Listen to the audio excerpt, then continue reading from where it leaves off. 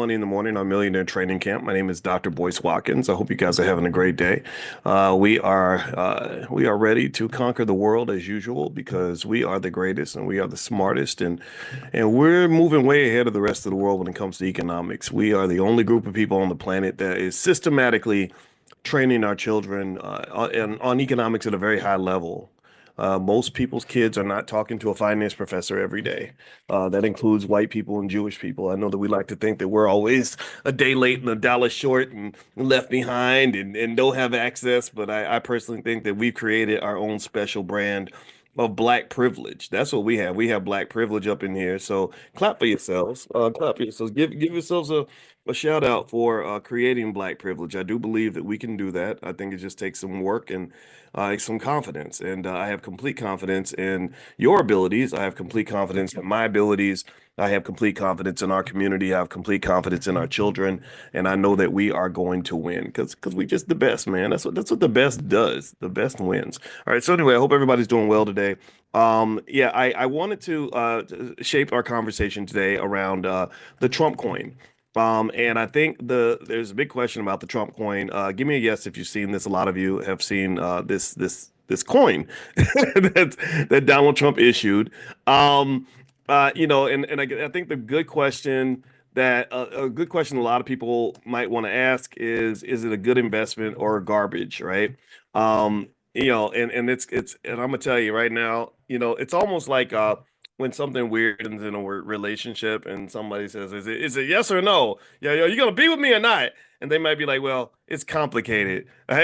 So it is complicated. It is complicated in terms of really assessing what this coin is, what it means, whether it's ethical for a president to even do something like this. It's certainly unprecedented. There's no question about that.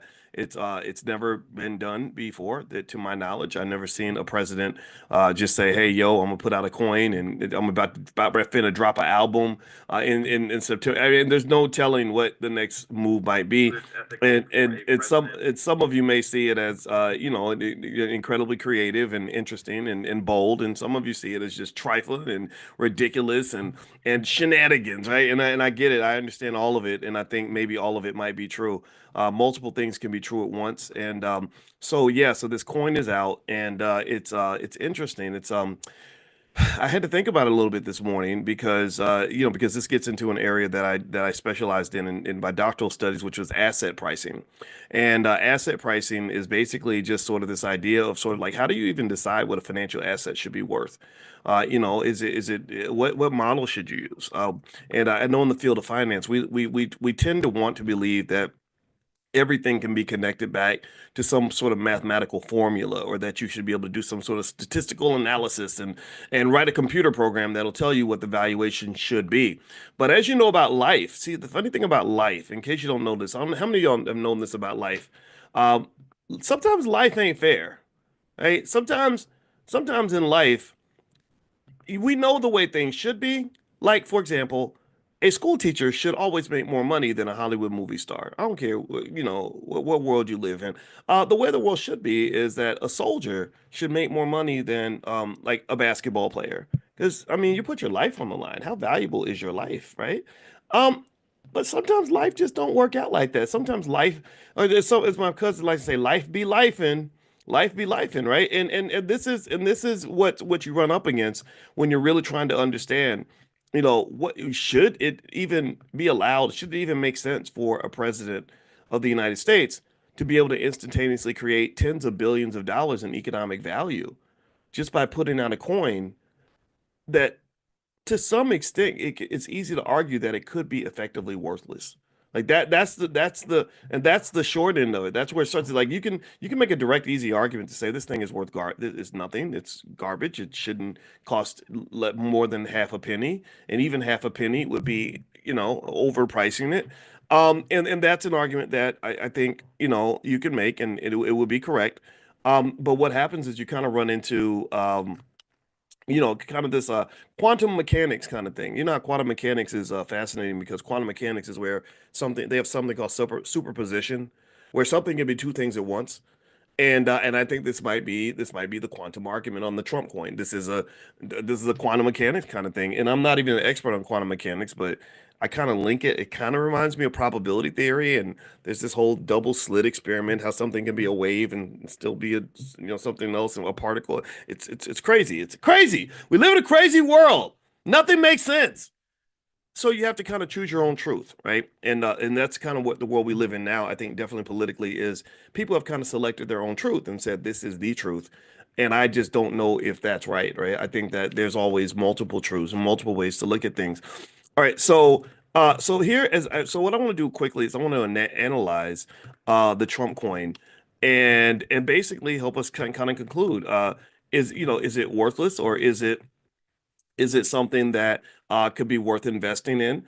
And nobody, no, it's hard to say. I'm going to give you the short answer. The short answer is it's everything. It's everything that you want it to be. So let me break down some financial theories to kind of help you understand what's happening here. So basically, when I look at a Trump coin, first thing I see is I understand why the crypto industry was livid. Most people in the crypto space were very annoyed when this coin came out. Trump has presented himself as a friend to the crypto industry. That's how he got elected.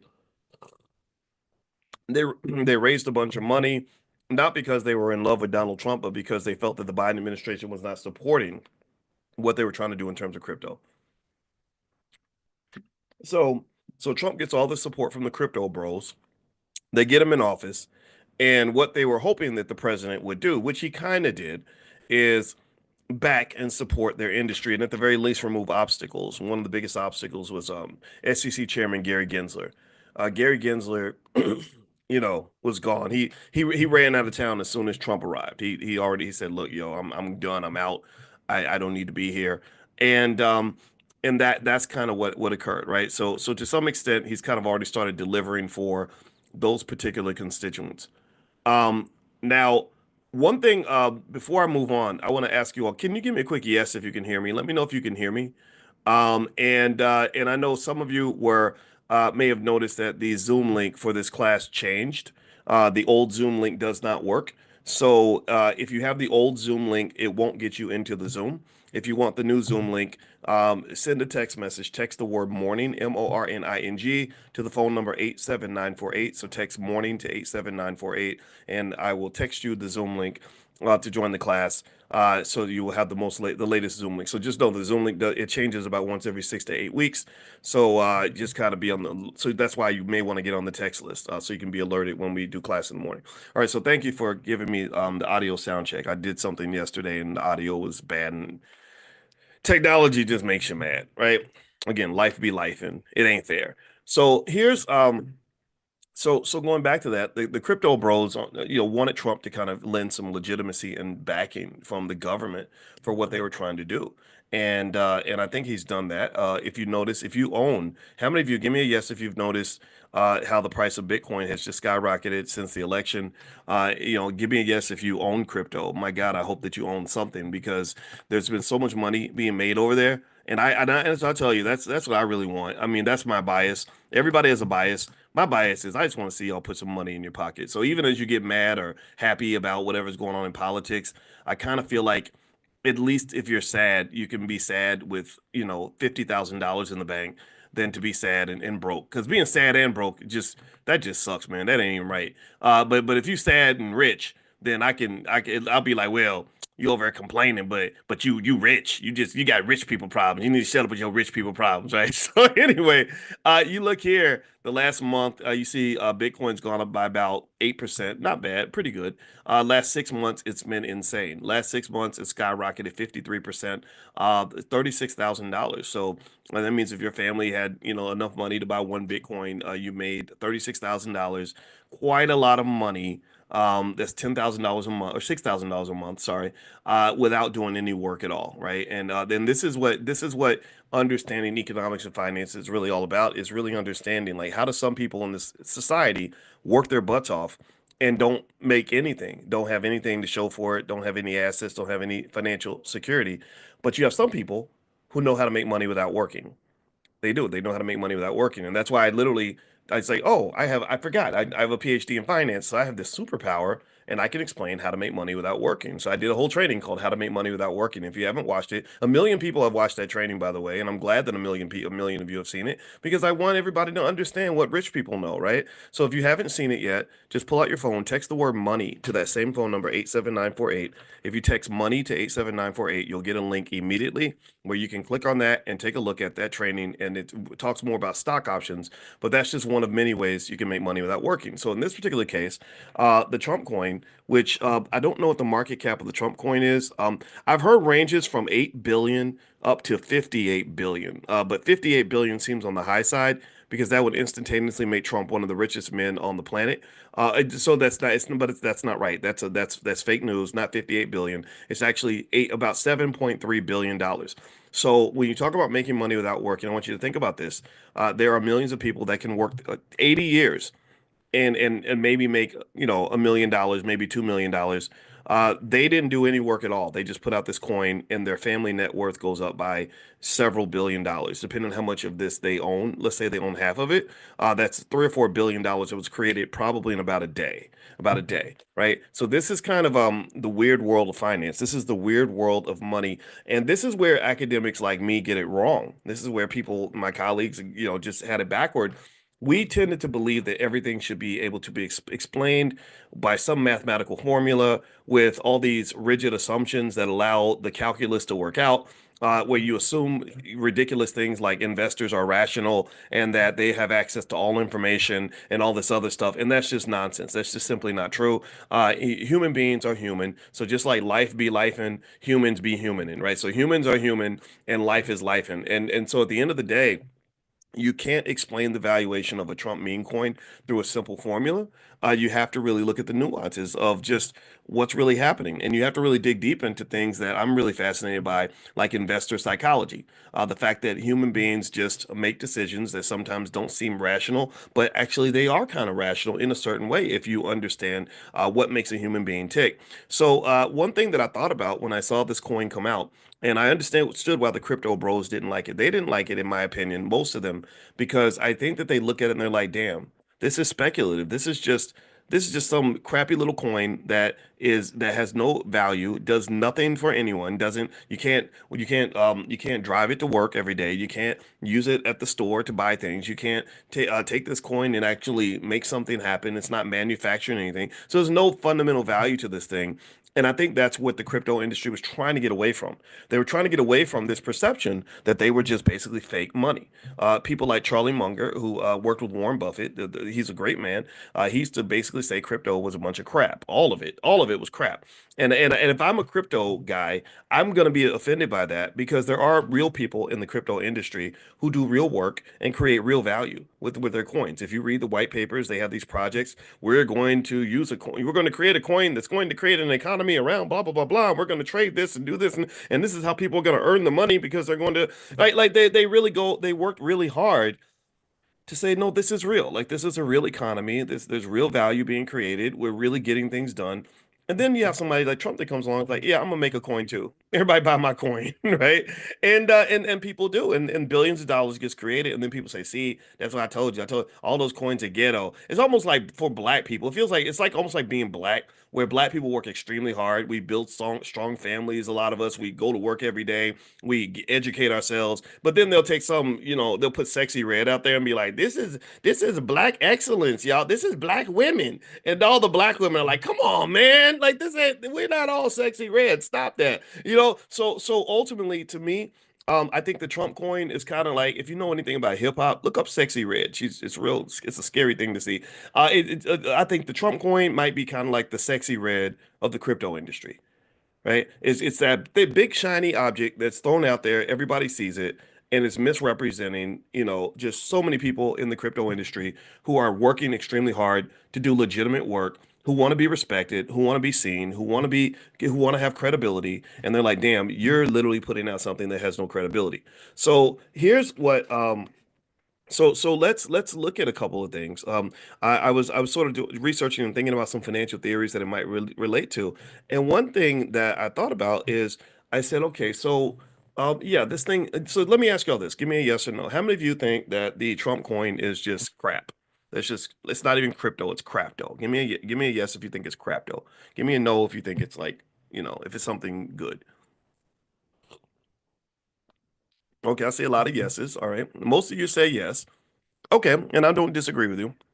Um, but what if you are Bernard Arnault, who's one of the richest men on the planet? I think he's worth a couple $100 billion.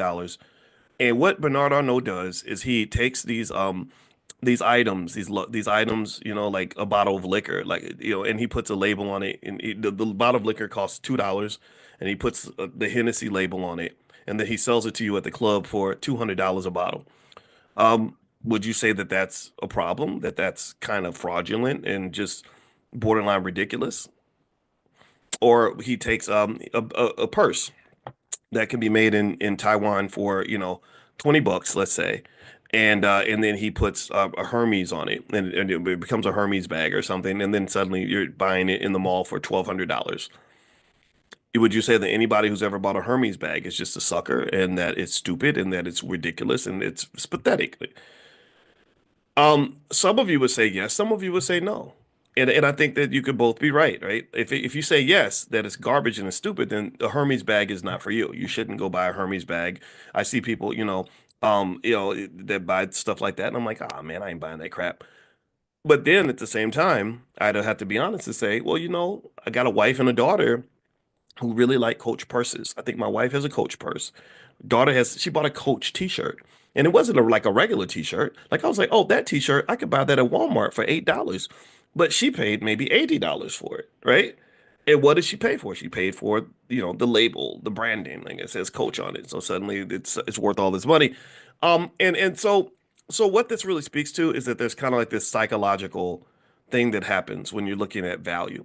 And as much as we might despise it, or some of you love it, some of you hate it, there are millions of people who value the name Trump. Again, it's not something that's easy to talk about. I know it's controversial. I know that it's going to lead to a whole lot of chaos and arguing and going back and forth. And he's this and he's that. Okay, yeah, but there are people. If I go down to downtown Chicago right now, there's a big, gigantic, massive hotel that I've never stayed in, but it's massive and it's beautiful, and it has the word Trump right on the front of that hotel. And there are facilities all around the earth that have that big name on there, right? And and you could say it's pro-black, anti-black, whatever, but I know that it's complex, right? I think R. Kelly stayed in the Trump Tower for a long time, and back when people, I guess, thought he was a good guy. And Jennifer Hudson, when her whole family got killed, he was like, "Yeah, come stay at my hotel," right? So it becomes complex. It's a complex conversation, but still, that name Trump means something to some people. So because that name means something to some people, there are people who say, "Yeah, I'll buy that coin." What I see there happening from a political standpoint is that there's a set of financial theories that relate to narrative, that a lot of times an asset's value can go up just because there's a narrative attached to it. There's a story. There's a power in storytelling. And so effectively, in fact, Tierra KJ Williams, who is in Hollywood, she writes scripts and she's a masterful storyteller. She's actually going to come in and talk about storytelling in business and how that works. And so what occurs here is that sometimes you'll see a stock that will just shoot up in price, where people will say, well, why, what happened with this company that should make the value double? Some of you have seen this. Some of you have seen stocks that doubled in price in a day, right? IONQ. Any of y'all own IONQ? I know a lot of y'all do, because we talk about IONQ in the Prime program a lot, and that stock's maybe a lot of money. Well, IONQ didn't change anything about the company when their stock price went up 400%. There was just a story like quantum computing. The Google computer solved the problem in 5 minutes that would have took a cotillion years for a super, right? That's a narrative, that's a story. So this story creates real economic value. And then what happens is that there are some who say, okay, the value is what it is. It just is what it is. You can't get mad about it. It just is what it is. And then there's some people who say, no, no, no, that's not true. That's a bubble. That's gonna pop. It's BS. And in fact, if you want to see what happened to IONQ when it kind of had this whole quantum computing story, let me show you um what happened to the stock price. It's at 41.46 right now. I know this stock. I own this sucker. Let me show you what has happened with the stock price. I think it dipped a little bit recently, but it's okay. If you know how to protect against risk, it's still been a big money maker. Look at the last 6 months. Look at this stock, 400% in 6 months. This stock 6 months ago was $8. I mean, $8. So how can any rational person literally make the argument that like 6 months ago you were worth $8, now you're worth 41? That's insanity. They're not 5 times more productive than they were 6 months ago.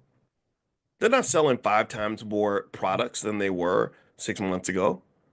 The market cap is $9 billion, and so even though IONQ is different from a Trump coin because they're actually creating real value, they really are doing real work. They're not doing $9 billion worth of work. I can tell you that right now. What a lot of this valuation increase represented was just the narrative. A lot of this was correlated with the story, the news story narrative of Google creating this quantum computer that's going to eventually change the world. So suddenly everybody's rushing to quantum computing stocks. And if you remember, we talked about this. I sent you all a list of quantum computing stocks that I think you may want to look at if you want to get in this industry early. And a lot of you made a ton of money from this stock, and I'm happy for you. I love it when black people make money. And even if you're not black, I love it when you make money too. If you're down for the cause, then I'm down for you. So here is this kind of shows you how it's not cut and dry when you talk about what something's worth. So when you ask me, is the Trump coin worth it? I'm like, I don't know. I mean, what do you think? Who are you? What do you believe? Are you a Trump fan? If you're a Trump fan, maybe it's worth it. What does that coin cost? Let me see. Hold on. Let's look it up. Let's see. So imagine if I'm a big old Trump supporter. Let's say that I just love down in Nashville, Tennessee, or Knoxville, not Nashville, Nashville. We like President Trump because he's gonna fix the immigration problem and he's gonna make America great again. And what else Trump? Oh, Trump's gonna fix the economy. He's gonna fix the economy. So I down at where I'm from, down in Nashville, we love us some Donald Trump, and not Knoxville. I'm sorry, Knoxville, not Nashville. And so what I'm gonna do is I can go and I can buy me some Trump coins. Let me see how much they cost. Let me see here. I'm looking at the price. Well, it says okay. Oh, here we go. So let's see. The cost is $46. So I because I'm a big fan of President Trump and I'm real happy that he's back in the White House. I'm gonna go and I'm gonna buy me three Trump coins. I'm gonna spend me $138 and get me three Trump coins for $138.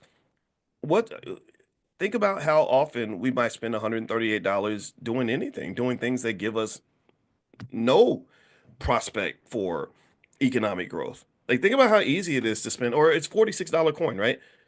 Many people, I bet you that in the last month, most of you have gone out to dinner and spent $46 on an asset that you put in your mouth that came out of your butt less than 12 hours later. I know that sounds nasty, but y'all know you know what it is. I've got to be honest, right? So does that mean that you're stupid or something? No, it means you were hungry and you had a good experience. Even though I could probably argue, I could say, well, you could have ate at home for $3, but you didn't want to. You wanted the experience. You're like, no, I wanted to be at Applebee's. I wanted to be at wherever I was, right? So ultimately, um, I think when you talk about just an amount of money that a lot of people might throw away very easily, $46 is really just not a big deal for most people. And I almost see the selling of the Trump coin as kind of like a campaign contribution that goes around the campaign finance laws. And I think that's where it does become kind of questionable and ethical. It's definitely unprecedented. Like we're not used to the president of the United States doing something like that.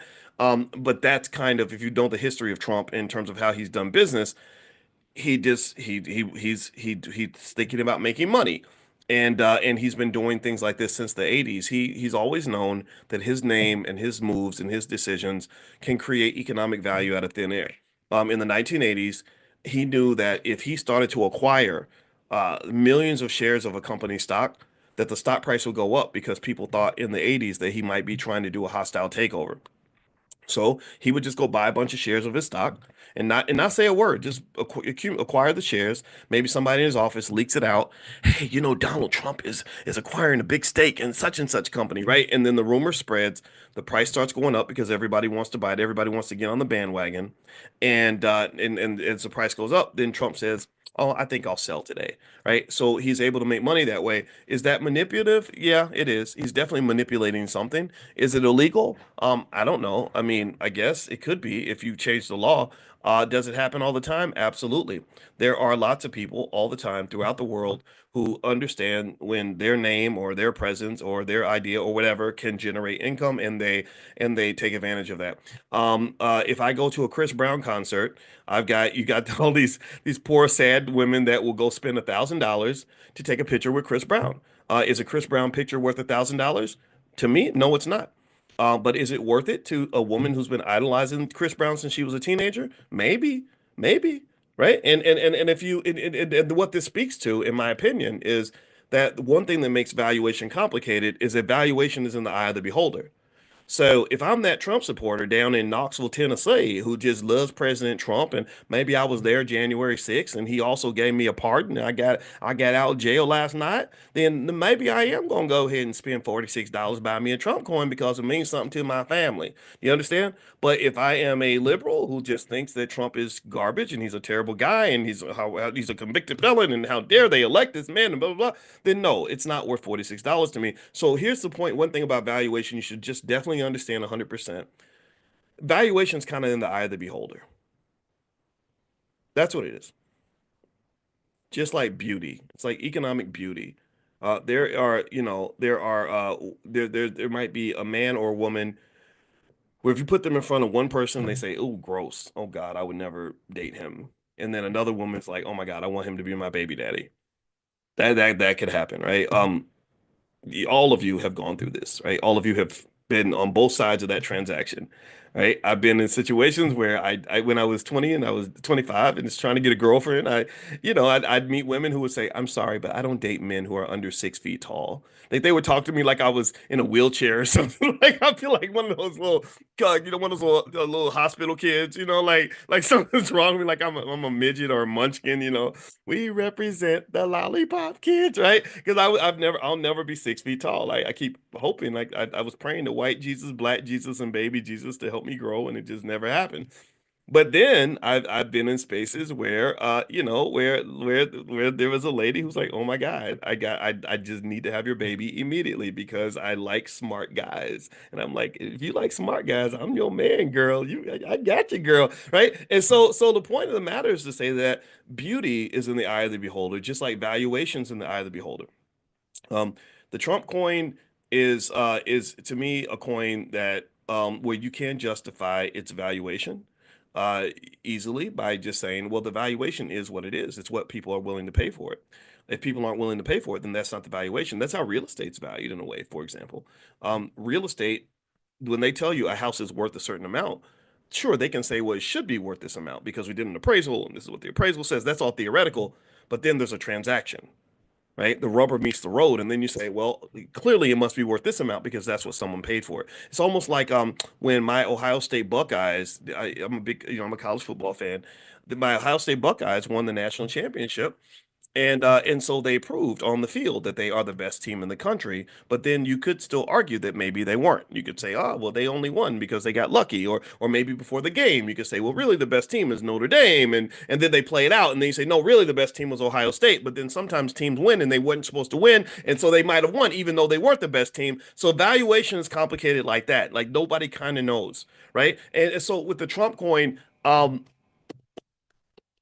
I think that the decision to invest in the Trump coin can come down to either A, you love Trump and you really just like what this whole moment represents to you and you're excited about it and you want something that's commemorative. No different from buying, a commemorative t-shirt for a concert you went to. You go to a Beyonce concert, she sells you a $60 t-shirt. You buy it because Beyonce's on it, not because the shirt is worth $60, right?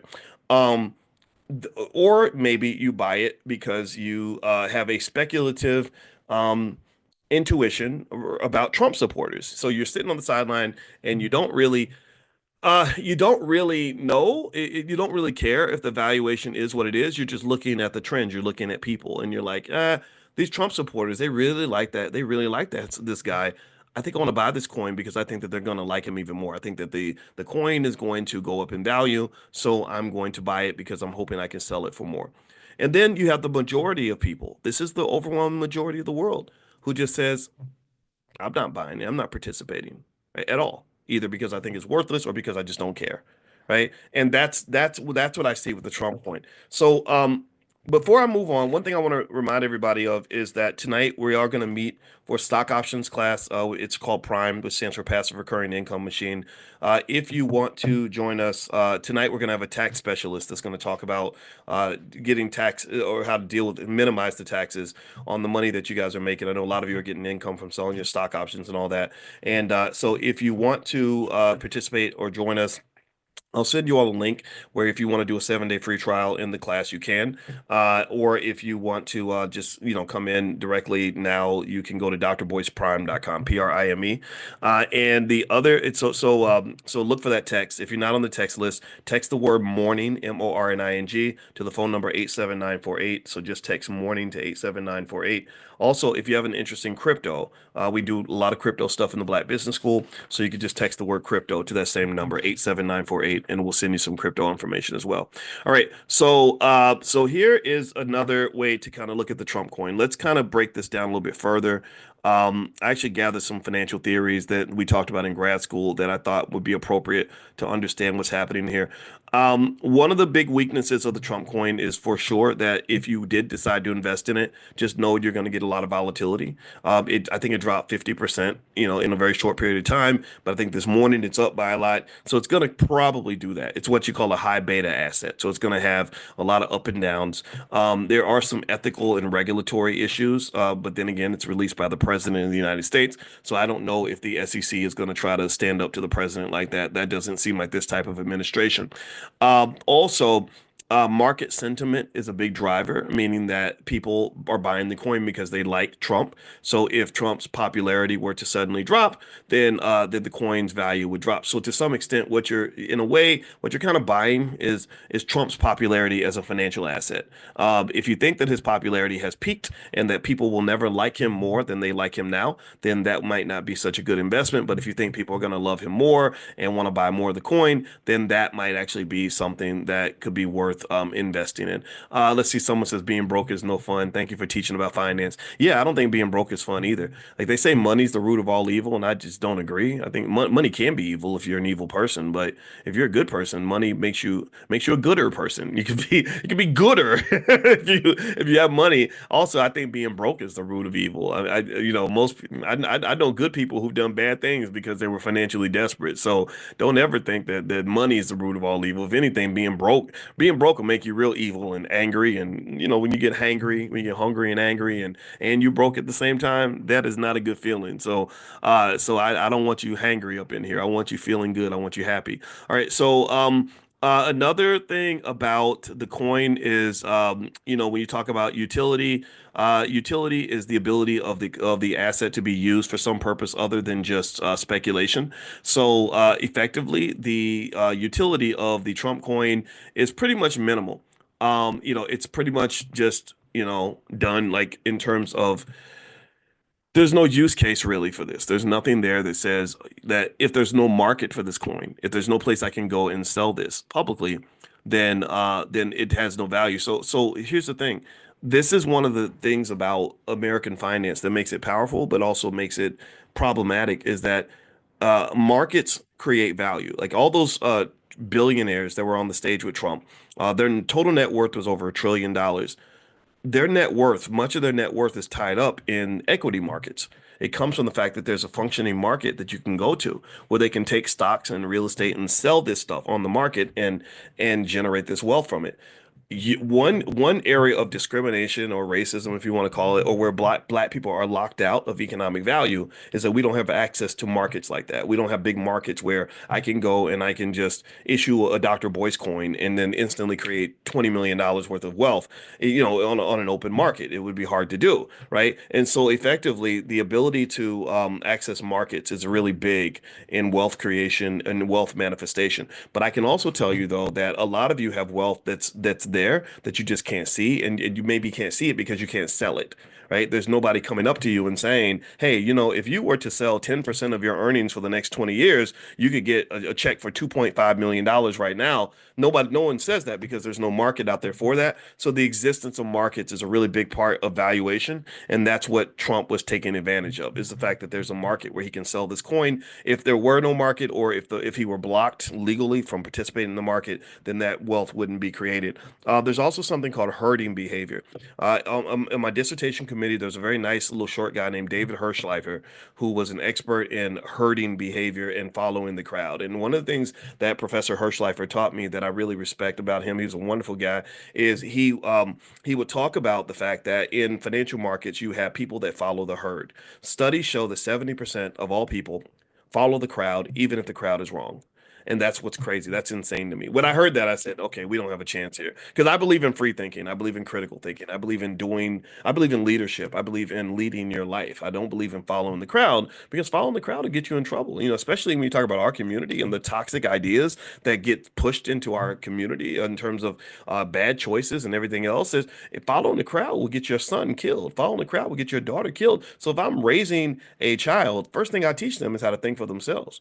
First thing I teach them is how to be a leader. First thing I teach them is to say, no, no, no, I'm getting out of the car, man. I'm out of here. Right. Or no, girl, I'm not going to that party. Right. Because at the end of the day, if you can't do that, if you don't have the courage to do that, and you don't have the self-love and self-respect, and to make decisions that are not popular, you will fry. You will go down. I mean, the prisons are full of young black men who followed the crowd, and the crowd led them into a bad situation. So ultimately, herding behavior happens. Though it's very natural, it's very real. Everybody wants to fit in. Everybody wants to be part of the culture. I hear people talk about the culture, or they'll say, Doc, you need to connect to the culture. You need to be part of the culture." And I'm like, well, I am part of the culture. I'm part of the Black excellence culture. I'm part of the B1 culture. I'm part of the culture that says we want to be healthy, wealthy, and successful. I'm part of the culture that's pro family. I'm part of the culture that's pro black woman, pro black man, that wants our kids to be the best. That's my culture. But that shit you talking about on BET, that ain't my culture. That was made in a lab. They they manufactured that. They sat down and said, "What are the instructions? Like, what are the ingredients to destroy the life of a young black man?" Seriously, and that's what they did. It's okay. So we're gonna make a bunch of music where you're gonna sing mantras about how you want to go have sex with every girl that moves until you're dead. You want to create babies, mamas everywhere. You want to go and kill each other and be happy about it. You want to throw your money away, trick your money off, so until you're broke and financially desperate and got to go and hold a white man's testicles in order for you to have a job. We're going to also show you how to be as ignorant as possible. And then, oh, and by the way, we need you to call yourself the N word the entire time. Keep calling yourself the N word, so we don't have to do it, right? That's because we need somebody to do it because we know what y'all are. So that culture is not my culture. That's a culture that I get people get mad at me, you get yelled at. I don't give a damn. I say, well, I ain't had that many friends growing up. I don't need no more friends now. So at the end of the day, herding behavior is part of something that is natural. It's very human to do that. But I encourage you, if you want to be a leader, you want to be a winner, you want to be successful, practice breaking out of that. And that starts with just loving yourself enough to say, you know what, it's okay. I'm gonna stand over here, even if I'm wrong. And but y'all go do your thing. You go to the party, you go to the club, y'all have fun. Have fun in college. I was like, have a good time at the step show. I'm gonna be in the library with the little nerdy Asian kids because I want to have a future. But y'all go and you kill it at that step show, dog. You go do your thing. You go bark and hump each other, whatever. Let me stop because people gonna get mad at me. All right. So anyway, let me keep going here. Um, there's also when you talk about one more thing about the Trump coin. Let's get back to that. Sometimes if you have a scarcity in something, that makes it more valuable. So like a lot of you may not know this, but De Beers, the diamond company, if you know, De Beers basically artificially restricts the supply of diamonds. How many of y'all knew that? That the diamonds are not nearly as valuable as they make you think that they are. They're like, damn, we need everyone to think that diamonds are rare. So what I know what we'll do, we'll make them rare. We'll just get a whole bunch of diamonds and we won't put them out there so people can't get them. And then people will pay more for it because there's the perception of scarcity. Diamonds aren't really that scarce. Diamonds, kind of like rock hard toilet paper in terms of just how readily available they are. But there's a marketing campaign around the idea that you should go spend 2 or 3 months of salary to buy a diamond for a woman to prove that you love her. And it's a game. It's a game, and it's a lie that everyone has bought into. See, to create an illusion, it helps if multiple people are in on it. Right? So you got to be in on it, and your woman's got to be in on it, and the world's got to be in on it, on this false idea that a diamond is a symbol of love. And one thing that you would have to kind of know is that if you go back over 100 years and you talk to a random person on the street in 1910 and you say, "Hey, you're going to get married," doesn't that mean you have to buy a diamond for your wife? They would be like, "What are you talking about?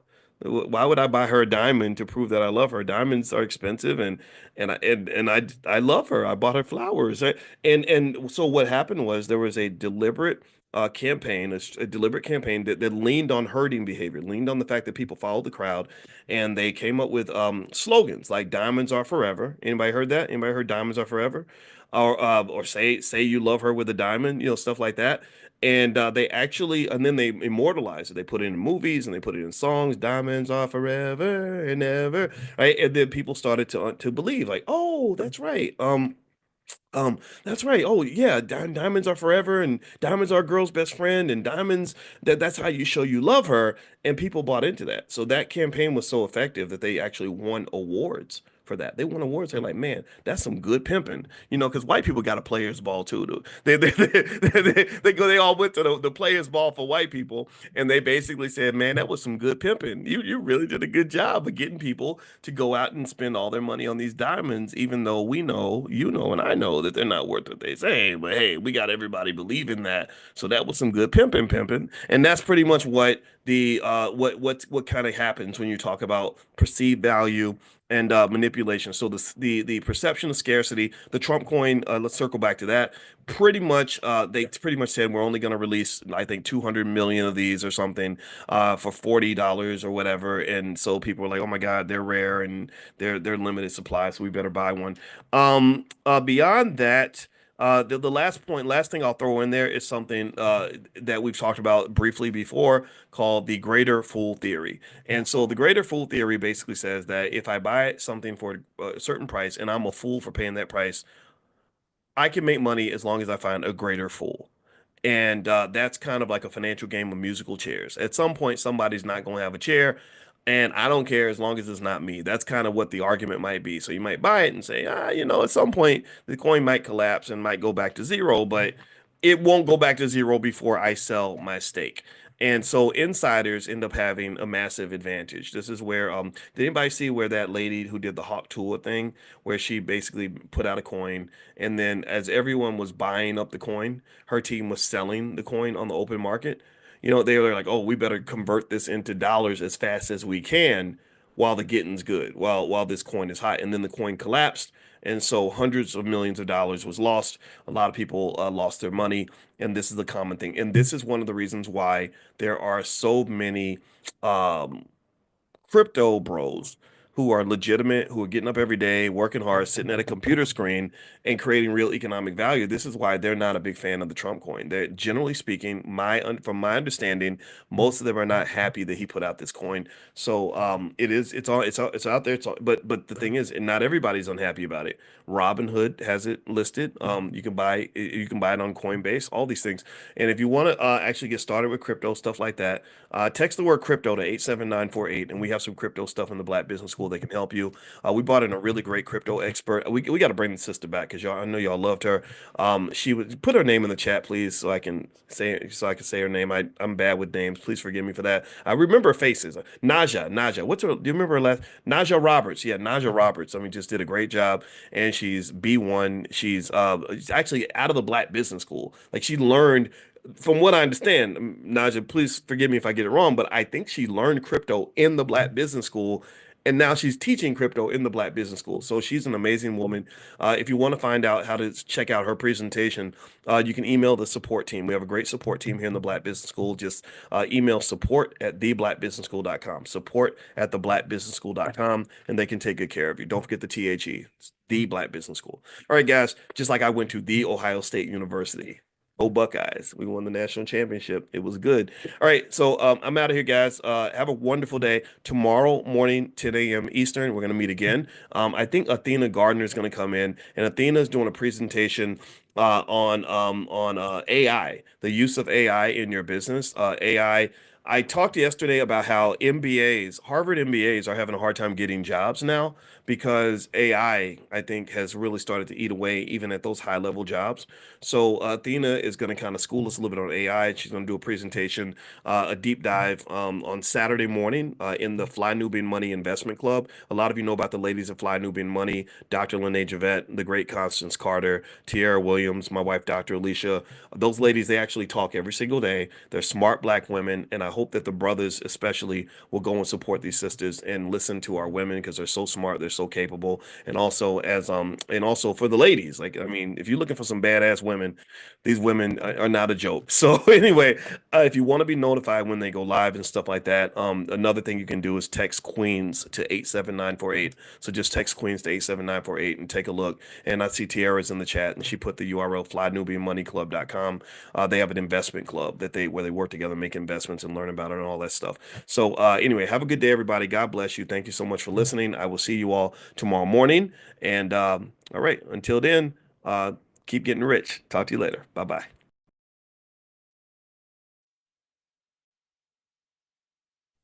Hey everybody, how are you? I hope you're doing well. Come on in, come on in. It's good to see all of you. I want to say welcome, welcome, welcome. It's Powernomics time. That's what it is. You guys know what happens Wednesday night. That is when we get together and we train ourselves to be black and excellent, black and powerful, and to tell the truth. I think that you got so much lying out here. You got people just teaching fake news and calling it history and thank God we have people like Dr. Claude Anderson who teach us real history and help us to really know who we truly are and how great we are. I was just talking to my son about greatness, and I said, Quincy, you're a great man because you cooked the chicken and it was delicious. And he said, thank you, Boyce. And I said, yeah. I said, greatness is a membership where you have to renew your membership every single morning. It's a club. Greatness is a club where you renew your membership every single morning. And he goes, that was a bar, Boyce. I said, that's right. The album's coming out next Tuesday. It'll be released on all platforms. So anyway, I believe every day we got to have attitude. And we have to believe in ourselves. We have to know what we can do instead of worrying about what other people are doing and what other people think about us and all this other stuff. I know right now there's this thing that just happened called a presidential election, and I know a lot of you have mixed feelings about it. Some of you, some of you love Trump, some of you hate Trump, some of you are in the middle. And I just want to reiterate that, I personally don't care if you love or hate Trump. I just care if you do you love yourself. If you love yourself, then I don't really think I can't really see how you would believe that Donald Trump is going to save you. I think that will be a false belief. If you love yourself, I don't. I hope you weren't fooled into thinking the Democrats are going to save you. The black community pretty much looked the same economically under all administrations, Democrat or Republican. I don't know if anybody knows that, but even when Democrats, um, you know, um, were in office, things didn't get better. When Republicans are in office, things don't get better. What happens is you have what is called idiosyncratic outcomes. Idiosyncratic is specific to you, one-offs, just you and your family.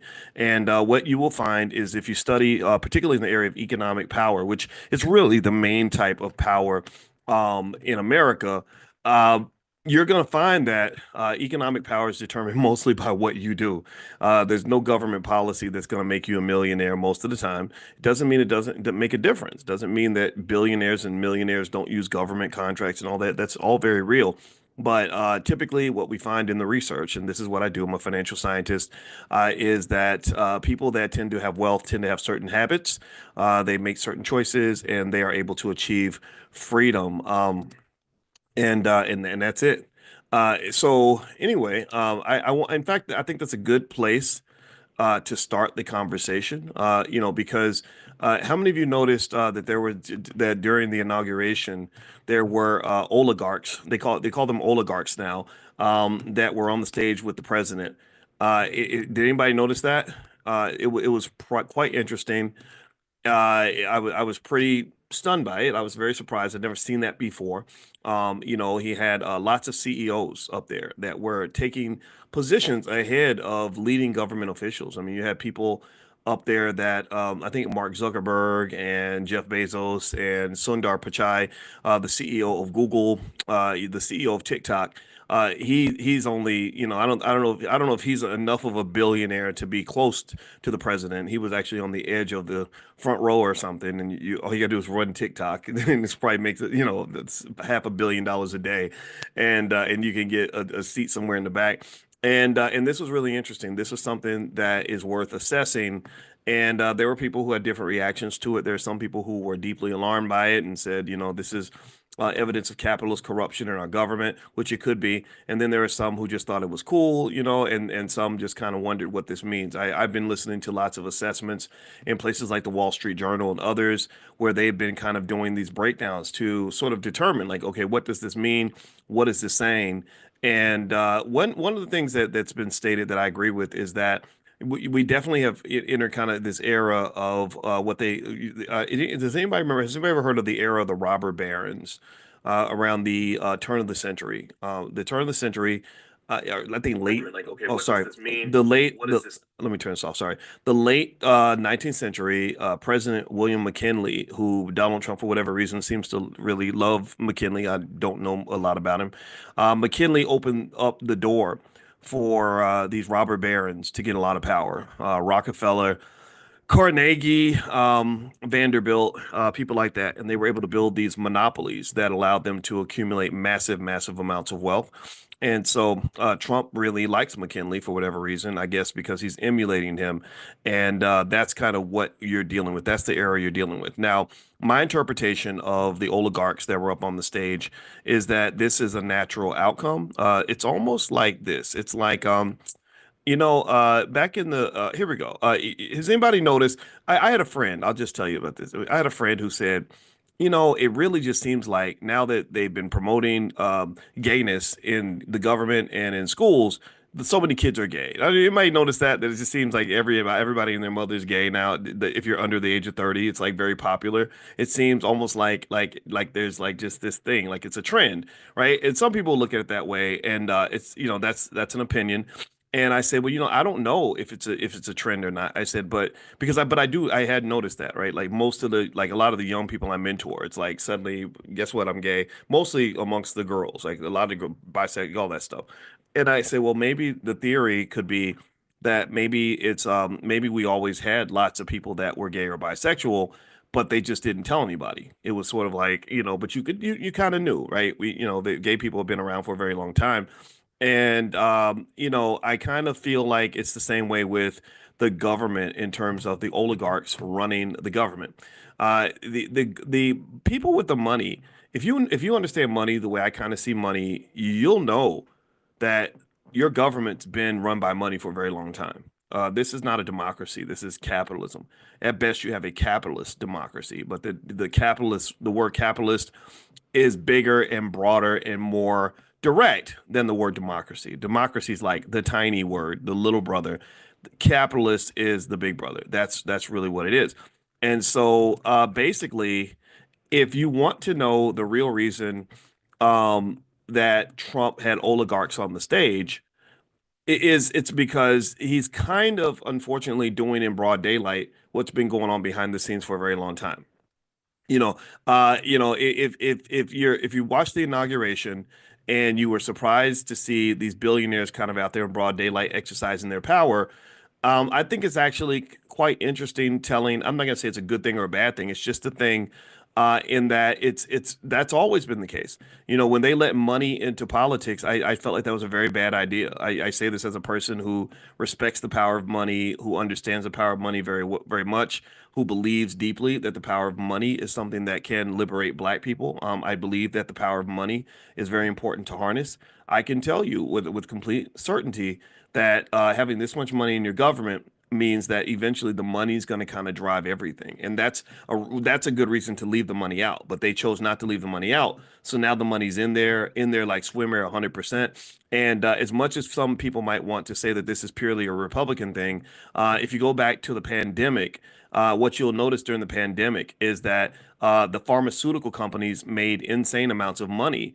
in these public-private partnerships where they were helping the government to protect us against the virus by telling us that you must take this shot or you're going to lose all your friends and all your family and everyone's going to hate you and you're going to die, right? And that is a common tactic that is used in a lot of areas. It's used from by defense contractors all the time. It's because the government they to some extent the government, you can argue, has a little bit of a mafia style enforcer ability, right? It's almost like if you owe me money and I'd say, hey, you owe me money, can you pay me? You might say, well, screw you, I'm not going to give you anything. But if I got an enforcer next to me who can come to your house and threaten to break your legs or put you in jail or beat you up or take your kids or something, then that makes it easier for me to collect. So the government has the military. They become the enforcer, and the corporations sit back behind the enforcer, and they pay the enforcer to enforce what they need to enforce. They just have to properly label it, right? So, for example, the defense contractors want to make money by selling weapons that shouldn't be really needed by anybody, shouldn't be really used anywhere. But they say, hey, you know what? There's a war in Ukraine, and what we need you to do is we need you to use the bully pulpit, and we need you to go out here and get on TV and use your the power of your voice to tell Americans that for whatever reason we're supposed to hate Russia and love Ukraine. And I'm gonna just tell you the truth. Give me a yes in the chat if you really don't give a damn about Ukraine. I'm gonna be honest. Let's just be honest. Let's keep it real. How many of y'all just really like maybe couldn't even find Ukraine on the map? Don't give a damn about Ukraine at all. Could care less. No disrespect to Ukraine, but we got problems here. We got other places I care more about, like I don't know, Chicago or something, right? Chicago. Yeah, I could go if I wanted to just go get shot. I can go to Chicago and get shot, right? If I want to go look at a war zone, I can go to parts of my own damn city. So a lot of black folks, same thing was true with Vietnam. Muhammad Ali said it right when he said, "Ain't no Viet Cong never called me nigga." So ain't no Ukrainian never did nothing for me. Ain't no Russian never hurt me. I could give two shits less about Russia, Ukraine, none of that. But for some reason, we're told like, oh, you're supposed to pick this side and support us as we write $100 billion checks for these wars that don't make sense to anybody. Now again, I'm not here to say that you have to agree with me. I'm just here to lay out a perspective. And so what I believe happens, and the reason that Trump had those oligarchs up on the stage is because it's a common thing across both political parties that you had defense contractors, Raytheon, Lockheed Martin. They're like, okay, we've got these Scud missiles or whatever that we need to sell, and we don't know what to do with them. So there's a war over here, or we're going to help start one. And what we want you to do is we want you to use your military and your forces and your money to basically say that we have to be involved in this war. And then we want you to give money to the Ukrainians and give money. They don't really give money, in case you don't know that. They don't give the money. Robert Kennedy did a good job of explaining that they're not really giving the money. What they're doing is it's a money laundering exercise. They basically give the money to Ukraine and then they tell Ukraine what to do with the money. So think about this. If I give you money and then tell you what to do with the money, I'm not really giving you money. Do you follow what I'm saying? Like if I say, hey, look, I'm gonna donate $50,000 to you on one condition, and you say, great, oh my God, thank you, Dr. Boyce, that's amazing. I might say, I know you got a school, so I'm gonna donate $50,000 to your school. But here's what I need you to do. I need you to take that 50,000. I need you to go to my brother's business, and I need you to spend that 50,000 buying school supplies from him. He's going to charge whatever price he wants to charge, and you can't dispute that. You're going to have to pay the full price. And why wouldn't you? It's free money, right? And that's pretty much what happens with these these big checks that get written to these other countries. We think that it's money going to other people, but it's really not. It's really just kind of similar to what the government's always done. If you go back and you look at, for example, I heard Trump mention he wanted to reveal what happened in the assassinations of Kennedy and Dr. King and all that. And I can tell you with complete certainty that the killings of both of those guys, in my opinion, were joint operations between the U.S. government and the mafia. They work with the mafia. They have these partnerships. Again, another type of public-private partnership that they may not talk about, but this is what you get. This is the government that you get. So if I'm a corporation and I want to make money from the government, and that's what they do. That's what billionaires can do. Trump is doing it for sure. The Bidens have made lots of money. The Obamas walked away from the White House as billionaires or close to it. So this is a common thing. A lot of Supreme Court justices and people that are high levels of government. Nancy Pelosi, a lot of these people make insane amounts of money. If you go follow their net worth, you'll say, "How is your income here, but your net worth is up here? How's a person that makes $250,000 a year have a $100 million net worth? How does that happen?" Right? And we just think it's luck. No, it's not luck. It's the power of having that position. Right? So it almost reminds me. My dad was a cop for 25 years, and it reminds me of like how you would have cops that would be making $40,000 a year, but be living in a $500,000 house. And for some reason, I guess maybe some people don't connect the dots, but you know what it is. You know what's going on. You stop a drug dealer and he doesn't want to go to jail, and the drug dealer's sitting on $400,000 in his apartment, and you say, okay, break me off 50,000, and I'll make sure you don't go to jail. Right. So that power can be traded for money, and sometimes it happens in broad daylight. So what you're seeing right now with Trump and the oligarchs, the reason you saw Mark Zuckerberg up on this stage and Sundar Pichai up on the stage, and the CEOs are all kissing their butt. The Wall Street Journal has done deep dive analysis on this. They said this is fascinating that so many CEOs have switched their tune when it comes to Trump. So many have. They're all kissing his butt. They gave more money to his inaugural fund than he actually needed. They really, really did everything that they could to get close to this guy. And you're like, well, wait a minute. Just a year ago, you were saying terrible things about him. Well, it's mainly because they're basically sort of looking at the mob boss and who has a big ego, who's very, if you think he's a narcissist, I would tend to agree with you, whether you like him or not. You got to come on, this guy, he's got some narcissist tendencies. Um, and they're kissing the ring.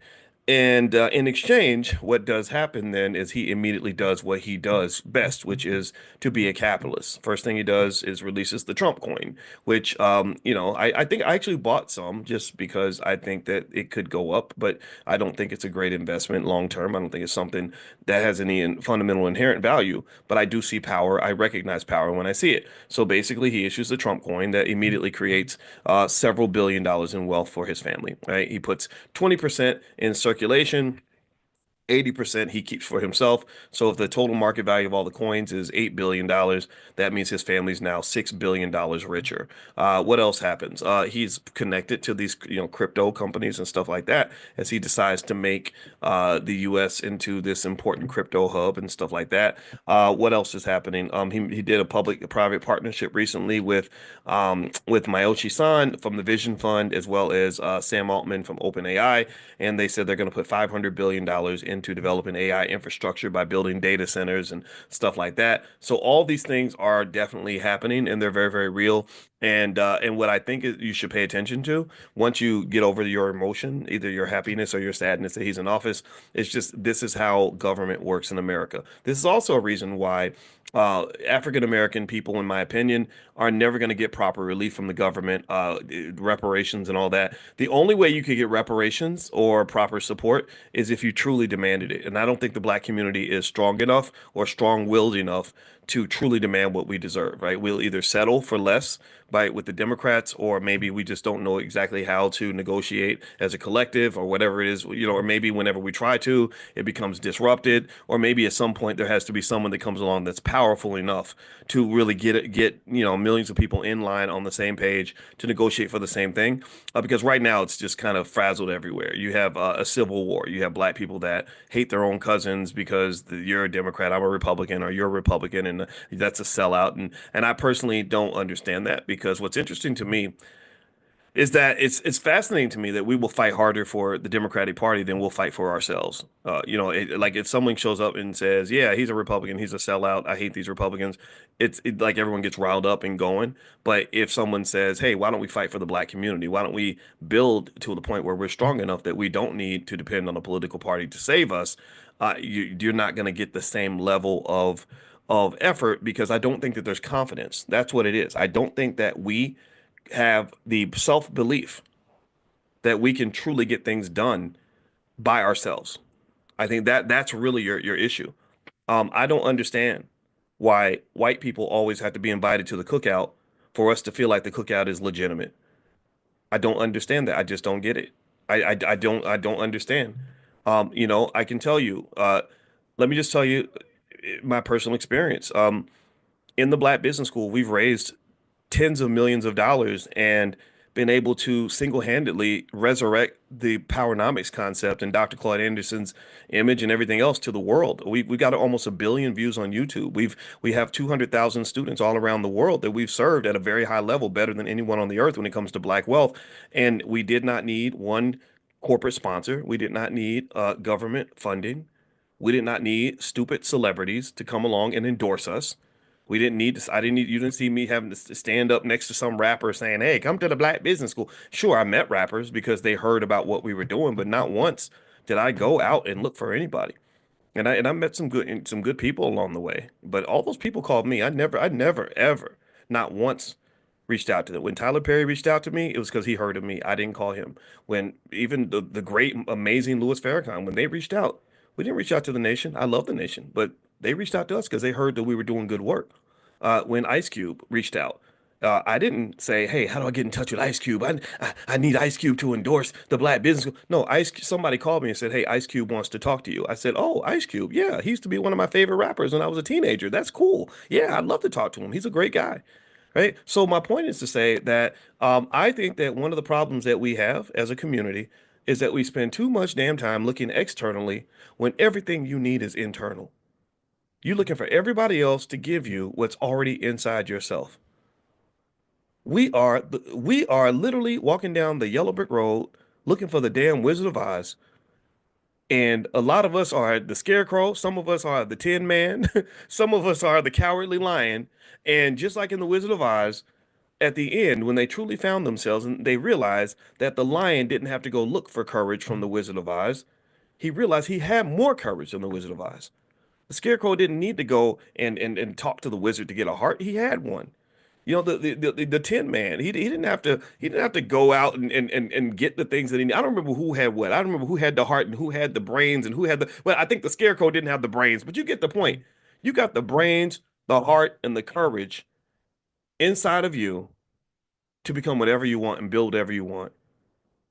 But if you are wasting all your time, if you're wasting all your damn time trying to attach yourself to someone else, hoping that that's going to pull you up the elevator, then I think that that's going to make you feel like a sucker at the end of the day.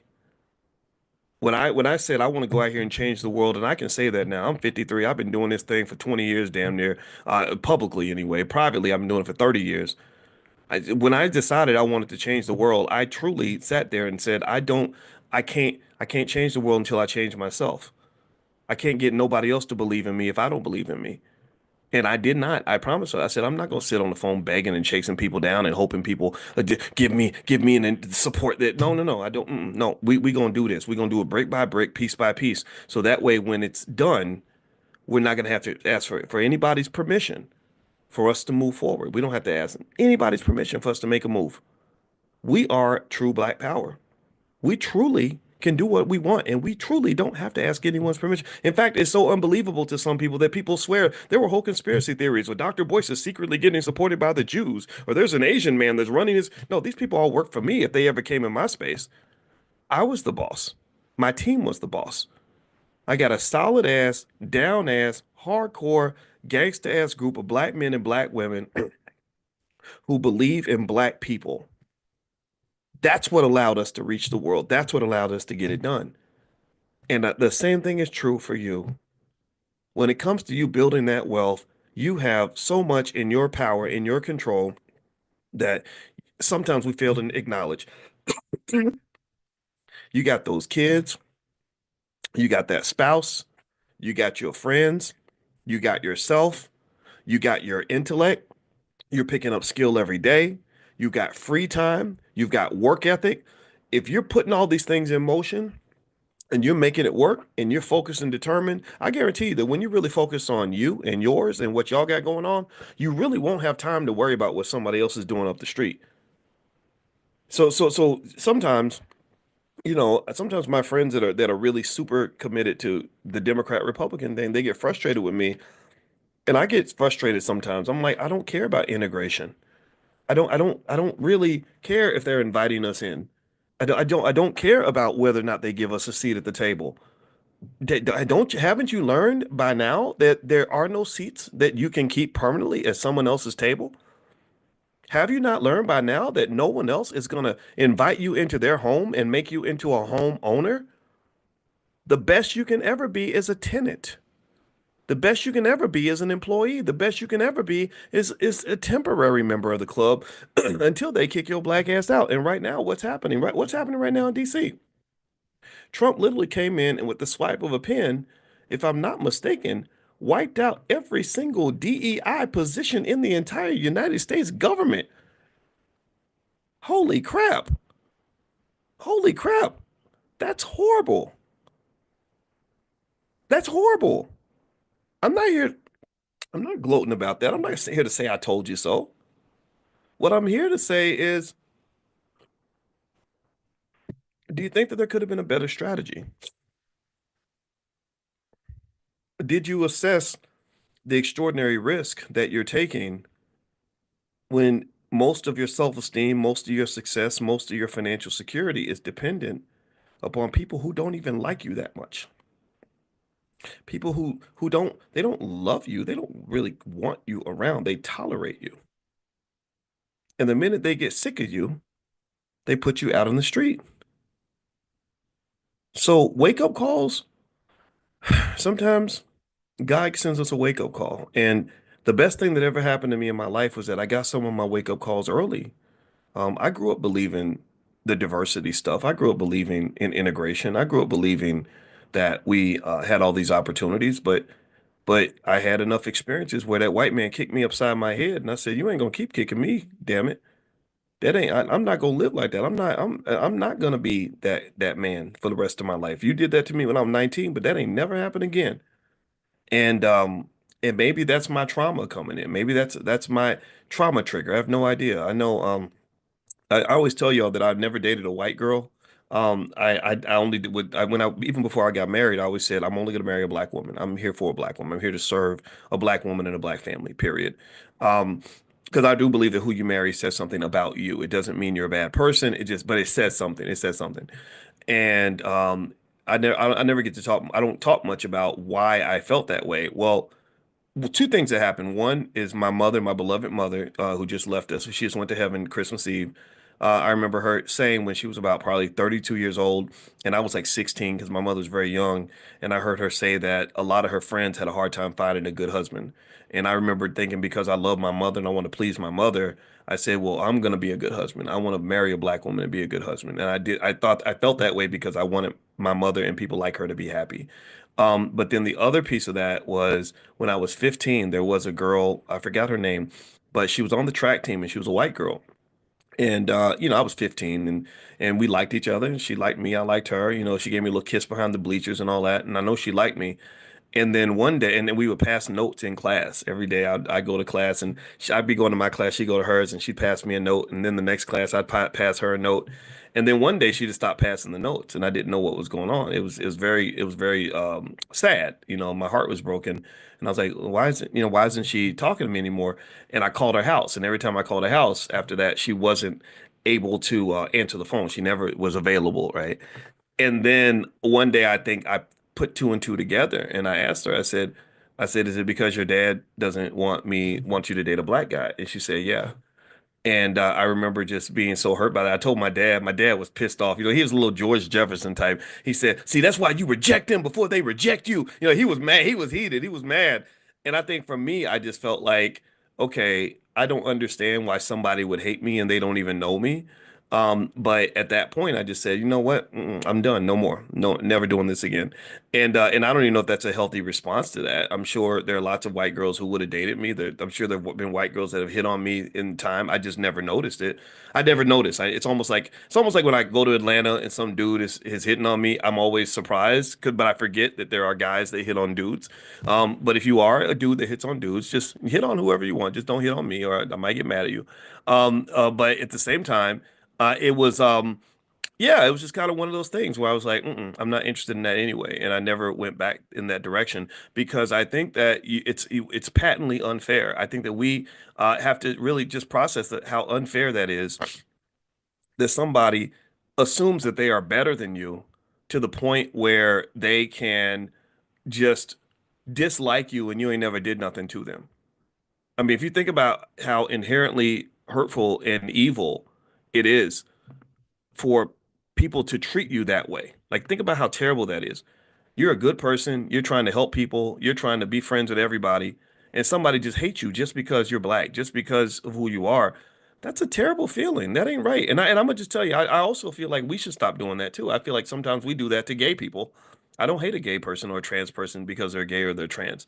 I just have my beliefs, but that doesn't mean I got to be mean to you. I can love you and disagree with you, and so I think love is really important. And I think that that lack of love, I think the most horrible feeling in the world for a black person, in my opinion, is this idea that we spend our lives looking for love in all the wrong places.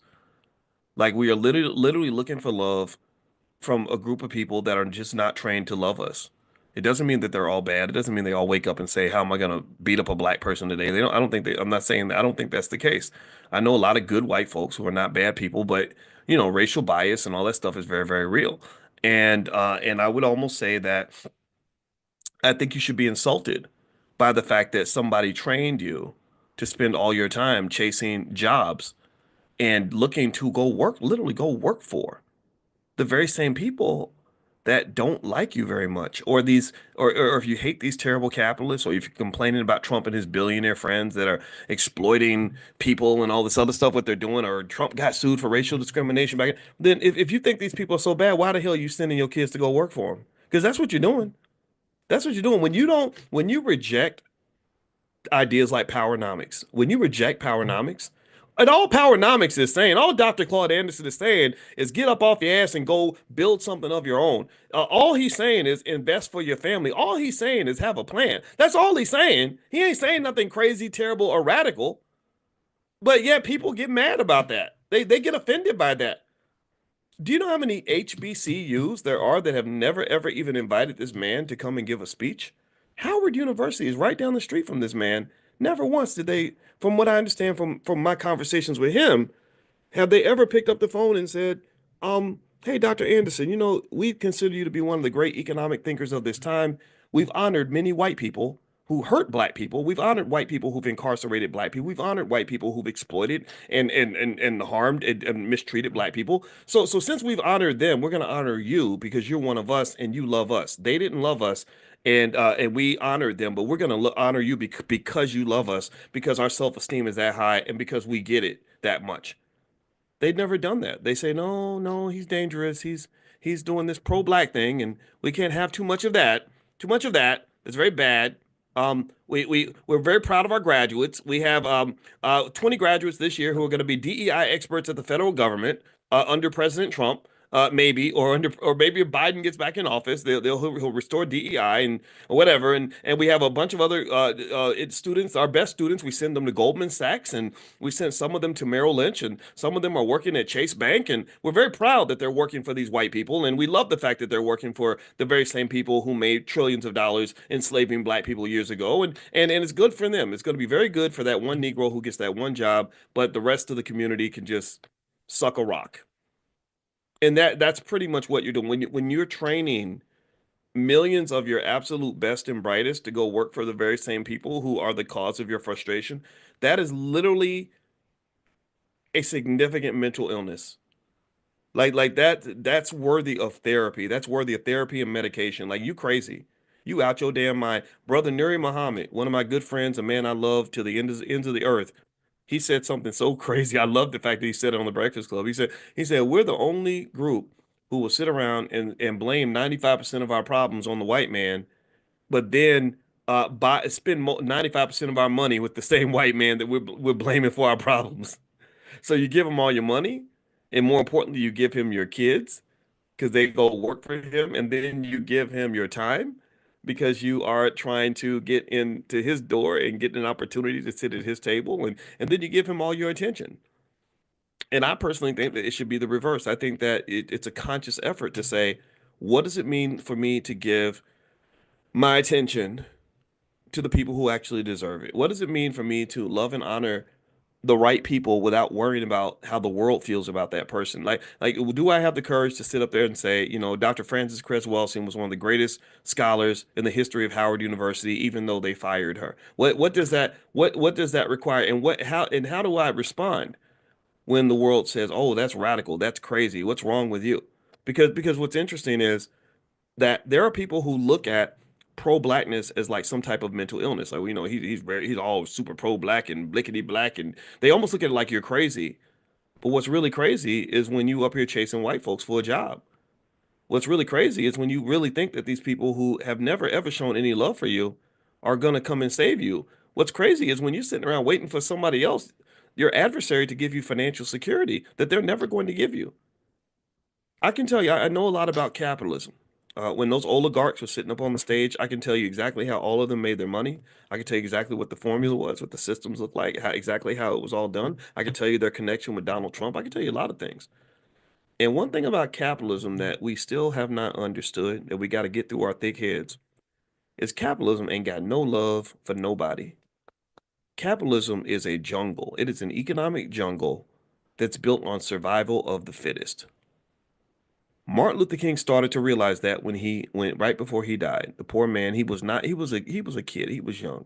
When Martin Luther King died, I think he was about 14 years younger than I am right now. So he was young. He was still learning, just like I was when I was his age. I was figuring things out. And also had a whole PhD in finance. So I understand why it took Dr. King a while to get to the point that he was when he understood that the real issue was an economic issue. And one thing Dr. King said that was 100% accurate was he said that he said, wait, America is not just a burning house. It is for many reasons, but it's also just a big liar. It's a hypocrite.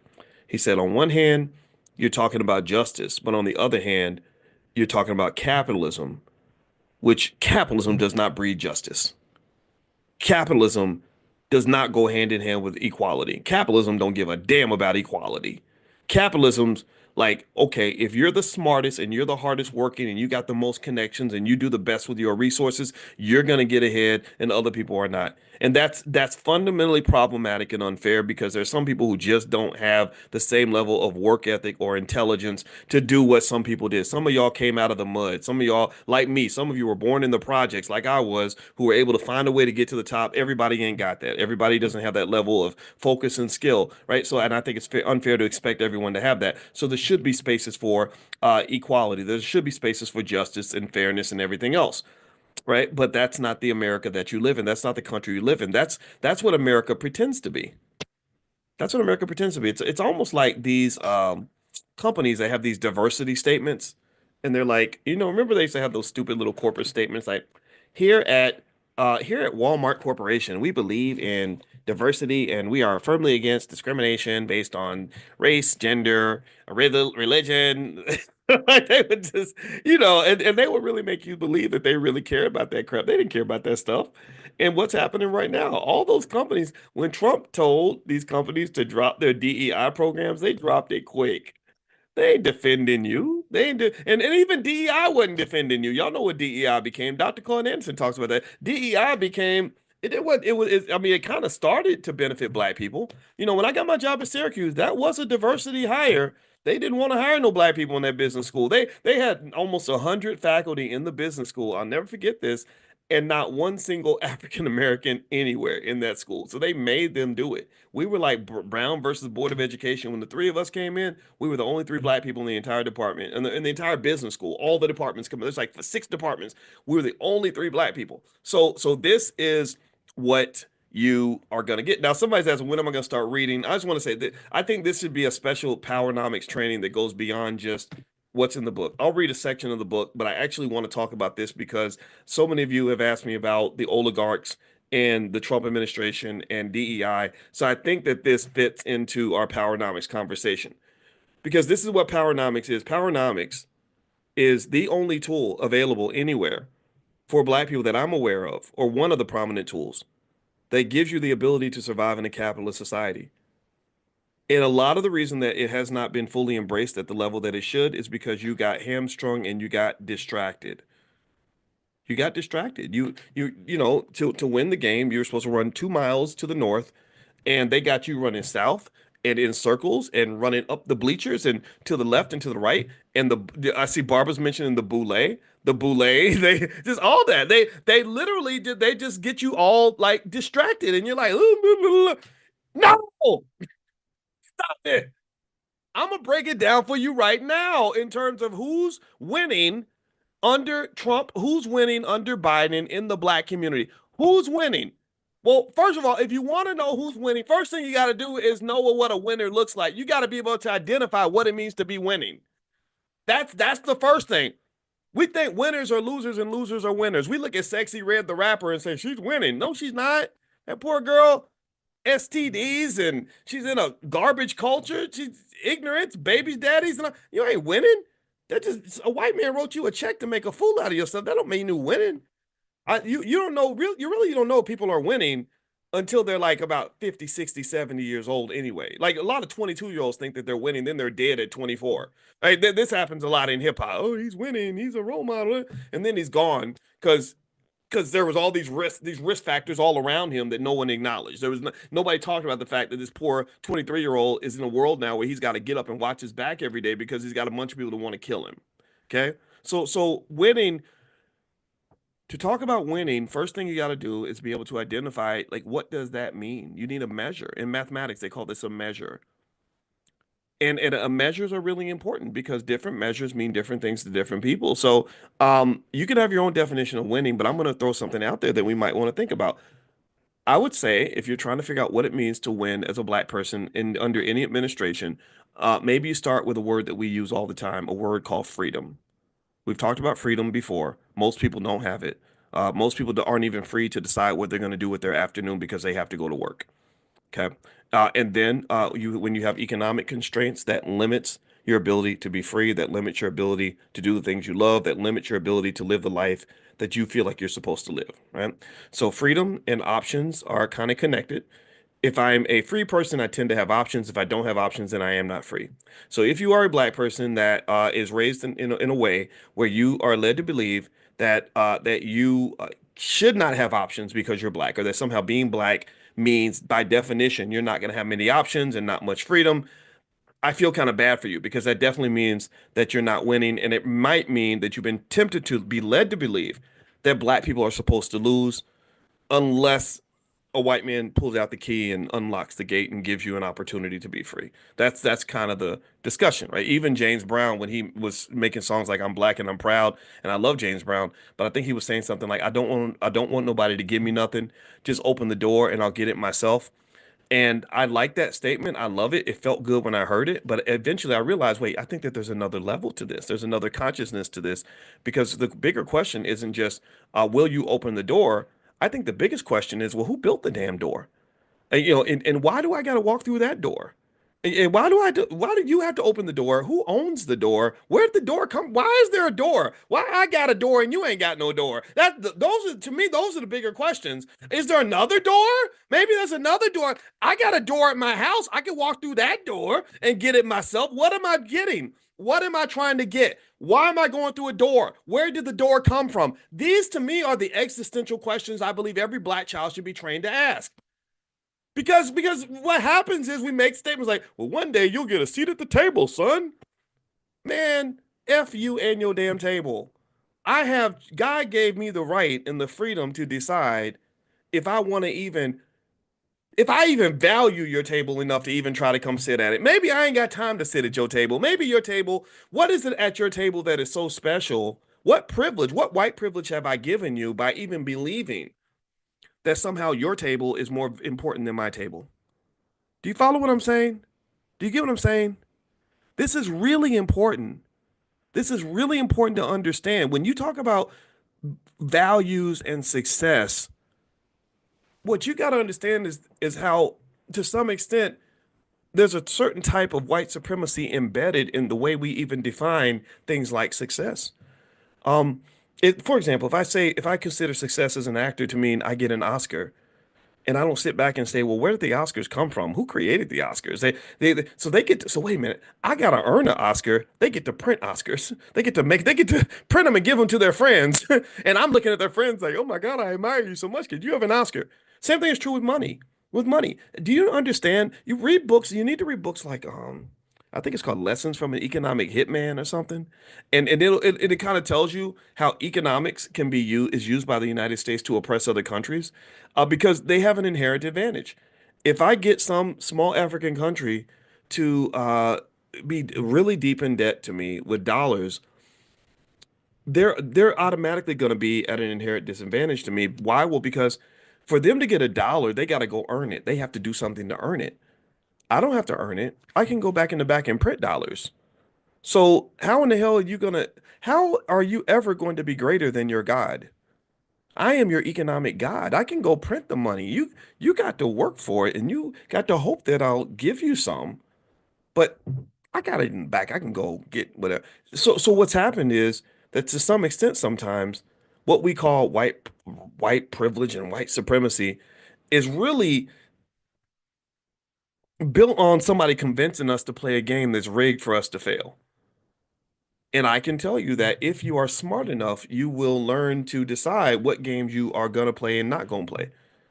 I don't want to be in a game that's designed for me to fail. I want to be, how about this? How about we get in games that are designed for us to win? So ultimately what I would say to you is that when you're talking about success and winning under Trump, winning under Biden, winning in a capitalist society, I would start with that word freedom. And then I would go into like, well, what does it look like? What does a winning black person even look like? Well, they're probably free.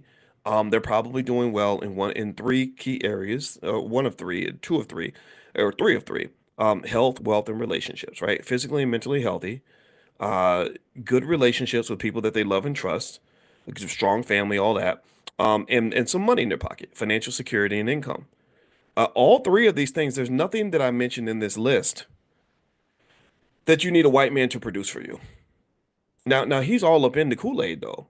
He got systems designed to literally ruin you and enslave you in every one of those areas. He's got food that if you eat the food, you're going to die. You're going to get all the Negro diseases, diabetes, heart disease, cancer, kidney failure, all that, right? That's all this is being revealed, thank goodness, right? And if you don't think about it, then yeah, he can ruin your health, your physical health, mental health. That is a matter of consciousness and shaping your mind in a certain way, where so many of us are distracted by things like media and entertainment and whatever, right? So your mental health can be disrupted. Relationships, black relationships struggle sometimes because we're not trained in how to have those proper relationships, right? But I can tell you that when you talk about mental health, physical health, and relationships, and then you get to money, my specialty, but relationships and all that kind of ties into that. That's why I talk about that. You can't talk about one without the other. Literally, the people that I see that are winning the most are not the ones who've been able to figure out how to get into someone else's space and navigate that space, like climb the corporate ladder or get white folks to love them or win an Oscar or a Grammy or whatever. The people that I find that are winning the most are the ones who simply say, there's certain games I'm not even going to play. I'm gonna win the game by making sure that I control as much of the game as I possibly can. So that might mean being thoughtful about what I eat and put in my body, what I put inside my mind, being careful about the spaces that I spend time in. Maybe I don't want to get up every day and go to some job and be surrounded by a bunch of people who are going to be toxic toward me, who are going to mistreat me and treat me badly. Maybe from a fundamental level, I find that to be unacceptable because one of the things about white supremacy to me is that it works better when you accept it. I mean, it's more effective when you allow it, when you walk right into it. So if you walk right into systems and situations where you're going to be mistreated, and then you get mistreated, then you say, "Well, look at here, they go treating us bad again." There's not a point where people say, "Well, why did you even walk in there in the first place if you knew you were going to get treated that badly?" And then what will happen is we'll say, "Well, because I had no other choice." Well, that is where our job might come in. That's where maybe someone like me can help, and I can say, well, you really don't. Your kids really don't actually have to go and work for white people their whole life. Like you're not really stuck. It's just, but the problem is though that eventually it requires you to look in the mirror and you have to sort of question some of your habits. You have to say, okay, if my 28-year-old child is going to a job that he hates and being mistreated every day, why isn't it in our family culture to just do little things like invest for him so that he can have plenty of money by the time he's in his 20s? We've talked about this. Blackwealthmasterplan.com. That's the URL, blackwealthmasterplan.com. It's free. That's the $5 a day plan. And I show you literally if you got a kid and you never want your child to work for anyone, all you got to do is just follow that simple formula and they'll be in a position where they'll be financially secure as long as they don't do something stupid and throw away all the money. But ultimately, money drives everything in America for the most part. Money is important in America. Is it right? No, it's not right. There are so many things that money has infiltrated that money should not be able to buy. The reason the healthcare CEO got killed is because you shouldn't be weighing someone's life, the value of human life, against a dollar bill. Right? That's crazy. That's absolutely crazy. But that's what we do. That's what the healthcare companies do because their job is to make a profit for their shareholders. Welcome to capitalism. If you want to ask me, where do I see aspects of true democracy? Well, one area that I see democracy is in things like the existence of the stock market. I am an expert on the stock market. I've told you all this, and I am a firm believer that one of your best opportunities to be able to succeed in this capitalist society is to take some portion of your money and allocate it towards stock market investments. I really believe that. Yes, I believe in building black-owned businesses and all that stuff.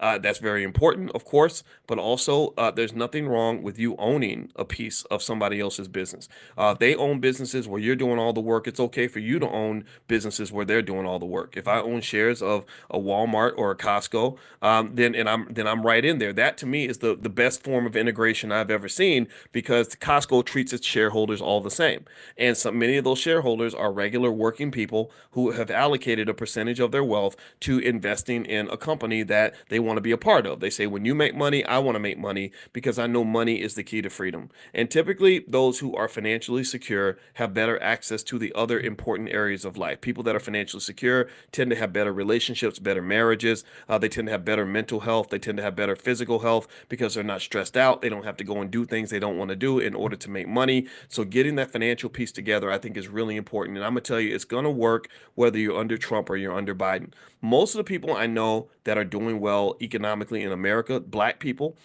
they do well under any administration. They're fine regardless. The bigger picture stuff is interesting. It's fun to watch. It's easy. It's fine to be excited about it or be offended by it. But I would encourage you to also focus on what's happening right there at home. I think that's what's going to get you through almost any storm, any situation.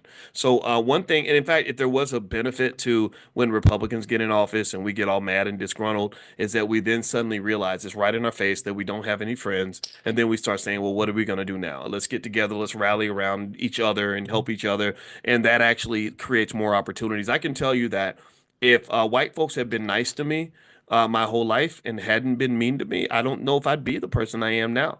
Sometimes your struggle calls you to greatness. Sometimes you got to go through some hell to be able to create a heaven for yourself. They say that necessity is the mother of invention. And I had the necessity of inventing something that would allow me to sustain myself because the path that I thought I was going to take wasn't the path that God wanted me to take. It wasn't the path that was allowed and afforded to me.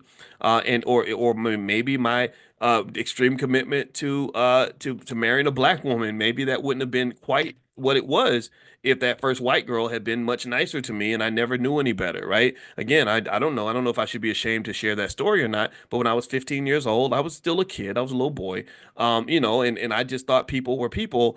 And then this was my introduction to racism, and it was a reminder. It's interesting, I grew up in Louisville. That's where Muhammad Ali grew up, and he and I both left Louisville for the very same reason, that the racism was just absolutely stifling. As a black man, it was very hard to get opportunities and to make things happen. So I went out into the world And when I did, I found so many opportunities that I never would have known to exist had I not been sort of pushed out there by my circumstances and by my situation. It's almost like being in a relationship where you're in love. Most of y'all have gone through this, right? You know, where you're in love with somebody that's like a terrible person and you're almost embarrassed to even admit it. And then they dump you, and then you go and you meet all these amazing people, and you're like, oh my God, I didn't know all this was out here. I would never would have known because I had all you, I gave you all my attention. And that really is an exercise also in self-esteem and knowing your worth. So I think that we are in an abusive relationship with white people. I really believe that. I believe, and it's no disrespect. I don't hate white people. I have to say that just because people get scared when I say white people, But really, I think we are in this abusive relationship with America. This abusive relationship where we give love and don't really expect much love in return. We're looking for acceptance in places that we're not accepted. We're going to be we're looking to be treated kindly in places where we'll never be treated kindly. And I think the only solution is that we have to accept the importance of doing the hard work and reshaping and restructuring how we raise our kids, how we raise them to think. So if I'm raising a black child in America, I'm gonna finish with this point. Then I am gonna read some of Dr. Claude Anderson's book today too. But this is a powernomics conversation. If I'm raising a black child, number one, I really talk extensively about the importance and the power of ownership. I make sure they understand they must own something. You must own something. You must own something. You must own something. You cannot go through America without owning something. If you own nothing, then someone will own you. When Donald Trump stood on that stage with his son Barron, he pointed out his son Barron specifically for a reason. He pointed out Barron because he wanted the world to know this kid is going to be your leader one day. He pointed out Barron because Barron is going to be a billionaire with 100,000 employees, with all kinds of money and all kinds of power, and maybe he's going to be president of the United States one day. He was positioning his son. He's got his son at NYU, one of the best business schools in the world. He's preparing for the year 2050. He's preparing for the year 2060. He's preparing for what's going to happen after he's gone. And what I would almost say to you is that when the time comes and Barron takes over and has power, he'll know what his role is in the world. He's not going to go through life thinking that he's supposed to be somebody's employee. He won't look at himself and say, "Whoa, this is so hard. I'm an oppressed black man." He's going to go out and just be whatever his father has trained him to be. Well, I think the same thing should be said about us in terms of asking ourselves, what are we preparing our children for in the future? How are we talking to them? How are we introducing them to the world? Because I can tell you this, I don't know if your son or daughter is going to be happy if you're bringing them to the world and saying, well, my child can't, is not as important as a Barron Trump. I just hope my child can get a job working for Barron Trump one day. Because that's what's going to happen if all you're doing is you're producing the child to go work for and be owned by another party. Right? If you say, hey, just be really good to rich white people and so that they'll give you a good job because you went to a good school and you made good grades and they're going to hire you. Some people don't train their kids to do that. Some people train their kids to start from the top. It's like a building. Capitalism's like a building, and some people train their children to start in the basement, and some people train their children to come down from the penthouse. So what I'm saying to you is I think you should train your kids to come down from the penthouse.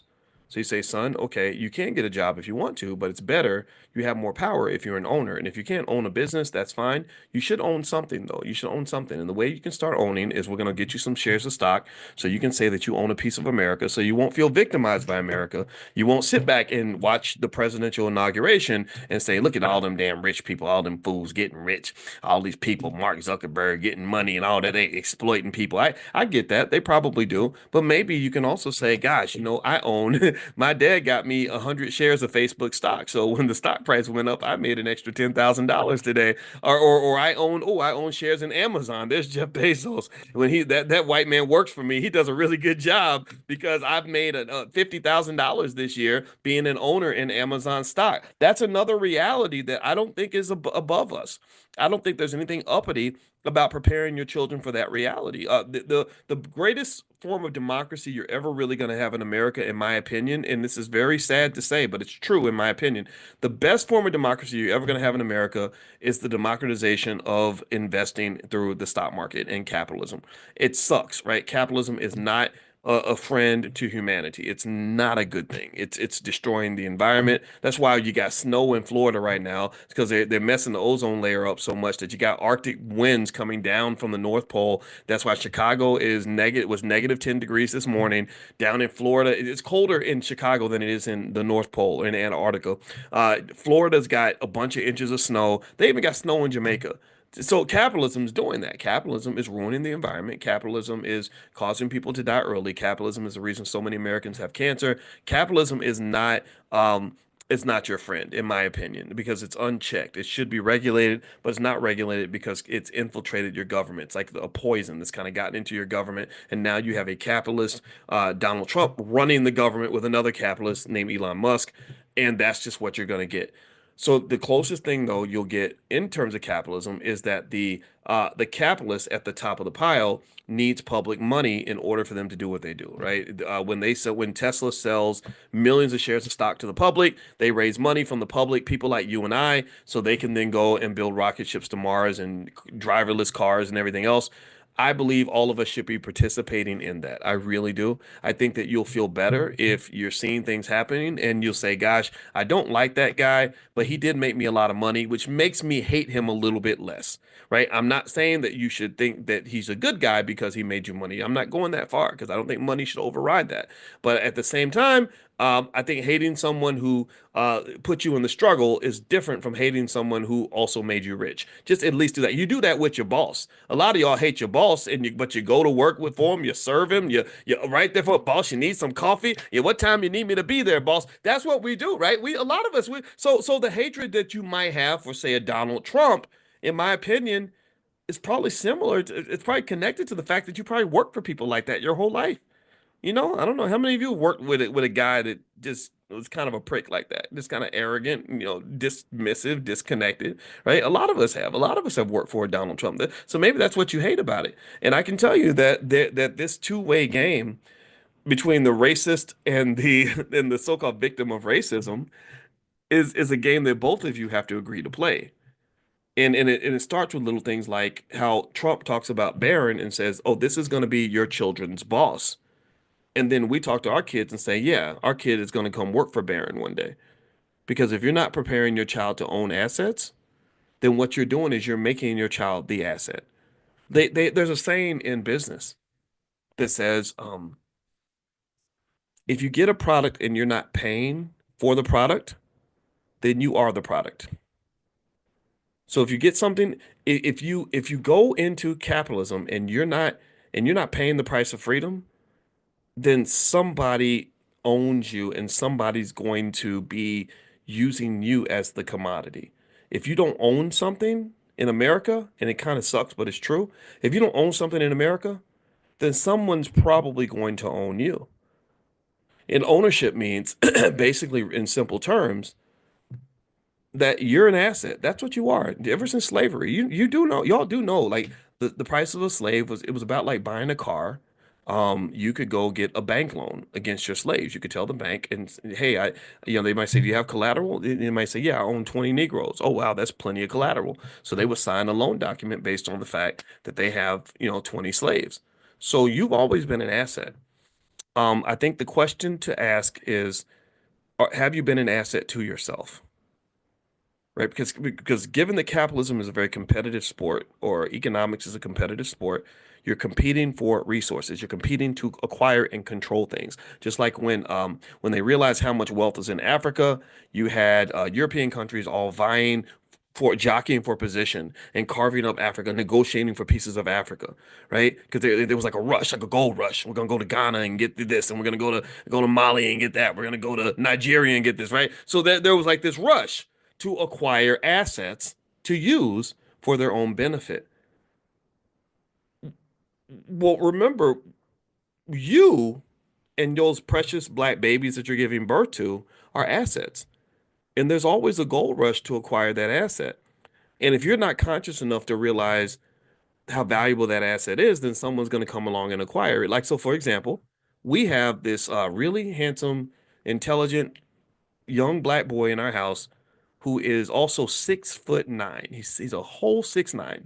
He's very tall. He walks in places and people look up and they're like, whoa. And all the girls are like, ooh, you know, and don't you dare for a second, you would not believe how often people look at him and they say, well, how long you been playing basketball? Or who do you play for? When I walk with him through downtown Chicago, everybody looks at him because they think he plays for the Bulls or DePaul or something like that.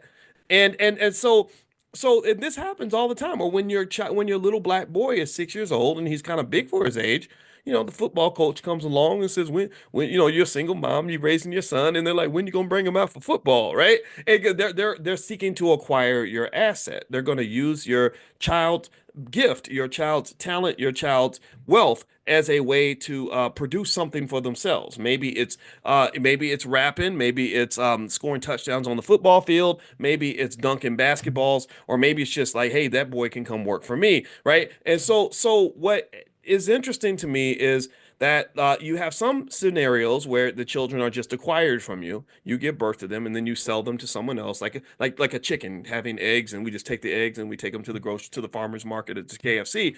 Um, versus you have some parents who say, no, you're not getting my son. No, my son's not.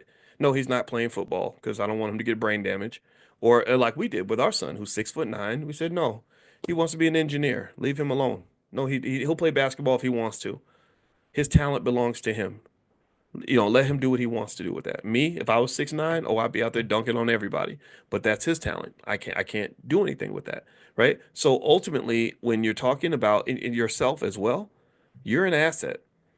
And what happens is that when we enter the economic system, there's different ways of thinking. There are some people who are there to acquire an asset. The Baron Trumps are trained to acquire assets. Many of us are trained to sell an asset. We're looking to sell ourselves.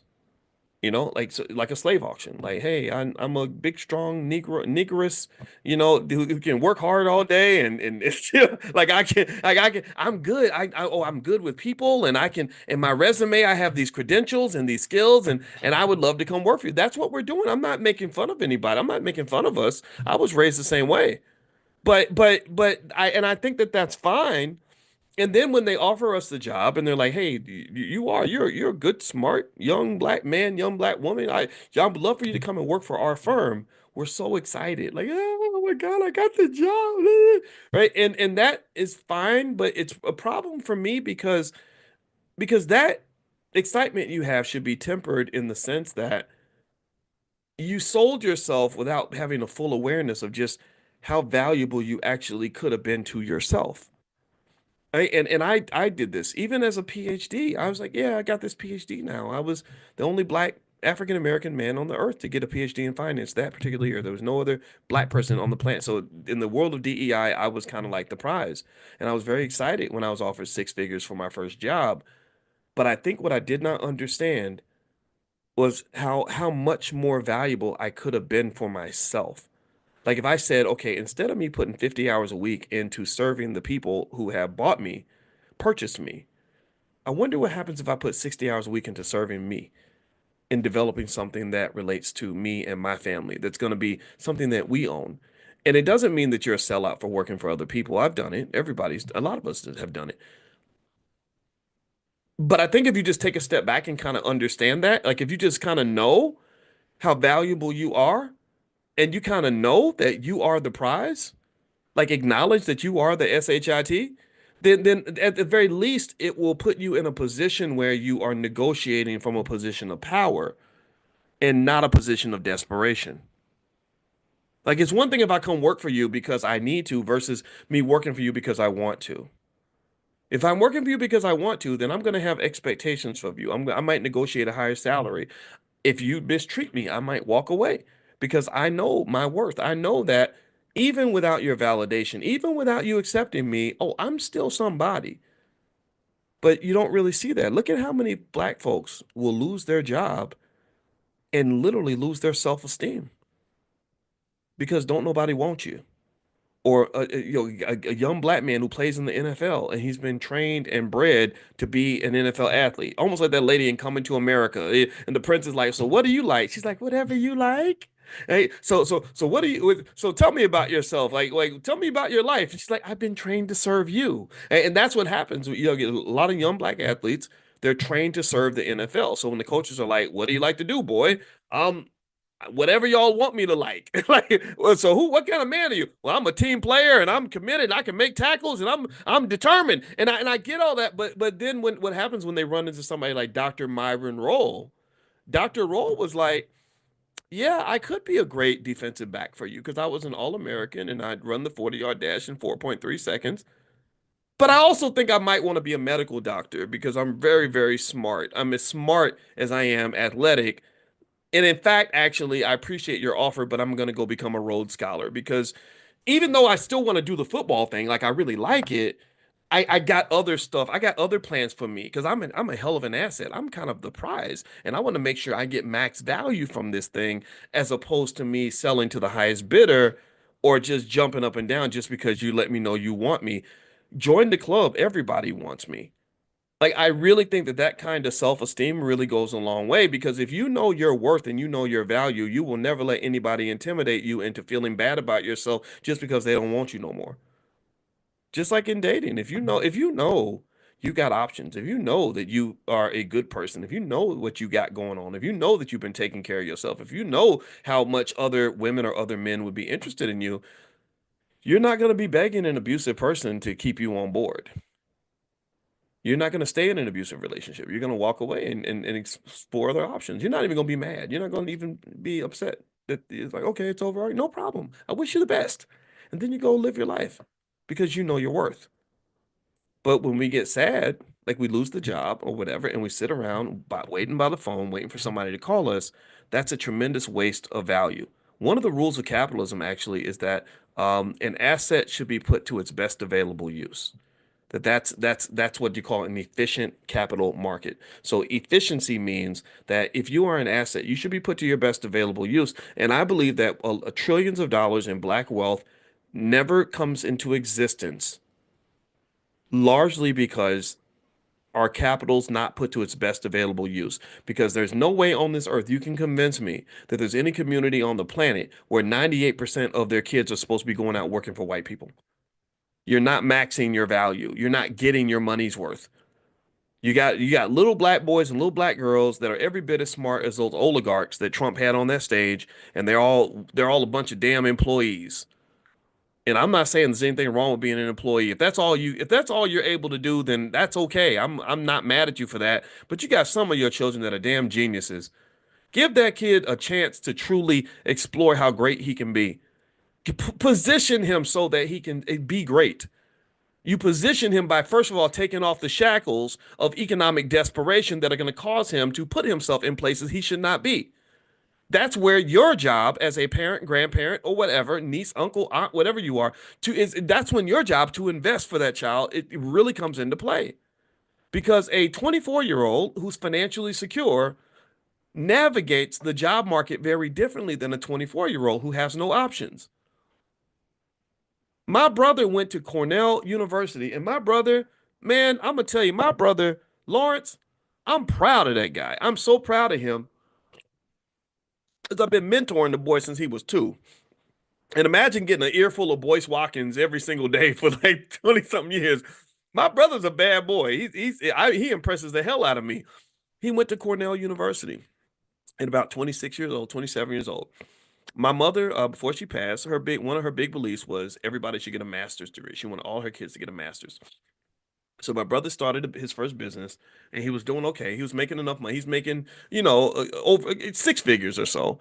Um, and he liked it, but because mama wanted everybody to get a master's, he decided to go to Cornell and get a master's. So he went to Cornell and he did what he does. He did what he does. He went there, he kicked it, but he rocked it out.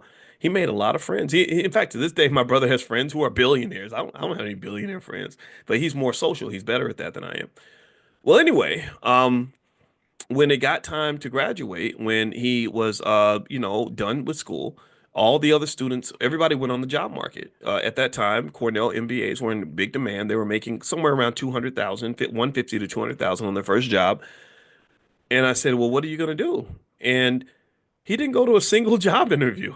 He didn't go to any job interviews. And I said, "Well, why not?" He said, "Man, when I learned how great it was to have my own business and to be free," he said, "I don't think I can work for anybody ever again." And that was interesting to me because what you saw was a black man who was able to navigate and make his next move without the massive pressure of economic desperation and financial anxiety. because he had something else going on, because he knew that his talents would not be wasted whether he was employed or not. That really allowed him to make the decision from a different perspective than he would have had to make it if he felt like the only area where he could have any value on the earth is if somebody gave him a job to work or an opportunity to work in their company. And that was where I was very proud because I felt like I did that. I did my job for him. He was 12 years younger than me, so I felt almost like a father figure to him, kind of. And I wanted to clear a path for him. I don't want my kids to be desperate. I want them to choose and not be forced into a choice. I want them to have options. That's it. So this is what I would recommend for anybody, all y'all who love your kids. If you don't love your kids, then this is not for you. But if you love your kids, love your grandkids, the best thing you can do for them is position them to where they have options. Options start in the mind. Very beginning. There's 1,000 ways to make money. Given 100,000 hours of your life to the corporate plantation is not the only way that you can make money. There's a million ways you can make money. Let's go through at least 12 of them or something. That's the first thing. So it starts in the mind, but then it starts with giving them something real. You got a newborn baby, you got 20 years, 25 years really to get them ready. 25 damn years. Do you know how much money a person can have in 25? Do you know if you went back in time 25 years and just bought like a couple $1,000s worth of Apple stock, you would have over $1 million right now? You know what 25 years, and if you bought shares in Amazon 25 years ago, it would be worth $2 or $3 million right now. Like, do you understand that? 25 years is a remarkable amount of time. And time, you should think about building wealth through time, almost like traveling. Like if somebody tells me I gotta get from New York to LA in 30 seconds, that's really hard to do. There's not a vehicle on the earth that can do that. If you tell me I've got 3 days, or not 3 days, let's say you tell me I got 6 hours, that's really hard to do because I gotta rush and get a plane ticket. It's kind of stressful. But what if you told me I got 6 months to get from New York to LA? I could probably walk. I don't have to fly. Yeah, I could ride my bike. I could get in a car. I could definitely drive. Give yourself some time. Battles are won with time. Time should be invested in preparation. The moment is a culmination of what you've done over time. So if you're broke in the moment, that means that a lot of time got wasted that could have been spent building some wealth so that you could have some money right now. Time. And your kids have lots of time. They're babies now. They're not even gonna think about money until about the year 2046. I guarantee you, based on the history of the stock market, you invest consistently small amounts right now, even tiny amounts of money on a regular basis until 2046, you will have a substantial amount of money. Enough money where you ain't got to go sell yourself to nobody. The kids will be fine. So all I'm begging you to do, all I'm saying to you is please don't waste time. That's what I hope that point got across. And I know I don't want I hope I don't sound redundant. This is on my mind. This came to I think I'm gonna tell you when I watch stuff like I watched that inauguration and I have mixed feelings about Trump. I've been following him for a long time, so I don't hate him as much as some people do. I don't love him like some people. I just see him. I just observe. I just analyze. And when you just see what America looks like, I think that a lot of our people just live in kind of this delusion. I think that we feel that if we just, I think my wife, God bless her, she's a social worker and she she has an opinion that's very different from mine and on a lot of things, but she says we got to speak truth to power. And I'm sorry, I'm a little more practical in the sense that I'm like I could speak about it all day, and I do. I speak truth to power. I believe I do. What do y'all think? Do y'all think I speak truth to power? Give me a yes if you agree that I speak truth to power. Do you think that I do it? That I do that? I've been talking a lot. I have almost 1 billion views on YouTube now. Did y'all know that? Like I've been doing this for a long time. So I do. I speak truth to power a lot. But there's also a part of me that knows that talking only does so much. I mean, after when you talk the talk, you got to walk the walk. So what are you going to do that's going to allow you to shape the world into what you need it to be? Not change the whole world. I'm not talking about changing the whole world. The oligarchs are going to change the world for sure. I just want you to change your world, right? And this comes down to things like economic self-defense. And all economic self-defense basically means is that you have enough economic security that somebody off the street can't come in and buy you, buy your wife, buy your kids like y'all some damn slaves in 1805. because I guarantee you right now, millions of people are in that spot. Somebody comes along and they can write a big enough check, and they're like, okay, I need you to jump, and here's how high. And you say, I ain't jumping for nobody. Okay, I'll write you a $20,000 check if you jump for me. And then I need you to jump in that direction. Then I need you to do this. And then I'm gonna meet you at the Diddy party. That's how this economic exploitation occurs.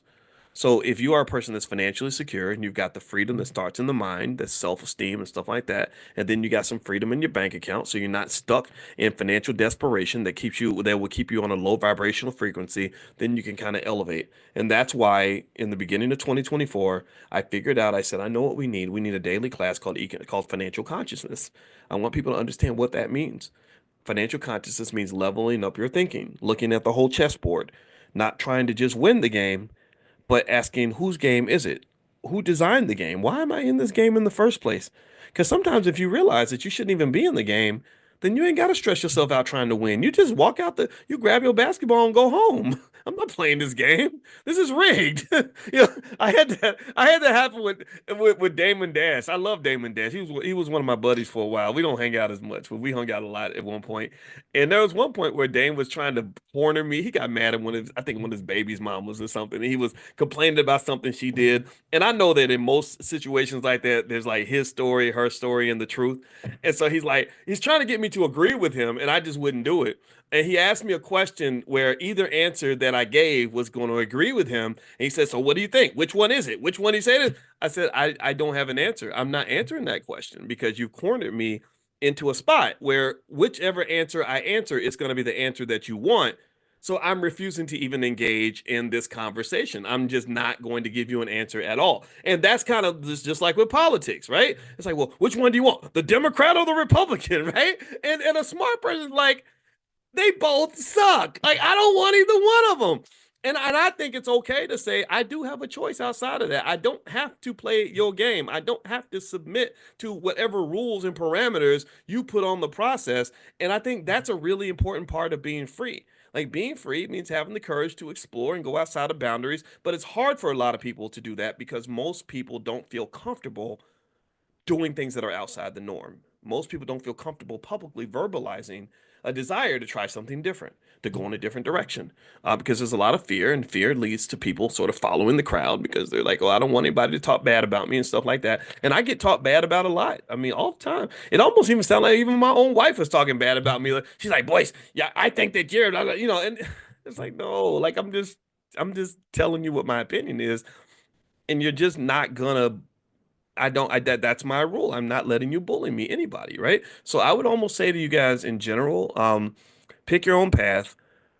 I think when you do that and you give yourself those degrees of freedom, that's a mathematical term, degrees of freedom. The more degrees of freedom you have when you're solving a problem in mathematics, the more optimal of a solution you're going to find. That's a mathematical fact.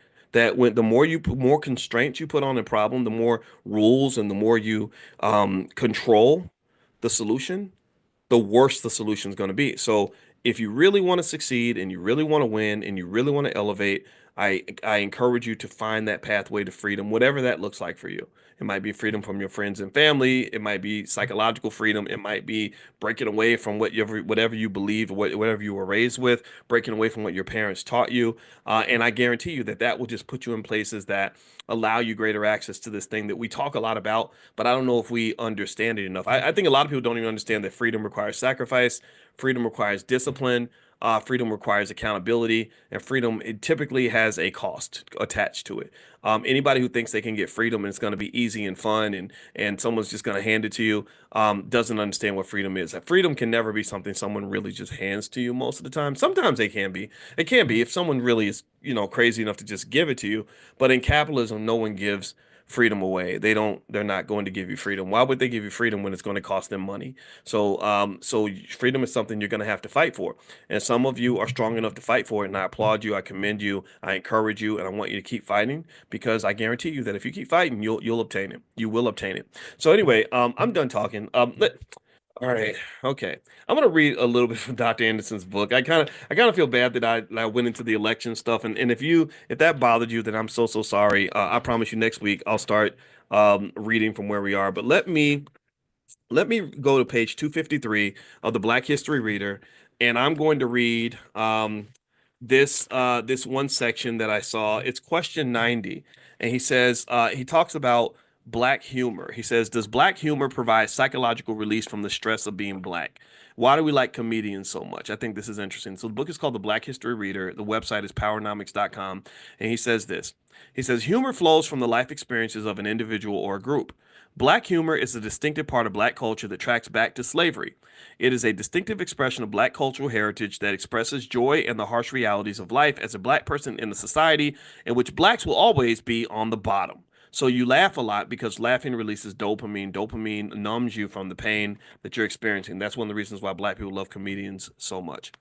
During slavery and Jim Crow segregation, black humor was a way to safely denounce and jab white society and to vent frustration and rage. White entertainers have always mimicked black mannerisms and expressions, but without understanding the rebelliousness expressed in black humor. A white lifestyle cannot possibly provide even a glimpse of what daily life is like to be black. What is funny to blacks is not necessarily funny to whites, and the reverse is equally true. Has anybody ever tried to watch Seinfeld? I've tried to watch Seinfeld and laugh. I didn't laugh once. Like nothing on Seinfeld ever made me laugh. It was really crazy that people just talked about the show like it's the greatest thing ever. I could not laugh. I was like, this is not funny. This is terrible. But maybe y'all liked it, so maybe it's just me. All right, so let me keep going. Below are three examples of black humor during different time periods. Here's one: black outwitting a white person. "Pompey, how do I look?" the master asked. "Oh, massa, mighty, you look mighty." "What do you mean, mighty, Pompey?" "Why, massa, you look noble." "What do you mean by noble?" Why, sir, you looks just like a lion." "Why, Pompey, have you ever seen a lion?" "I saw one down in yonder in the field the other day, massa." "Pompey, you foolish fellow, that was a jackass." "Was it, massa?" "Well, you, sir, you look just like him." You get that? You see, that's funny, right? So here's another example of black humor from, I don't know if it's a different era, but here's what he's this is called a satisfying prayer. "Back in the days of steamship liners like the Titanic, only rich white folks could enjoy sailing oceans and seas from one country to another. The Titanic was supposed to be an unsinkable vessel, but on its maiden voyage, it struck an iceberg and started to sink. Knowing there would not be enough lifeboats, terrified Titanic passengers did not know what to do. Then someone suggested that they do what Negroes always do: pray and call on the Lord. Unfortunately, no one knew exactly what to say in the prayer, so they called Sam, the ship's black cook, and asked him to come up on deck and lead the group in a prayer.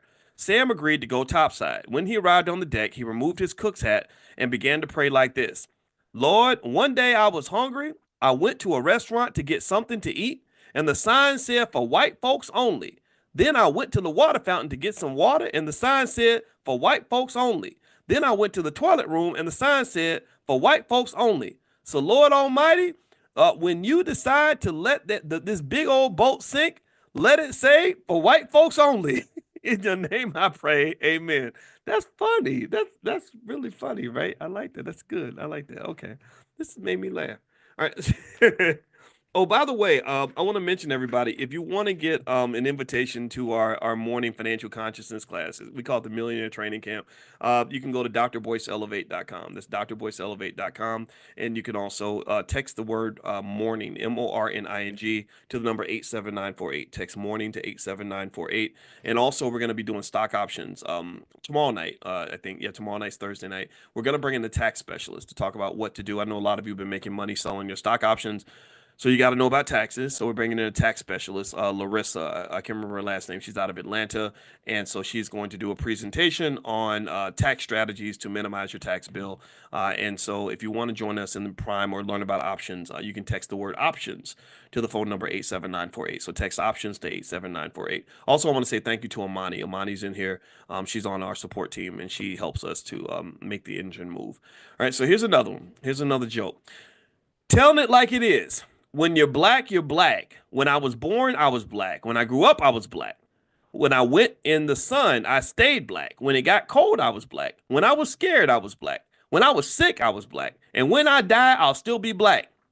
Now, you white folks, when you're born, you're pink.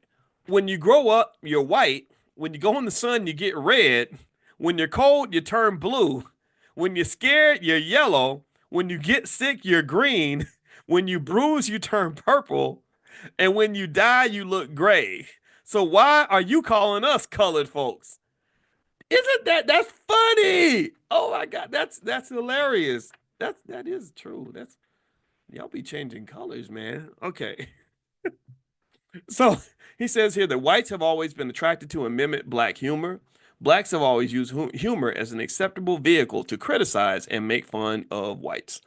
It allows blacks to vent their anxieties, fears, and frustration and to build self-esteem. Interesting, interesting, interesting.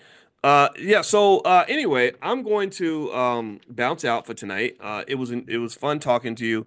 And next week we'll jump back to more of our regular scheduled stuff. I figured that this week it was kind of a great opportunity to really talk about what's happening in the country.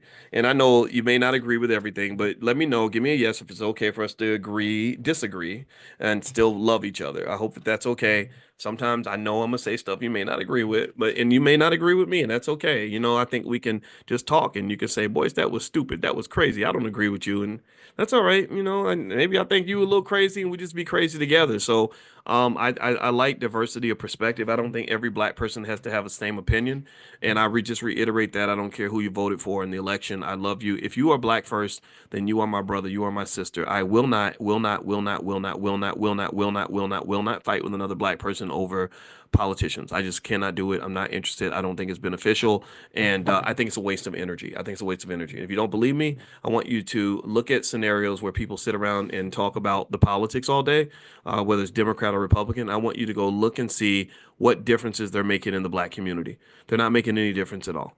They're not making any difference. Nothing, wealth isn't going up. Opportunities aren't growing.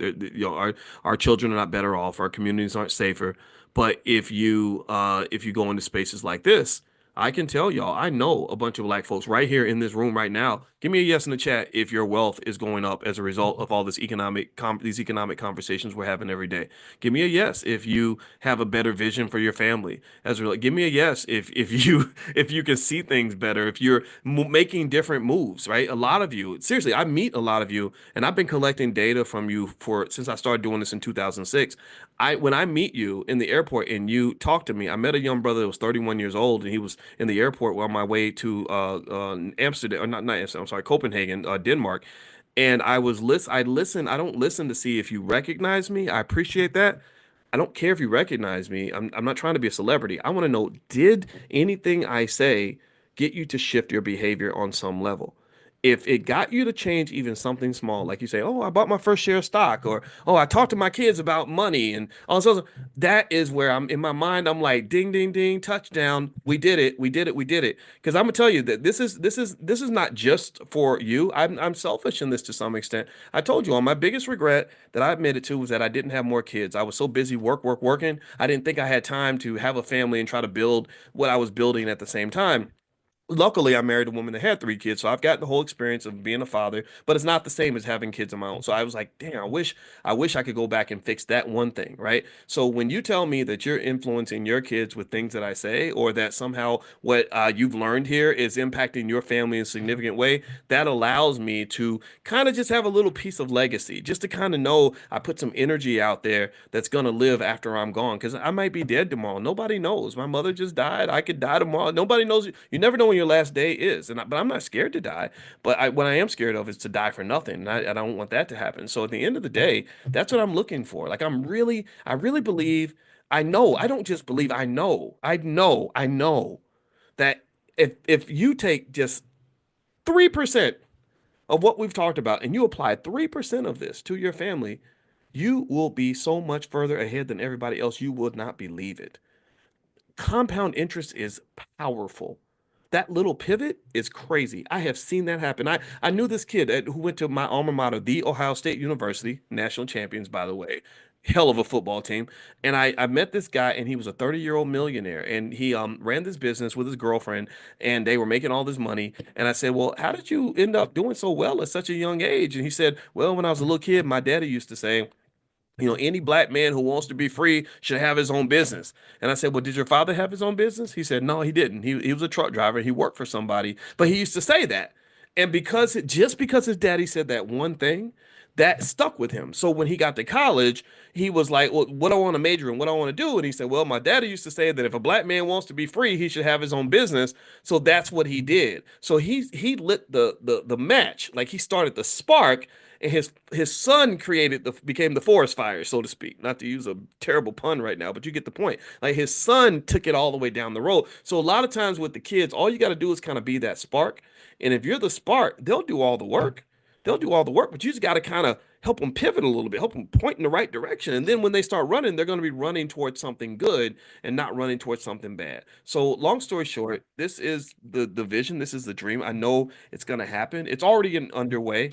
It's already happening. I went to that great event in Fest. I'm gonna go again next year because I had so much fun and so many people. I couldn't go 2 inches, and I kept getting stopped by people, and I was so happy to see this because I believe one of my dreams, one of my visions is that I believe that Black people will be and can be the most economically intelligent group of people on the planet. I believe that there will be a time in 30 years or so, maybe 40 years. I was thinking 2070, it might happen before this, where Black people, when they think about Black people, Black men and Black women, they're going to think about business ownership. They're going to think about stock market investing. They're going to think about real estate. And they're going to say, oh my God, these people are obsessed with their economic power as a pathway to freedom. And this has been done before. This is how the Jewish community built Hollywood. They built Hollywood because they got tired of getting beat up on. They got tired of being discriminated against. They got tired of being blocked out of situations. They got tired of not being invited to sit at the table. So they said, we're going to go build a table out in California, and it's going to be our table. And it became one of the most powerful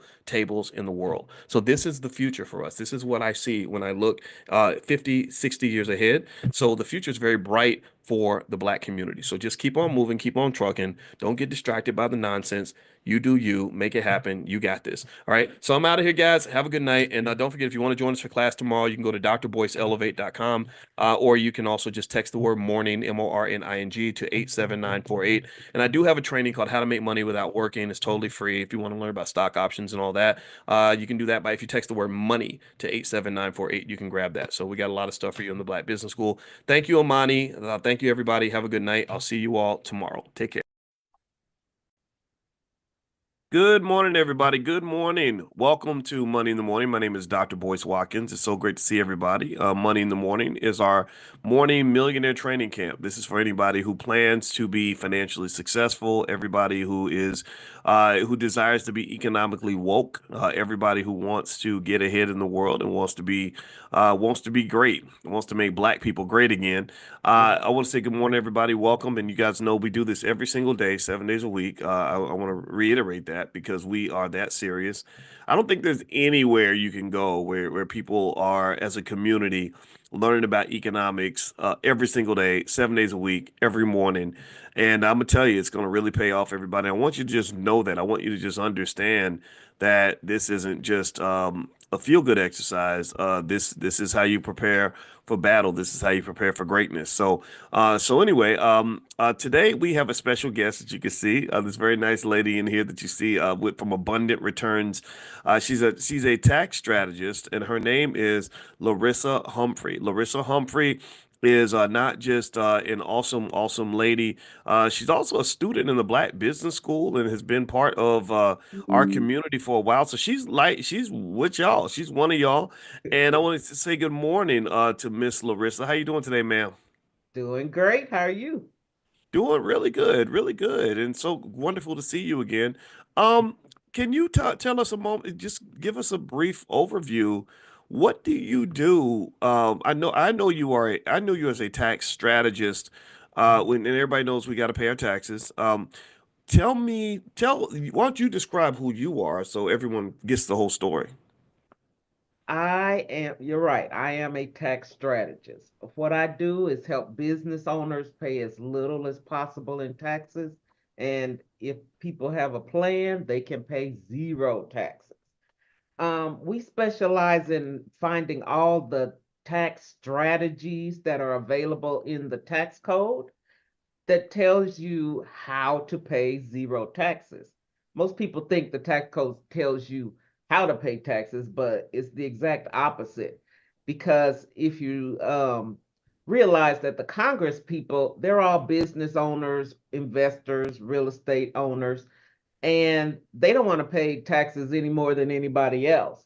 So what they put into the law is all the different ways that you cannot pay taxes. It's a wonderful thing. All you got to do is follow the law and you can keep all your money. Wow. Okay. How to pay zero taxes? Yes. Really? Mm-hmm. Okay, okay, that's a pretty powerful statement. It All right, is. so okay, zero taxes. Now, I know that there, um, right now, for example, I'll just start with the obvious. We're in a pretty heated political climate. I know a lot of students in here have mixed feelings about the recent inauguration of President Trump. And I'm gonna tell you, we don't care in this space what your political affiliation is. We don't do gang affiliations up in here. So if you part of the the Democrat Crips or the Republican Bloods, then we want you to leave that at the door. We respect everybody as long as you're black first. That's the gang. Like they said in that song, we're all in the same gang, in my opinion. But I welcome all those perspectives. But with this happening, we have this guy in the White House now, and I know that he's received a lot of scrutiny because a lot of people have argued that he does not pay his fair share of taxes, that he's made billions of dollars, and they'll say his tax bills have been incredibly low. I know he's even not even wanted people to even see his tax returns, apparently because he's probably got people, smart people that are going through and scrutinizing the tax code. What do you think about that? Like when you hear about a billionaire paying almost no taxes, uh, how does that? What goes through your mind as a tax strategist? It makes me think that he has a team of strategists figuring out how he can pay zero taxes. I know it to be true because there are so many different strategies you can use that zero out your tax liability. It's true. It's, I mean, that's probably the only thing I've ever agreed with that man, but it Well, is true. our guest yesterday, Laura Key, she's a real estate expert. I think she called him the Orange Muppet. Something like that. So it is funny, but I just want to be respectful on that though, because I'm gonna just tell you the truth. We got some people in here that like him. Some people in here that they appreciate his perspectives or whatever, and I don't care. I just want you. I'm voting for black people. That's where I'm Me voting. too. So okay, so let's talk about that then. I want to know how Trump pays zero taxes or very little taxes anyway.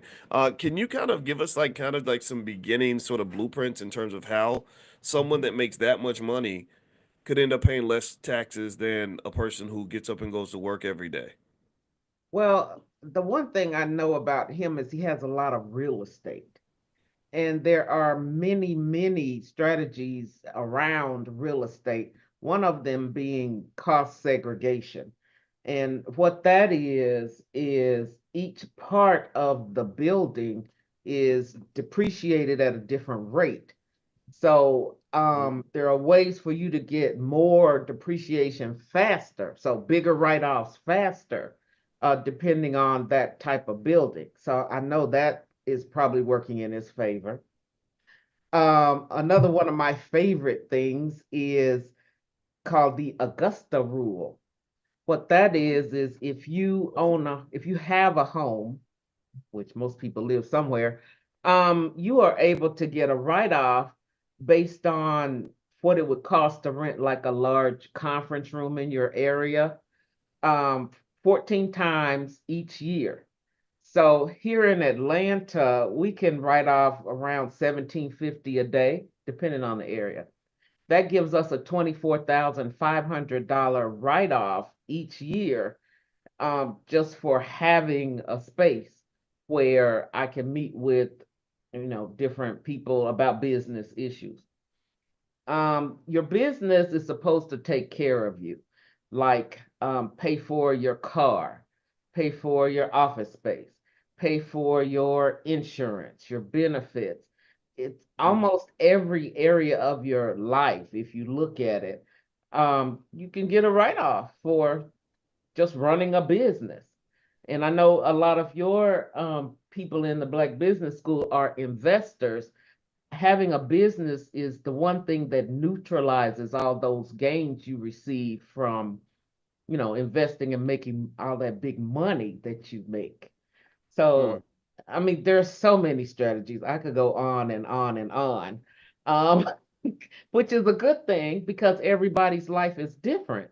Another one of my favorites is paying your kids. Did you know if you make a $7,000 deposit into your child's IRA, by the time they're 60, they'll have $1 million if you don't do anything else? Just one Wow. deposit. So imagine if you start when they're very young and you are making a deposit every year, how much money would they have? I mean, you like to talk about building generational wealth. That's one key right there. And it Mm, $7,000, that's almost nothing to think about what it would do for your child's future. yeah. Yeah. Um, I uh, mean, well, people spend, they'll easily drop that amount on a car, yeah, right? And it's crazy. You got millions of people that love their car more than they love their kids. ooh, I And hate. seriously, the kids be out here struggling. Kids be 25 years old talking about, I thought, I've been depressed and I thought, I don't want to live no more because it's so Ooh, hard out here. And it's like, well, if you just put a little money to the side for them, they'd have been okay. They wouldn't have to go to work for, somebody. I mean, I think it's time to have real conversations about that. Like I think sometimes we feel as a people that we are supposed to suffer. no, We think that we're supposed to be in the hole, a day late, a dollar short, uninformed, and you don't live in an age where that's doable. I mean, we live in an age of information. Information is readily abundant. It's choices at this point, and that requires some accountability. So, are we going to account for the kids or not? What do you think, Miss Loris? I think yes. In 2025, you can pay your child up to $15,000 and they don't have to file a tax return. Mm, So, what you should do is take that money if they're really small. Number one, invest in that IRA. But secondly, pay for all their expenses, all their extracurricular activities and things like that that they need, and then show them how to use their money. This is one of the best ways to instruct them on just learning about credit and things like that. It helps them to get a foothold in the world so they'll know, okay, this is what I need to do in order mm, to be successful. But if you don't have any training, like my father was an accountant, he didn't tell me anything about what to do with money. He didn't even want to give me any, it seems like. mm, But I did get a little allowance, but there were no lessons attached to that. And I think that's the major thing. We have to teach the children. How do they use the money? What do they do with it? It's so important. But mm. using the money to help benefit them, enrolling them in classes where they can learn, or be great to bring them into the Black Business School. Well, it's funny. You live in Atlanta, right? I do. Yeah, I love that. I got an aunt in Atlanta. You remind me of my auntie. I gotta introduce y'all.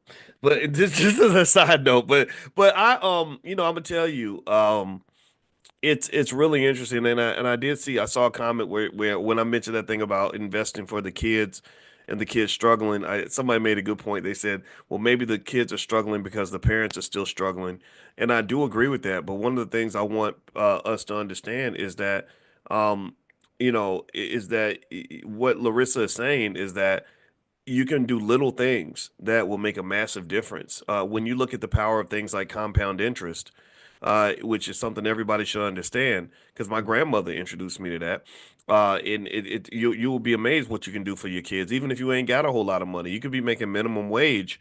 If you can afford to eat fast food, you can afford to invest small amounts of money for your child. And we have the $5 a day plan for anybody who's new, anybody who doesn't know about it.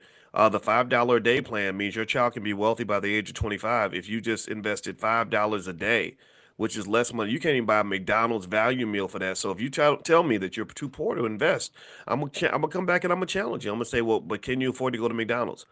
Have you Mm. ever been ate at Popeyes? And then that's when the conversation gets awkward because I think that's where we have to really look in the mirror and say, okay, well, are we preparing our kids? Are we investing as much in ourselves as we're putting in investing in these other things that don't really benefit us. Like investing in that fried chicken, that's not an investment. That's an investment in heart disease, diabetes, strokes, right? I mean, let's be real. I mean, but I love fried chicken, so I need to still up and stop talking. But with that said, Larissa, Larissa, you're a tax expert, a tax strategist. I'd like to ask you about this. I want to go through some things that now everybody in the chat, give me a yes or no if you are a fan of Donald Trump or not. Like, give me a yes or no, or if you're neutral. I'm really curious because I have to tell you, Larissa, like I said, we got people in here that love Trump. We got people in here that can't stand him. I would say the majority don't like him. But Mhm. so a lot of people are neutral. A lot of people just don't even Democrat, Republican don't do none of that. And we believe in freedom. I do, and I stand on that. I believe everybody has the right to do what they want to do. Don't nobody own your vote. But at the same time, there's I love to hear all the different perspectives and all the things in terms of how we can best be prepared, no matter who's in office. And here's one thing that I researched in terms of how Trump himself goes about not paying as much in taxes as people say. Now, some people say, well, he didn't pay taxes because he's a crook. Maybe that's true. He's kind of a gangster mafia kind of guy. He operates in that kind of way. He was in casinos and all that stuff. That's a very Yeah. corrupt industry. But here's some things that he's done. One, he writes us off his losses from his businesses. Apparently, he's able to figure out how to take the losses. Like in 1995, he declared a loss of 916 million, which allowed him to avoid paying income taxes for nearly 18 years. I guess because he could carry the losses forward. Forward. There's a lot of depreciation. As a real estate developer, Trump leveraged depreciation deductions, which permit property owners to deduct a portion of the property's cost over its useful life. And you talked about that. So anybody who's looking to get into real estate, there are ways to use depreciation. He Yeah. classifies a lot of personal expenses as business costs. He reportedly uses things like haircuts and resident money he spends on his residences, like the place he lives or that big jet he flies. There's write-offs there as well, and a lot of people don't really know about that. They don't know that a lot of the way rich people can fly around in private jets and have yachts and all that is they find a way to write that off.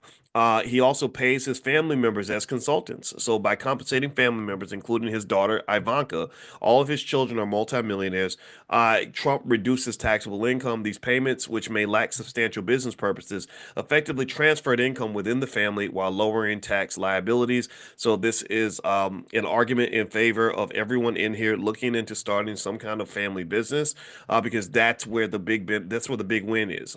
When you and Larissa's the expert. I want her to elaborate on that. But Larissa, it seems to me that when you are a person and you just get up and go to work every day and you work hard and you make your money and you just pay your taxes like a regular person, the tax code is not designed to benefit the regular hardworking people in this country. And it's wrong. I don't agree with it, but it seems like having that LLC goes a long way in terms of maximizing your ability to really write off a big chunk of your lifestyle. What would you say to I say that is that? 100% correct. Let's talk about your board of advisors. Perfect for when you're taking vacations. So you hire your kids, your wife, your spouse, your aunt, your uncles, whoever is coming to the celebration for the holiday to be your board of advisors. And that way you are able to pay for all of their expenses to the location. You can, like, if you run an Airbnb, you could pay for that. If it's in a big hotel, you could pay for that. You could pay for the activities that you do while you're there, because those could be team building activities, or whatever you want to call them. But it's part of the activities that are needed for your board of advisors to help you make decisions about your business. You need this because who doesn't have a coach? Who doesn't have somebody to advise them on what they need to do to help create more income? So, yes, it's in the tax code. You can do it. Um, a lot of people, you got to have a car these days. So there are 5 different ways you could write off the car. So if you, what we find the best thing to do is lease the car, have the business lease the car from you. So that way, every month you're getting a payment from the business for the lease. And then the business has to pay for all the gas, repairs, registration, insurance, tires, every expense associated with the car. So, what I find is the biggest problem people have is they don't know how to set up their finances and their business and everything they're doing so that it's favorable for tax filing.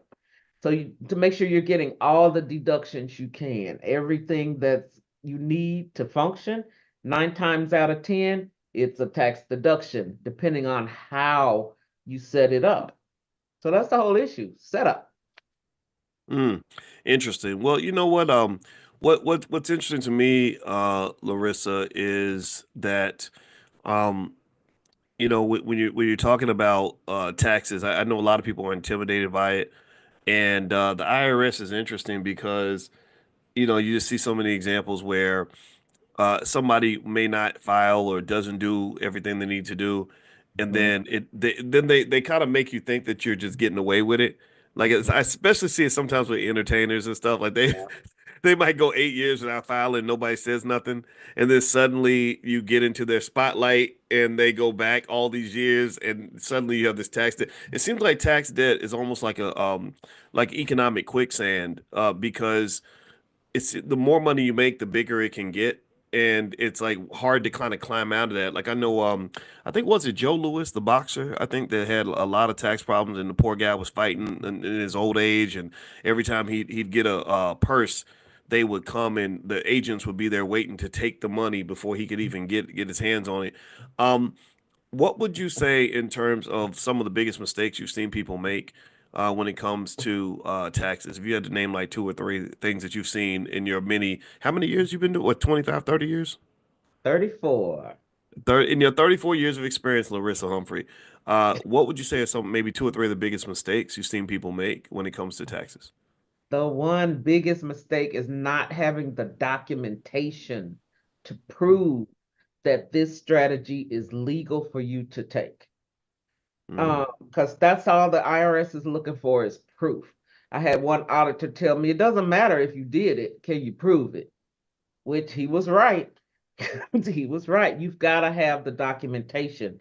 So if you have that, then you're able to take whatever deduction you are trying to take because you can prove that it fits with the tax law. So when you say the proof, the documentation to prove that you took the deduction, would an example be like if I write off a meal, I keep the receipt of the meal? Is that what you mean by that, or what do you mean by proof? Yes, keep the receipt, but if it's a meal, the IRS wants to know who you met with, what you discussed to make sure there is a business purpose involved. Mm. So the reason you're able to take that write off is because you are discussing business. So you've got to notate this is what we discussed, negotiations for, I don't know, buying a building on Third Street or whatever. Just make sure you've got some notes about what happened. Interesting. Okay, that's good information. And by the way, I want everybody to know, first off, Larissa, let's see, Yvette's asking for your contact information. Did you want to share something where people can follow up and get in touch with you? We can get that out of the way now if you want to. Yes, it's abundantreturns.com is my website. Let me just give you the phone number 770-451-6330. 770-451. And what was the last 6330? Yeah, I've got a QR code that where you can just scan it and that'll take you into a place where you can leave your contact information and make an appointment. Okay. Can I Abundant share? return abundantreturns.com. Okay, perfect. Yeah, and that number, I'll read it one more time for everybody. It's 770-451-6330, and it's Mhm. abundantreturns.com. And Yeah. also, for those of you that are Prime members, tomorrow night Larissa's going to do a full presentation on some tax strategies you may want to think about. A lot of you are making a lot more money, a lot of income from what we're doing in the Prime program in terms of selling stock options and stuff like that. And you've asked about taxes. You've asked about that a lot. And since I am not a tax expert, and I do not claim, I would never claim to be able to replicate this lady's 34 years of experience because she's good at what she does. I we reached out to Larissa, who's right here in the Black Business School, as a person that could come in and give a presentation. So if you'd like to join the Prime program, you can go to drboyceprime.com. I think you'll like it. It's a great way. There's a lot of money floating around in terms of selling stock options. So drboyceprime.com.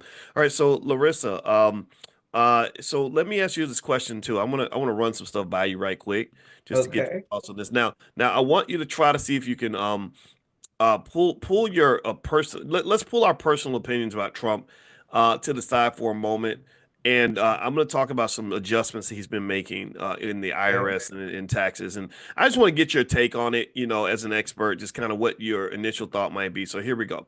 One, the IRS commissioner immediately resigned. Let's see, right with Trump's inauguration. So there's going to be a new commissioner.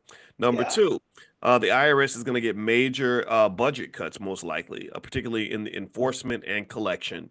The administration aims to shift the agency's policies from strict enforcement to enhanced customer service, which may lead to a decrease in audit rates, especially for high income individuals and corporations. The establishment of the External Revenue Service, where Trump wants to basically have a service that goes out and collects tariffs from foreign countries that are selling products in the United States.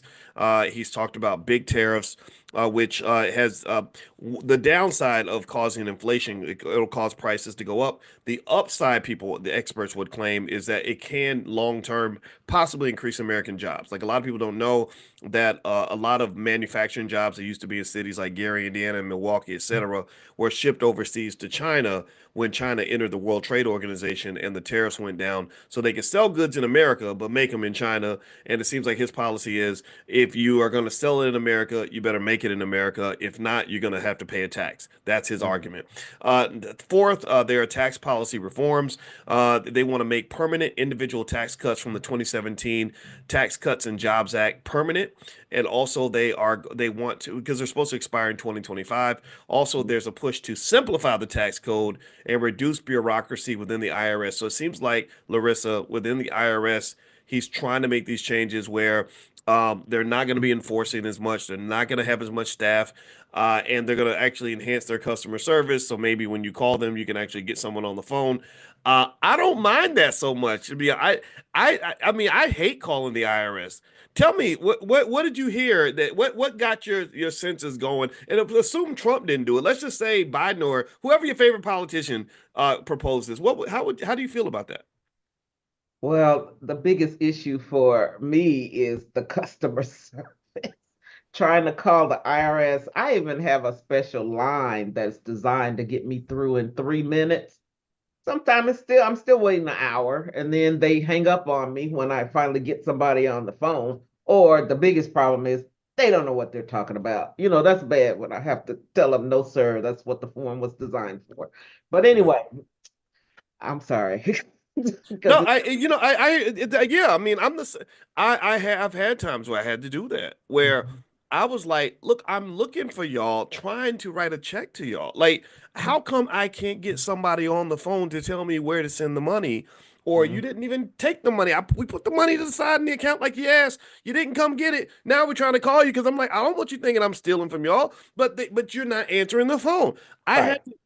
had see, Larissa, you got me triggered now. I'm gonna stop because I'm a trauma. My wife explained. My wife's a therapist because clearly I need one, and she explained to me that I'm high on the trauma scale. I took the trauma test, so when I Okay. get triggered, that's what's going on. So here's where the IRS triggered me. I had to get in my car, Larissa, and drive an hour and a half to the IRS office. This was during the pandemic, and you know how terrible it was dealing with the IRS during the pandemic. I had to Yes. drive and I had to go to their front door, knock on the door, wait outside for a long time, and then wait in the office for like an hour and a half. Wow. And it just, I begged the lady, like, can somebody please talk to me? Because I don't know what to do next. I'm trying to get this issue resolved, and I don't know what to do. Tell me about that. Like, so with those reforms, I kind of like the idea of the IRS having better customer service. What do you think? Yes, they need it. They need it really, really bad. To the point we got a letter for one client got a letter saying that we received your return, and then, but we can't find it. So please file it again. And we're like, what?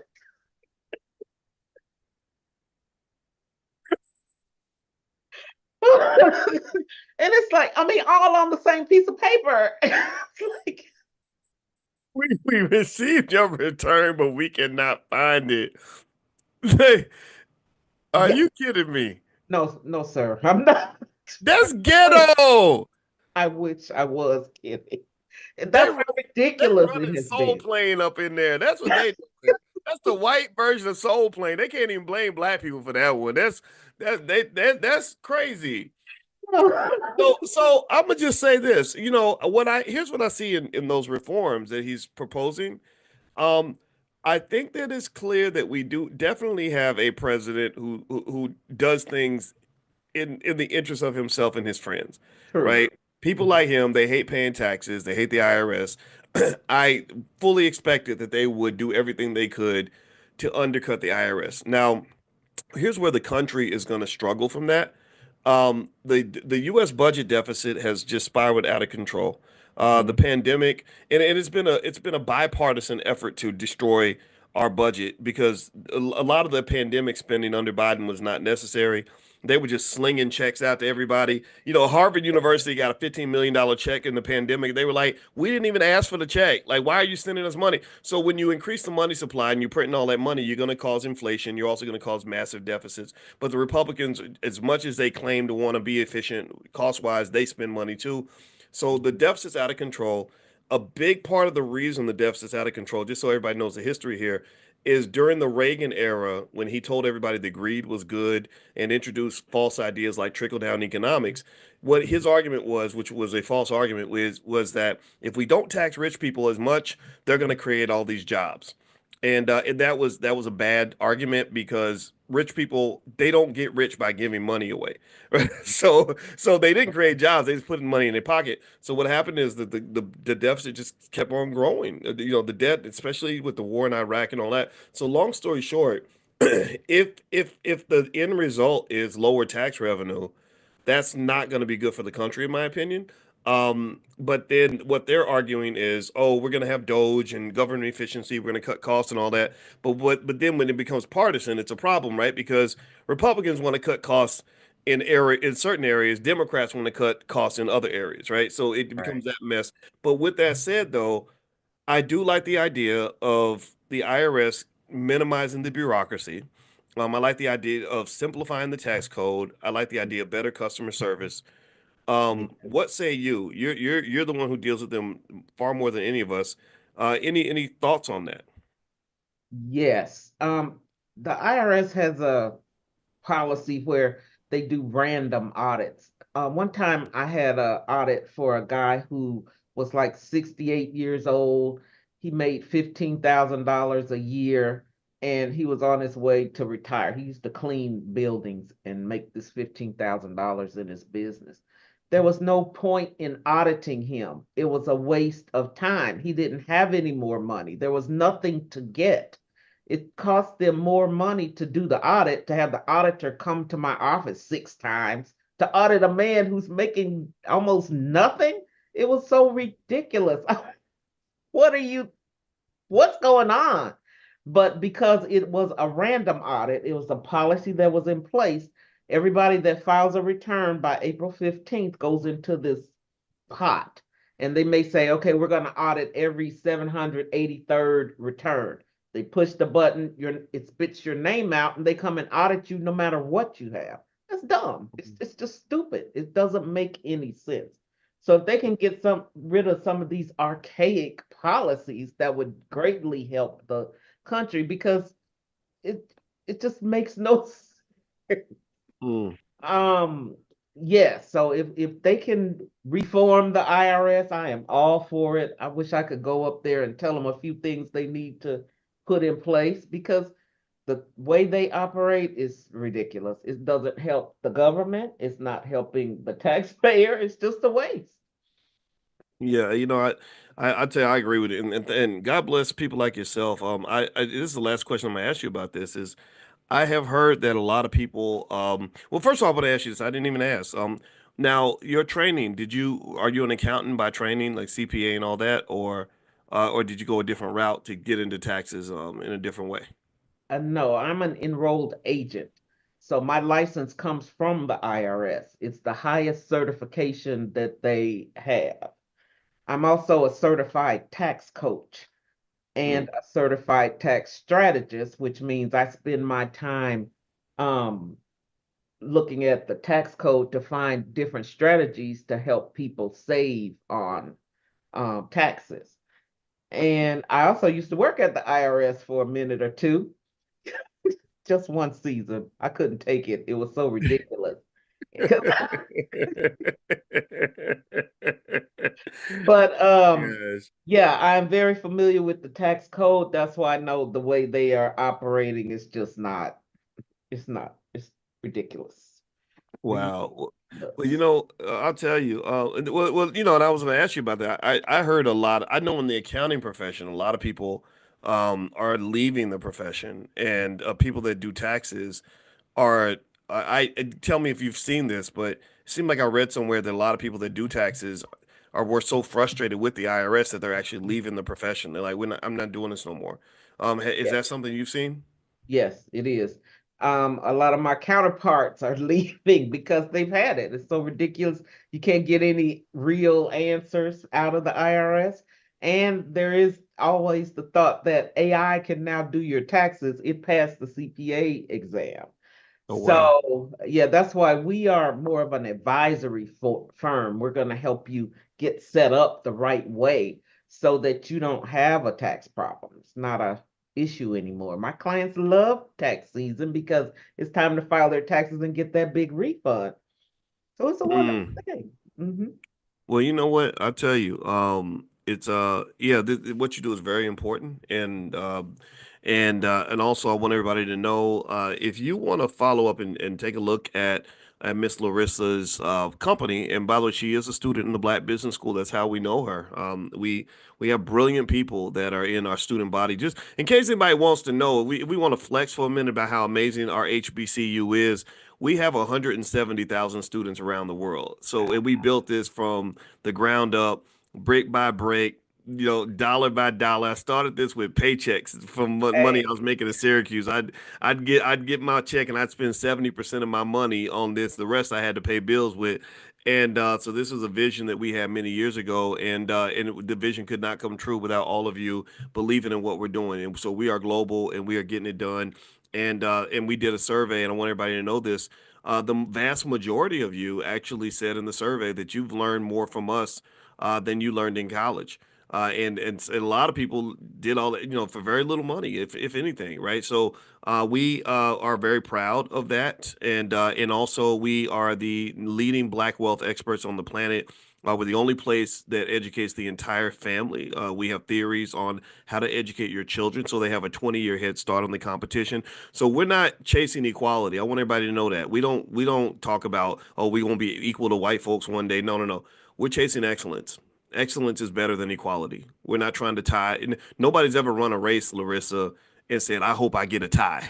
I hope I'm gonna run as hard as I can so I can tie for first. No, no, you win. You want to win, so we're that's going to it. win. We're going to dominate economically. Our kids are killing it. So anyway, with that said, let me just stop. But I just want everybody to know this: what you have built, what you've helped us build, and from the bottom of my heart, I want to say thank you to all of y'all. I want to do it. I don't want to do like Elon Musk and do that. Thank you. Hi. Anyway, let me stop. Okay, so Larissa, let me give Larissa's website. It is abundantreturns.com, correct? That's right. Returns.com, and her phone number is 770-451-6330. I just want you to know, Larissa, you're good. So your phone, you better be careful because your phone's gonna blow up. You know that, right? Uh-oh. It's You gonna do blow know up. you do know that your phone is going to explode. I just have to warn you.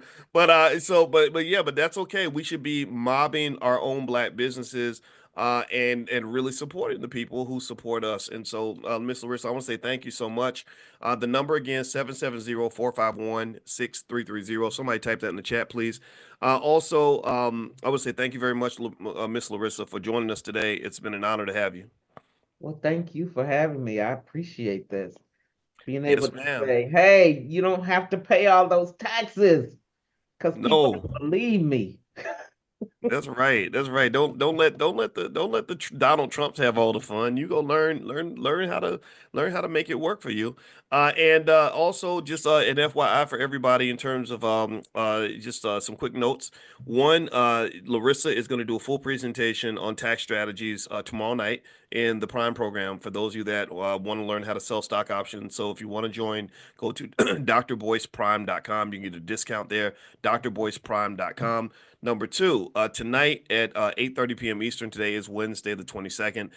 We are going to do our Powernomics training, and that's every Wednesday night at 8:30. We go through Dr. Claude Anderson's books so that all of our families are equipped with Powernomics information. If you have an issue getting the text message or anything like that, just email support at theblackbusinessschool.com. That's support at theblackbusinessschool.com. And if you want to be notified every morning when we meet for this class, just text the word morning to the phone number 87948. So text morning to 87948 on your phone, or you can also go to drboyceelevate.com. So, yep, that's right, Natasha. Watch your white guys have all the fun. Yeah, that's I was referencing that book. By shout out to Reginald Lewis, one of the greatest men of all time. So thank you very much, Larissa. It's great to see you again, ma'am.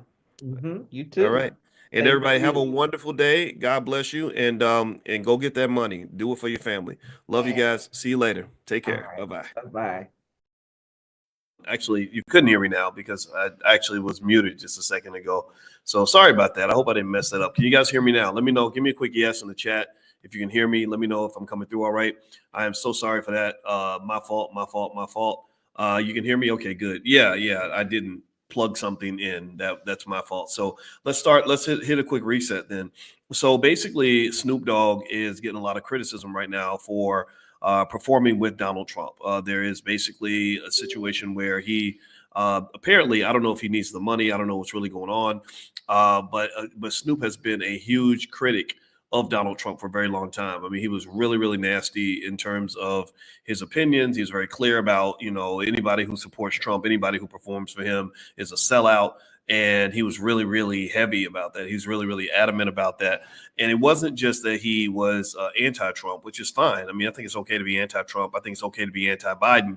But Snoop went way to the edge. I mean, he really jumped out front as a major critic of Donald Trump, to the point where he was chastising, attacking, belittling, and bullying, cyberbullying people who decided to perform at the inauguration when Trump got elected the first time. So in what was a very surprising kind of about face, you see that Snoop is performing at Trump's inauguration, I guess at the Crypto Ball or something like that. And there have been some other artists like Nelly. Nelly's been trying to defend, his position and everything. And I respect all that. I mean, honestly, if you want to know where I stand, I think it's okay for people to do what they want to do. I'm not judging that. But here's where I become Judge Judy. Here's where I'm gonna go Judge Mathis with it. With Snoop, I think that the judgment should come in the fact that he was so loud in terms of, really sort of taking the front line of the anti-Trump conversation, right? He was really, not only did he say that he wasn't a supporter of Trump, he said, if you're a supporter of Trump, if you perform for him, then you are a sellout. You are basically, he used the C word, OON. I'm not going to say it, but basically he was really attacking other people for doing this, right? So it's one thing if I say, look, I don't smoke, I don't drink. It's another thing if I run around beating people up because they smoke and drink. Do you understand the difference? Let me know if you can see the difference there, right? It's one thing if I just say, hey, look, this ain't what I do, this ain't my thing. I can change my mind. But when I not only say that this is not my thing, I also say, well, if it's your thing, I'm going to come find you. I'm going to attack you. I'm going to be unfair to you. That really puts me on a moral high ground. That really makes me, I position myself to be holier than thou. And I think that this is where Snoop is open for a lot of criticism. I'd criticize him for it because, this idea that you will make a statement that bold and not stand on that really causes you to lose a lot of respect. Now, what do I think is really happening here? Well, you guys know my background. My doctorate's in money. And so whenever I see weird behavior, I always follow the money. I always wonder who's getting paid, how much are they getting paid, etc. And I'm sure Snoop's getting paid, right? Give me a yes if you agree that Snoop is probably not doing this for free. Usually if you sell out, you get paid to sell something, right? So How many of you agree that Snoop is getting money for this, and probably a lot of money?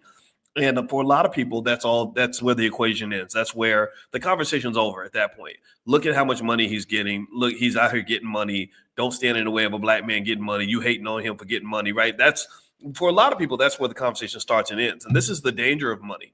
This is the danger. The danger of money is that you have a lot of people who believe that any activity, any decision, any move can be justified by money.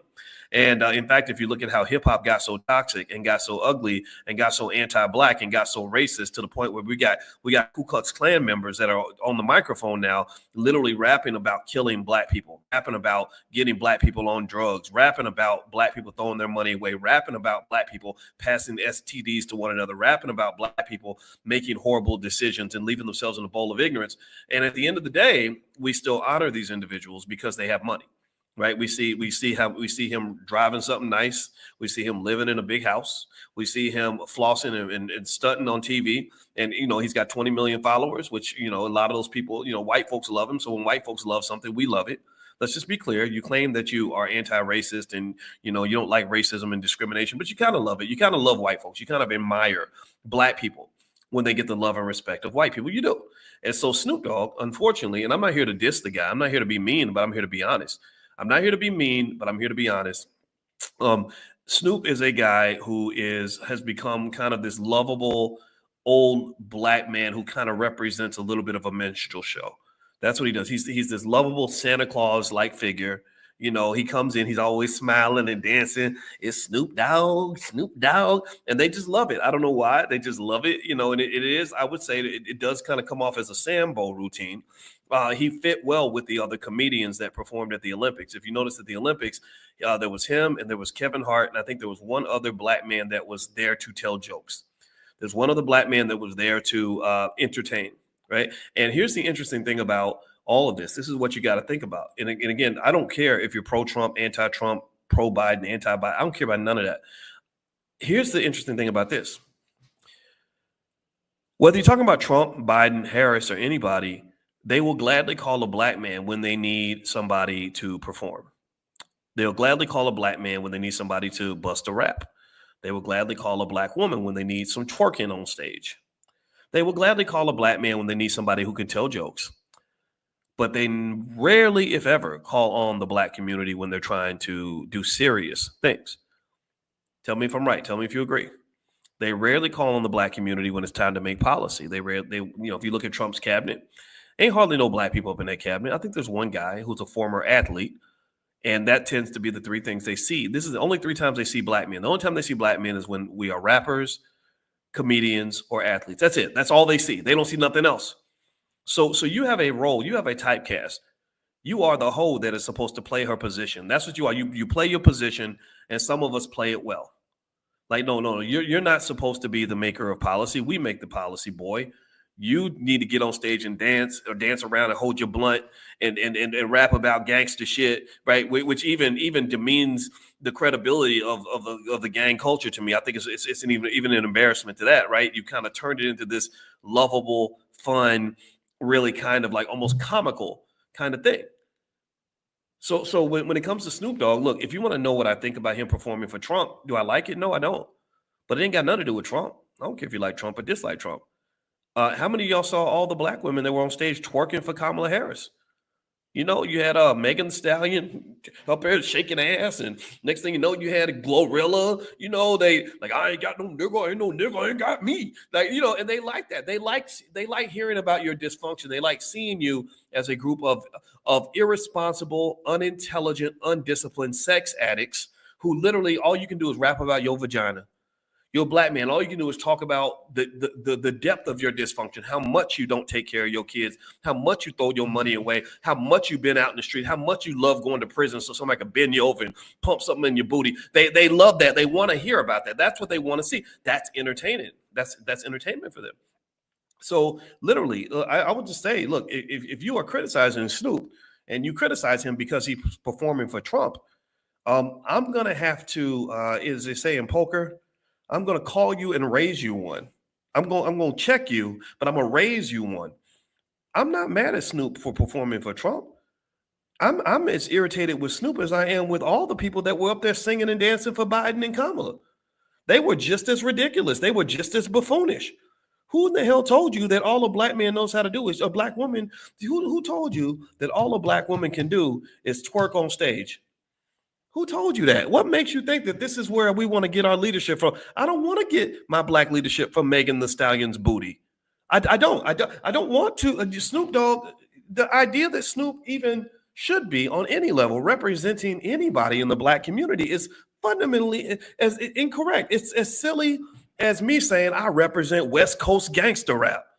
No, I am friends with Ice Cube, and I don't know how Cube feels about this, but I'm sure he can't say it because it's political, right? Snoop's his friend, but but I will tell you, I would be very surprised if I had seen Cube from my conversations with him. I would have been very surprised to see Ice Cube on stage at a Trump rally. I would have been surprised to see that. So really with Snoop, I'll admit to you, my thought when I saw this was, what did they do to you? Like, what did they give you? Did they give you the carrot or the stick? Because it was one or the other. Like, boy, it had to be one or the other. Either or maybe it was both. They give you the carrot, which lots of money, that's the carrot, or the stick. Here's what the stick looks like. Let me tell you what the stick looks like. Actually, before I do that, could y'all do me a favor? Hit the thumbs up button. Thumbs up, share, subscribe. My name is Dr. Boyce Watkins. This is drboycetv.com, the home for intelligent black people. I believe in black wealth and black economics at the highest levels. I believe that is our source of liberation. And I teach finance every morning at 10 a.m. And if you want to get invited to our class, it's 100% free. All you got to do is text the word morning to 87948. Text morning to 87948, or you can go to drboyceelevate.com, drboyceelevate.com. And by the way, some of you that are in that class, I can't make it tomorrow because I got to fly back from Copenhagen. But when I get back, you know what it is. It's on back again. We're going to be doing it every day like we did before. I just need a couple of days away because international flights take a long time. So my apologies for that. Now let's get back to Snoop. Let me tell you why what I wonder. Again, I don't know. I don't have any inside information about any of this.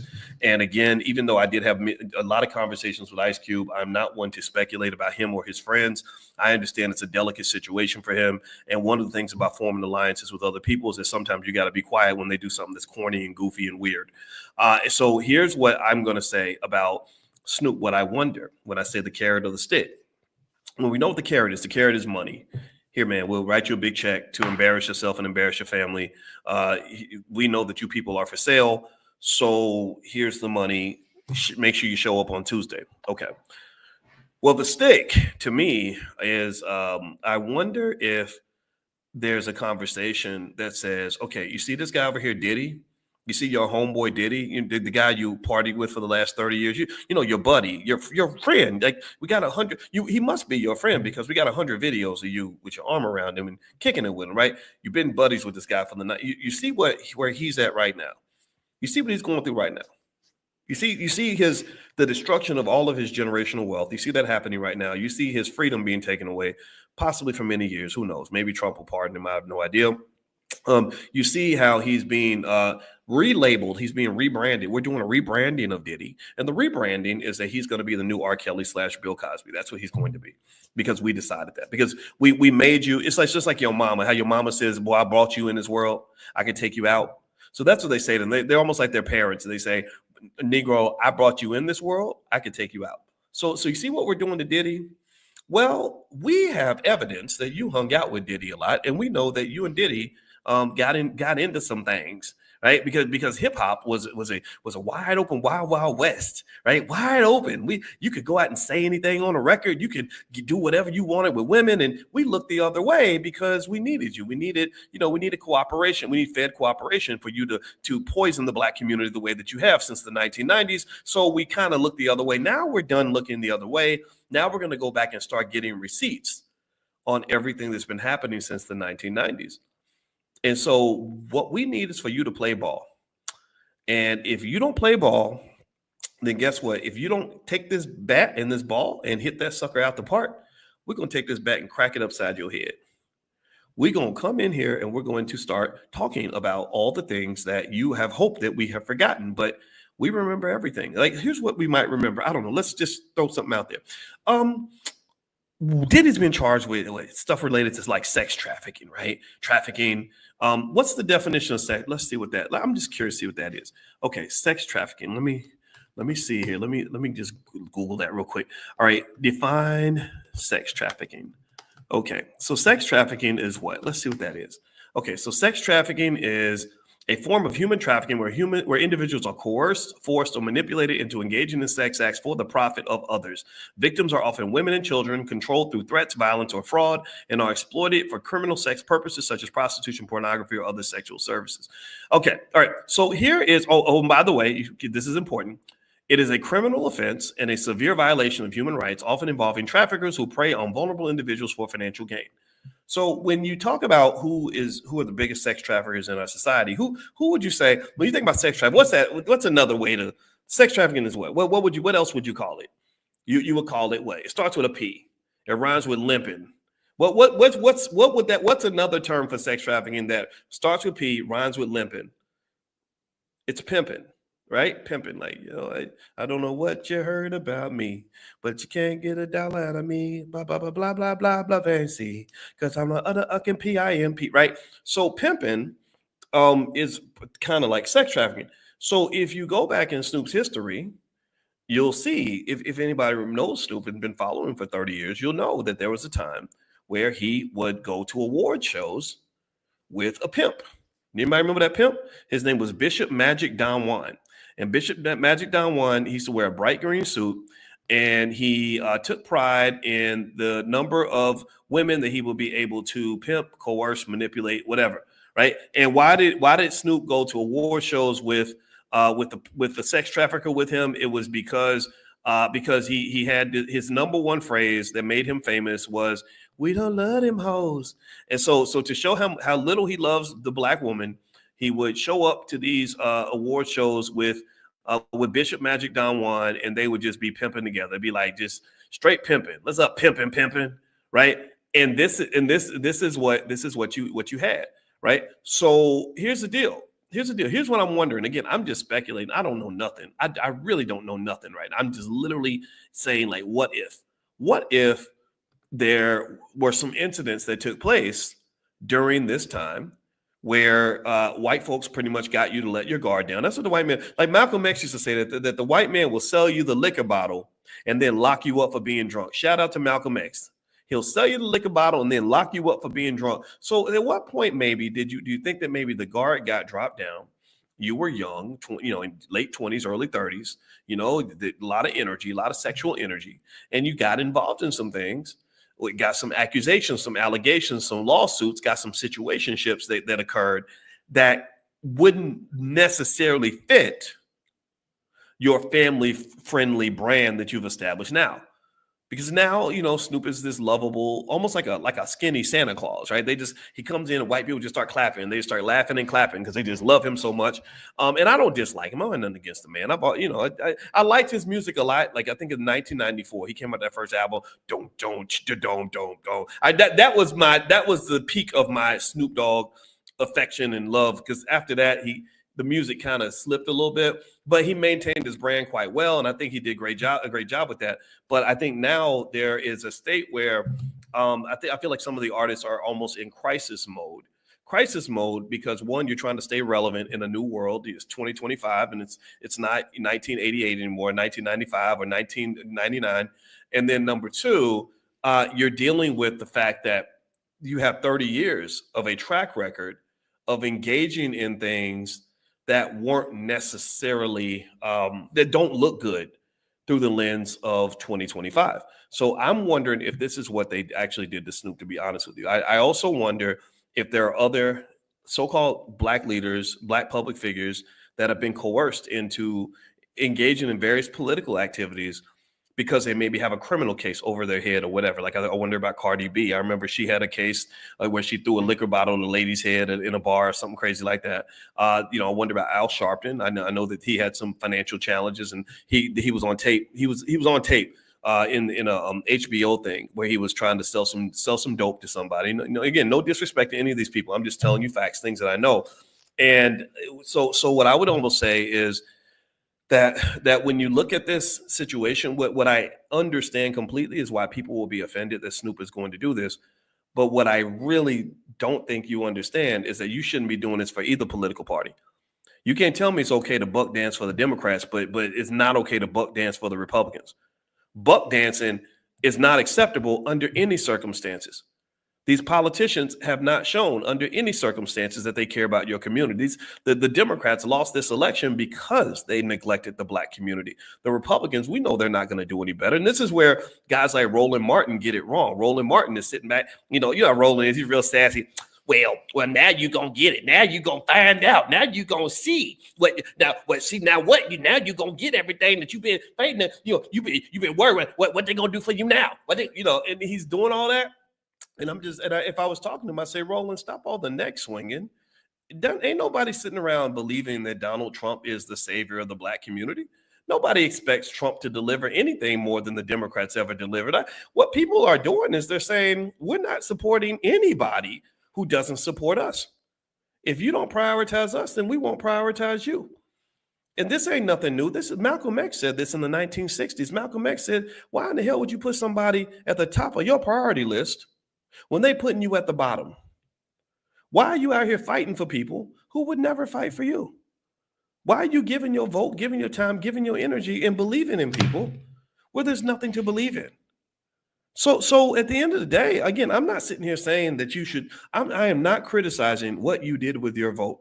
I want to make that clear. Give me a yes if you understand that, because I have to do this because people use propaganda. They like to go out and say Dr. Boyce was telling Black people to vote for the Republicans. I've never, ever told you to vote for a Republican. But where they're pissed is that I never told you to vote for a Democrat. I tell you to do what's best for your family. And anybody who has a problem with me telling you to do what's best for your family, that person's a sucker. That person's a liar. That person's a racist. That person's trying to oppress you. That person is your opposition. That's the person who's blocking your freedom, not giving it to you. That's the person who wants to hurt you, not help you. How in the hell can you be offended because I've just simply said to Black folks, do what's best for you?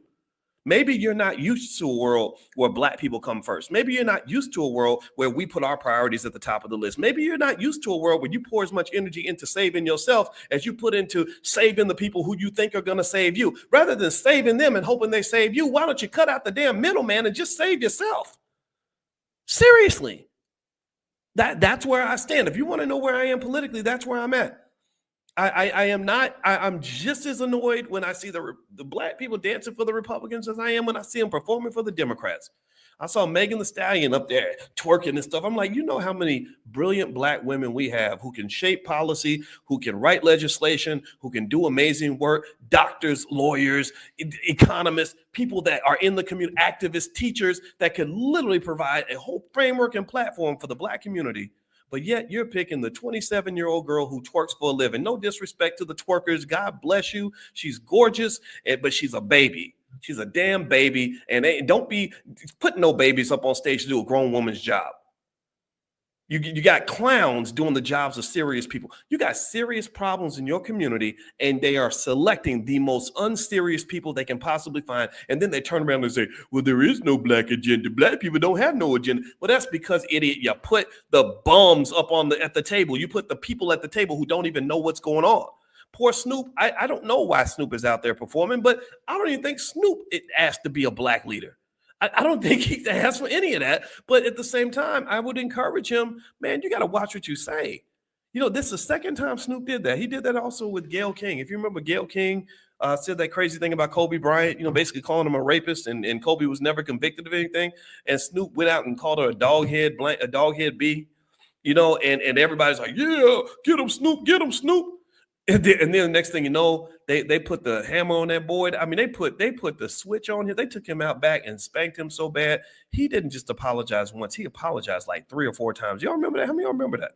Snoop, I mean, I said, man, you went from beast mode to bitch mode, like in a matter of seconds. Like, what happened, Snoop? Wait, I thought you was being gangster. Again, no disrespect, but I'm sorry. The most gangster people I know are the people who say things and stand on it. To me, being D1, I talked to D1. He's a great artist. I talked to him today. Now, D1 is gangster. D1, it's hard to catch him in hypocrisy. If D1 says he believes in something, D1 will stand on that. Muhammad Ali was gangster. Muhammad Ali lost everything standing up for what he believed in.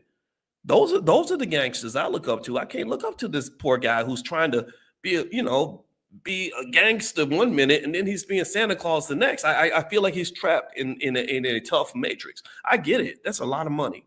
White folks will pay you lots of money to fulfill a certain role. They love the minstrel show.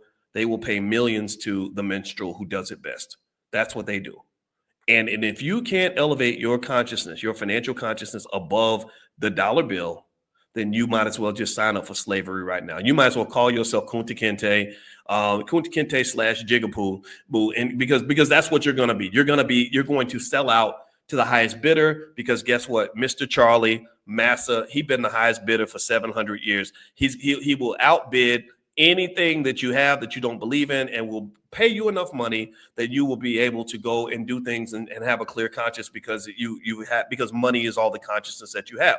So in order for you to truly pursue something that's really meaningful in your life, you're going to have to get to a point where you rise above level one, which is the financial level. You're going to have to rise above this idea, this false idea. And I say this again, remember, I'm not just a guy who talks about money. I have a PhD in money.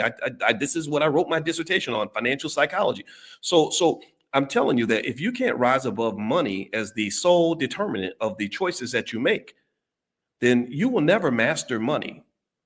Money will master you. You will never master money. Money will master you. And then the person who masters your money will be your master. So if you look at America, the people that master money in America are not the Black community. We do not master our money. We do not have the money in America. The people that master money are white folks. In fact, they can print the shit. Not only do they own everything, but if they run out of money, they can just go turn on the printing press and print more. So they master the money, and the money masters you, which by the law of transitivity in mathematics means that they pretty much are your master. The only way you can break out of that is you're going to have to get past the money.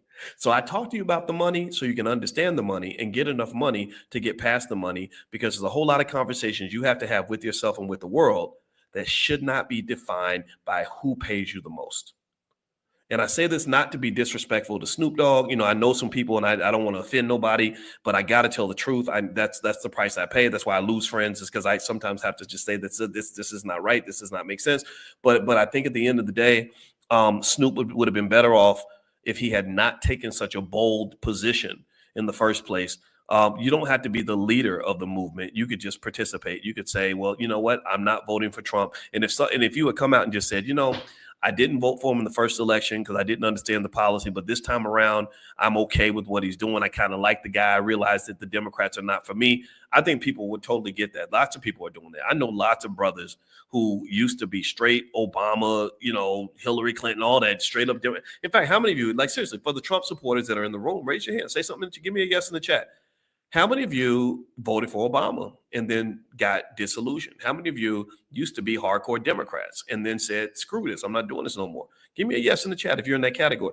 There's lots of people, there's millions of Black people that, that at one point were like all Democrat all the way. And this is the part that they will never understand, because they want to spend time being mad at you instead of spending time actually prioritizing you. You don't prioritize people that you don't respect. Right? You don't really prioritize the side chick. You don't really look at the side chick and say, how do I treat you better? You say, why aren't you loyal? You hoe. That's what they do, right? So we are the political side chicks for the Democratic Party. So they love us, but they only love us in the dark. They come to our house at 2:00 in the morning so they can get some, and they don't tell any of their friends that they're with us, right? So because they know that they're going to offend the racists that are in their own party. Because the racists will say, well, why are you putting Black people first? Why are you giving this to Black people? You should be giving this to gay people. You should be giving this to white folks. You should be giving this to all poor people. You should be giving this to white women, right? So everyone else kind of, when it's your turn to eat, everybody else jumps in line in front of you and says, no, we should eat before the Negroes, right? So to some extent, there's this paradoxical scenario where they really need you, but they can't admit that they need you. And they depend on you, but they can't actually serve you. And so this, to me, is a reminder of where Dr. Claude Anderson said from the very beginning that Black people have no friends. You don't have any friends. You don't have anybody that looks at the Black community and says, that's a great community of people that I want to be a part of, that I want to respect, that I want to prioritize. They show up and they demand what they want, and they're always prepared and they're always on top of things. They don't look at you like that. They look at us and they say, okay, sure, we can bring the black guy. We need a rapper. Yeah, we need a comedian too. Those people are good at comedy, or they're great athletes. That's how they look at us. And I personally think that this really speaks to the necessity of us building things of our own. And this is why in this generation, the number one calling card for black people, the number one thing you must do in this generation is raise children that can start their own businesses. You must raise children that know how to navigate a capitalist society. You have to have children that know how to go get money without selling out. You have to have children that know how to go out and own property. You have to have children that go out and learn how to be economically intelligent. You have to have children that are masters of their own economic fate. So therefore, they don't have to bow when it's inconvenient. They don't have to bow to anything or anyone. So ultimately, I think this is what we're dealing with. We're dealing with the idea that selling out has become a cool thing. Selling out is okay for some people. Some people say, well, look at all the money he's getting. Of course he should sell out. And I just don't believe that. And who knows? Maybe deep down Snoop doesn't like it. Maybe deep down Snoop doesn't even want to do what he's doing. Again, that's what makes me wonder what's happening behind the scenes, because I'm sure he's intelligent enough to realize how badly this is impacting his brand in the black community. And if Snoop sees this video and Snoop wants to come in and explain himself, I'd be more than happy to talk to him directly. And I want to speak out of love and respect. I don't want to be mean to the guy. I'm trying to learn how to not be so frustrated and be so mean, because when I get frustrated, I just start talking angry, and I don't want it to be that way. But I think there's something to learn from in this whole situation. So anyway, guys, I got to get out of here. Have a good night. Thank you so much for listening. Sorry about the audio issue. If you're interested in Black wealth and you want to get started, feel free to go to blackmoney101.com. We do a lot of stuff in the Black Business School, and we work with our people quite often when it comes to economics. That's my background. And also, we do a free class every morning called Money in the Morning. It's our millionaire training camp. It's 100% free. So if you want to be invited, text the word morning to the number 87948. So text morning to 87948. And somebody's asked me about Nelly. Is Nelly, I didn't talk about Nelly, but yeah, Nelly's another one that's kind of, I think he's defended himself. Willie D, who's a good friend of mine, Willie D was interviewing Nelly, and I didn't watch the interview because I kind of feel like you don't really have to necessarily always explain what you're doing or why. I think Nelly, maybe he's explaining it because he wants to sort of, it's interesting when you say like, okay, I'm going to sell out, but I don't want you to see me as a sellout. And I just kind of feel like that's a tough situation to be in. If you support Trump, then I think you should just say that. I think that that's okay. I really do. I don't have any problem with anybody who says, I like the guy in the White House, because that's what being free means. Being a free black person means you can have diversity of perspective. You don't have to be the same. You don't have to vote for the same politicians. And I know that people like Roland Martin or others will try to make you feel bad because you're making your own choice. Well, screw those people. Again, you got to make the choice that works best for you. And that's what I believe. So I think with Nelly, I don't know. I didn't watch the interview. I saw him and Willie talking, and Willie's my man and all that, and I love him and respect him, but I was like, okay, well, whatever, man. Like, don't go explaining it. You did it. You made the decision, and people are gonna have their opinion. So just stand on it, live with it, But maybe he has something to say that might help with that. But I personally did not care, because I believe every man, every woman has a right to make their own decision. So anyway, guys, I'm out of here. Have a good night. Thank you so much for listening. And again, text the word morning to the phone number 87948 if you want to join us for class tomorrow. And also blackmoney101.com is a place you can go if you want to get started in your economic journey. So have a good day, everybody. God bless you. Thank you so much for listening. See you soon. Peace. Good morning, everybody. Good morning. I hope everybody's doing well. So good to see you. Welcome, welcome, welcome to our Millionaire Training Camp. My name is Dr. Boyce Watkins, and it's so great to see everybody today. And sometimes I come in a couple minutes late, but I apologize for that. It's sort of like last minute shenanigans, kind of getting everything ready, everything ready for the big show, the big class, the big gathering, the big everything. Because literally every single day I wake up excited. Today is January 14th, 2025. And we will never have another January 14th, 2025 ever again. Do you ever think about stuff like that? I think about that a lot. I think about things like that all the time. And then you can only imagine, like with my mama passing on Christmas Eve, I've been really deeply thinking about everything. And what it kind of does is it reminds me of the importance of never wasting the moment. I really believe in seizing the moment, you're pursuing your passion and your purpose.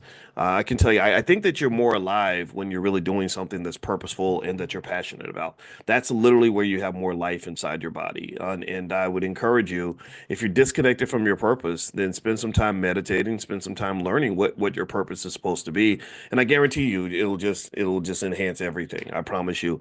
All right. So anyway, all right. So one thing I want to mention is that there is tonight, if you are interested in going on the trip to Ghana this summer, you can meet with Jay Cameron tonight in a Zoom, and he will give you all the details and all the information. Also, we have other trips that we're partnering with Jay Cameron on. So if you want to just see all the trips that are available, you can go to b1voyages.com. That's b1voyages.com, be the number one voyages.com. And you can also text the word travel to the number 87948. If you text travel to 87948, we'll keep you notified whenever we do anything that's travel related. We are going to go to Black Wall Street. We're going to go to Miami. We're going to go to Ghana, and then maybe we'll go other places. I really want to kind of do a little bit of everything. I'm super excited about that. I'm actually going to go to Denmark tomorrow. And so I'll be sort of talking to you guys from Europe. So that's going to be very interesting. All right, so here, what I want to do is explain to you, basically give you three reasons why China is going to dominate the world. Okay, China is, not a perfect country. They make some mistakes. There are policy errors that I think are very costly for them. But Lord Jesus, man, when I tell you, I hope that did that sound that ain't sacrilegious for me to say Lord Jesus, is it? I don't think so. I wasn't saying it like in a bad way or nothing. But anyway, when I tell you that this country, I wrote notes down. I can never find my notes. When I tell you that this country is doing everything right, like they're just literally just being real gangster with the rest of the world. I'm not kidding. They are right now, China has a trade surplus. A trade surplus is the value of everything you export minus everything you import. So they have a trade surplus with the world. And if you want to understand how a trade surplus works, it's kind of like the opposite of what the black community does with white people. Like if you want to know how a trade surplus works, a trade surplus basically says that I'm selling you more stuff than you're selling me. That's it. That's all it says. It says I'm selling you. You're buying my stuff, but I ain't buying your stuff. I don't get high on my own supply, but I'm serving these fiends all day, right? To go street with it. Does that make sense? Give me a yes if you understand that, right? So that's kind of what China does. China is uh they are the original gangster with the rest of the world when it comes to economics because they understand powernomics probably as well as Dr. Claude Anderson himself. And Dr. Claude Anderson, he's the goatiest of all goats. We know these things. And you know how much I love this man. But I'm gonna just tell you, when you talk about the implementation of a powernomics philosophy, the Chinese have it down. The Chinese are like, I'm the producer, you're the consumer, and that's how it's gonna be.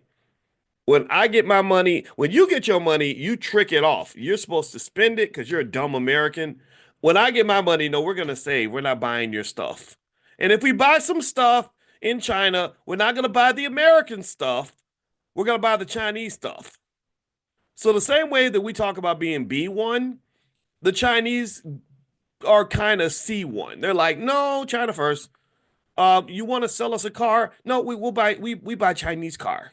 You want to sell us an iPhone? No, we make Chinese iPhone. We call it Chai phone. That's what the Chinese do. The Chinese, they're like, no, no, I don't support your family. I support me family. I support my family. That's kind of what they do. And so I mean, I'm not mad at them for it at all. I think it's amazing and it's very powerful. So let me kind of give you some stats to kind of help you understand the severity of the massive economic imbalance that the Chinese are creating. They're what they're doing in a way is they're kind of doing the same things that America used to do. America used to manufacture stuff. Did y'all know that we used to make things. And we used to make more things than anybody else in the world. That's how we won wars. That's how we won World War II and Probably even World War I, is we just knew how to, like, we could make, like, whatever, for every one bullet you made, we'd make 100. For every one ship you could make, we'd make 10. For every one airplane you made, we'd make 50. And that was how America won. America was very productive because we knew how to manufacture things, and we lost that. We threw that away, trade agreements, globalism, all that. So now America doesn't make stuff. That's what you go to cities like Gary, Indiana, Milwaukee, Wisconsin, Detroit, Michigan, you see depleted manufacturing bases that don't exist as much as they used to because we just decided, oh, we don't need to make stuff. We're gonna let other people make stuff, and then we'll just let them serve it back to us. And so the Chinese said, okay, we're going to take over manufacturing. We're just going to be the greatest manufacturer on the planet. So here are three reasons why. Here's what's going on with China. So let me give you some stats here. I pulled some stats. And by the way, I want to mention, I forgot to tell you that if you want to come to the Ghana informational session, I didn't follow through on my thoughts. Sorry about that. ADHD kicking in again. Um, is if you get on the text list, I will text you a link to join us for the Ghana informational session tonight with Jay Cameron. You can get on the text list, text the word morning to 87948. Text the word morning to 87948. Also, for those of you that do stock options with us in the Prime program, I sent you all a video where I was showing you a strategy to adjust to what's going on in the market to generate cash flow. And one of the great students, Errol, another Errol, there's two Errols, both of them are super smart. There's an Errol who has his son. He and his son are learning stock options together. I hope you didn't mind me mentioning that because I think that this is a template for every family. And so Errol asked me to do an example selling puts, and I did and because that's something I'd actually been doing. So I actually sent you all the video link where you can actually apply that strategy, and I did it in my portfolio and generated quite a bit of money that allowed me to deal with the market decline yesterday. So if you want to know more about stock options, and it's a great way to generate income, it's better to me. It's far better than real estate stuff. Like we've talked about this. Feel free to go to drboyceprime.com, or you can also text the word options to the number 87948. Text options to 87948. All right, so let me give you some stats on China. So here's the deal with China. Here are five powerful stats for China's economic dominance. Number one, China accounts for 28% of global manufacturing output, making it the world's largest manufacturer by far. The country's manufacturing sector produces a vast array of goods from electronics to textiles. Anything you need, they got it. We got what you need. We serving these fiends. Number two, China is the largest exporter of goods in the world, with its exports valued at $3.5 trillion per year. 3.5 trillion. That's massive. This accounts for 14% of global exports, cementing its position as a key player in global supply chains. If China stopped manufacturing things, everything was shut down. And that's a national security risk for America. And we'll talk about that in a minute. China manufactures over 50%, 50% of the world's electronics, including smartphones, computers, and televisions, which is crazy. Let's see. China has the largest labor force in terms of people that are involved in manufacturing. There are over 100 million people that they have working in the sector. This allows China to maintain its edge in low-cost manufacturing because the cost of labor is not that high, which is a huge advantage. And also, China's industrial output is valued at more than $4 trillion, which is more than any other country, dwarfing other global manufacturing hubs. This includes everything from steel to machinery, placing China at the center of global production networks. Now, let me continue to tell you why I believe the Chinese are going to dominate the world. Um, I saw the head of the FBI, the former FBI director, on his exit interview as he's leaving office. He said that basically the Chinese have an investing strategy that is something Americans really can't match. And the reason I say it's an investing strategy is because we talked about what investing is. Investing is not it's not about the money. Stop thinking about the money. Some people think I'm always talking about the money. It ain't about no damn money. The money's not the most interesting part. What it is about the Chinese investing strategy is mindset. As Terrence says, they play the long game. They're very patient. They're very patient. And patient people who are committed to delayed gratification will kick you in your ass every time. Like you never want to really get into a war with a really patient person. Like I had a friend the one time that was like kind of a gangster, like she was a drug dealer, and she had a past that we didn't talk much about. And I said, I ain't gonna ask you nothing about nothing that happened in the 90s. But We were talking about her experiences a little bit. She was speaking like hypotheticals, right? So she would be like, well, if I wanted to go and get revenge on somebody, I would not do anything right away because the police are paying attention or whatever. She says, so I would just I would let you think that it was over. I would let you wait 4, 5, 6 years and let your guard down and get into your comfort zone. And then I would go and handle my business. So that's what she did. She said, I would just wait. I would just wait and wait and wait and wait and wait. And eventually they just think, oh, it's over. It's all in the past. And then one day, next thing you know, your dog is boiling on the stove or something or whatever, right? So, so basically, so patience is not just powerful in life, but it's powerful in investing, actually, incredibly powerful. Warren Buffett actually says that wealth is nothing but a transfer of money from impatient people to patient people, impatient people to patient people. And so capitalism thrives in America largely because we create a society full of highly impatient people. Tell me if I'm lying. Instant gratification, gotta have it now. Dopamine spike, dopamine hit, dopamine hit, dopamine hit, right? And again, like the dope dealers, they're serving them fiends. Like you want some Instagram? Yeah, yeah. Scroll, scroll, scroll. Right? You want sports betting? Yeah, yeah. Cowboys. I'm betting on the Cowboys. Don't do that because you'll lose your money. But you know, like whatever. Like we have this society that's built on all this instant gratification. And you see it kind of pile up in a lot of areas, like relationships. Oh, if it's the third date and I ain't getting none, then I'm out. I'm out, right? If you can't spend $300 on a first date, I'm gone, right? You know, and so what happens is that there's the short-term benefit, but there's a long-term cost. There's a long-term cost, and what I see in terms of the long-term price people are paying is number one, people are lonelier than ever. A lot of marriages don't last. A lot of people are disconnected from each other. Most young guys in their 20s haven't even slept with a woman in over a year, like 75% or something crazy like that, which is just unbelievable. And then people get older and and then they sort of realize like, wait, I didn't invest in people. I thought kids were a burden. I thought a spouse would just hold me back. So now I'm 65 years old and I don't have what I wish I'd had if I'd made different choices when I was younger. There's a retirement crisis. Millions of people are not ready for retirement. A lot of people, because again, instant gratification over delayed gratification. So when I come along and I say, well, you know, if you had just put $1,800 in Apple stock in 1997, you'd have $4 million right now.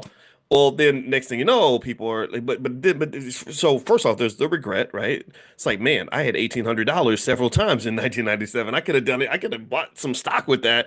And then you get these impossible questions like I retire in 2 years. How do I turn $1,800 into $1 million in 2 years? And I'm like, I don't know how to do that. That's like asking me to make delicious Kool-Aid when you don't give me no sugar and no water. You can't make Kool-Aid without sugar and water. If anybody's ever tried that, you know it does not work. What am I supposed to do? Spit in the bucket? Like it ain't gonna work. You need water to make your damn Kool-Aid. So you need time a lot of times to build your wealth. If you throw away time, then you've kind of thrown away your opportunity. So millions of Americans are in the middle of a retirement crisis. Millions of Americans are lonelier than ever because they didn't invest in relationships. Millions of Americans are in a physical health crisis. I saw a stat the other day that said 48% of all women over 55 are going to get dementia at some point. Also, nearly half of all Americans are going to die from cancer. There are easy, simple studies out there that talk about the link between sugar and cancer, and processed food and cancer, and obesity and cancer, right? But then but then there's a price to be paid if you're getting up and going to the gym, if you're avoiding the sugar and the salt and all these other in the processed food, right? So it's hard to do. It's very hard to do, especially when they're putting it in your face, right? They're putting it in your face because capitalism is it's almost like the original kind of artificial intelligence. Capitalism, when it is at its worst, it's like this really smart demon that literally has pierced your soul. It can read your mind. It knows what you want.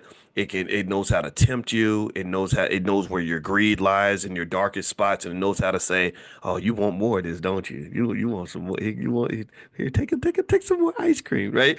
And right here, have some sex. You want some sex, don't you? Right? And that's what happens, right? That's why spirituality and consciousness, I think, is really important because that helps you rise up above all that. right? Because we are to some extent, we are kind of like slaves to the flesh in a way, like the cravings and desires and all. So that's what things like the therapy really matter. Because if you get the therapy, then you get the self-awareness. You can kind of look at yourself and say, this isn't who I want to be, this isn't where I want to be. So now I'm going to take a different process of life optimization. I'm going to invest differently. I'm going to make sure I still enjoy my life, but I'm going to enjoy it in a way where I can enjoy it over a long period of time and not just have a lot of fun right now and pay a big price later on. The Chinese, I think, are dominant economically largely because they incorporate this into their society for children at a very early age.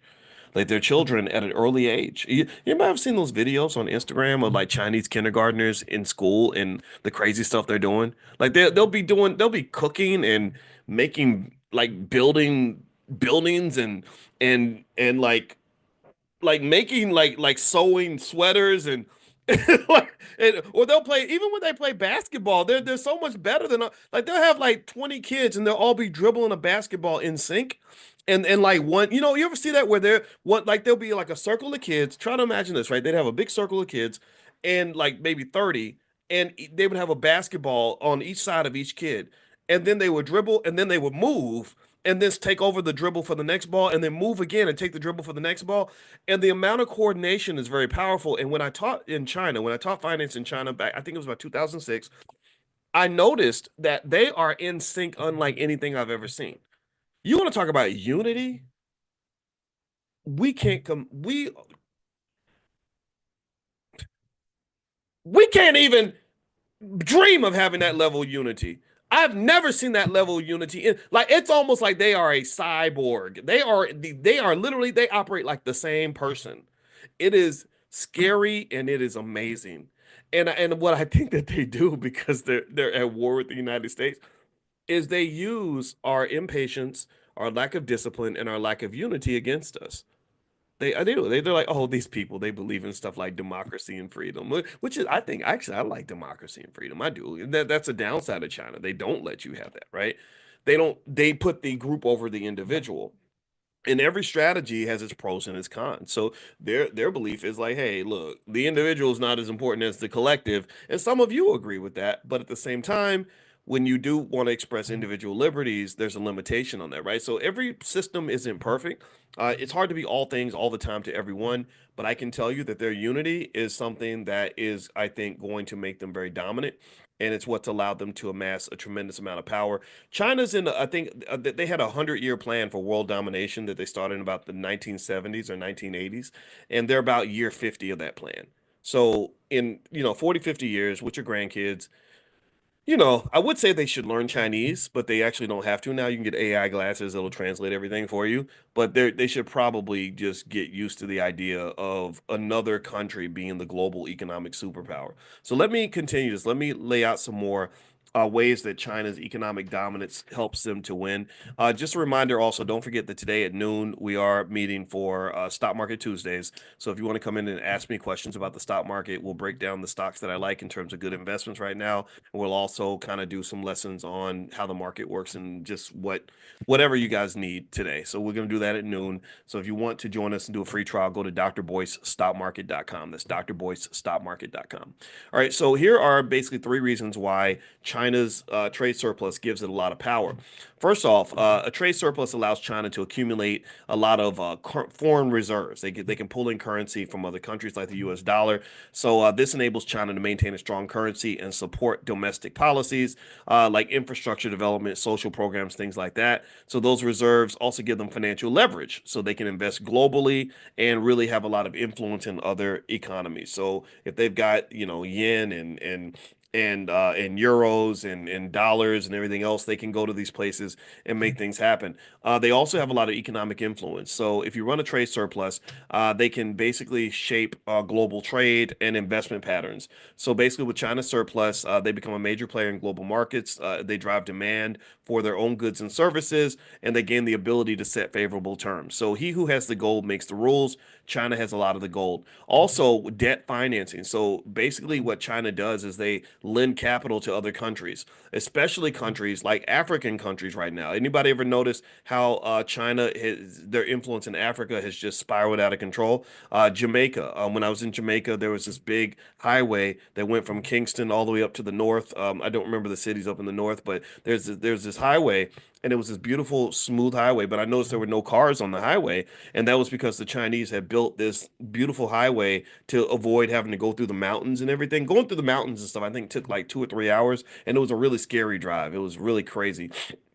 So Chinese had built this beautiful highway, but there were no cars on it because the toll was so high. But they had gotten these crazy 99-year leases on all the land going all the way up to the north. And it just really was like, I don't think this was a good deal for Jamaica, but it's a great deal for China. So they use debt financing to gain leverage over other countries, right? So that's no different from you having people in your family where if you have all the money and cousin Pookie comes and says, I want to borrow money, but you want cousin Pookie to start taking care of his kids and stop smoking dope so much. Well, you could, start making rules. You can say, look, if you want my money, you're going to have to change certain things. You're going to have to go to rehab. You're going to have to stop, you have to stop doing X, Y, Z. You're going to have to show up and rake the leaves every day, right? Money talks. Money talks. Period. That's the world we live in. Money talks. So people that are trained on money early, children that are raised in an environment that is economically intelligent and leads to various forms of economic self-sufficiency and the ability to invest for the future and thrive in the future, those individuals tend to have a lot more power than other people. You don't believe me? Just ask the white man.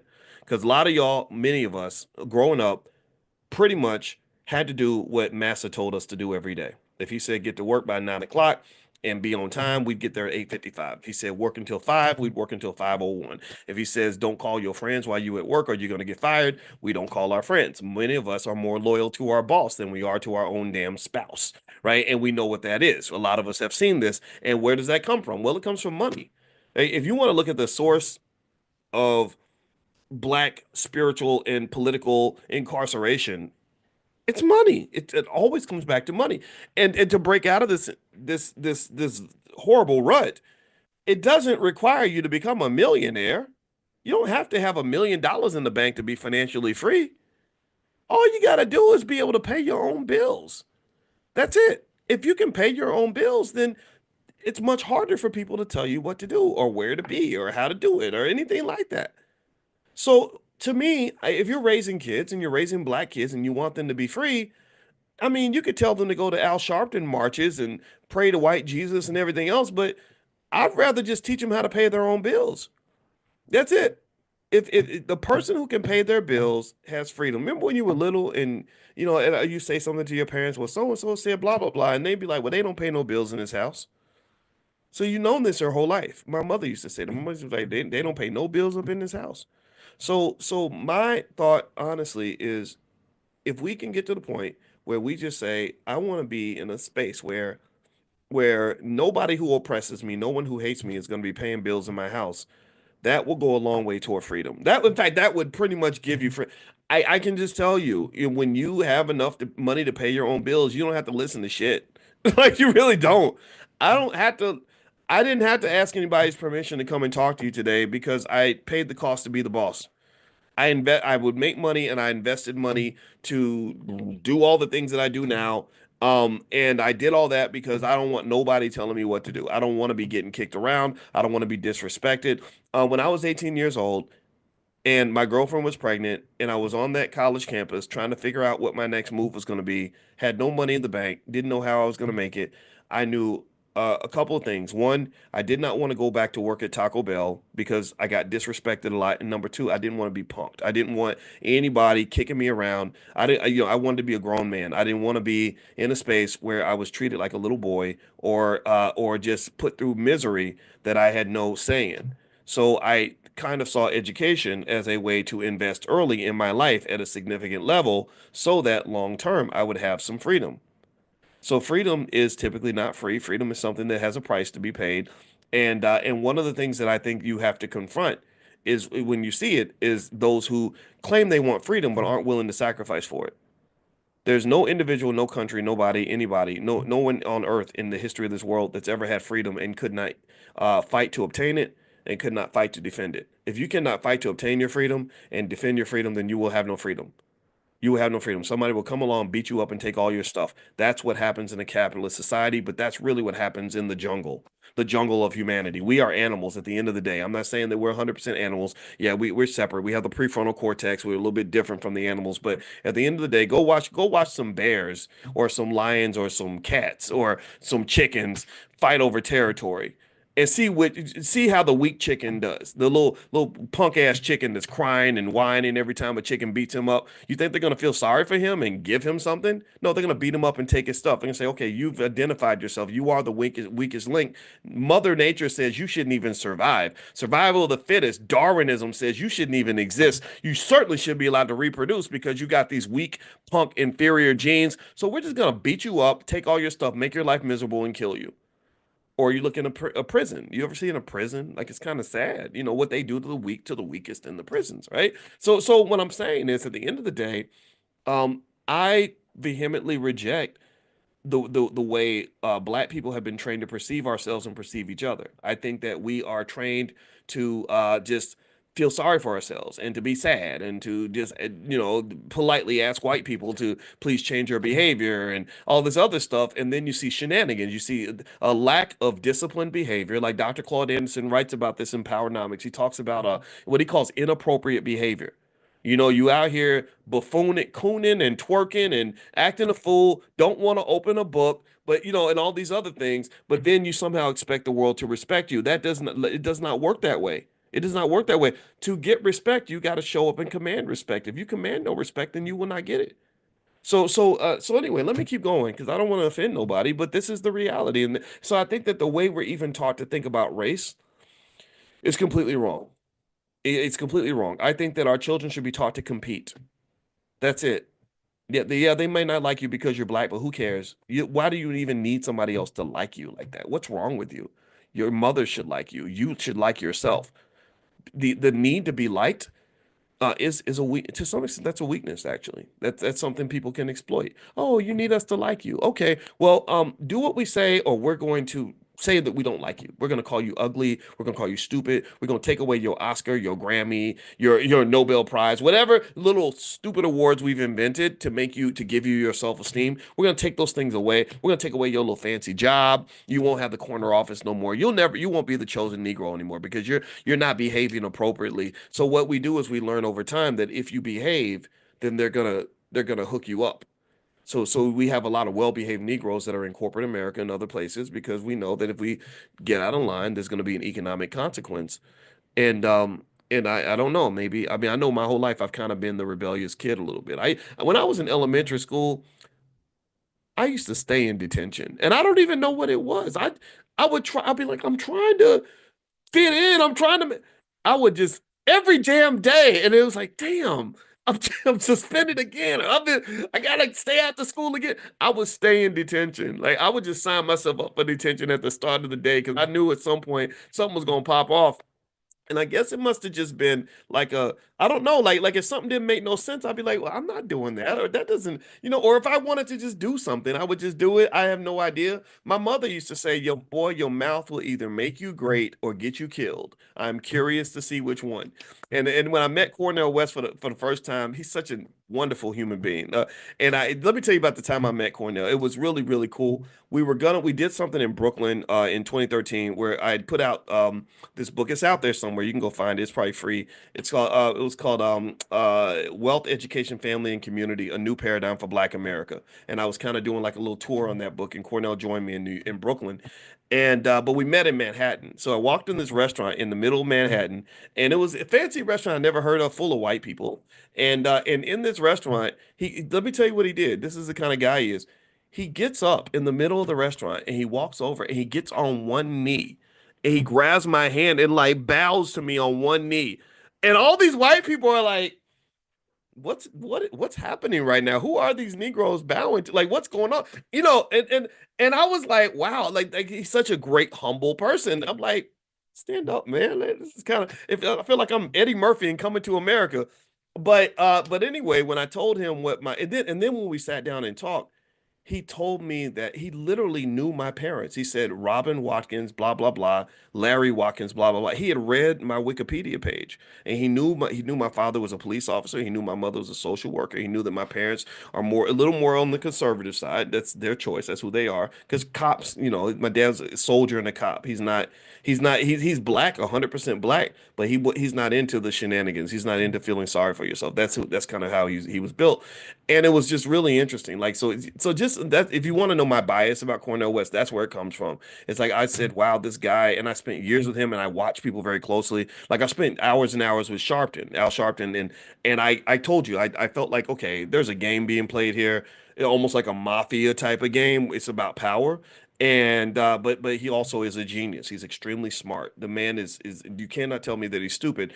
Cornell came off as a genuine soul. I observed him closely as he interacted with every person on the street because people recognize him more than me, and white people don't really know who I am, and I don't, and I like it that way. Whereas with him, lots of people were stopping him, and I just liked the way he treated everybody. It was something that just told me, like, wow, I wish we had more people like this running the country because we'd have a better world. I really believe that. But anyway, I remember I told him, I said, yeah, my mother used to say, boy, your mouth will either make you great or get you killed. I'm curious to see which one.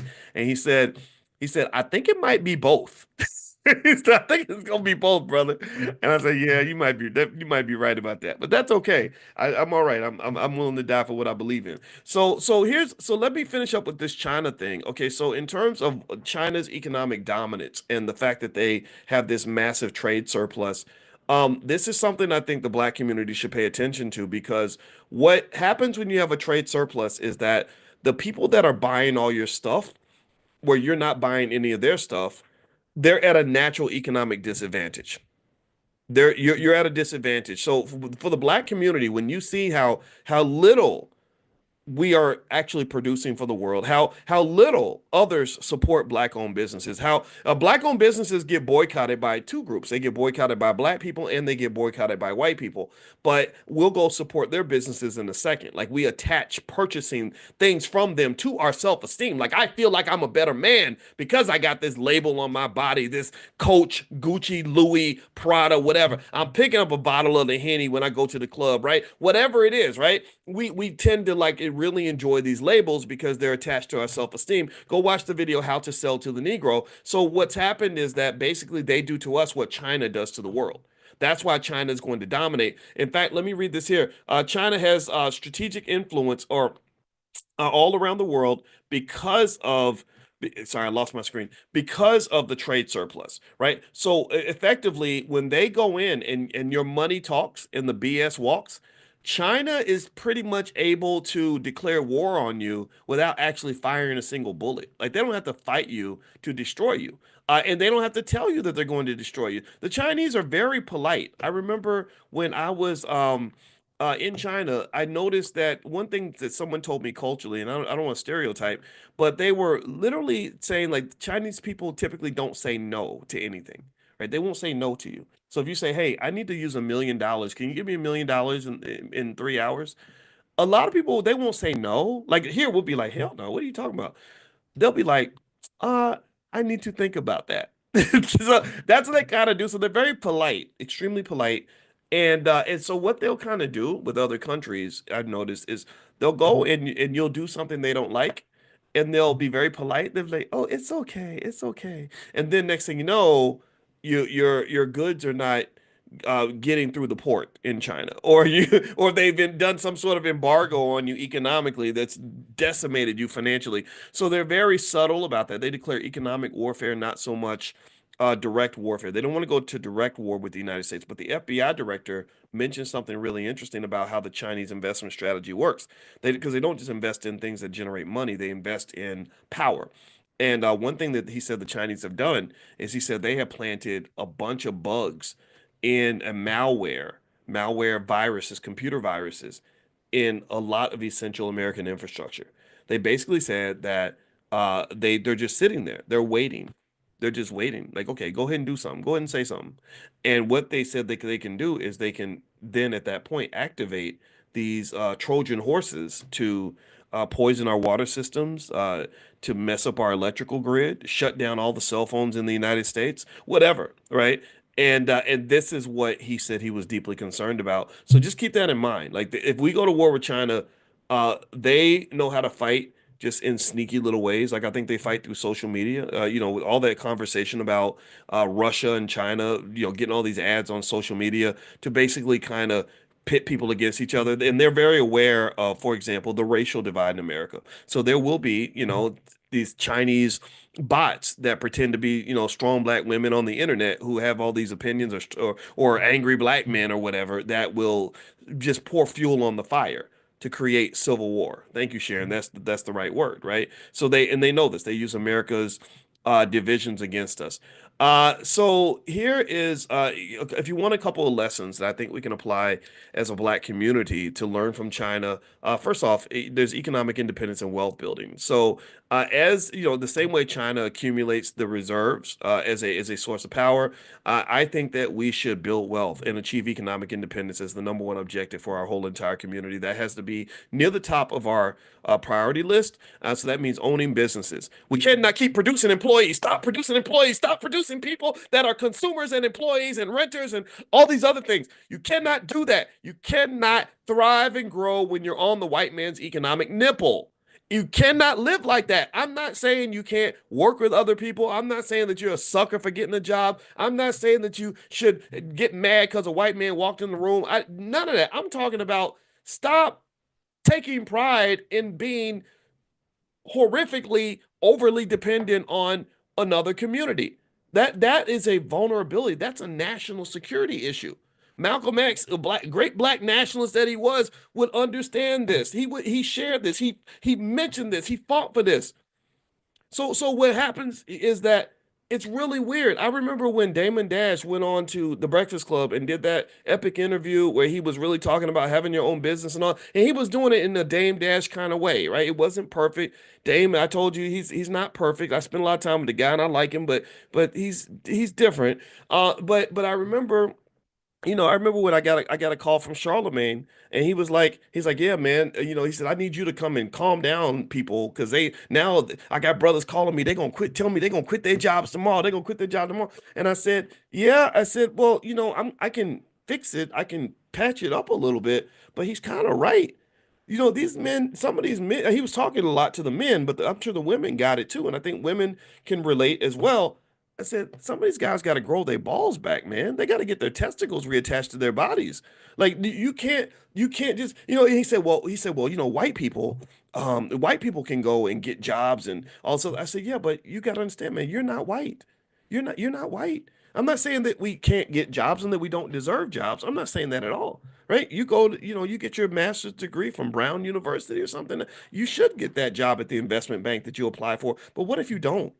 What if you don't? What if it doesn't work out? What if they treat you like the rest of us? What if you go through what I went through, where I had the highest grade point average of every black student on the entire University of Kentucky campus? I got 2 bachelor's degrees in 4 years, could have had three if I'd taken one more class, just didn't care. And I applied to 200 Wall Street firms, 250 to be exact. I got rejected by every single one of them. Every one of them, because I didn't have the network. I didn't know what to do. I didn't know how to get these. I just thought you fill out the application, send in your resume, you have good grades, good things are going to happen. It didn't happen like that. I got 250 rejection letters to my house. What now what? Now what we going to do? What's the plan B, damn it? Am I supposed to sit around, man? These white people, man. I could have been somebody if they wasn't tripping and stuff. They don't be liking black people. They just don't like you cause you black. They like I'm not, like, what problem is that going to solve? How is that ever going to fix anything? I have to have a plan B. Maybe God is trying. Remember the color purple? God is trying to tell you something, right? So God is trying to tell me something. God was like, number one, these folks don't like you. Number two, their conversations about diversity is bull crap. I'm not gonna say bullshit because I don't want to cuss, but you know what I want to say. And then number three, it means you got to find another way. This system ain't built for you. You're not white, Boyce. Stop thinking that you're white. You're not, your name's not Royce, you're Boyce. And you have to figure out a way you're gonna make this thing work. Get in where you fit in, figure it out. So to me, Owning businesses and investing is essential for any black person, especially any black person with a strong black identity. Any black person with a strong black identity who wants to reach their fullest potential. Ownership is a must. Any black person with a strong black identity who wants to reach their fullest potential, who also wants to maximize their economic possibilities. Ownership is the key. Any black person who wants to reach their fullest potential with a strong black identity, who wants to maximize their income, who wants to have a little bit of power in this world, ownership is essential. Any black person who wants to reach their fullest potential, who has a strong black identity, who wants to maximize their income, who wants to have power, who wants to have a solid say in the structure of their families and their community, ownership is essential. Ownership is essential. Ownership is essential. You cannot go through life without owning something in this country, or you will be fried and cooked, stomped out, and busted and disgusted. If you don't believe me, just look around. I don't have to talk you into this because you see it everywhere. Nothing but despair and sadness, and then the conversation will turn into a primitive slavery, like old plantation conversation. We need to get jobs for the Negroes. Black folks needs more jobs. I'm not saying jobs are bad. I'm not saying jobs are bad, but y'all know what job stands for. What does it stand for? Just over broke. Just over broke.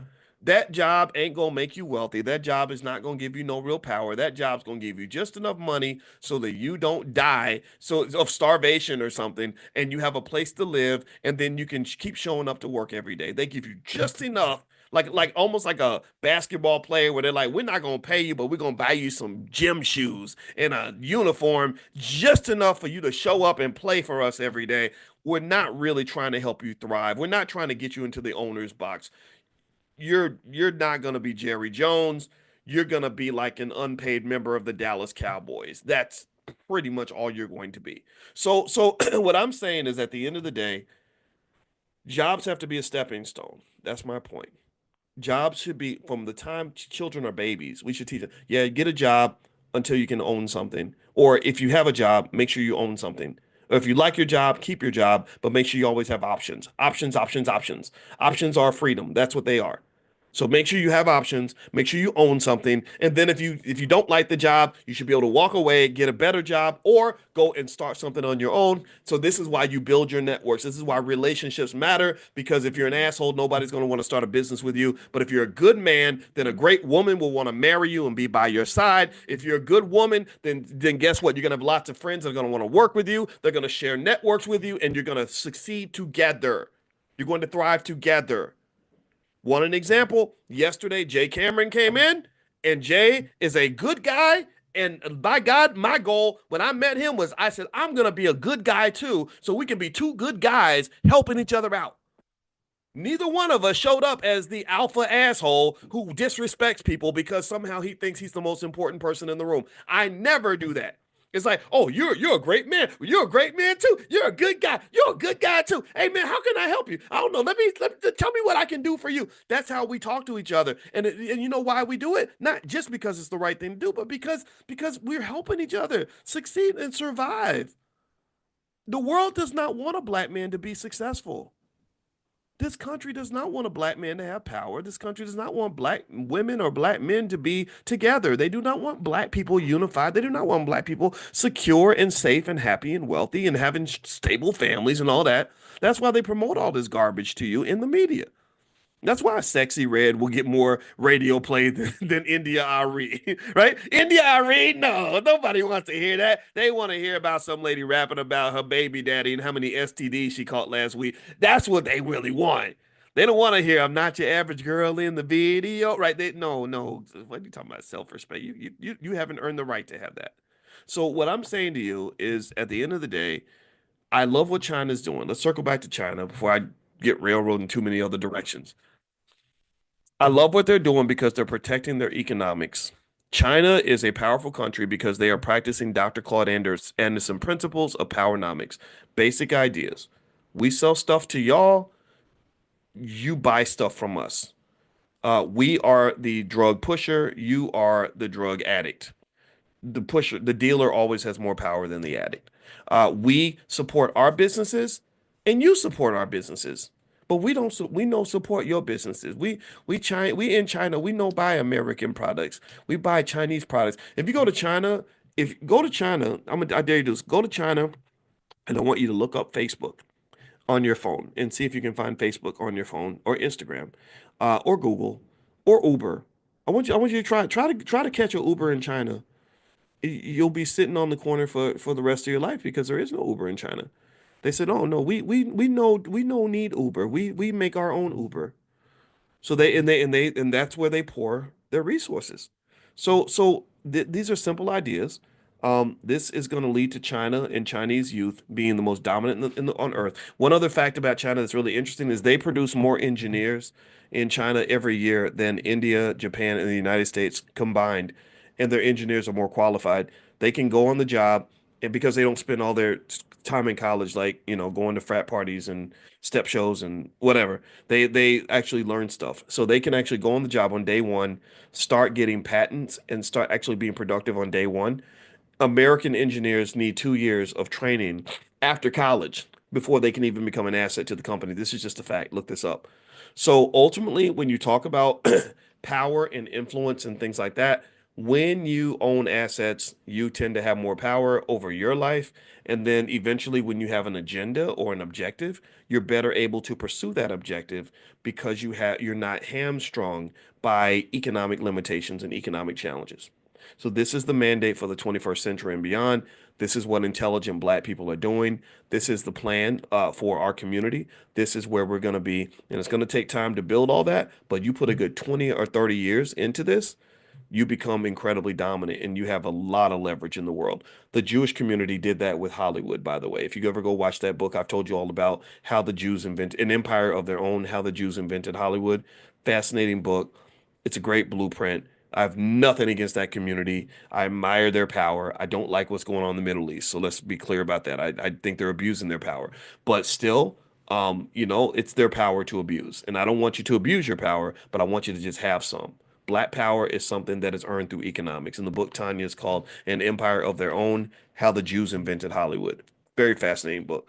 All right, so anyway, let me finish up really quick. Number one, tonight, Jay Cameron is doing the informational for the trip to Ghana. If you want to know about the trips that we're going to take, text the word travel to the phone number 87948.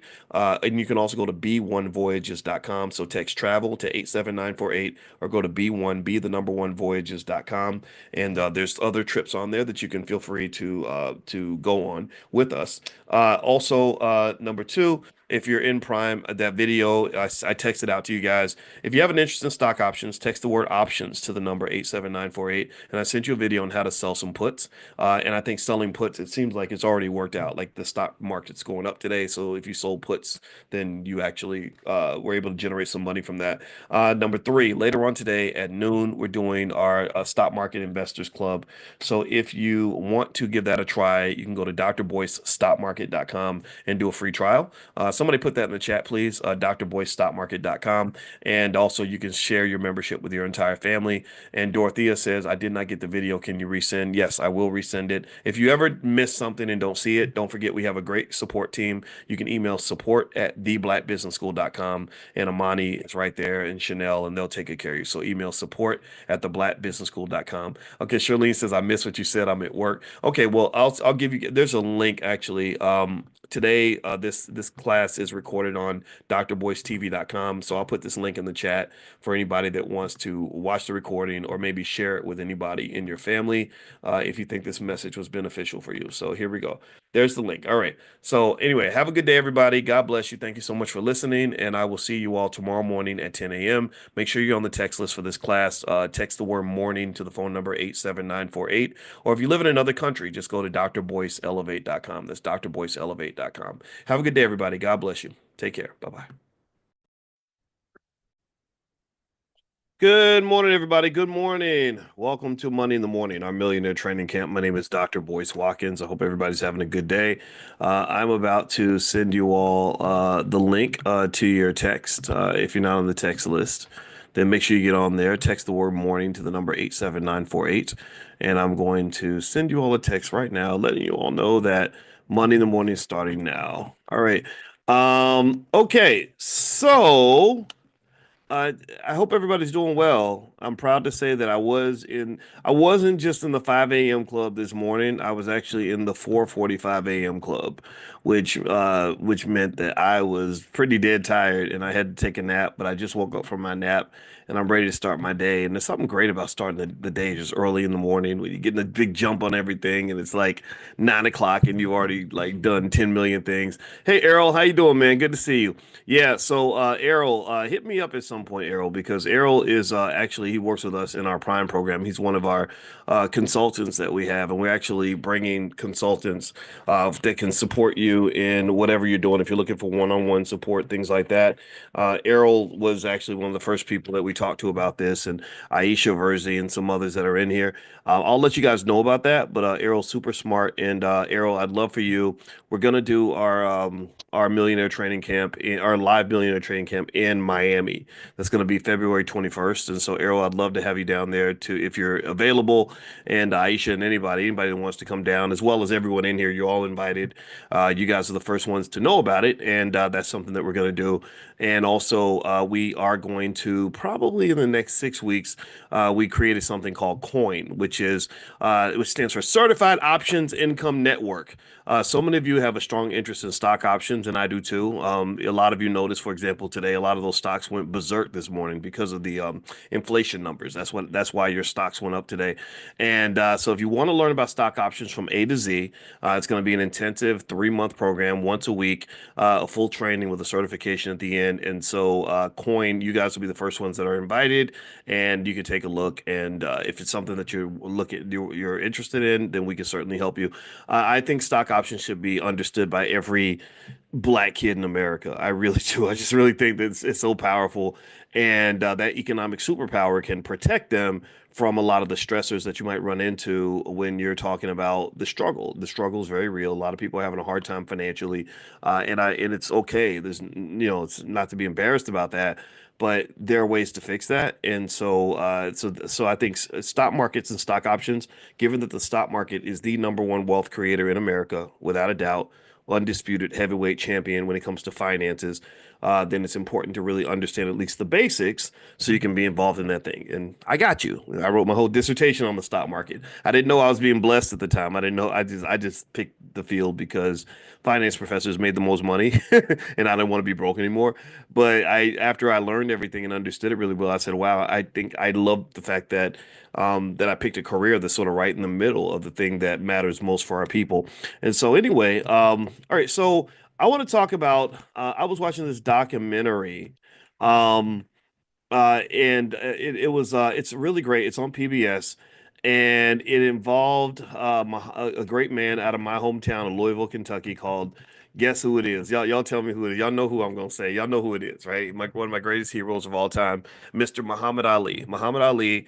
Every time I can watch a documentary about Muhammad Ali 50 times in a row and never get tired because I feel like I'm watching my dad. I feel like I'm watching a relative. And I am related to him by marriage. My aunt married his cousin, so that's our claim to fame. But in the same streets that he was running up and down in Louisville, I know those streets. My grandma went to high school with him. My grandma would tell these old Muhammad Ali stories about his daddy and his mama and his family and everything. And to sort of see this guy come out of my little city and just become so phenomenal and so powerful in the world really inspired me. And so also, I felt excited about sort of roaming the same spaces he was in. Like he spent a lot of time in Chicago with the Nation of Islam, and you know what happened with that and everything. And I lived 2 blocks from Farrakhan, and I would go to Farrakhan's house about once a year. It's not like you could just walk up to his house and just be hanging out, But I did meet the minister several times, and I just love him. I have a lot of respect for him. And going to New York, meeting some of the same people in New York, and it's just really inspired me. And I saw something in his documentary where they went out of their way to talk about his relationship with the one and only and the extraordinary Malcolm X. And we know that there was an unfortunate divide between the Malcolm X and the Nation of Islam. And I got a lot of friends in the nation, and I just have to be honest and say I love them both, and that ain't gonna change, But I'll tell you what, it was really fascinating because it sort of went into why Ali why he embraced the teachings of the Nation of Islam and why he embraced Malcolm as his friend. And I related to that. I said, okay, I get that. You're a black boy from the South. I was a black boy from the South, and you want to be a black man from the South, and they don't really want you to be a man. Really, in America, I don't think they want the black man to be a full-grown man. They want the black man to be a little girl, a little boy, an ignorant fool, or a punk. That's what they want. If you show up as a little boy, a little girl, an ignorant buffoon, or a punk, then America will embrace you. That's why America loves black comedians. They love black athletes. They love black men who are rappers and stuff like that, entertainers, right? They like all that, but they don't really want you. They don't want you showing up like Malcolm X, and they definitely didn't want Malcolm X hanging out with Muhammad Ali. I mean, there's a lot of political and economic gymnastics that took place when Malcolm and Ali became friends, and Ali embraced the Nation of Islam. And they, right before his first heavyweight fight against Sonny Liston, they told him, "You got to disavow the Nation of Islam, or the fight's going to be called off." He said, "I'm not doing that. I'm just not doing that." So they went and they asked Malcolm to leave the city. They said, "Can you leave, please, at least leave the city, until after the fight's over, or until the fight." That's what it was. So Malcolm said, "Okay, I'll leave the city to, out of respect for him, and I don't want to mess up his opportunity because that's how my friends in the nation are. They're just smart and logical and intelligent and strategic. So strategically, Malcolm left the city and he came back for the fight, and the rest was history, a black history, extraordinary black history, right? So then he comes out and he's like, 'I'm Muhammad Ali, and this is what I believe,' and he stood by that, and that's what made him great. That's what made him a legend. That's what made him amazing. And I'm gonna just tell you, I just love all of that. Like I embrace all of that. When I see pictures of Malcolm and Muhammad Ali together, I say, "Oh my God!" Like those are my two favorite men on the planet. Now, the living versions of the men that I love at that level, Dr. Claude Anderson. I love Kenny Gamble out of Philadelphia. I love Dr. George C. Frazier. I love those men that are just strong men, race men that understand what men are supposed to do, provide, protect, support, lead, whatever it is, be smart, be your best, stand up, all these things. And so, anyway, with that said, I wanted to sort of use today's class, if you allow me to break down some of the economic theories of Malcolm X, but to break them down in a way that connects to the fact that there are academic research papers written that support many of the economic philosophies of Malcolm X. Now, if you remember, Malcolm's life and what he stood for a lot of the things that we believe in the Black Business School: economic self-reliance. Self-reliance. You have to have something of your own if you're ever going to be stronger, successful in America. That's just a fact. If you don't own something, then you're really standing on a slippery slope. You're always on thin ice. That which you claim to possess can be taken away from you at any moment. If I'm renting a house, the landlord can take that house. If I only have jobs and don't own any assets, the landlord of that job can take the job. So even with a job, you are renting your financial security. You're paying for it in sweat, blood, and tears, but there's nothing there really typically that protects you from the fact that they may just decide to downsize and make cuts, and next thing you know, you're gone. He also talked about ownership. Ownership is the new black. Wealth is the new black. Tell me if you agree. Wealth is the new black. Ownership's the new black. Economics is the new black. Can we agree on that? We should put that damn thing on a damn t-shirt. I might get I think I'm gonna get a t-shirt. I'm sure somebody else made a shirt similar to it. We about to do that. I'm gonna text my assistant right now. Or actually, I'm sorry, she's my chief operations officer now. Her name is Teresa. She used to be my assistant, but she's so smart. I said, "Hey, you should be the chief operations officer because you're smart." She's been with us for 7 years. I'm gonna text her after we're done. We're gonna put that on a damn shirt. That wealth is the new black.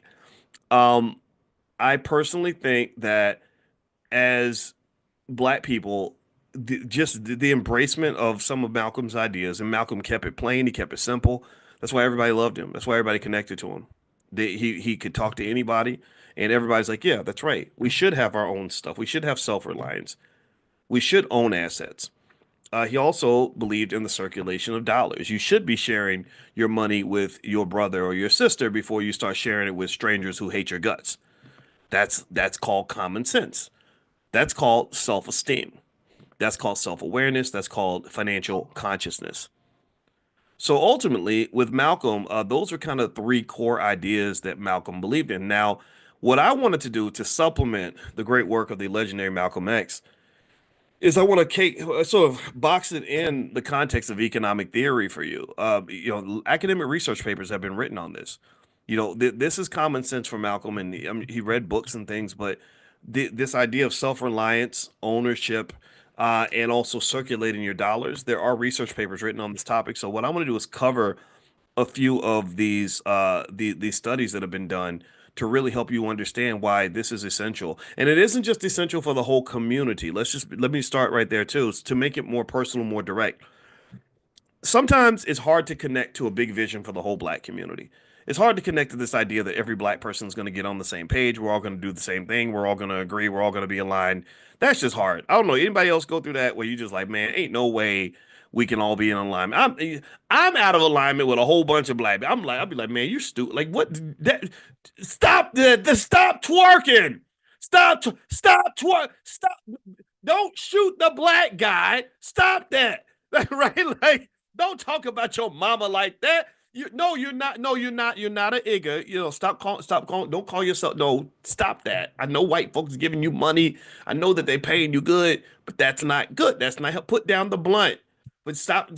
No more Hennessy for you, right? You get frustrated, right? You get so mad when you just see all kinds of shenanigans and chaos. And so I'm not gonna lie. I am not a fan of I've never been a person that can sit in the audience with somebody's like, we just got to get 40 million people to all do the same thing. I'm like, how the hell you gonna do that? You can't do that. That's not gonna work. Only oh, the closest that's ever come, maybe the Democratic Party could do. That might be the only institution that's been able to get nearly all black people to do the same thing. I don't know how they did it. They put something in the Kool-Aid. But here's the thing. Here's what's beautiful about it. To get real economic power, you don't need everybody on the same page. You don't need everybody on the front line. You don't need everybody leading. You don't need everybody absolutely out here killing it. You just need to make sure that your best show up as their best. You don't need everybody. You just need a few good men and a few good women. That's what you need. I heard Farrakhan say that where he said, "Give me 10,000 solid black men and we're ready to go." And I said, "Yeah, that's it. That's good." Because one solid man is worth 100 flimsy men. One solid black woman is worth 100 flimsy black women. So literally, if you just sort of make sure that those who get it, and that you got it, and that you run with it, and that you stand on it, and that you put it down, and you push it, and you scramble for it, and you defend it, and you fight for it, then guess what? You have progress because those individuals who become leaders who learn those basics in terms of economics, they learn how to create jobs and build wealth and create financial security, then that becomes very contagious. That becomes very contagious. People start to copy that. They start to emulate that. If you want to know what I'm talking about, a lot of times you try to tell somebody about your plan to be successful and they don't listen. But then as soon as you go out and execute the plan and you become successful, those same people are usually coming up and saying, "Well, how did you do it? How do I do like you? How do I become like you?" Right? And it might be after they ask to borrow $20. So you say, "Look, I'll loan you $20, but after I give you some money, I'm gonna give you some game. Shut up and listen to me now because now I have power because I just gave you $20, which shows I care about you. But I also am going to give you something more valuable than the $20. I'm going to show you how to fish. I'm going to show you how to win." People will respond to that, especially young people. So don't always worry about getting everybody on the same page. Get yourself on the same damn page. Half of y'all, I bet half of us in this room, me, myself included, half of us are not even on the same page with ourselves. We're not. We're certainly not on the same page with our purpose. We're certainly not on the same page with God. We're not on the same page with what God intended for us to be. We're living another life. We're living in the closet. We're being something that we were not intended to be. We're distracted. So before you try to get the whole community on the same page, get on the same page with yourself. And I'm not talking to you. I'm talking to myself. I'm talking to myself. Because I have different voices. There's many. I have multiple personalities. I'm probably diagnosable. There's the lazy voice. There's the unfocused voice.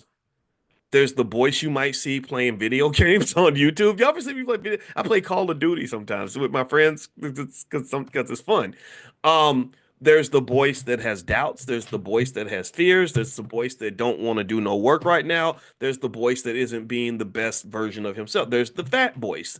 You saw him years ago. The fat Boyce, he didn't exercise. He didn't want to eat the right food, right? So there's those versions of Boyce, but then there's the other Boyce, right? There's the focus Boyce. There's the intellectual Boyce. There's the fearless Boyce. There is the determined Boyce. There is the disciplined Boyce. There's the Boyce that gets up at 5 a.m. There's the Boyce that goes hard every day. There's the Boyce that believes in something and sticks with. So that version of him is the one I need to show up every day. So I got to get on the same page with him. Do you understand? So before you get the world on the same page with you, ain't nothing holy and righteous about any of us. None of us are holier than thou or better than other people. Get on the same page with yourself. Get on the same page with your purpose. Get on the same page with God. I see it that deep. I really see consciousness is getting closer to God. I can explain that to you actually mathematically if you ever want me to break it down. But literally get on the same page with all of that. And then what you'll notice is that when you do that, when you're just living in your purpose and you're making it happen, you're marching forward relentlessly, you'll turn around, there'll be 50 people following you. They'll just be right behind you. There's something magical about you. You've unlocked a superpower that maybe you didn't know that you have.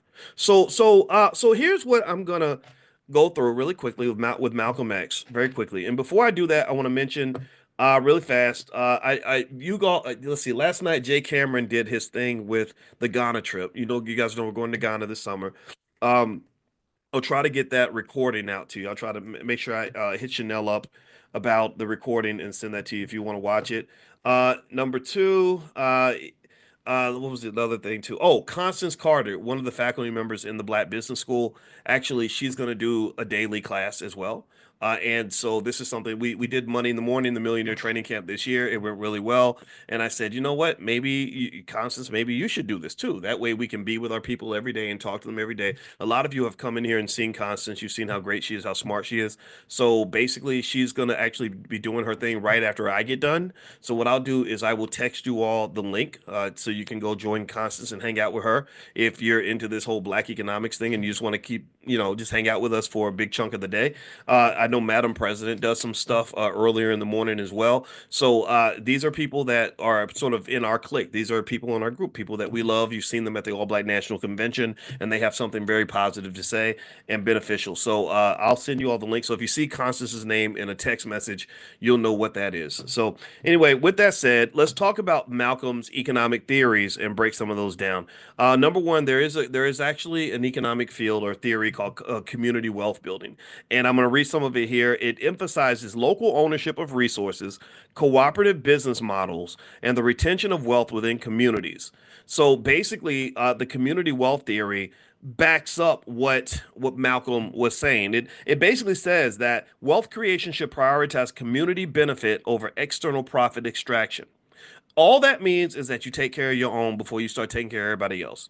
That's really all it's saying. It's saying it's like a type of nationalism. Malcolm was a nationalist, which means that success and prosperity starts at home. It means that if you have a job available, you hire your friend or family member if you can. You go outside of the space if you have to. If you have a dollar to spend, you try to spend it with people that are in your circle. If you can't, then you might go outside of the circle, right? So you do a little bit of both. Also, there are institutions like cooperatives. You probably heard these terms. Give me a guess if you've heard about any of these terms. Has anybody ever heard of a co-op? Co-ops are in this space. Credit unions are built on building community wealth. Locally owned businesses, etc. So a lot of times they're used to create economic ecosystems where the money just kind of gets reinvested. And a lot of other communities do this. The Amish do this. The Mormons do this. The Mormons are amazing. The Mormons, they went out to Salt Lake City with what's the guy's name? One day I got to tell y'all the story of Brigham Young University. Didn't they actually they beat didn't they I think they beat Coach Prime's team in their bowl game. They beat them kind of bad too. I think it was Brigham Young. Yeah, it's kind of embarrassing. There's a bunch of corny white dudes, but they were good. Anyway, so Brigham Young went out to went out to Salt Lake City with a bunch of families, and they said, "Let's build our own." And literally, I think they found out that the Mormons had secretly held like $100 billion in wealth in a vault or something crazy like that. It was in the Wall Street Journal where they were like, they basically were like, the Mormons secretly have $100 billion that they told nobody about. So it's pretty powerful. And what they've done, I think, is that they've actually just taken their faith and tied it into their lifestyle, the way they live, and their economics, and I'm not mad at them for it. It provides financial security. Salt Lake City will not go broke anytime in the near future. Number two, there's something called the endogenous growth theory. So this theory supports the idea that investments in local human capital, innovation, and entrepreneurship drive economic growth. Entrepreneurship, innovation, human capital, human capital.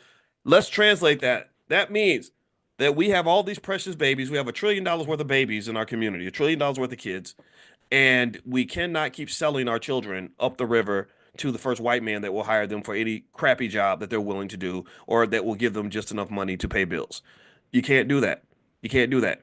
You have to invest in them, and you have to have an entrepreneurial mindset where you can understand human capital. Human capital is the value of a human being.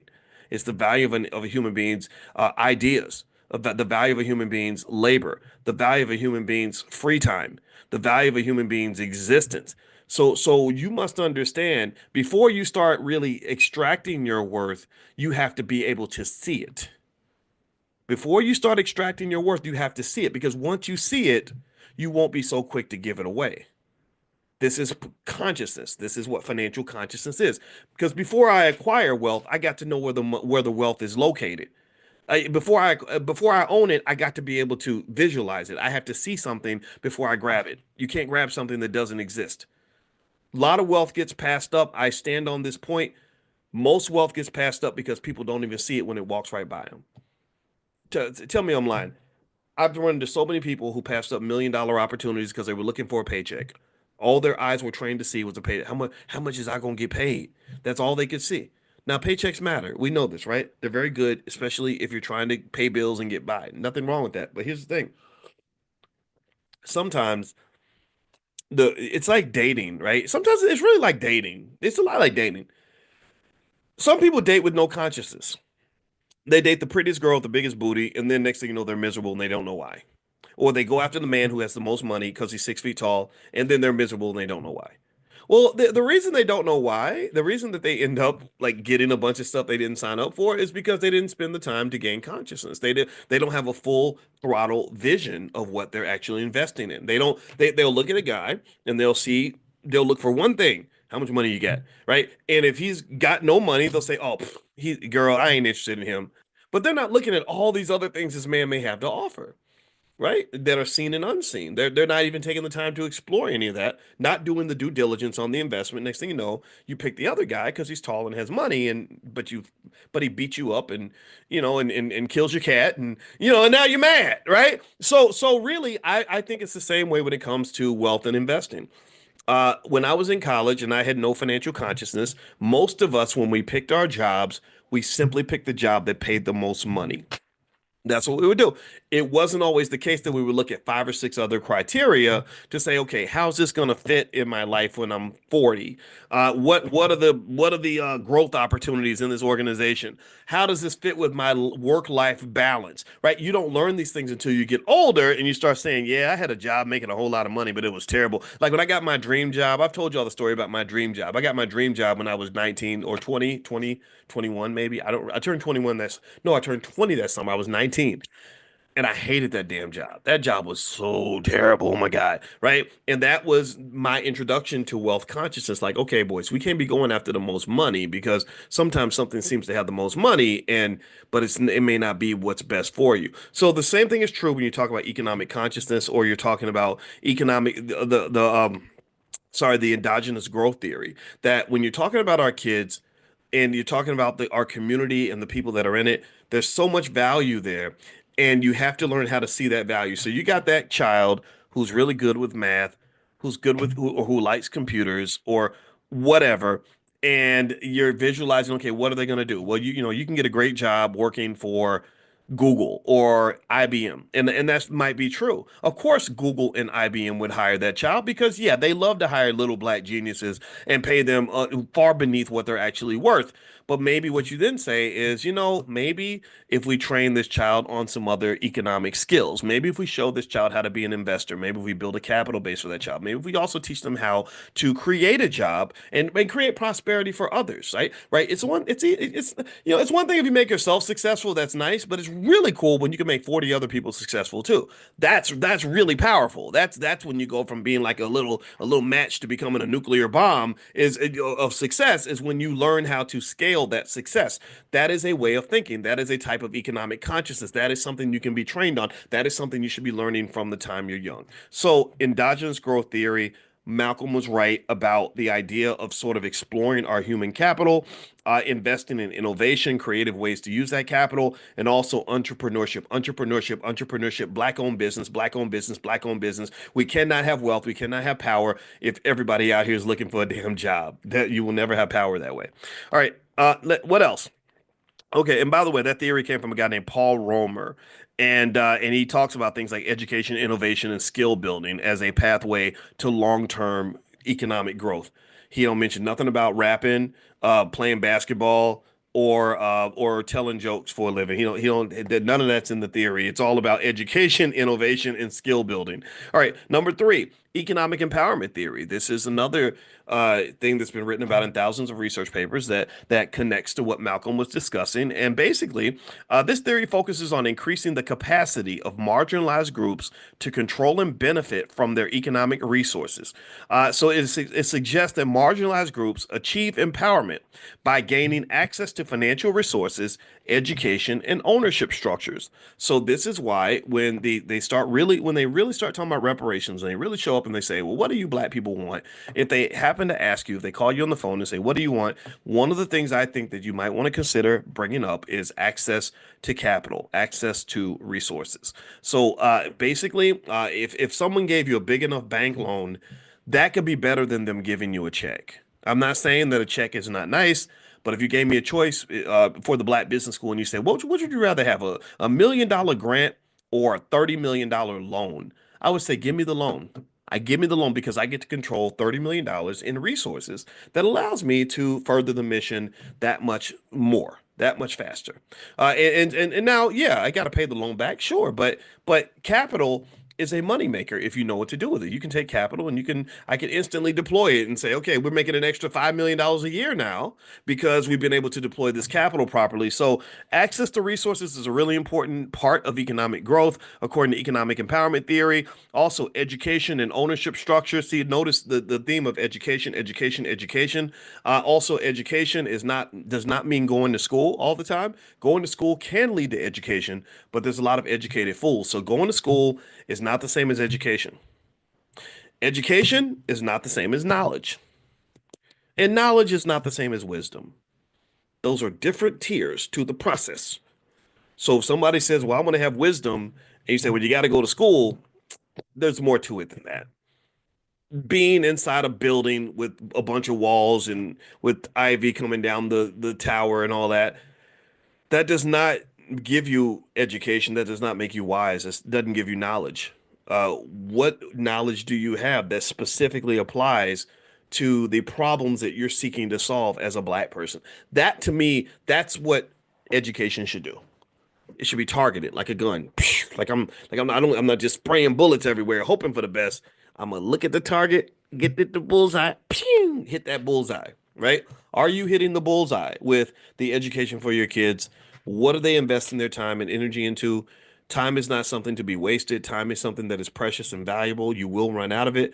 Are you spending time doing the right things, learning the right things, getting the skills that will specifically help you solve the problems that you're going to have to solve? So if I'm looking at my child, I'm asking, what are the biggest problems they're going to have to solve when they're a 35-year-old black woman, with two kids and a spouse? What are their biggest problems going to be? And once I figure that out, then I say, okay, that's what we're going to train on. Just like when my Ohio State Buckeyes win the national championship in football, they're studying the Notre Dame Fighting Irish, and they are preparing. They're looking to see, okay, what exactly is their biggest strength? What are they going to try to do to beat us? What specific skill set does our team have to have in order for us to win the championship? And that's why you watch the film. So when it comes to life, you got to watch the film. You got to, and the film is everywhere. God lays it out for you everywhere. There are examples of misery everywhere. There's examples of failure everywhere. There's examples of stress and struggle everywhere. Economic struggle, it ain't hard to find. So to me, I say to you, if you're talking about trying to understand this game and how to get your kids ready, go watch the film, watch the tape. Pay attention. Somebody dies from a drug overdose. Maybe drugs aren't bad. Somebody dies from diabetes and heart failure. Maybe all that fried chicken ain't so good for us. Somebody else is over here crying and sleeping with a fat, dusty old man to get rent money. Maybe my daughter should an investment account so she doesn't have to do that. Right? Watch the film. You gotta watch the film. If you watch the film, it'll tell you everything you need to know because life ain't nothing but a big ass classroom. It's a classroom, it's a book. Everything that's in an academic book that you can read on a college campus came from the world. It came from the world. The world is a big university full of lessons everywhere. So the question I ask people, and this goes back to consciousness, is that it's like, okay, God is trying to tell you something. Did you get the message? Right? When DMX and Whitney Houston die, these billion-dollar assets die from drugs. Did you get the message, or are you just spending all your time being sad, waiting for the next tragedy to happen? Right? When you see somebody that got their dream job because they went to Yale and got a master's degree, but they're coming home every day drinking themselves to sleep and angry as hell because of the racism on the job. Did you get the message? Did you sit back and say, let me think about that. Right? Or did you just say, "Oh, white people be mean. They need to stop that. White people need to stop. They need to stop being mean. No, that ain't right. That ain't right. Yeah, it ain't right." But you should learn from people. And in fact, I'll tell you, as much as I love Malcolm X and Muhammad Ali, if I was to really critique them, and again, I think this might be a superpower that you get, because just when you get a PhD in the field I was in, you get criticized constantly. You can do the best work on earth. You can literally do work that could lead to a Nobel Prize, and somebody in there is going to be in there hating on your work, not in a negative way, not in a toxic way, but in a way where they're going to poke holes, right? Iron sharpens iron. So you just get in a space where everything can be critiqued, everything, right? So even if you were to hear me talk about the life of Malcolm X or the life of Muhammad Ali, and I was to talk about it in a deeply critical way where I really have assessed and analyzed and thought about the mistakes they made, you would really think I don't like either one of these men. You would. You would be like, boys be hating on Muhammad Ali. Boys don't like Malcolm. But he hate on Muhammad because he talked about all the women that he was with and how all those women took all his money. No, that's just a lesson I learned. Like Muhammad Ali is very charismatic because he's like, I'm so pretty, and the women thought he was pretty too. So he was sleeping with all of them. And then you saw what happened, right? He lost all that money. And none of those women were sticking by him when that poor man started to degenerate. But he found him a good wife named Lonnie who pulled his wealth back together. That lady saved his legacy, right? And I just love that. I think she was from Louisville too, if I'm not mistaken. Tell me if I'm wrong, but I think she might have been from Louisville. I just love that. I'm a Louisville guy, right? So that's a big deal for me. Or if you think about just getting punched in the head till you're 45 years old, maybe that wasn't the best move for him, right? Because I think Ali had another 50 years of amazing work that he would have done, had boxing not taken so much from him. So there's a lesson to learn from that. So I would encourage you to not think of a critique as hating, right? Some people that are simple-minded kind of they think of everything as either I love everything about what you say or I hate everything you say. And I think that that is just the absolute worst way to assess anything. um, Everything is nuanced. So and through the nuance is where you get the lesson. That's where you learn. You're watching the film, you're figuring it out. And when on game day, like my Ohio State Buckeyes, you can actually show up and win. So that's it.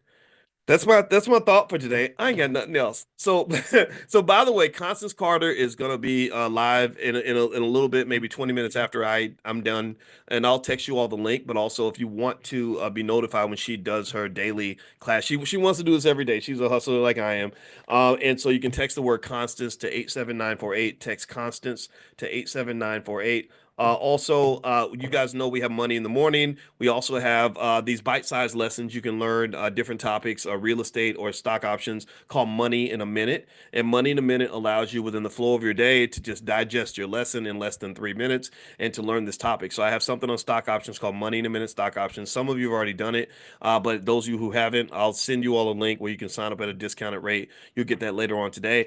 And also, just as an FYI, this week I'm flying to Europe, and which means my time schedule is going to be a little bit off. So I may end up having to miss class a day or so. I hope I don't. But my goal is to basically try to sync it up. But they're 7 hours ahead or something, and I'm going over there to see one of my girls, and I can't wait. And so I'll be broadcasting to you guys from across the sea next time we talk tomorrow. Someone asked, "Can you explain how God and mathematics are related?" Well, I can get to that a little bit later. That's more of a full thorough conversation, but basically it has to do with dimensions, right? When you do mathematics, like particularly starting with one topic called linear algebra or multivariate calculus, you go into higher dimensions. And basically, dimensions are structured in a certain way. And basically, long story short, when you get to the sixth dimension, they say that's where God lives. God lives in the sixth dimension, mathematically speaking. But one day we'll talk about that. So that's my connection there. All right. So anyway, have a good day, everybody. God bless you, and I will see you all tomorrow morning at 10 a.m. And don't forget, if you're not on the text list for this class, just text the word morning to the phone number 87948. Text morning to 87948. Oh, and one more thing too. A lot of you have asked to be, if you could be affiliates on the Black Wealth Mastery Store, where we sell our financial flashcards for kids, our financial workbooks for kids. Dr. Alicia's books are on there. My books are on there. So we actually set up an affiliate program. I think the original commission was 10%. I'm going to up that to 20%, actually. And so if you are looking to build a business, I'd love to be in business with you. I'd love to, build together. So I will text you all only people in this class, the link where you can sign up and become an affiliate. And yeah, and if you, so that means you start a YouTube channel or you see people that love what's going on here and you want to tell them about it, or you want to talk to your church about it or your school about it, whatever, then if they buy something from us, then you will get a commission. And again, we started at 10%. I said, no, I want to go to 20% so that it makes more sense. So you will get the link, Toya. I'm going to text the link out. Make sure you're on the text list. Text the word morning to the phone number 87948. All right. So have a good day, everybody. And by the way, the store, if you want to take a look at it, it's at drboycebooks.com, drboycebooks.com. Okay, you did get it. You did sign up, Crystal. Okay, great. Let me know, and I'm going to ask you all about it because this is an experiment. We've been talking about this for a while. Finally, the team was able to implement it, and finally, I got around to actually, sharing it and implementing it on my end. So now we're going to give it a try, and hopefully it'll go as well as we hope. All right, so have a good day, everybody. God bless you, and I will see you soon. Take care. Bye bye. Good morning, everybody. Good morning. Come on in. Sorry, I'm coughing. I hope everybody's doing well. It's great to see you on a Sunday. Well, it's great to see you any day, actually. Sunday or not, Sunday or not. Today is, as usual, a beautiful day, and it's a great day to talk about our future and plan our black wealth and make ourselves successful. That's what we're trying to do here. That's what we're going to do. We are the chosen people. We're the chosen people. All right. So one thing that's interesting um, I saw something the other day where a woman was basically explaining why your kids should not want to be professional athletes. In fact, in fact, I would say specifically the NFL. She did this great video where she was kind of giving the backdrop of life, as the wife of an NFL athlete, and she was talking about the financial side of it all. And she did a masterful job of laying out this reality that people don't get. A lot of people just don't know these things because you see the big headlines or you see the stars. The stars do really well. They make a lot of money.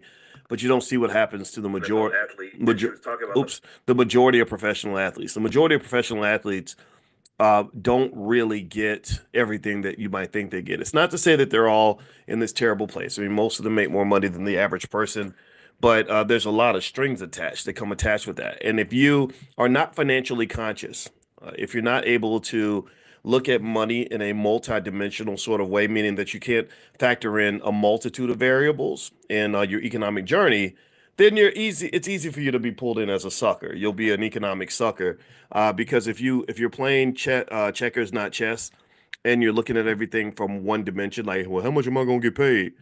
And they say, well, you're getting paid lots of money. Don't worry about anything else. And you're like, okay, well, as long as I get my money, well, then that makes you very vulnerable because the money is a deceptor. Money can be people say, as you know, they like to talk about whether or not money is evil or good. And I told you, money is not evil or good. Money's just powerful. So imagine putting a lot of power in the hands of an evil person. Like, I don't know, let's say like your oppressor, who spent hundreds of years exploiting your community and financially screwing you and manipulating you and harming you in a multitude of ways, some of which were revealed, some of which were not. Um, well, then in that case, money could become evil. Money could become a pathway for not just control, but destruction. Just look at the hip hop music industry. Look at what hip hop did. It was the most beautiful art form I've ever seen, but it was bastardized and turned into this weapon of mass destruction. Mass destruction.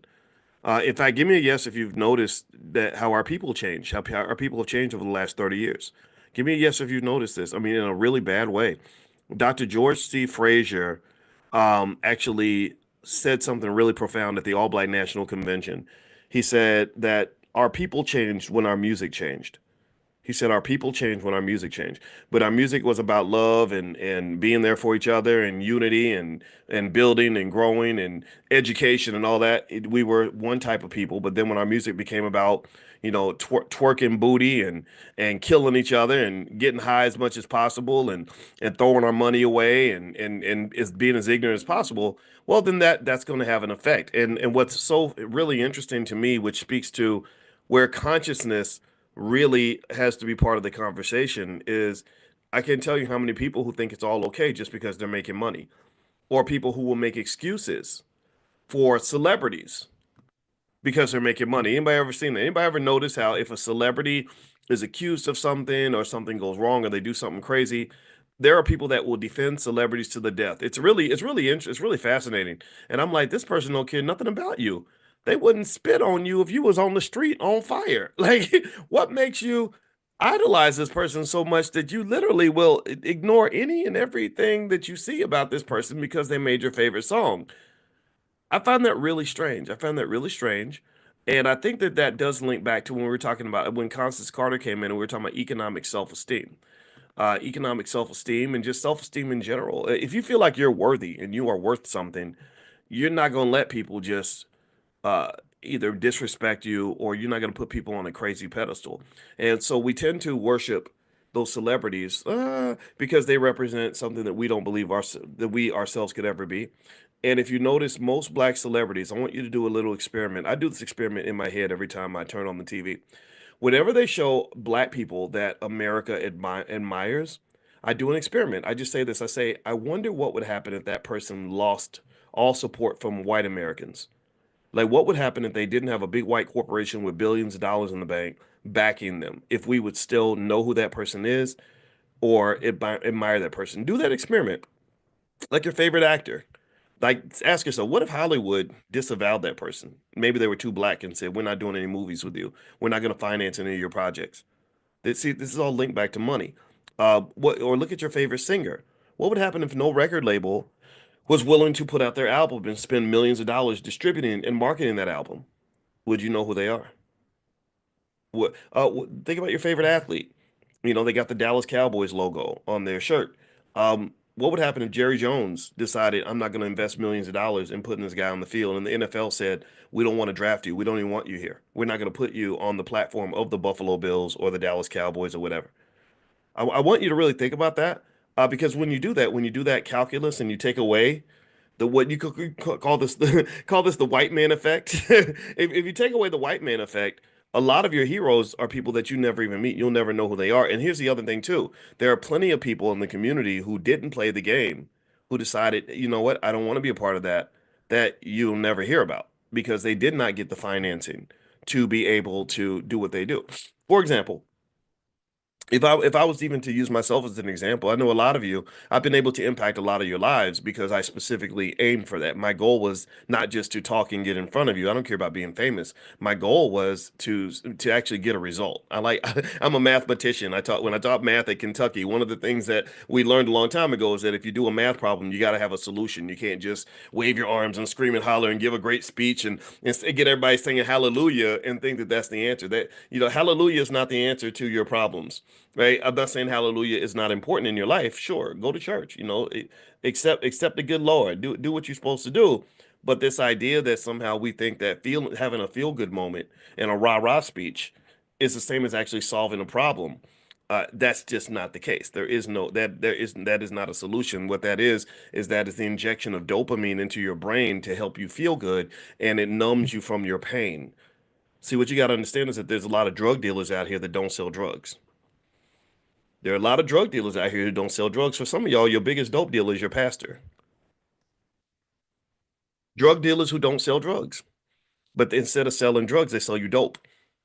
Look it up. Dopamine. Dopamine is the feel-good chemical in your brain that you get when a comedian tells you a joke. Oh, they dealing dope. I'm laughing because it helps me get over my pain and my undiagnosed, untreated trauma. When I go to church and the pastor's like, when the good Lord tells you, you got to do it. When the good Lord says it, you got to mean it. When the good Lord steps up and he says to Jacob that you got to climb the mountain. You might not want to climb the mountain, but you got to climb it anyway. And then when you climb the mountain, you got to keep climbing because you're going to get tired. And when you get tired, you can't take a breath. You got to keep going, right? So when the pastor's doing all that and you're like, yes, Lord, hallelujah, hallelujah. And then you realize after 2 hours, he ain't really said nothing. He's repeated himself over and over and over again. But you loved it because he spoke at the same cadence and it got you all riled up and he tapped into your emotion, but not so much your intellect, right? You're feeling good. But the problem with inspiration and motivation is that that's very temporary. So you ran out of church doing cartwheels and jumping jacks and you sprinting and you did right and you just I mean you feeling it. No disrespect. Some of y'all going to church today. Go do that. Go do that. Go do that. But then I want you to just notice you can't stay hyped up like that forever. Your cortisol levels will be through the freaking roof, first of all. Like you can't live like that all the time. It helps. It's a spark. It's a spark. But that does not sustain you. That is not what's going to keep you going on the mornings when there is no spark. And you got to get up and you got to stick to that diet. You got to go to the gym. You got to work on that business. You got to go back to class. You got to teach your kids. You got to do all the things that you were hyped up to do. But now you're tired. So again, dope dealers. You got a lot of dope dealers who don't. You got a lot of drug dealers who are actually dope dealers because they're not dealing you drugs. They're dealing you dopamine. That's what a comedian does. They make you laugh. That's what a pastor does. They get you all pumped up and feeling good about your horrible life, and then you go home and you think that because you feel good that you've actually made your life better when really you actually haven't. But there is a value to feeling good. I mean, I'm not saying that pastors can't serve a valuable purpose though. I think spirituality is a really important part of our ability to make it through the storm. I think that if you can tap into that when necessary, it will help you get through the dark times 100%. But you also got to have a plan. Do you understand? You got the motivation to get through the dark tunnel, but you probably need a map. You probably need some type of consciousness to sit back and say, okay, what am I doing here? What's the next move? How do we get to where we want to get to? So anyway, let me get back into one of the topics I wanted to cover today. I'm gonna play this video, and it's from this wife of an NFL player who, where she's basically kind of given the reality of what it's like to be married to an NFL player. I don't know if her man was a star, but I know that he was drafted I think in the fourth round, and he played for the Jets or something. And she's kind of like, yo, look, it ain't what you think it is. And I appreciated her video, so I just thought that I would bring it into class today. And also, I want to mention to everybody, by the way, make sure you're on the text list for this class. Text the word morning to the phone number 87948. If you text morning to 87948, I will send you all a schedule of all the activities we have going on in the Black Business School this week. That way, if you want to participate, you can take a look. I am going to meet with the stock options group a little bit later. I did something yesterday, a little YouTube video yesterday was I was explaining all the little things you need to know about real estate. Um, that people don't know. A lot of people talk about real estate online, and they get, it sounds exciting and it's really cool. And I'm not saying don't do it, but a lot of people don't know a lot of the details of it that can make you absolutely hate it. So there was a really smart black woman who did a great video where she was talking about her real estate journey, and she literally said everything that I always said in class about cash flow and headaches and everything else. So if you want to see that video, I'll text it out to you guys a little bit later. I think I might have, if I text it twice by accident, please forgive me. It's just me making sure you guys see it, because I think it's something that you want to think about as you sort of decide what your next move is going to be. Because I know a lot of your family investment clubs are doing real estate projects, and I really think it's important that you know what you're getting into.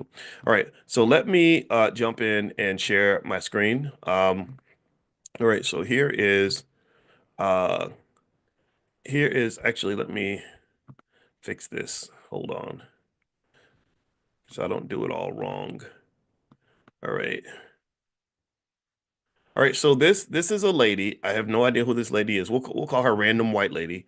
And she is, I know that's so petty, boy. Stop doing that. Okay, I won't do it no more.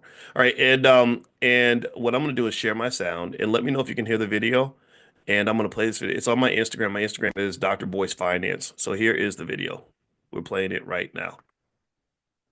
And it has no sound. See, that's where I'm messing up. There we go.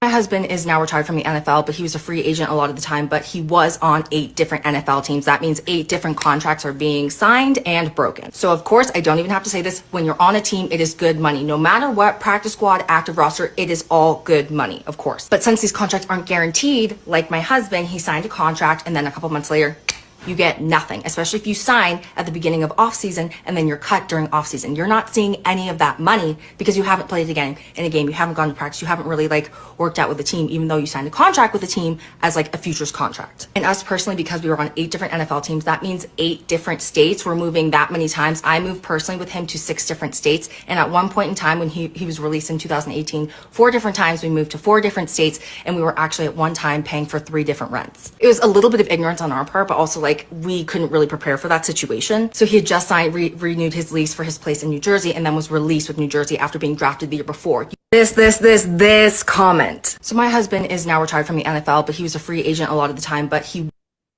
Okay, so let's stop there. How about y'all give me a yes if you caught that part about paying 3 different rents.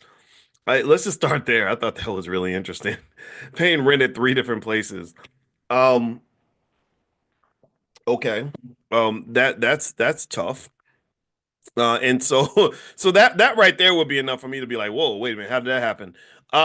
So ultimately, here's the deal with the NFL in particular. A lot of us. One time I spoke at a school with black boys, and they had it was a school with where all the teachers were white, and 80% of the kids were black or Latino. And I went into the class for the kids that were labeled as emotional or psychologically or ADHD, psychologically slow or mentally whatever. And of course, it was full of black boys. That's what they do. They this is how the school system screws your sons. It destroys your wealth because your son's supposed to be an asset to the family, but it's hard for him to be an asset if he has no skill. And in many of these cases, they don't educate them. We know these things. So I'm in this class with all these boys who are supposed to be intellectually deficient, and they seem fine to me. They reminded me of my little cousins. And I was talking to the boys, and I said, "What do you want to be when you grow up?" And about 70% of them said they want to be an athlete. 70% of them said they want to be like a NFL or NBA player. I think most of them were not even on a sports team. They weren't even playing sports, and a bunch of them are short, and I'm sitting there thinking, wow, you're going to be in the NBA, but the most you're going to grow to is about 5'8".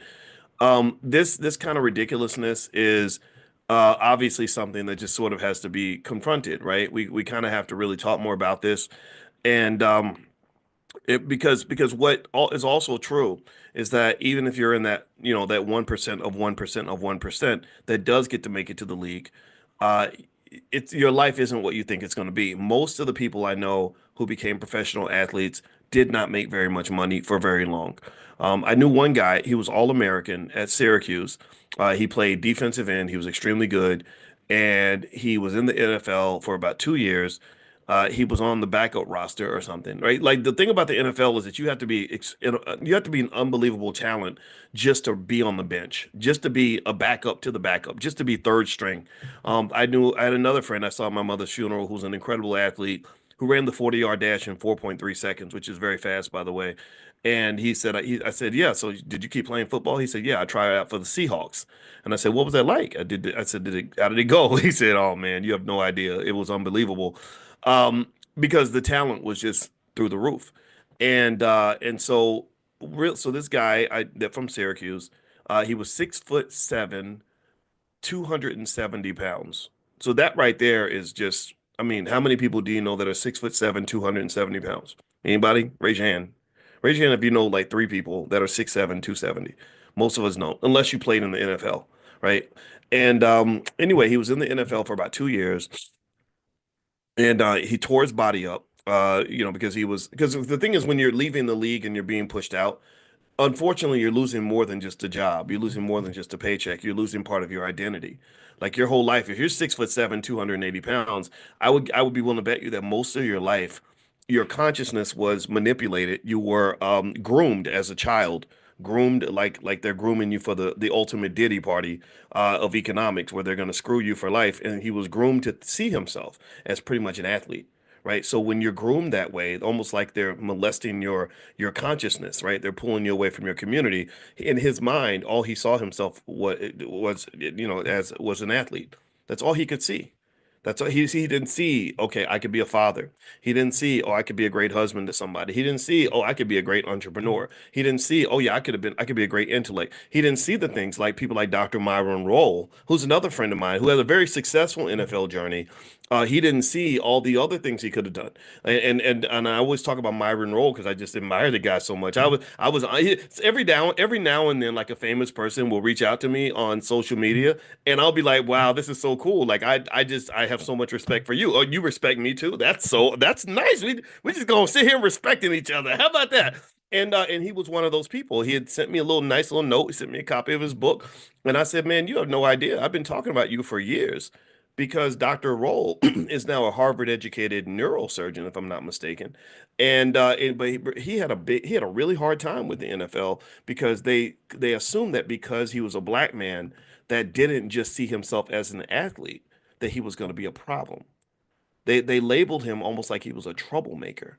Boy, what's wrong with you? Like you should be happy that we're going to let you go out here and get your head busted and play football for a couple of years for us. We're all you got. We're your only option. We're your best solution. We clearly must be the best place you could be because there's nowhere else for a black man to go other than the football field or the basketball court or whatever. Like if we don't want you, nobody will. Like an abusive relationship, you know, the abuser will be like, "Girl, if I don't want you, nobody will, because you're ugly and you're fat and you stink," right?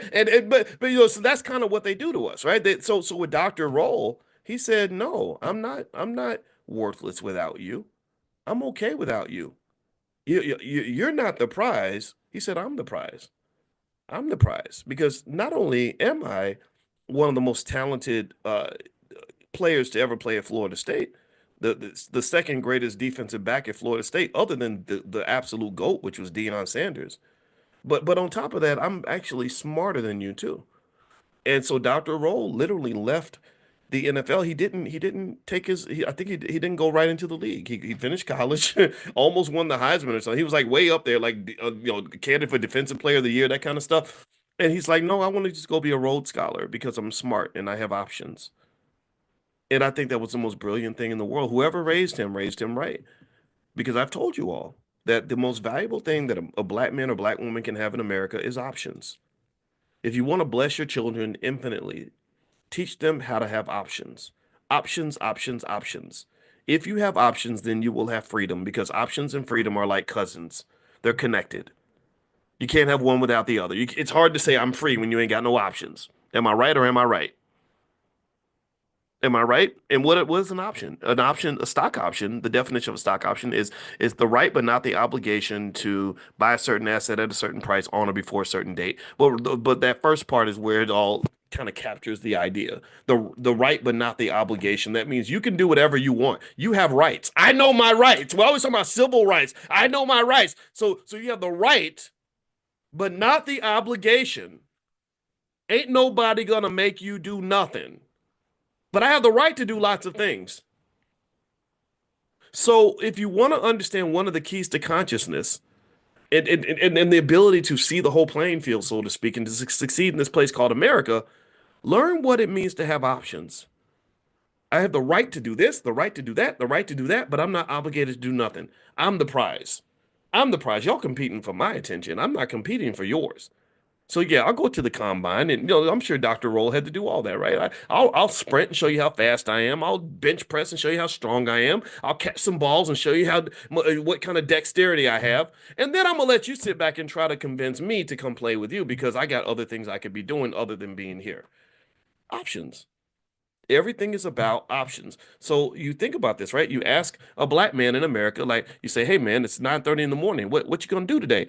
And he says, "I'm going to work." You say, "Well, why are you going to work? Why don't you go and why don't we go to the movies or something?" And he's like, "Well, man, I can't." Well, because you have to go to work. Why don't you have any? Well, because in that moment you don't have any options. And I'm not making fun of you. I'm saying this is the way this is the way society is designed. Welcome to capitalism. That's what capitalism, see, capitalism is this thing where it's a little bit of a Ponzi scheme in a way. You could define it like that. Or like Hunger Games, Squid Games type scenario where the people at the top want to have plenty of options, but they don't want you to have no options. That's why wealthy people worked so hard in the 1970s to dismantle labor unions because they want to have options. They want to be able to pick this employee or that employee or that employee. What they don't want is for the employees to either have options in terms of places they can go or some sort of structure where they're unified and the employer has no option other than to negotiate with them. They want to lock them in where they're like, we don't want you to have options. So that's the power game. That's how the power game kind of gets played. One of the problems that a lot of wealthy people had during the pandemic is that suddenly people had a lot of options. Why? Well, the government was writing checks, so people had stimulus money, and they were staying at home, and they started to think about their lives and all the things that they wanted to do. They started to gain consciousness, which really is the enemy of oppression. The oppressor does not want the oppressed to have consciousness. So they started to have consciousness, which is sometimes can just come from sitting around and thinking. You ever see a guy that goes to jail and he loses his freedom and he's just sitting there thinking for like 5 years and thinking about his life? And sometimes they come out super wise. You ever talk to like a smart guy that went to jail for 3 or 4 years and notice that when he comes out, in many cases, if he used his time wisely, he's smarter than most people? Right? Anybody ever know Malcolm X is one great example. Thank you, Calvin. See, Calvin always does that. You need to stop that. He's always coming with the right words at the right time. I swear he's got a gift. But literally, so they come out and they have a consciousness that exceeds most people. They're like, oh, well, did you know that the Dalai Lama once said that the key to quantum mechanics is, well, like, and you're like, wait a minute, Wall Street Trapper, Big Trap, that's my buddy. I love Trap, right? So there's so many people that will use that time to gain their consciousness and then they elevate and then they're suddenly able to see the world a certain way. So a lot of times when you're conscious, you're in a cage, I think a person that's conscious and they live in a cage is it can become dangerous because then they start to understand the cage. They start to see the cage and they start to see all the places they could be other than the cage. And then at that point, once they have freedom, and a free person that has consciousness is very, very hard to oppress. They're very, very hard to contain and control. Like if you think about, pimps, and the way pimps will control a prostitute, they don't want her to be conscious. They don't want her to have high self-esteem and education and knowledge of all the places she could be. They want her limited in her options, and then maybe they'll give her drugs because a person who's high, they're not very conscious at all, right? So unconscious people are manipulated. That's why Diddy kept the baby oil that was laced with the whatever it was, that drug that makes everybody go to sleep so they'll be unconscious so that then bad things happen, right? So anyway, with that being said, let me finish up this point on the NFL stuff with a few stats that might be interesting to you. Second thing I want to mention really quick, later on this week, I'm going to send you guys a list of of some good stocks that you might want to buy your kids if you want your kids to be introduced to wealth. So look out for that. If you're not on the text list, get on the text list. You can get on there by texting the word morning to the phone number 87948. So text morning to 87948. Or also you can go to drboyceelevate.com. I know some of you live in other countries. So if you live in another country, you can and you can't do the text, you can go to drboyceelevate.com. Also, later on this week, Jay Cameron, who runs a great travel company, I can't, the name of it's not in my head right now, but he'll tell you he's going to come in on Monday and he's going to talk about our trip to Ghana. And we're also going to have an informational session if you want to go to Ghana in the summer. We're doing a few different trips in February. We're going to do the Millionaire Training Camp. Probably, I think Miami is actually the place that the team chose. We were going to do LA, but no disrespect to LA, but my gosh, my heart goes out. I mean, LA is just, so bad things are happening there. And so the team decided to kind of move it out east. And then also we're going to do a trip to Tulsa. We're going to do a tour of Black Wall Street. That's going to happen, I believe, in May. I think May is the date that they picked for that. And I think that that's everything. And of course, there's the All Black National Convention, which is the weekend of August 24th. That is a big year. It's our 10th year anniversary. We have funded this ourselves for 10 straight years. No corporate sponsorship, no government money, no Democrat, Republican money, none of that. We've done this. It has cost millions of dollars to do this. So clap for yourselves, clap for each other, clap for this, because this is independent, black owned, and you saw that, and it was tested during the pandemic. You got penalized for even having conversations that did not agree with whatever Dr. Fauci was saying, right? And we allowed all conversations. At that convention in 2021, we were in Orlando, Florida, and we brought in Riza Islam, who was literally on the disinformation dozen list. If you remember Riza, who is a buddy of mine, who's been my friend for a long time, he was on this list of people that the government had pointed out, like as being like almost like terrorists, like because they're telling people that they don't have to actually get the shot. Now Riza's being proven correct. In case you don't know, a lot of as the information's pouring out, Riza's sitting there like, see, I told y'all, I told you, I told you. And I stood by that guy the entire time. Man, he came on my YouTube channel. I said, bro, you're gonna get my YouTube channel banned. But I guess this is where your character gets tested. I said, I'm not gonna leave your side. So let's do this. So Riza came in, but here's the thing though. We didn't pick a side. We didn't pick a side. My belief is that you can respect all points of view. So we had doctors there that did think that the shot was something that you're supposed to get, and they gave their point of view. And I was like, look, I don't care what people decide to do. I just want people to have options, right? And we were the only black conference, that major black conference I can think of that did that. I don't think you're going to get that at the NAACP conference because we know who they're in bed with. We know who pays the bills there. No disrespect, but we know who pays those bills. Corporate America and the government, and particularly the Democrat or Republican Party. Usually it's the Democrat. Urban League, they can't have that conversation. We had it and we did it. We did panels on it and everybody walked away with information, and that's what it was. So anyway, the convention's going to be August 24th. It's not only the 10th year anniversary, but we're partnering with the Black Business League run by Dr. Ken Harris. Again, one of the best leaders in America. Dr. Ken Harris, last year at his Black Business League conference, they had thousands of people there.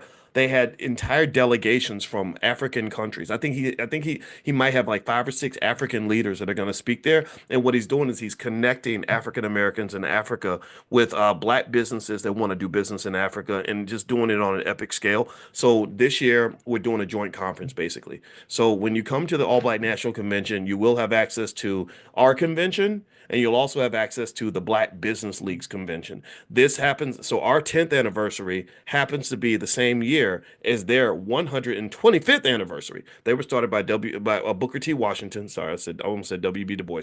Booker T. Washington. It's going to be in Atlanta at the Hilton, and it's going to be this massive conference with thousands of black people that all have the right ideas. So it's absolutely 100% epic. And one other thing I'll say about Dr. Harris, he has a PhD in economics from Michigan State University.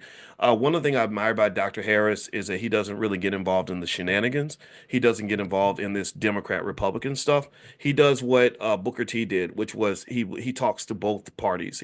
He'll talk to the president of the United States if they're a Democrat. He'll talk to the president of the United States if they're a Republican, and he says, "Look, I'm not picking a side. Don't use me for a photo op. I'm not here to be a mascot for you, right?" And he said, "I'm here for the black people." And you don't get that from a lot of your black leadership. A lot of your so-called black leadership has been bought, paid for, sold out, picking a side, all the pre-committing, which is absolutely the worst negotiating strategy ever, where you commit your loyalty before you even begin the negotiation. That's a sucker's move. Only idiots do that. Any book on negotiation will tell you that you don't pre-commit. You don't show up and say, "Okay, I'm on your side, boss. What you need me to do, boss?" You don't do that. You say, "I could be on your side, but maybe I won't be. I don't know. It all depends."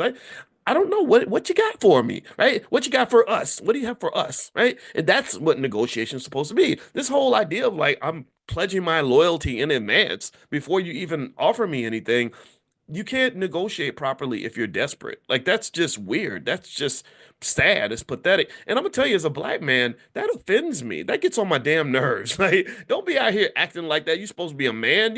You're supposed to be defending, protecting a community, but yet you're out here negotiating like a little punk. You don't do that. Stop trying to make friends and start trying to make progress. How about that? Stop making friends and start making progress, and then we'll be okay. So anyway, so to some extent, if you want to know my position on black leadership, I think you are the black leader of your household. Forget these people on TV. They're not going to help you. Anyway, let me go through some quick stats. And here's some quick stats to tell you why I don't think you want your kids to go to the NFL. Maybe if they're extremely talented and they're lucky enough to do it, then it might be a pathway or a springboard to something better. I think that that's absolutely appropriate, absolutely fine. I'm from Ohio State. We got some of the best football players on earth right now. We're about to win that championship. I don't know if you're a sports fan, but you saw my Buckeyes kick butt, and I was really proud of that. And there's been some great athletes at Ohio State. There's one guy named Robert Smith. And Robert Smith was this amazing running back. He was built like a freaking Adonis. He was a track star and he was a football star. And because a lot of people don't know, I think he won, I think they won the national championship in the 4x400 meter relay that year because a friend of mine was on that team. And, but Robert Smith played maybe about 7 years and he left the NFL early. And I think that he left because he was like, I don't want to keep on playing and get hit in the head like that because that's not good for you. And the CTE is 100% real. Just speaking on other NFL stories, there was a guy I met named what was his name? Antoine Randall L. And Antoine Randall L played at another alma mater of mine, Indiana University. I was at Indiana. That's where I met my wife. And Antoine, I knew about him because he was a great quarterback. He was All-American. He played for the Pittsburgh Steelers. He won a Super Bowl, and I think he won the NFL Man of the Year award, if I'm not mistaken. Maybe I'm wrong about that, but he was a great athlete. And so he and I were about to go on a panel, and the panel was hosted by Etan Thomas, who played in the NBA, another really smart guy. A lot of athletes are very smart people, so I don't want to when I critique what's going on, I don't want you to think that I think all athletes are dumb or all rappers are dumb. I have a lot of friends that are rappers and athletes, and a lot of them are good people. Some of them are just dummies, but a lot of them are just good people, smart people making great moves. So anyway, I'm sitting there talking to Antoine, and we're standing outside of the in the hallway getting ready to go up on the panel. And my first thought is because I used to be an athlete, right? So I'm looking at him, looking him up and down, and I'm like thinking, dude, we're the same height. You play in the NFL. I could have played in the NFL. Like you're no bigger than me. Like what? I'm pretty. I got some muscles, and I'm like, I could have done this. Oh my god. So, but I didn't say all that. And Antoine, if you're watching, just no offense. But I'm bigger than you. I thought in my mind, I was like, I could probably beat him up. But anyway, so so we're talking, right?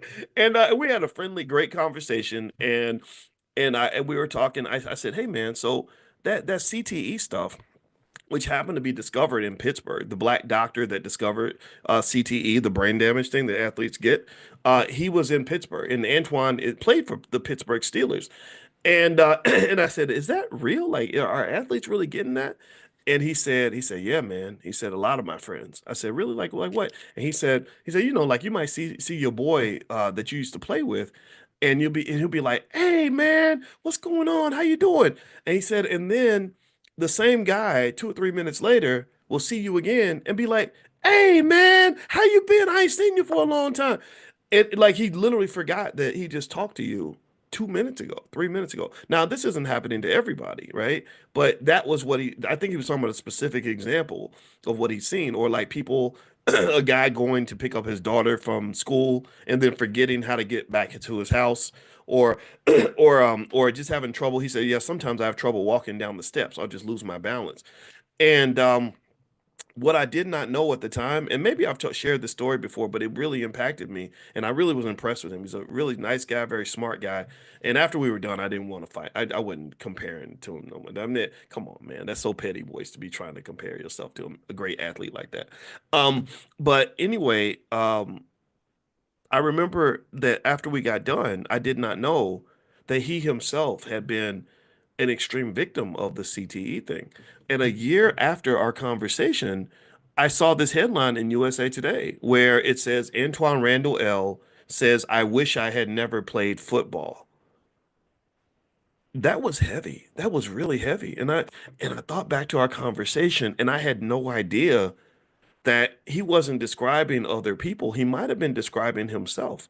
This poor guy was ground zero of what is one of the biggest cover-ups in sports history. It's one of these unspoken things. The NFL does not talk about it because there's too much money at stake.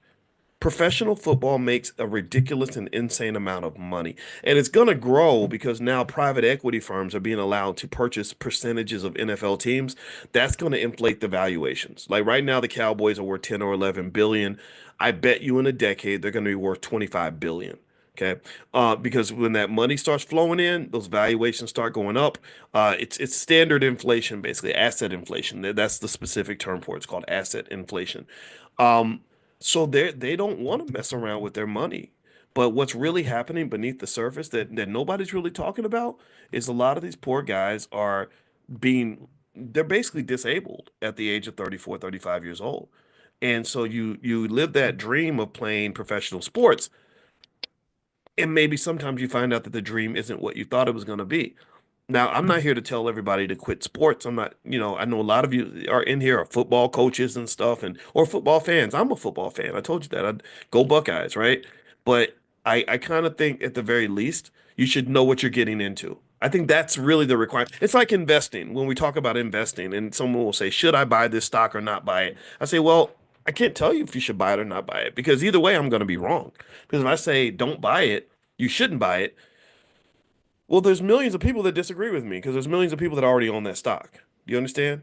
If I say you should buy it, well, that's wrong because even more people disagree with me. They didn't buy the stock. It's really a matter of knowing what you're getting into. If you know what you're getting into and you've assessed the risk and you're okay with that, then I support you 100%.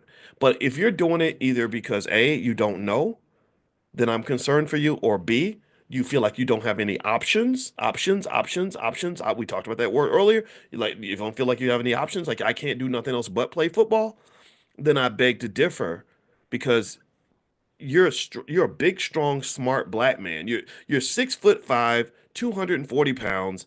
You've already won the genetic lottery, and there's a good chance you may even have a brain that is just as powerful as your body. In fact, you probably do because if anybody's ever seen the complexities of the offensive and defensive schemes of professional football, you'll know it's like studying for a master's degree. It's crazy. Like the way the quarterbacks have to remember all these different patterns and setups. And okay, if the cornerback is over here, then that means the linebacker is going to move here, and then the team goes in motion. Then you got to do this with the running back and go into the flat. Like there's a lot of thinking required in these sports, right? So to me, I'm sitting there thinking, I don't know if you realize how special you are. Like I don't know if you realize that those same skills that you have, they come from sports. Hard work, determination, consistency, right? Courage, right? Discipline, intellect, planning, strategy, skill. I don't know if you understand that's exactly what we do in business and everything else. That's exactly what you have to have those skills to be a surgeon. You use those skills to be, to be an accountant, to be an entrepreneur, to be an investor. Like all these things come into play. In fact, the reason I was the number one student at the University of Kentucky, I had the highest grade point average of all the black students, and I had a triple major. and I got two bachelor's degrees in 4 years. It was all very easy. It was really easy for me, and people didn't understand why it was so easy for me. They thought I was just some genius, and maybe my IQ is kind of high. I'm not going to deny that, but a lot of it really actually came from sports. Like I just learned from playing sports that if you want to be a champion, you got to bust your ass. That's it. And you can't, and no excuses. You work hard every day. Think about this. This is no different from what you do in football practice. You do two-a-day workouts and you get hit in the head. You got to get up and don't let them see your weakness. And you get ready for the next play and you got to run every play with precision. And or the coach will penalize you and it's hard and you're tired, but you fight through the pain. Imagine if you just apply that to every single thing that we do. Like, imagine if that was just the cultural code. Imagine if that was what black people were known for. We just don't give up. We fight, fight, fight, fight, fight to the end. We do that in sports already. I think that if we did that in the game of life and understand that life is nothing but a sport, it's just your football team is playing against team white supremacy, and they're pretty good. They've got the best athletes and the most money and the biggest stadium and lots of fans cheering for them. So you're gonna have to come in with a battle plan. You're gonna come in ready to play. But if you come in there ready to play, you can actually win. I really think that we already have everything we need. I just think we have to understand that these skills can be applied in everything that we do. Everything we do. So academically, my child goes into class, they understand that they're in a competition. They're going to compete with the best students, not just from America, but from India and Finland and China and Nigeria and everywhere else on the planet because they're supposed to be the best because that's what African Americans do. I don't understand why that can't be just a simple core value. And if it's not a core value for a community, I think it could be a core value for your family. I think that we have those core values when it comes to like entertainment. Like if you are a singer, you got to be the best. If you're a singer and you're black, you go to the Apollo, they're going to boo you if you're not really talented. They booed major celebrities at the Apollo, right? If you're a basketball player, then you play in Wicker Park where they got that guy, that annoying guy with the big microphone that's like, yeah, he's about to dunk on him. Look out, y'all. What? Right? And all that, but you still got to show up and really play and be excellent and extraordinary. And you're playing against guys who are going to be draft picks. And yet you still rise above all that. To me, that's like a type of excellence that we display when it comes to sports. That's why everyone admires us for the way we perform. They also admire us for the way we play a damn sport. So I'm simply saying that we have to have a battle plan, not for the black men in America who are not 6'8", 240 pounds. What are you going to do with the other 99.9%? I don't want the other 99.9% wasting their time trying to get just five or six spots in a professional sports team. That don't even make no sense. That's not even logical. That's crazy. The only way to think that way is if you have no options and you've been plagued and diseased. Your mind has been literally injected with the virus of significant misinformation, where somehow you think that because you're all city, that your little 5'8" butt is going to be playing next to LeBron. That's not going to happen. So to me, I'm like, well, let's just take what we do in sports and let's just spread it out. Let's just approach everything like we do a national championship game. Let's approach everything with the same excellence that Whitney Houston had when she was singing in the church. Right? I think that if we did that in business, we did that in education, and we did that in family, in terms of like what type of family structure we want to have. If we did that in raising kids, if we did that with our mental and physical health, right? I want to have excellent health. I want to have excellent physical health, mental health. I want to have strong relationships. I want to know how to build wealth. I want to understand cash flow and financial security at the highest level. If we had that same level of excellence in everything, I don't think we could be stopped by anybody. Racism becomes a footnote in the story of black success. I don't think racism is something that can stop you. I've never met a white man who told me I could not read a book. I've never met a white man who told me I couldn't start a business. I've never met a white man who told me I could not take care of my kids. So this default bullshit about sort of looking at racism and thinking that racism is the reason that everything's going wrong in my life is absolutely something I reject completely. And it's something that doesn't even make any sense. Yeah, I really don't think white folks are really thinking about you like that. I really don't. I think that you're thinking about them. I think that we know that they don't admire us very much, except for when we're playing sports or entertaining them, right? But I don't think that they're really thinking about us. I think that we think about them. I think we admire them. We're like, oh, what that white man thinking about me? Oh, he looked at me funny. He must not like black people. Man, who cares? Who cares? I have a neighbor like that. I have a neighbor who is he is like he's a cop, and he's like a big card carrying big Trump supporter, big American flag, like what's it Blue Lives Matter kind of dude, right? Now, I think that because I'm black and also because maybe he's Googled me. I have neighbors that Google me and stuff, and I'm sure they whisper about me and stuff. I think that he thinks that I'm offended by him, right? He thinks that I look at him and I get mad, or I don't know. I'm not sure. I have no idea, but I know that when I've tried to like go up and say, "Hey, how you doing? Nice to meet you," blah, blah, blah, it doesn't work. It doesn't work. Like at one point, I swear to God, I said to the guy, um, I said, okay, I'm sorry that my package got delivered to your house by accident. I said, but here, how about I give you my phone number and you can call me and let me know and I'll come over and get it. And you know what he said? Normally, most people were like, okay, sure, let me get your number. He goes, I know where you live. I was like, okay, peace out. I'm gone. Yeah, I get it, right? Like just real, like, and he's kind of interesting, right? Like I'm kind of like, okay, are you like, do you have like little dead puppies in your basement or something? Like, am I gonna find out one day that you just got something going on that you don't want nobody to even ask questions? He's a real interesting neighbor, and the interesting crazy part is I don't know if he thinks that because he's a cop and the Black Lives Matter whole movement was like kind of anti-police. He doesn't know I that my father was a cop for 25 years, and I don't get offended by cops unless they're bad cops. I think good cops are needed. I think that the fact that we all call the police when something goes wrong means that we should show appreciation to the officers that put their lives on the line to protect perfect strangers. I'm not doing that. Most of y'all ain't doing that. So I admire cops and soldiers. I'm sorry. If you're good at what you do and you're not hurting nobody, you get all my respect. I think you should make $200,000 a year because ain't nobody else out here gonna put their life on the line. That's my practice. That's how I approach things. But this guy, I think that there's something there, right? But I don't care. I don't care what he thinks about me. It's like I got my family, you got yours. Good luck. I don't care. So I think that generally I don't understand. I think as I get older, I have a harder time understanding why we are so obsessed with what others think about us. I think we should be more obsessed with what we think about ourselves. I think that actually is the solution because my belief is that if you think highly enough about yourself, you don't really need external validation. You don't need other people to tell you you're pretty if you already know that you're gorgeous, right? You don't need other people to tell you you're smart if you know that you're smart. Like Magic Johnson, when Magic Johnson got rejected from the Olympic team, remember first when he first became HIV positive, he was like, I don't really need the Olympic committee to tell me that I'm a great basketball player.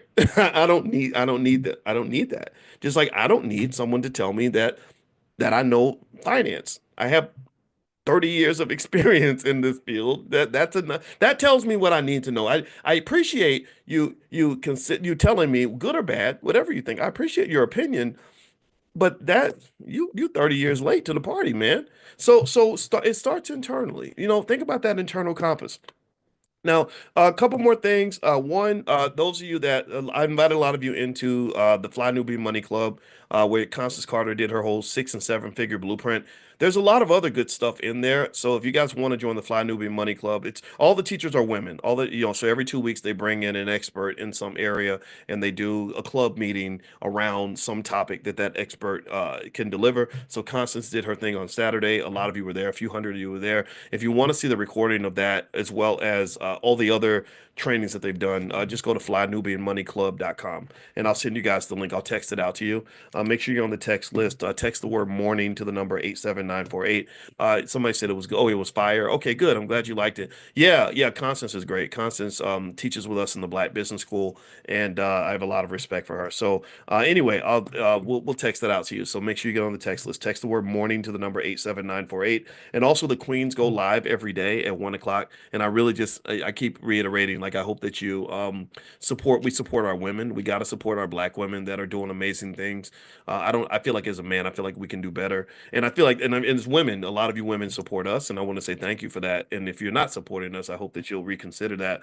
But anyway, they go live every day at 1 o'clock. So if you text the word Queens to the number 87948, they can actually let you know when they go live. So text Queens to 87948 on your phone. All right, so a couple stats I want to read to you about NFL athletes, just because I kept referencing this list and I wanted to make sure I share this.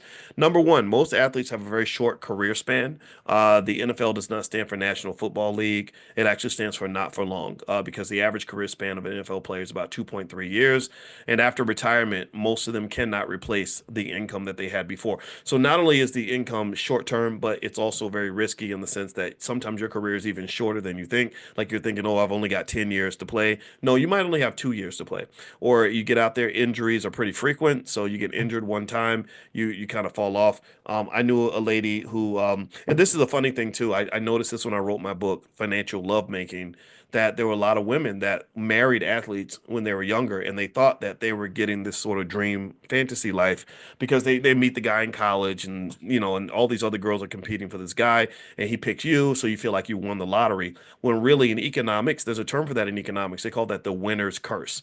That's when you think you won but really you lost. Like you think you won this amazing life, this fairy tale princess life with all this money and status, but really you might have actually lost. Maybe because remember, unfortunately, with being an athlete and having lots of options when it comes to women and fame and power can spoil people. If a person is not grounded and they're not conscious, it can spoil people and cause them to make a lot of bad decisions. So, like when I used to work at University of Kentucky, I used to work in the basketball dorm when I was in college. And I would sit in this dorm and I sign people in and out. So the person who's sitting there silently, like running the front desk, knows everything. Like you're literally, remember the spook that sat by the door? That's kind of what I was. I don't call myself a spook though, but yeah, that's what I was. I was the voice that sat by the door, and I saw everything that was happening in this dorm, and I would see people signing in and signing out, and it was crazy. I would see a girl sign in to see some dude at 7 o'clock, and then she signs out at 8 o'clock, and then another girl signs in at 8:30 to see the same guy. She signs out at 9:30, and then another girl signs in at 10:30, and she signs out at 11:30. I'm like, wow. Now remember, I was a regular guy. I'm not even 6 feet tall. So ladies, y'all would have passed me up in college, I'm sure. And but I was trying to build, trying to be somebody, right? I was like studying and stuff. But back then, when you're 21, you look like a nerd. When you get older, you look like a millionaire. So that changes it. I grew about 7 inches when I got money. But anyway, I was sitting so I was sitting there, I was like, God, like all these girls are so pretty. Some of them would just be white girls, and no disrespect if you're white. That just it's like dating an alien or I did that just I would say like dating a dog, but I don't want to compare anybody to a dog because that's a mean way. That's a mean analogy. So no, but like white girls never did anything for me. The black girls though would just be gorgeous, right? There'd be like all these pretty girls, and I'd be thinking, God, I can't. I'm working hard to get one girlfriend, right? Like, and this dude has three girls coming into the same night, and I'm like, I wonder what they're expecting from this relationship. Like, I wonder if they know about each other. I wonder if they understand like this guy is not the best decision maker, and he's sleeping with all these women without a condom. That's another thing, right? There's STDs. That's a real thing. Um, and I'm like, I wonder like what I like. I was trying to understand the dynamics. That's it, right? Like, because I was like, if they're all thinking that they're gonna be with him and marry him, he can only pick one. So maybe they'd be better off picking like some guy, maybe like me. I don't know. Like I'll be with you, and I'll be just with you. I'm not gonna have 10 girls like coming in like that. And so anyway, there would be one, and then he would pick that one girl. Maybe they get married or something. They go to to the NFL, NBA, whatever. And then sometimes in some cases, you're dealing with a lot of extra stuff, like a lot of shenanigans, right? Like this constant competition from like thousands of other women who are trying to get your man's attention. You're dealing with drugs, right? A lot of NFL athletes have to take drugs and painkillers, especially in order to keep playing. Maybe you're just dealing with like kind of crazy culture, crazy spending, maybe some arrogance, right? Like okay, why would I work hard on this relationship with you when I've got five other women that are telling me how much better they would be for me than you are, right? So a person who doesn't have consciousness or good values, like they're not firmly rooted in terms of knowing, like, okay, this too shall pass. Remember, consciousness is time and space, where they can see the bigger picture, right? They're thinking, okay, this is my wife, and I want my wife and I to have a good family. So I'm not going to get caught up in the temporary shenanigans because I want to focus on having a wife and a family. And sometimes you'll see that if you watch some of the NFL series like Quarterback. It seems like they would show like Patrick Mahomes, who has a $500 million contract, and he could be running to the stripper club, throwing money in the air, living his best life. But he seems like a guy that's like, no, I got my wife and my daughter and my football, and that's it. And I'm not interested in all the extra stuff. But maybe that's just front. I don't You don't know. And so anyway, yeah, so I knew a lady who married a guy who played for Penn State, who ended up getting drafted in his junior year, and he played for the Seahawks, and he thought he was going to have a long career. Because why wouldn't he? I mean, he was All American, and they ended up cutting him like halfway through the season because he got injured, and he was waiting to come back from the injury, and he was waiting to get a phone call from the team. The call never came. So, but because he's this athlete, he didn't think of himself as a person that had options. He was a person that thought of himself as only an athlete, and so he just waited. He didn't do anything in the meantime. He didn't try to build anything. Didn't start a business. Didn't go to school. Didn't do anything. So he'd be sitting at home waiting for the team to call. Now, here's what happens, right? So the mental health starts to decline. The mental health starts to dip. Why? Well, because you're waiting for the call because it's impossible that your dream is going to die. You're only 22 years old. Why? It can't die this young, and because you're too good, you're too talented. All you need is that one shot, and you're going to come back, whatever. Well, the team never called. So then you're sad and depressed. So maybe you're taking those painkillers still because they feel good, or you're drinking liquor, right? The idle mind becomes a devil's workshop. If you ever want to know the most dangerous type of man in the world, it's a man who has no purpose. A man who has no purpose, unfortunately, can be a person that that's when you dabble into the drugs, the alcohol, the porn, the whatever, right? Because you're the dope. You're getting into the dope, the dopamine. Everything's about the dopamine injection, right? The pleasure-seeking behavior. So you're dealing with 5 or 6 women because you ain't got nothing else to do. So you got a bunch of women, the weed over here, the liquor over here. A lot of y'all know men like this. Give me a yes if you've seen that. And it's sad. It's sad. It's like that Jamie Foxx movie Soul. Remember that Jamie Foxx movie Soul, where they sold people in the realm in the soul in the soul space. I guess that's what they would call it, or like the spiritual world, where they would just be sitting there just drifting along, because they don't have anything that's giving them passion, nothing that's giving them purpose. You have to have a purpose. Right? I think that's really important. And that your purpose has to come from you. It can't come from the world. It can't come from other people. If you have your purpose, then you're truly alive. You're truly living. If you're living your purpose, you feel good. If you're not living your purpose, it's easy to become stuck in a rut where you become this sort of soulless, empty vessel that's just sort of navigating through life. And a lot of our people, unfortunately, get trapped in that space where there's a lot of people that have almost like walking depression, like a spiritual version of walking pneumonia, where they're able to go through the motions and do what they have to do, but deep down they're really, really depressed. They're really, really unhappy. A lady wrote a book like that.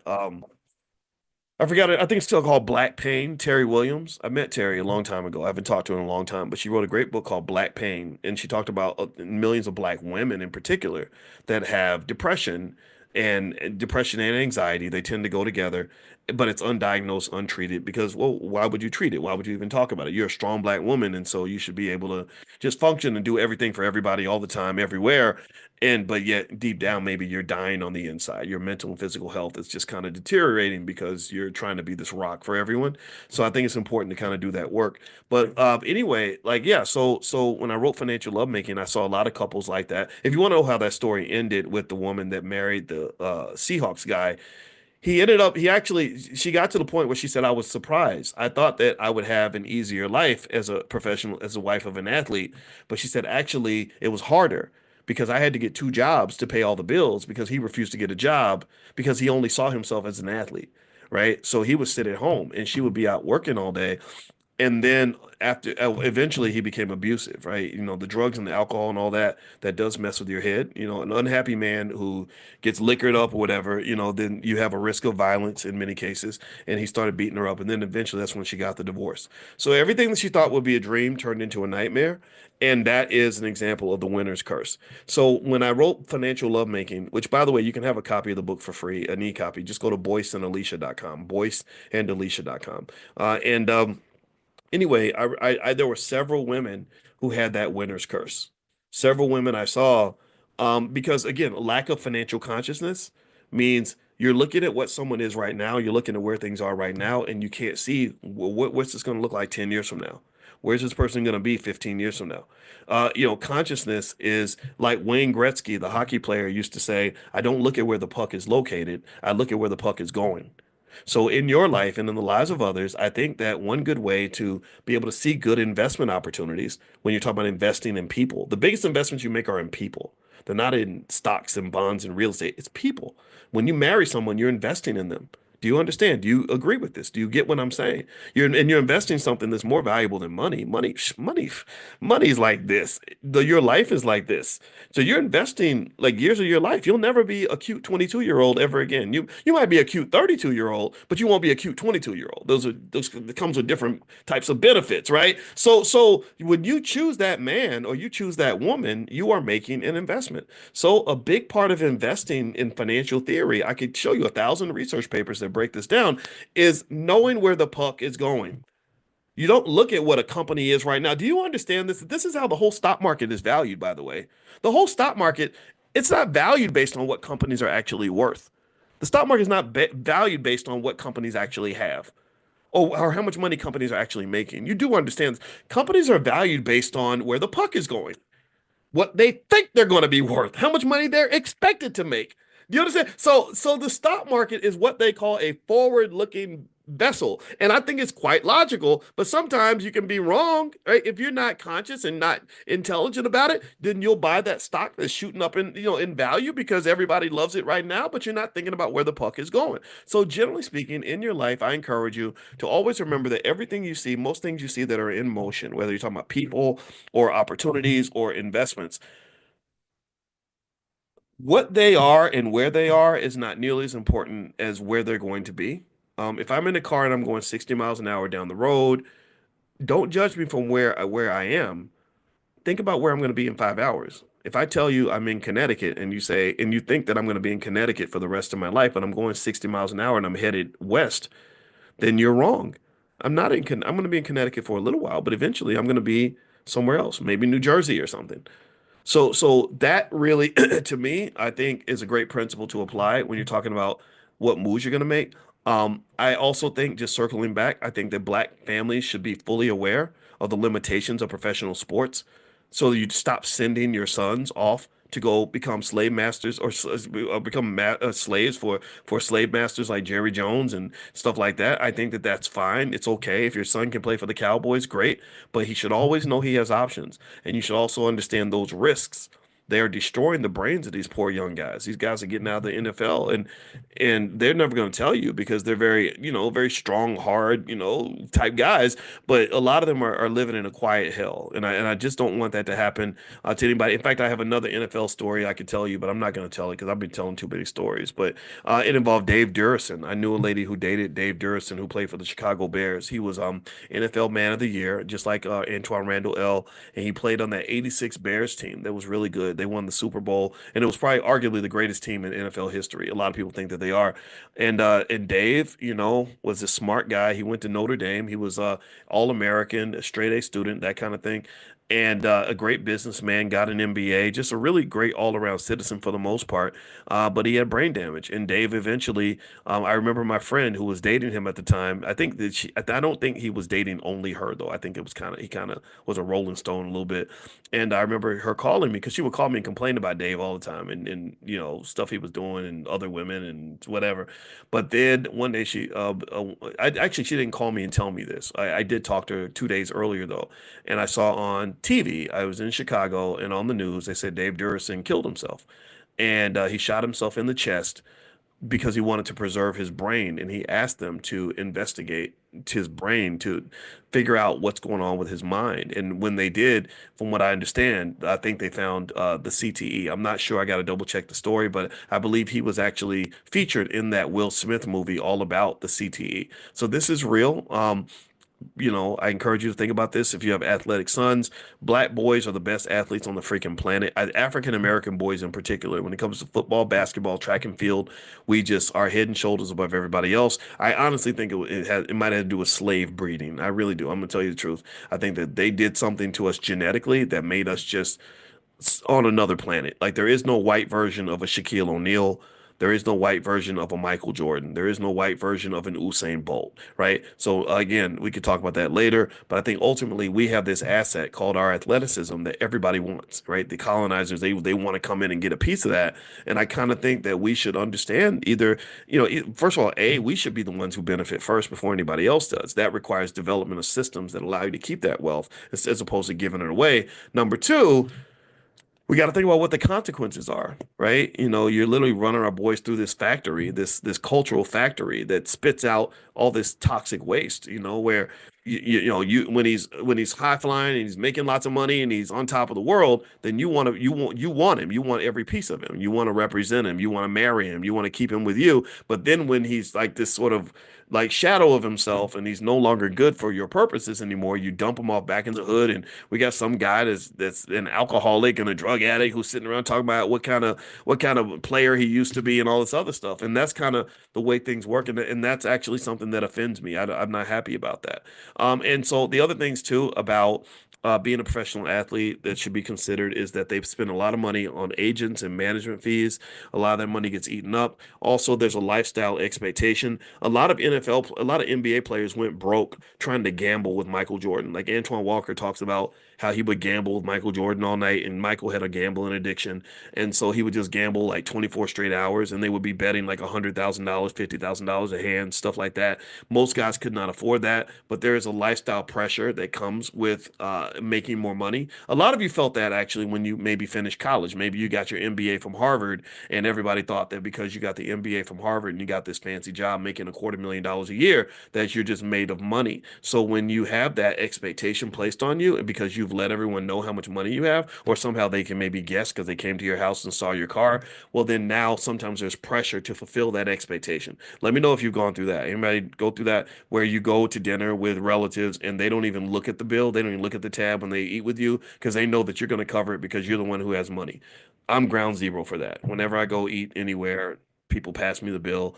And truth be told, usually I can take the bill and it's not a big deal. But before I go in, I have a consciousness of what restaurant we're eating at and how comfortable I am with paying the bill for this many people. So if it's like 12 or 13 people, I'll say in advance, I'm not paying for everybody. And not in this restaurant, but we can get a pizza. Right? Well, how about this? Because I want to be generous, I'll buy 4 Domino's pizzas and everybody can eat. But no, we ain't all going to Ruth Chris with 14 people. Hell no. I'm not paying a $1,400 bill. To hell with that. I can afford to pay, but I'm not doing that. There's nothing that makes me want to do this right now, right? So maybe consciousness in terms of setting expectations in advance goes a long way. And because when you have more wealth, you're going to have more responsibility. You're going to have to protect that wealth and be a steward of that. But at the same time, I don't believe you should have to be a miser either. I think that part of the joy of financial success is the ability to bless other people and to be there for other people and to support other people and help other people. And so I don't think it's healthy to go to the other extreme either, where you're so obsessed with money that you become just really greedy and mean and evil, and you're watching every nickel. Why are you watching a nickel, man? You got $10 million in the bank, dude. It's a nickel, right? So I kind of think that there has to be a balance there, but how you structure that balance depends on you and what's going to actually help you feel good navigating the world, and that's what I encourage you to consider. But so I can't even answer that for you. That's something you have to answer for yourself. Okay. All right, so let's get out of here. Let's see a couple more things. Pretty soon I'm going to reach out to you guys to do stock options class. If you guys want to meet for that, text the word options to 87948 if you want to get notified when we do stuff related to stock options. And it's really good stuff. So we're going to do some stuff this week. So text options to 87948. And also, we have a social media platform you guys are welcome to join. It's B1 Nation, and you can actually find people that live in your area. There are groups on there, stuff like that. So feel free to go to b1nation.us, be the number one nation.us. And Amani, by the way, I saw Amani, who's on our customer success team in the Black Business School. She's in the chat. So I want to say thank you, Amani, for hanging out this morning. I didn't expect to see her today, but I'm glad she's here. All right, so have a good day, everybody. God bless you. I will see you all tomorrow. Take care. Be good. Peace. Hey. Hey, what's going on, guys? I hope you guys are having a wonderful day. Welcome to the Black Financial Channel. My name is Dr. Boyce Watkins, and also, just in case you don't know, I do have a podcast called Dr. Boyce Daily Stock Market, which is on Spotify. If you guys want to go check that out. Now, I want to talk to you guys about real estate. I want to break something down for you that is probably going to surprise you. A lot of people love real estate, and I love it too. I do own real estate. I think real estate is great as an investment vehicle for diversification purposes. But I'm gonna just tell you the truth. I really actually sold a lot of my real estate, and I'm gonna explain to you why I don't know if the so-called American dream of owning property is really what it's chalked up to be. I think it might be a little bit overhyped. Now, what I want to do as you come in, please hit the thumbs up button, thumbs up, share, subscribe. Is I want to play a video for you, and this video is there's a young lady. Her name was Stephanie Kabidi, and I'm going to share her video. And she did a really good job of explaining her experience as a real estate owner and why she's selling a lot of her properties. And so I'm gonna play this video for you guys so you can take a look and hear from the sister's mouth. She's very smart. She looks like she's really deep in the real estate game, and I respect it. Hold on, let me turn this down a little bit. And I really think this is worth watching. Okay, guys. So I'm gonna share this real quick. Do me a favor, hit the thumbs up button, thumbs up, share, subscribe. And I hear you about the homeowners insurance, Jeremy. That's a real thing, especially if you live out west, and y'all know what it is. Okay, so let me play this video. Give me a yes if you can hear the audio. I always want to make sure the audio comes through okay. Let me see if I can find this dang video. Hold on. I got it. It's somewhere around here. Here we go. Here it is. Okay. So here's the video. I'm pulling it up now, and I'm going to play it. Let me know. Give me a quick yes if you can hear the audio as I play it. I'm going to look for your yeses in the chat. Here we go. It's in only 18 months, and now I regret it. Just to show you, here's a 2-unit property I own. Here's another one that's a 6-unit apartment building, and here's another one, and here's another one, and there's even more properties, but I'm done driving around wasting my gas, and I feel you guys understand. I thought owning rental properties would be a great source of income, but boy, was I wrong. Most real estate investors teach about buying rental properties, rehabbing them, renting them out to tenants, and then refinancing them with a bank just to only cash flow $300 per month. And that $300 per month may sound like a small amount, but when you have a lot of units, that amount adds up. For the 22 units that I own with my business partner, we roughly cash flow on an average of $600 per month, and that's per unit. And on a monthly basis, that comes to $13,200. And on an annual basis, each year, that comes to $158,400. And that's a big cash flow amount just for only owning 22 units. Now that we talked about the money side of things, you're probably thinking to yourself, Stephanie, why on earth would you regret buying all these properties and wanting to sell them if you're making well over 6 figures with them? Well, because I'm here to tell you the dark side of owning rental properties that the other real estate gurus won't tell you. I honestly thought that as we buy more rental properties, that I would make more money. And as we continue to buy more, I just became more broke. So owning 22 rental properties looks great on social media, but in real life, it sucks. And the 6 figures that you see that we make from all these properties isn't really 6 figures, because as you buy more and you scale, more of that money of that cash flow that you make just goes into buying more properties. And not only that, you have to remember you're dealing with properties and things happen. So a roof could go out, an HVAC system could go out, windows could need to be replaced. And those are some pricey items. And that starts to add up. Look, think about it. Let's say you own a single family house and you decide to rent it out and you cash flow $400 per month. That's great. That's above average because typical investors look to cash flow roughly $200 a month. So you're making $400 a month just from this one property. Now, let's say your roof goes out, and to buy a new roof, that costs $5,000.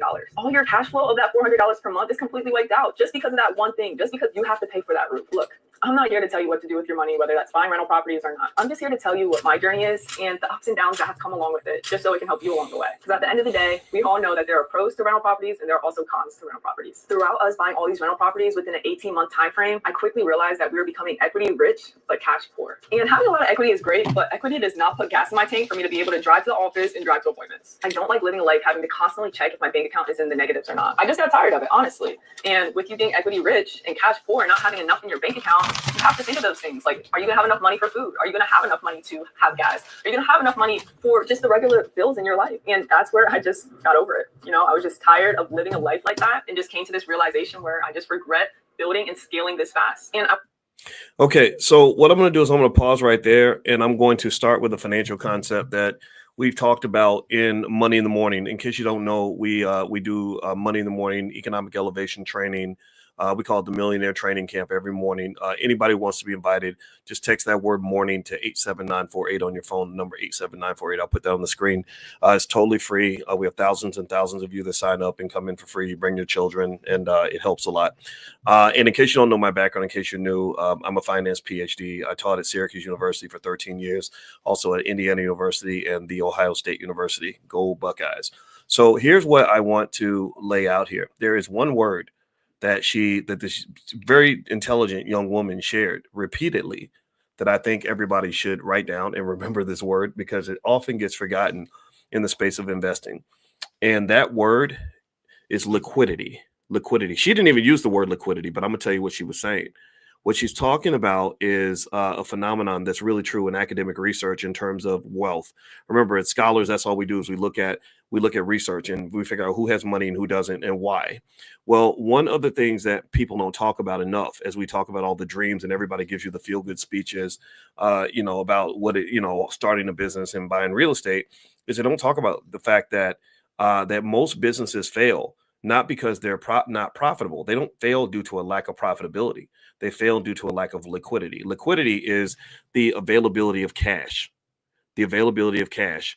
And if you want to look at the dark side of real estate, one thing about real estate is that real estate is a space where sometimes running out of cash can be a real problem.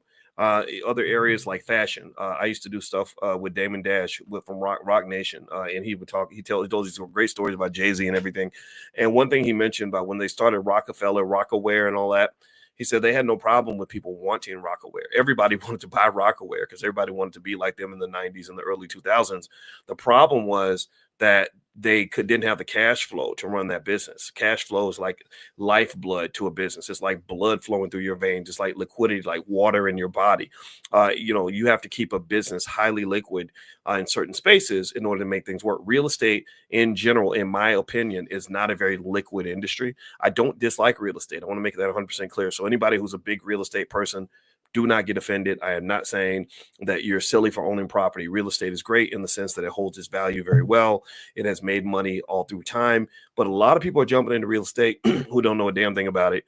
A lot of people are jumping in because it sounds good on the internet, or they'll go watch an influencer and go put up $30,000, $40,000 for that influencer to show them how to buy real estate and buy property. And I just think that there are better ways to kind of get things done. And so when she's talking about this idea that you have control of all this property, you own all this real estate, and your cash flows down, your bank balance is negative. That's a big deal. That ability to get the money out is really hard. I can tell you this is not just true for real estate, but it's also true for a lot of entrepreneurial ventures. It's very easy to get your money in, but it's really hard to get your money out. So before you jump into somebody's investment or somebody gets you to go and put your life savings into something, you got to think about liquidity and say, okay, if I need my money out tomorrow, can I get my money out tomorrow? If not, how long does it take for me to get my money out? Can I get my money out in a month? Can I get it out in 2 months? What are my guarantees? What's my collateral? What's my protection? And I see Joy mentioned, she said, I dropped $1,300 for furnace repair and dryer replacement. Yeah. So that's what I'm going to actually do is I thought that this lady's video was so well done that I thought I would go ahead and play it and kind of use this as an instructive opportunity for all of us. And by the way, if you haven't joined our Money in the Morning class, you can just text the word morning to 87948. If you live out of the country, just go to drboyceelevate.com. That's drboyceelevate.com, and you can join for free. All right, so here is this video, which I just love this video. I love what this young lady did. And I just said, man, I like this so much. I want to play this. So here we go. I'm going to play it again. All right, y'all give me the yes in the chat. Let me know if you, hold on, see, I'm already hitting the wrong buttons. Hold on. Let me hit the right button. Hit the right button, boys. Come on. Okay. All right. Got you. All right. So let me see. Here we go. I think this is the video. So let me see if I can play it. I want you guys to know that when you are dealing with rental properties, you need another source of income just to help you sustain. Because as I just said, you will be equity rich and cash poor if you do it this way and just build and scale so fast. So that other source of income that we took into consideration was wholesale deals.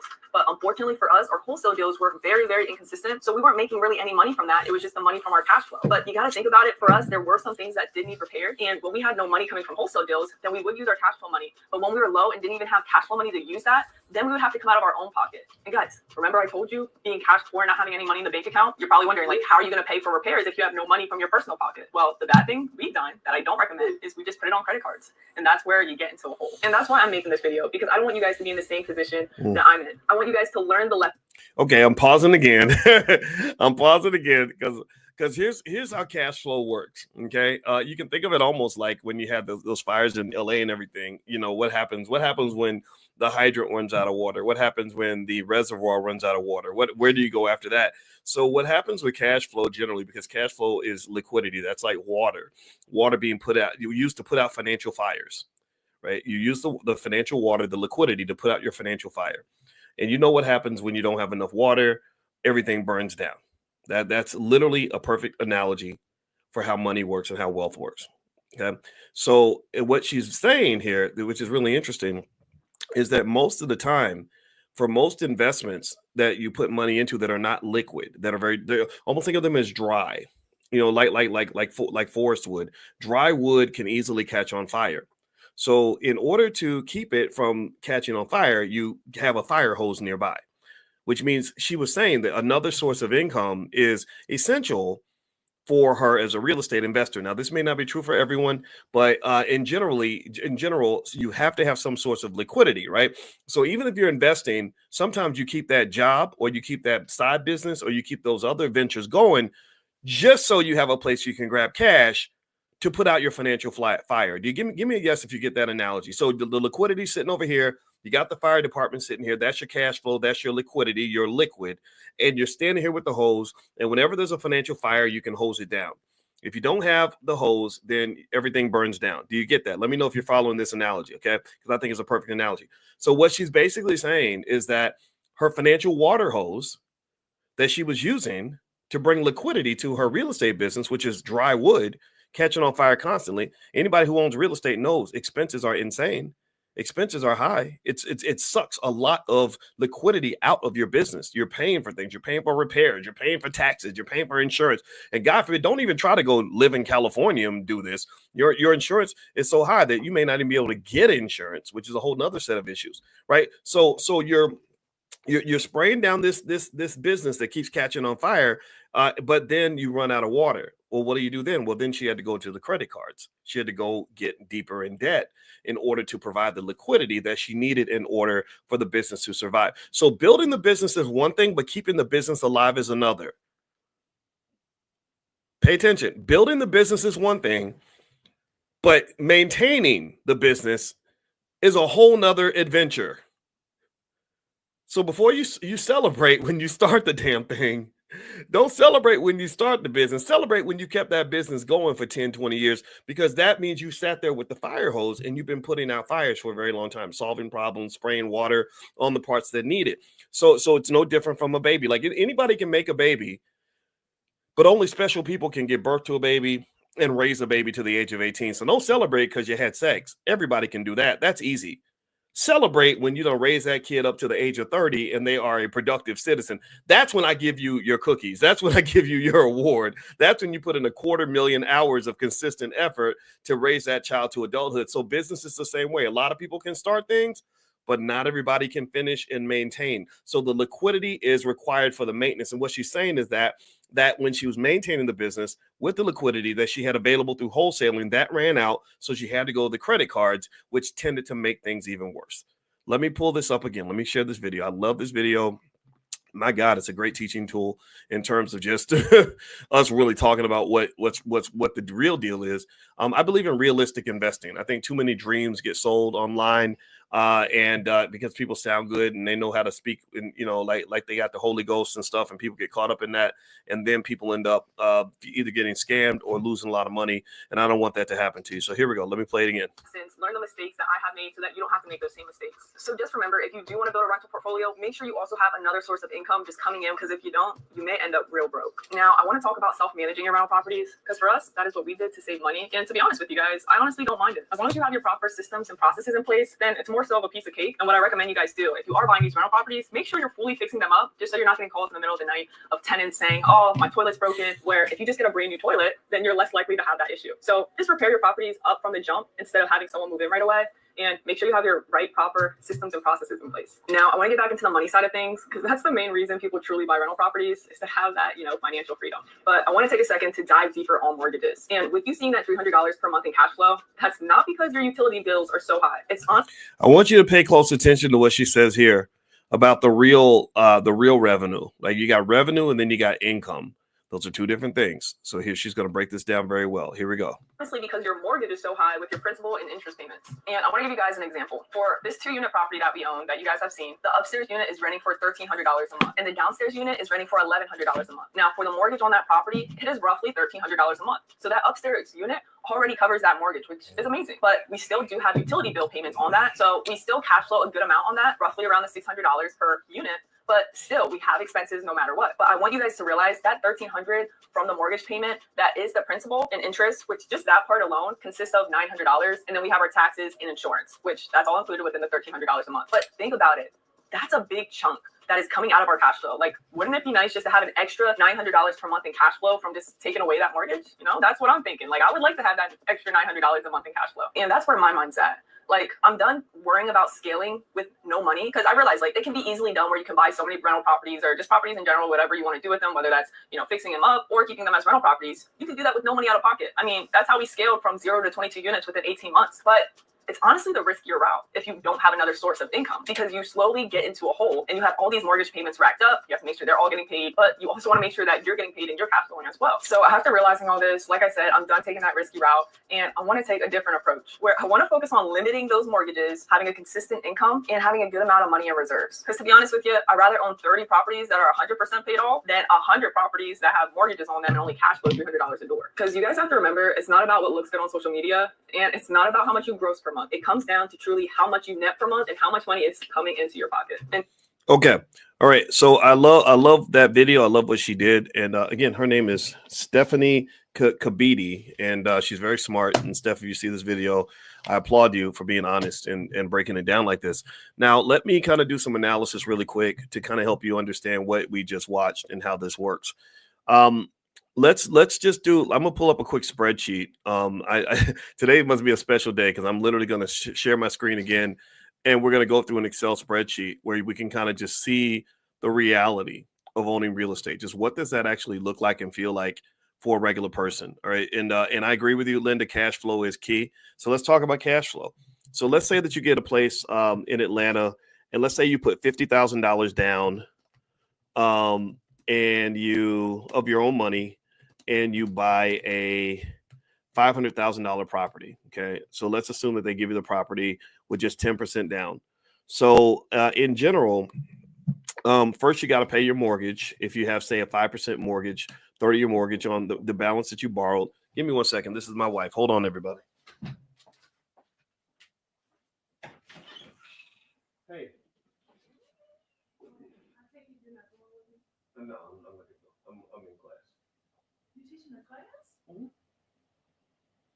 It wasn't in your schedule to do the pictures? It was, but I don't want to. Okay. Like they said, I'll see you later.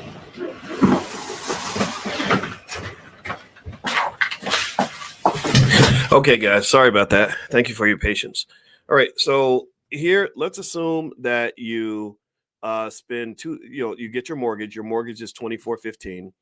And then you have taxes, and let's assume your taxes are $416. I base this on average amounts in Atlanta, and let's assume that you can rent. Your monthly rent is $5,000. Okay, so your tenant's paying you $5,000 a month. Now, just so you know, I think this number is very optimistic. My wife and I owned a property in Atlanta that we paid $590,000 for, and the income that we got was $3,500 a month from the tenant. But we didn't charge as much as we could have charged. Maybe I'm thinking we could have got at least $4,500 a month.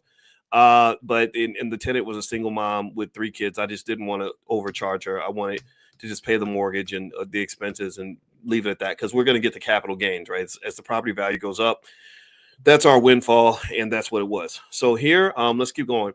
Can you guys hear me? Let me know if you can still hear me okay. So let's assume your insurance is $150 per month. This is based on averages for Atlanta.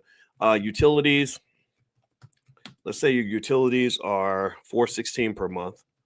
Okay. And then let's assume that your management fee is $500 per month. Now, one thing I did not include, Jeremy, is HOA. Yeah, we do pay HOA 100%. So just right there, though, here's the deal. Just right there, your income is only about $4,100. I'm sorry, $800 left. I think so. Let me add this up. Let me see here. I'm gonna do a sum. Okay, so let's add up all of our expenses. $38.97. So I'm sorry. So if you take $38.97 minus the 5,000, you get what? Let me see here. 5,000 minus this. So $1,100 a month. Now, here's what we didn't include. We didn't include HOA fees. HOA fees can be pretty high. I have to pay those in the property that we have. And also, we don't know how much that's going to be. You know, I'm not going to put a number there. But then you throw in like another variable, headaches. How much is a headache worth to you? How much is it if somebody's stressing you out? How much is that worth? Headaches. I think that's priceless, right? Because one of the things that we did not factor in here is the amount of work required to just deal with tenants. Has anybody, give me a yes in the chat if you've ever dealt with a tenant who did or did not pay their rent on time. Give me a yes if you've ever dealt with trying to find a tenant. Give me a yes if you ever dealt with repairs and things breaking down. Here's the thing. If you were to look at sort of a list of all the things that people complain about when they own properties, first of all, you got tenant issues, especially if you live in a place that is very overly tenant friendly. They assume that landlords are all super rich people. So rich people are evil in those places. So they pretty much every ruling's in favor of the tenant. They can squat on your property and it's hard to get them out. Late payment of rent, non-payment of rent. If they don't pay the rent, you have to still pay the mortgage. Your expenses still come in even if they don't pay the rent. So there's $5,000 or $3,800 a month in expenses, which happens on a normal month. That's assuming nothing breaks down, by the way. That's assuming that I don't have, a broken, busted toilet or a broken, or I don't know, like something doesn't happen with the electrical system or there isn't a leak somewhere. And believe me, that happens all the time. How many of y'all have ever owned real estate? Anybody ever owned real estate and rented it out? Like, just say something in the chat about just how much stress it was and financial stress it was to pay for everything, be responsible for everything, take time out of your day to fix things. Even when you have a property manager, they still got to get on the phone with you and talk through it and say, we're going to fix the such and such. And you got to send us a check for $2,000 to get a new blah, blah, blah. Right. It's crazy. Right. So the headaches are priceless. Some other things that people you have to deal with. You got to screen any new tenants that come in, maintenance and repairs. We talked about that. If the property is getting older, you just might have to maintain it because it's getting older. If the property is vacant, then you still have to pay the mortgage, even if it's vacant. That's thousands and thousands of dollars lost. Now, mind you, you're defending all this with an $1,100 a month income, right? So your $1,100 a month is very fragile. That's the point. If you have one thing go wrong, that in many cases will wipe out every penny that you make, and then cost you more money, which is where she had to keep going back to the reserves. She had to keep calling the fire department to put out the fire because she didn't have enough liquidity in her business to even sustain the business. The business couldn't sustain the business, so she had to have another business to sustain the first business. That's the reality. I'm not telling you not to do it. I'm just telling you what it is. Also, don't forget, you in different cities and states, you have different building codes, eviction laws. Sometimes the taxes can be complex. If you talk about managing property, you either pay a management fee, roughly 8 to 12% a month of your rent, or you do it yourself. And that's extremely stressful. Oh, and then we didn't even talk about the liability. We didn't even talk about liability. What if you own the property and somebody forgets to check the carbon monoxide detector and everyone in the house wakes up dead? Well, then they're suing you. They're taking everything they can get their hands on. And then you got to do little stuff like get an LLC for every individual property to protect. It's a lot of work. It's stressful. Okay. So that's just my 2 cents. I'm not saying don't do it. I'm saying just make sure that you're clear on this if you decide to go into that space.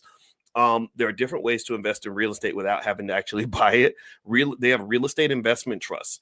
I sent you all a list before of different real estate investment trusts that I like that you can invest in that will still give you the benefit of owning property without actually having to own property, so to speak. You let somebody else kind of handle all the headaches of the management of the property, and you just become the investor. I'm a big believer in investing. Maybe I'm biased because my doctorate's in stock market stuff, but I'm just telling you, like, this is the number one wealth builder in America. There is no jobs don't build wealth the way investing builds wealth.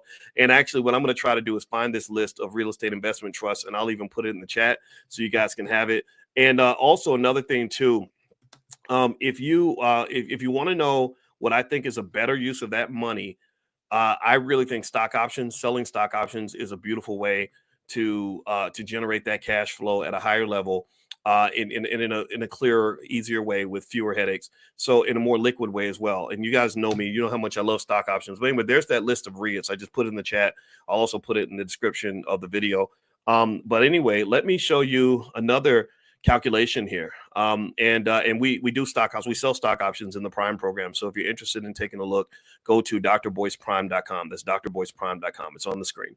All right. So here is, let's take a look at stock options. Let's see what we could do. Now, remember, the original capital base that we had was $50,000, right? So what I'm going to do is I'm going to take that $50,000 and I'm going to do something else with it. Let me erase the real estate. So actually, I'm going to leave it up there, and I'm going to share the screen again. Okay. All right. Don't mess this up, boys. Here we go. All right. So here is, all right. So let's imagine that we took the 50,000, we did something else with it. Let's assume we go to even Robinhood. Like, you can do this on an app, very easy to do. And we go get some margin, and we can then go, let's say we want to go into business with Mark Zuckerberg. We're going to do the opposite, right? Remember, there was a time where other people, where they got all the benefits and we did all the work. Well, I think with investing, you can let them do all the work and you get the benefits by being an investor. You just have to come up with the capital. So let's say we take this 50,000, or let's say we get it up to enough money where we can buy 200 shares of Meta stock. Okay. And the cost per share right now, you can do this. You can do this tomorrow, actually, if you want. Not tomorrow, whenever the market opens on Monday. The cost per share is $615. Can y'all see this on the screen? Let me know if you can see this. I want to make sure it's coming through okay. Can y'all see this? All right. So the cost per share is $615. So the cost of 200 shares would be $123,002. Okay. Now, you can get margin. They'll loan you half the money. They'll loan you, like whatever you have 50,000, they'll loan you another 50. If you got 60, they'll loan you another 60. So actually, this will require a capital base of about $61,000. But you can do this, right? You can do this tomorrow. So what I could then do is I can go into Meta right now, and I can sell a call up. Today is January 11th, so I'm going to sell a February 14th call option with a strike price. And you guys, if you don't know what strike prices are, it's basically you're placing kind of a bet on your stock. You're letting people, you're telling them, like, look, if the stock goes above this price, you can have it. So I'm gonna pick a strike price of 640. Okay. So that means that if the stock goes above 640, they get to buy my stock for 640. But I'm not mad, because if the stock goes all the way up, if it goes up $25 a share, then I make an additional profit of 25 times 600, which I guess is what, $12,000 or something like that, for $14,000 that I get, because they're buying my stock at a premium. They're not buying it at the current price. They buy it at the premium price. So I'm okay with that. I'm not mad about that. So that option right now on the market would be worth $24.45 per share. I've got 200 shares, so I can sell 200 of those suckers, and that would give me an income right now in my bank account of $4,889. That's how much money I get. And what I want you to notice is, first off, $4,889 as an ROI on the investment is a hell of a lot higher than $1,100. That's a hell of a lot higher. That's you're 4xing your money. You're making 4 times more than you would make if you went out and bought a whole bunch of real estate with that same amount of money. First of all, let me just ask you all this simple question right now. Give me a yes if I've convinced you that this is at least something worth considering. Give me a yes if you can see why I like this so much better than real estate. Let's start there. Give me a quick yes, because I want to make sure you're following me, because I don't want to go over anybody's head. So I just sold this option, And what I basically did was I sold, someone gave me money. They put almost $5,000 in my bank account instantaneously. And all I got to do now is just sit there. I don't have to do anything. Okay. That's the first piece, right? And it's a lot more than this 1,100 I would have made by taking that same 60 grand and going out and buying a bunch of real estate and paying mortgage, taxes, insurance, utilities, management fee. And that's the, but then here's the other part that's interesting that you got to really process is quality of life. I didn't have to get out of bed to get this money. I didn't have to make any phone calls. I ain't got to deal with no tenants. I ain't got to worry about a squatter in my property. I ain't got to worry about a broken toilet. I ain't got to worry about nothing. I don't. So not only do I not have any expenses, but I don't have any headaches. I have no mortgage, taxes, insurance, utilities, management fee, HOA fees, no headaches. And I can do this with my family. My family, we get together, we got 60 grand, and everybody's like, let's go buy some real estate. That sounds good and it feels good, and you can show it off and tell everybody. But I'd be like, let's just take the 60,000, get some margin, go buy some meta stock and collect those dividends on the options. That's the options, just so you know, this isn't the same as a dividend. This is better, in my opinion. But here's the other thing too, right? So I sit back and I watch. So what if the stock goes up to 640? Well, then guess what? Christmas really came early, because if the stock goes up to 640, then I'm making an extra $25 per share on my stock. And the stock, let me see, $25 a share. Let me do some calculations here. 200 shares times 25. I'm making an extra $5,000 for my trouble. I said for 12,000. I got the math wrong. I'm so sorry, guys. Forgive me. Maybe I'm sleepy today. So this to me is far superior. Then let's go through the reasons why. Number one, not only is the income much higher, and this isn't even, I don't even own Meta. This isn't even the stock that I work with, because there are other stocks that are far better than this one. I just did this one because it's the simplest way to exhibit the point. Not only is the income much, much higher, and there are no expenses. Also, there are no headaches. There is no work required. I don't have to do anything. And also, the other piece that's really important to consider is liquidity. I can sell this asset in 5 seconds. You cannot sell real estate in 5 seconds. It's very hard to sell real estate in a day, a week, or a month. You got to call, you got to talk to brokers and deal with banks and make sure the financing comes through. And then remember this 1,100 isn't just a lower number. You got to think about the other, what they call the second derivative. The second derivative relates to risk. People forget about risk. This 1,100 is very, very fragile, very, very fickle. You may not get 1,100 that month. In fact, I dare say that for most landlords, you don't get the whole net income, because in many months something goes wrong. The tenant doesn't pay on time. Something breaks down. Whatever it is, right? So this is not just lower income. It's less sturdy income, right? So it's not just, and with investing, it's really important. People forget about this. It's not just making money. It's how do you make your money?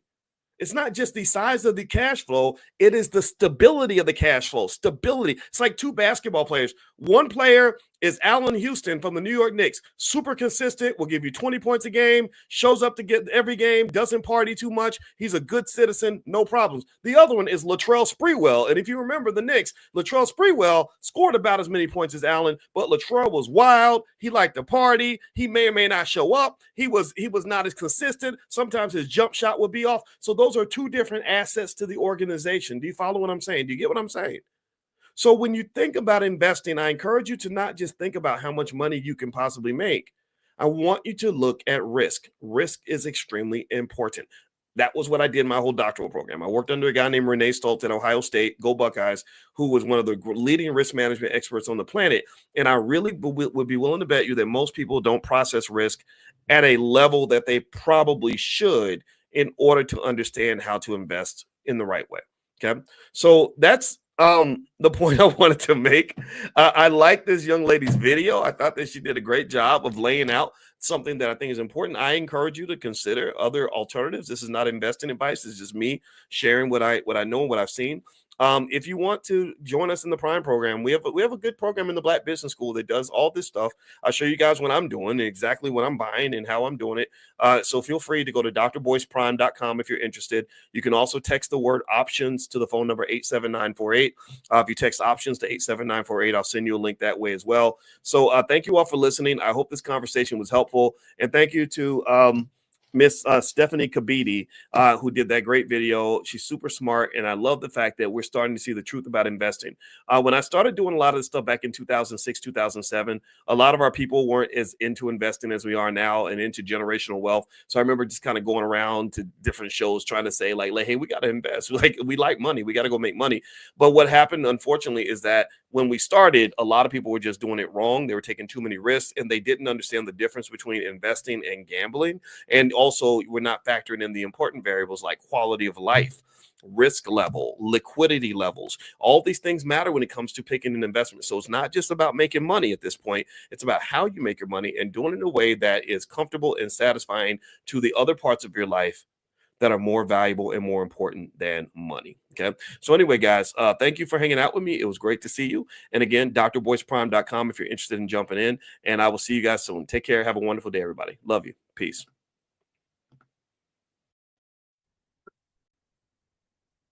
Good morning, everybody. Good morning. Welcome to Money in the Morning. That's our morning millionaire training camp.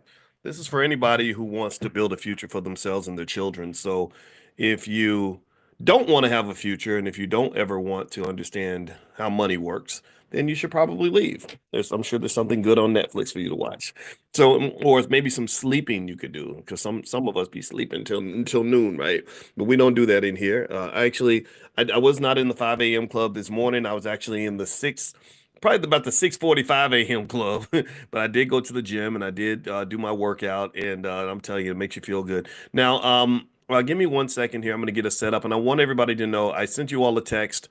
Let me know if you got the text, because I sent out a text this morning letting everyone know that we were about to meet for class as we do every day. And I'd heard from some of you who actually reached out to the support team and said you were not getting the notification, which concerned me. And so I want to be careful about that. So give me 1 second here. Um, one of the things I want to talk about today that I think we can learn something from has to do with a new show on Netflix called Squid Game. And what I'm going to do is my goal is to rock your world in terms of sharing with you something that'll make you say, I never thought about it like that. And this is the purpose of Money in the Morning. In case you haven't been here in our millionaire training camp, the goal is to embrace something that we do in the Black Business School that we call conversational learning, which is better than like sitting there and just with a pad and a pen and always taking notes. Sometimes just having discussions and talking about things is how you learn, right? Because economics is culture. And as you guys know, in my book, I wrote a book called The 10 Commandments of Black Economic Power. And in that book, The 10 Commandments, one of the things that I want to impress upon you is the importance of understanding the connection between where your wealth and your financial situation ends up, and the things that you think about every day, the things that you do every day, the people that you talk to, the lifestyle that you live. In fact, if you go to my Instagram at Dr. Boyce Finance, I put up a video of Mike Epps, who's a comedian. I do not know Mike, but I know someone who knows Mike really well. I've told you guys many occasions. Willie D from the Ghetto Boys is one of my buddies, and Willie is good friend. Willie is buddies with Mike, so I don't, but I don't know. That's just the connection there. But Mike Epps did a great video where he was explaining how bad culture can really weigh you down. He talked about how did anybody see that video by chance? It went kind of viral. Mike was making a really honest emotional appeal, and he was basically saying, that when I was struggling and I was on drugs and my life was bad and I was making bad choices and I was in bad situations and barely hanging on by a thread, I got a lot of love. He said my friends would say, "Oh man, I'm praying for you, brother. I love you, man. I got your back, man." But then when he started doing well, he was working out, he was eating healthy, he was living a good life, he was doing well financially. He said that a lot of those people did not support him like they used to. They liked him better when he was in the mud. They actually could empathize with him more when he was in the basement with them and engaging in bad habits like them. And I love the fact that Mike then connected that to our kids. And he basically said a lot of our kids fail because they're trying to fit in with a loser. They struggle because they're trying to fit in with degenerate culture that is heavily promoted, particularly to black males. We've talked about this extensively, how it's sort of interesting to me that there is an appreciation for black men who are broken, busted, torn to pieces, weak, uneducated, not working, lazy. There's a celebration of that. But then, when you show up and you say, "There's nothing wrong with me. I'm okay. I'm actually all right. I read books. I don't know. I'm not gonna pick up the liquor bottle. I'm not gonna go to the club and shoot somebody and get 30 years in prison. I actually do take care of my kids because that's what you're supposed to do. Not because I'm special. I don't take care of my kids because I'm a credit to my race. You ever see that where people are like, you take care of your kids? Oh my God, that's so wonderful. You take care of your kids. I'm like Chris Rock. Chris Rock said you're supposed to take care of your kids. That's what human beings do. So the fact that they convince you that it's normal to not do that is fundamentally hilarious. And I'm gonna tell you what really burns me up as a black man. And I'm gonna talk about Mike Epps and that little thing in a minute. Then I promise I'll bring it back to my key point. Is I saw where Zendaya, the Disney lady. Anybody know Zendaya? Give me a yes if you know who Zendaya is, if you've seen her. She's beautiful, smart, talented. She's in all the Spider-Man movies. She's got a real black family. She actually had a show where she told them to put black people on the show. Like I much respect to Zendaya. Our kids love her, and so I get to learn about the Disney people because of when you got girls in the house, you gonna know Disney. And so anyway, Zendaya is engaged to Tom Holland, who was this white guy that played Spider-Man. And it's an interesting match. He's like about 2 feet tall and she's like, statuesque. It looks a little weird, but whatever. Love is love, right? But the interesting thing to me was I compared and contrasted that to two other Disney-ish types of young ladies. Well, not Disney-ish. One was Disney, one was not Disney. One was the Disney lady. You know what I'm talking about? The one that played the Little Mermaid. And the black girl, you know what I'm talking about. Put her name in the chat. I don't remember I'm bad with names. But anyway, very talented. And she ended up having a baby with a rapper. And the relationship ended after about like 6 months or something. They had a baby and then decided, oh, now that we've had a baby, we should break our family apart. That's the perfect time to destroy your family, is right after the baby's born. That way you can make absolutely sure that the baby is born in a big pile of piss, right? They're born in a big pile of just messiness and ugliness and trauma, and that's because for some people they think that's what it means to be black. And then I saw the tennis player Naomi Osaka, right? Who was, really like the number one tennis player on the planet, and she was dating a rapper too. And I was like, what is it with these girls and these rappers? Like, don't they understand that most of rap culture, not all of it, but not all of it, not all of it. I'm not, because I got some friends that are rappers who are good people, D1, Immortal Technique, guys like that. But some, you know what I'm talking about. Some of the stuff that you hear, if you are a rap fan, a lot of that stuff is not pro family. It's not like, hey, brother, settle down, pick one woman, start a family, live a quality life. Like they don't rap about that. They're like, I got hoes in different area codes, in area. I got hoes. I got hoes. Y'all remember that? Anybody remember that? That's that. Forgive me if that word is, it's breakfast. I'm sorry. But anyway, so hip hop is not. It's not. I'm sorry, especially gangster rap. It's just not pro family, right? Lil Wayne literally had a song. I swear to God, in this song, he literally said that I will steal your girlfriend, make her into my hooker, and then I will use her up and make money from selling her body, and then I will chop her dead body up and put it in the trunk of a car and mail it back to you. I swear, go look it up. Look it up. It's like, whoa, that's not even sex trafficking. Like that's Jeffrey Dahmer type stuff, right? But everybody's like, oh, but the song is so good, the beat is slamming, yo, and they because they didn't take a psychology class, on the subconscious mind, and how how words have power, and the things that you recite over and over and over again become mantras. What's the quote people use? What is it? Words are spells, basically. And I do believe that. Like, you repeat it over and over and over again, that does seep into your culture, and you do see some of that, right? So long story short, here's the deal. Here's where I'm going with this. The problem for me is that because we don't understand the connection between our economics and our families, we think we can destroy our families and build our wealth at the same time. You can't, that doesn't, it's not happening. You can't destroy your families and build your wealth at the same time. Why am I talking about Naomi Osaka and the Disney Halle Bailey and their rapper boyfriends? Well, because if you're integrating your children into a culture, see, integration with white folks, we already know the damage that was done there, but what we don't assess the damage of is the integration with hip hop culture. So you're integrating your family, you're bringing a child into the world, and the daddy's a rapper, where all of his friends are in his ear telling him that relationships are a burden. Children are a pain in the butt. I heard Hallie's boyfriend say that having a relationship is like having a part-time job, man. Like that's not, because why would, in his mind, it's like, if you're all addicted to the dopamine of new experiences, then why would you settle down with one woman when you could have 12? Right? That's the thinking of a 22-year-old child, right? And so ultimately, long story short, what you have is you have a scenario where the infrastructure is broken before it even gets built.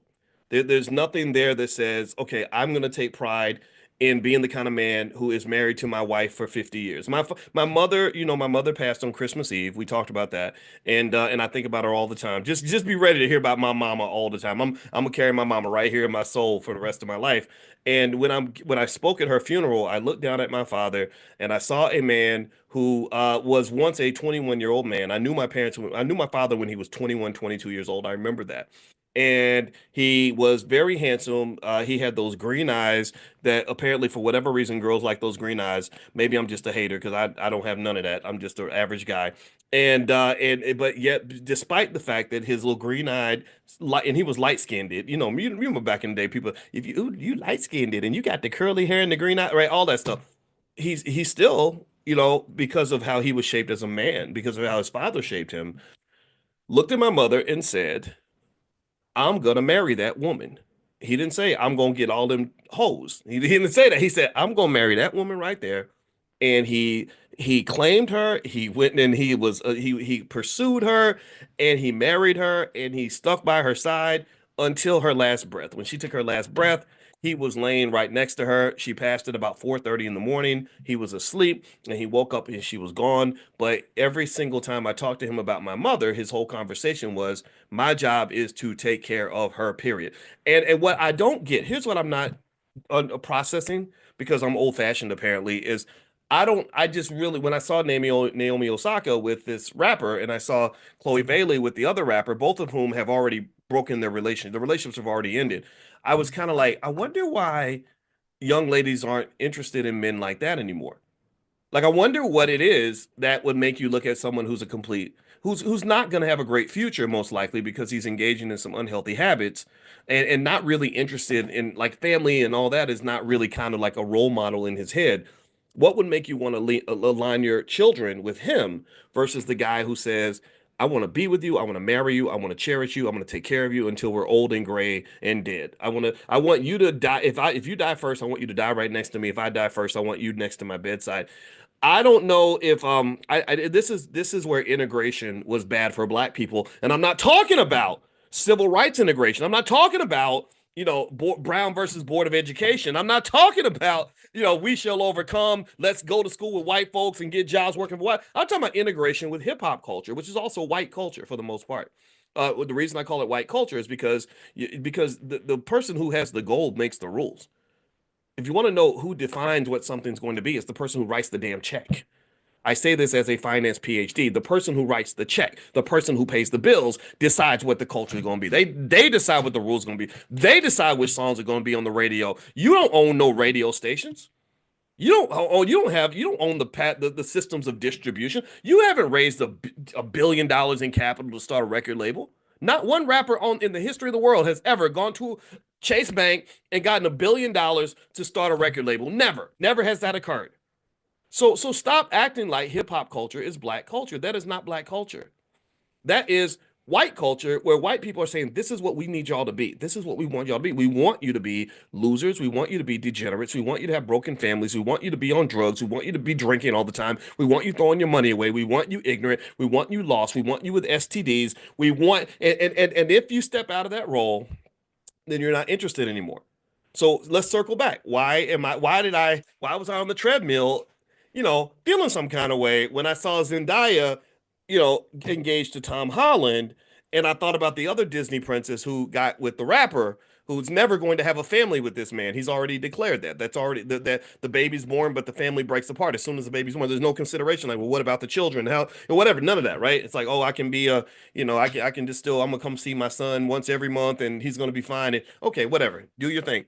But here's the thing: the reason that got to me is because I think that what's happened is that because we've allowed people to use their wealth and their money to bastardize the image of the black man in such a terrible way that people look up to rappers more than they look up to scholars, it makes Tom Holland look like a wonderful guy. Right? And when Tom Holland, who doesn't have all these crazy cultural influences, says, "Oh my God, I am next to this wonderful, statuesque, extremely talented African queen. I'm going to worship her. Like I'm going to wash her feet every morning because I am honored to be with this woman." They call that simping when you like express your admiration for your woman. Oh, you a simp, you a simp. That's white culture, hip hop through hip hop. To just so when he does that, other people are gonna go, oh, the white guys are so much nicer to their women than the black guys are. Because I saw the rapper with his Disney princess, and he spit on her in public and cussed her out and called her a blanket. In fact, actually, when the Zendaya, not Zendaya, I'm sorry, the other Disney Halle, when she broke up with the guy, he went on Twitter and said something crazy like about her, about I'm not even think about sex, but think about something that involves your mouth. That's all I'm gonna say because some of y'all got kids watching, and that's all I'm gonna say. Y'all grown, you know what I'm talking about. And I'm like, but you can't say that about a Disney princess. Come on, man, don't do that, man. Like she was in a Disney movie, bro. We don't want to. That don't even make sense, So my point is to say that when you talk about culture, and it's not entirely true. It's not everybody, right? There are some rappers that have families and and completely have walked away from the culture. But what I'm saying to you is that there's just this awkward bastardization that takes place where Zendaya, who's hanging out with Tom Holland, looks like she made this superior choice to the other Disney princess who now has a baby daddy, right? Or when the rapper Eve goes over to London. Has anybody ever seen the pictures of Eve with her white family? It's really fascinating. Like they look like something out of like they look like a British aristocrats. It was like her with a big long. It was one of those big long tables like the King Henry VIII would have, and it was nothing but like 25 white people at the table and then her, right? And it looked kind of weird, but she looked real happy. She had this big gigantic house and they're probably on like 1,000 acres of land and it almost gives this impression. Or even when the one lady, what's her name? I forgot her name. Meghan Markle married Prince Harry. I saw a lot of people really fantasizing about that wedding. Like they were really excited about this royal British wedding. And what I really think is fascinating, what made me kind of salty a little bit, I'm not gonna lie, is that I know millions of black men, or not millions, but I know a lot. I know a lot of black men who love women that much, who honor women at that same level, who some of whom may not be able to give you the royal British wedding, but they will treat you well. They will honor you. They'll be honored to be with you. And I think that it's fundamentally unfair that these guys get overshadowed by the rappers. That's what I'm saying. That's what I'm getting at. And that actually made me, and I thought about that when I thought about even the Mike Epps video where he talked about how there's something about this promotion of degeneracy that can occur in the community that fundamentally undermines the community, not just in terms of wealth, but in all the things that allow you to even have a chance to build wealth. It's really hard to build wealth when you own crack. It's really hard to build wealth when your mama is running the streets. It's really hard to build wealth when your daddy is in prison. It's really hard to build wealth if your family is in complete chaos and in the middle of trauma. And just divorce alone, just baby daddy, baby mama-ism alone is a major factor in killing your ability to really thrive in this society. You're kind of in survival mode at that point, almost like a basketball team that has completely thrown out their playbook and is completely disheveled, and half the players are injured, and you don't even know what to do next, and you don't even know which basket is your basket, and you don't even know how to dribble. You're not going to win an NBA championship with that kind of a team. Do you understand?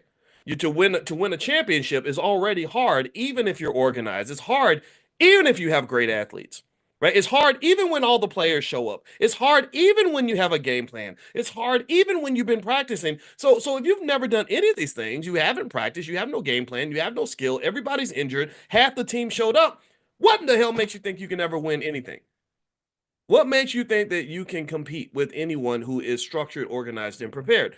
And so a family really is your team. And so really me, again, as the 53-year-old man who shakes his fist at the air, I probably sound like an out of touch old man because half the stuff that y'all young people think is lit and cool and hip, I think is stupid because I see what's going to happen 20 years down the line if you keep doing that dumb stuff. And maybe you'll receive it from an elder and you'll say, "Oh, an elder's talking and he's an educated elder. Maybe he has a point." Or you're going to say, "Ah, man, you just a dumb old man. You just out of touch, dot. You just blah, blah, blah." Okay, cool. I don't care. It's your choice. But I because I'm really saying this for people that want to listen and for people that want to hear a different voice. Because because when I would see just this sort of fascination with like this sort of thing that's being promoted amongst black males, the very unhealthy stuff, liquor and drugs and STDs and ignorance and wasting all your money and and the babies mamas and sleeping with everything that moves. It's really sad to me. And it's sad because not only do people, a lot of young people make these mistakes and they don't know what's going on because nobody ever explained these things to them, but it's kind of like when you try to help, you get sort of attacked a lot. You get kind of like you get made fun of, right? You get called a nerd or whatever. And the really the secret, the reason I related to Mike Epps' video, let's go back to Mike Epps. And this problem, I promise you, this relates to wealth because Mike became rich and famous, and all of a sudden his old friends from the hood, a lot of his friends had an issue with that. When I saw Mike talking about his experience, and the video's on my Instagram, which is Dr. Boyce Finance, you can go watch it. I said, wow, I had the same experience.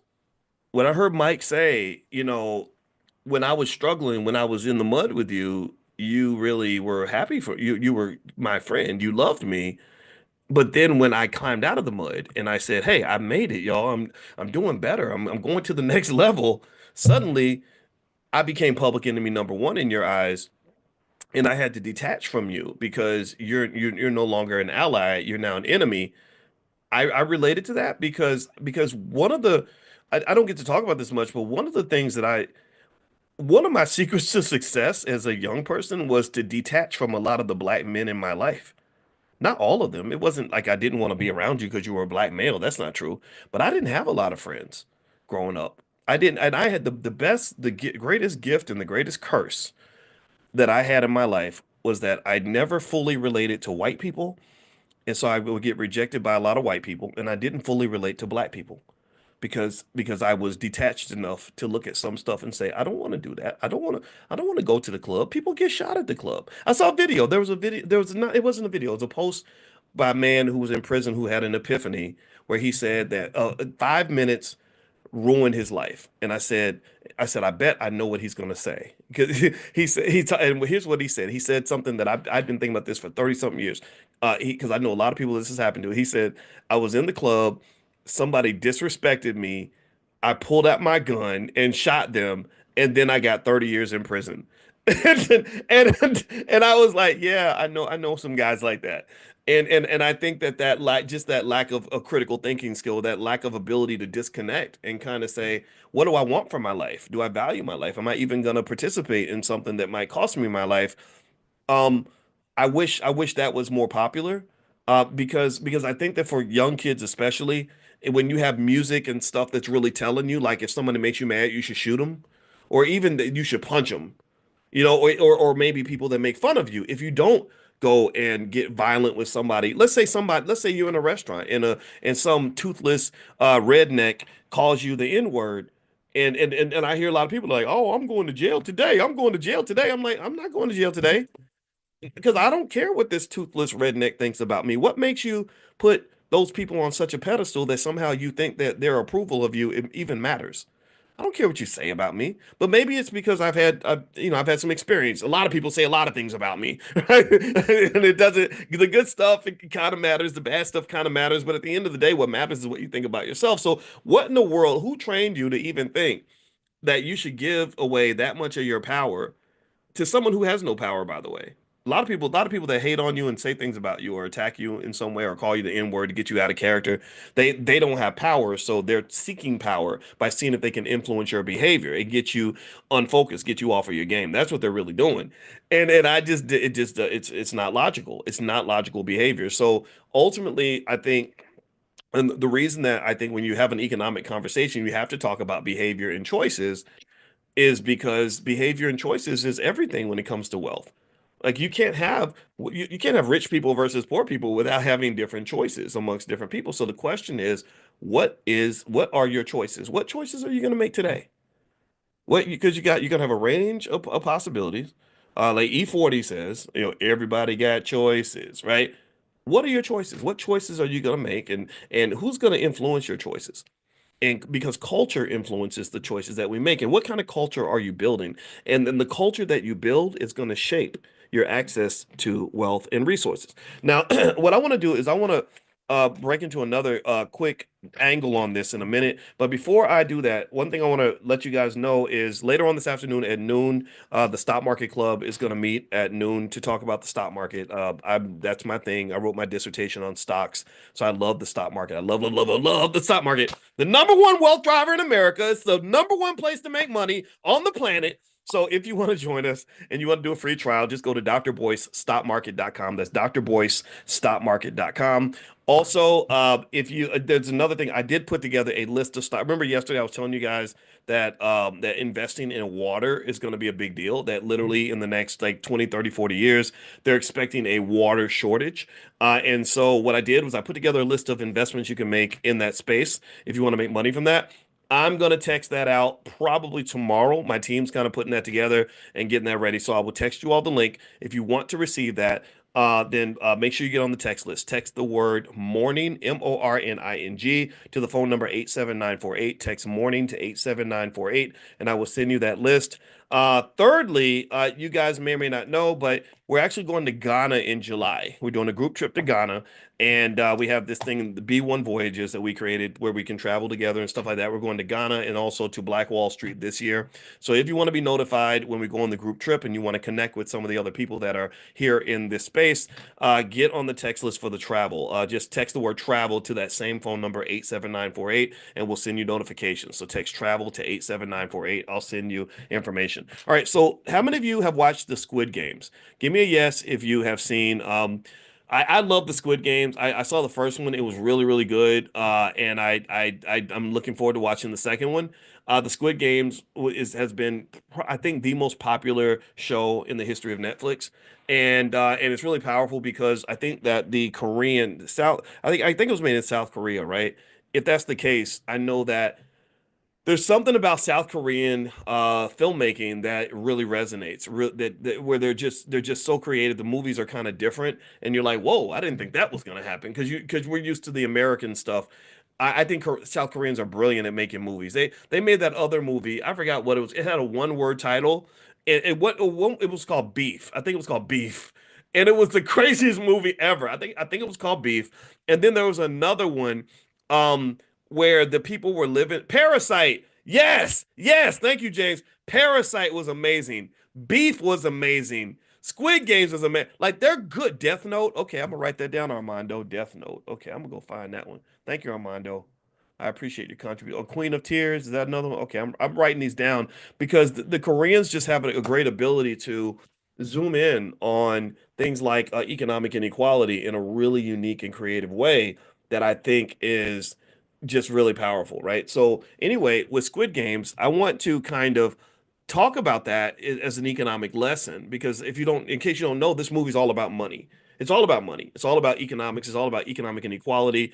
And so here are some financial theories you can connect to the Squid Games when you're watching to kind of understand how economics works, and also to reiterate the importance of making sure that your children are trained on economics, making sure you're buying stock for them when they're babies, making sure that they understand the different ways to make money in the economy. Like that song. Remember that song? I'm on the highway, making money the flyway. You gotta get a better way. And I was like, what's making money the flyway? What is that? Now, maybe he was talking about something different. I actually met the rapper who made that song. I think it's Lil Troy. I met him. I think he passed away, but he was a very nice guy. I met him at a party. Willie D had a thing, and I went down there and I met him. It was really cool. But anyway, it was so in this song, one of my favorite songs, they talk about making money the flyway.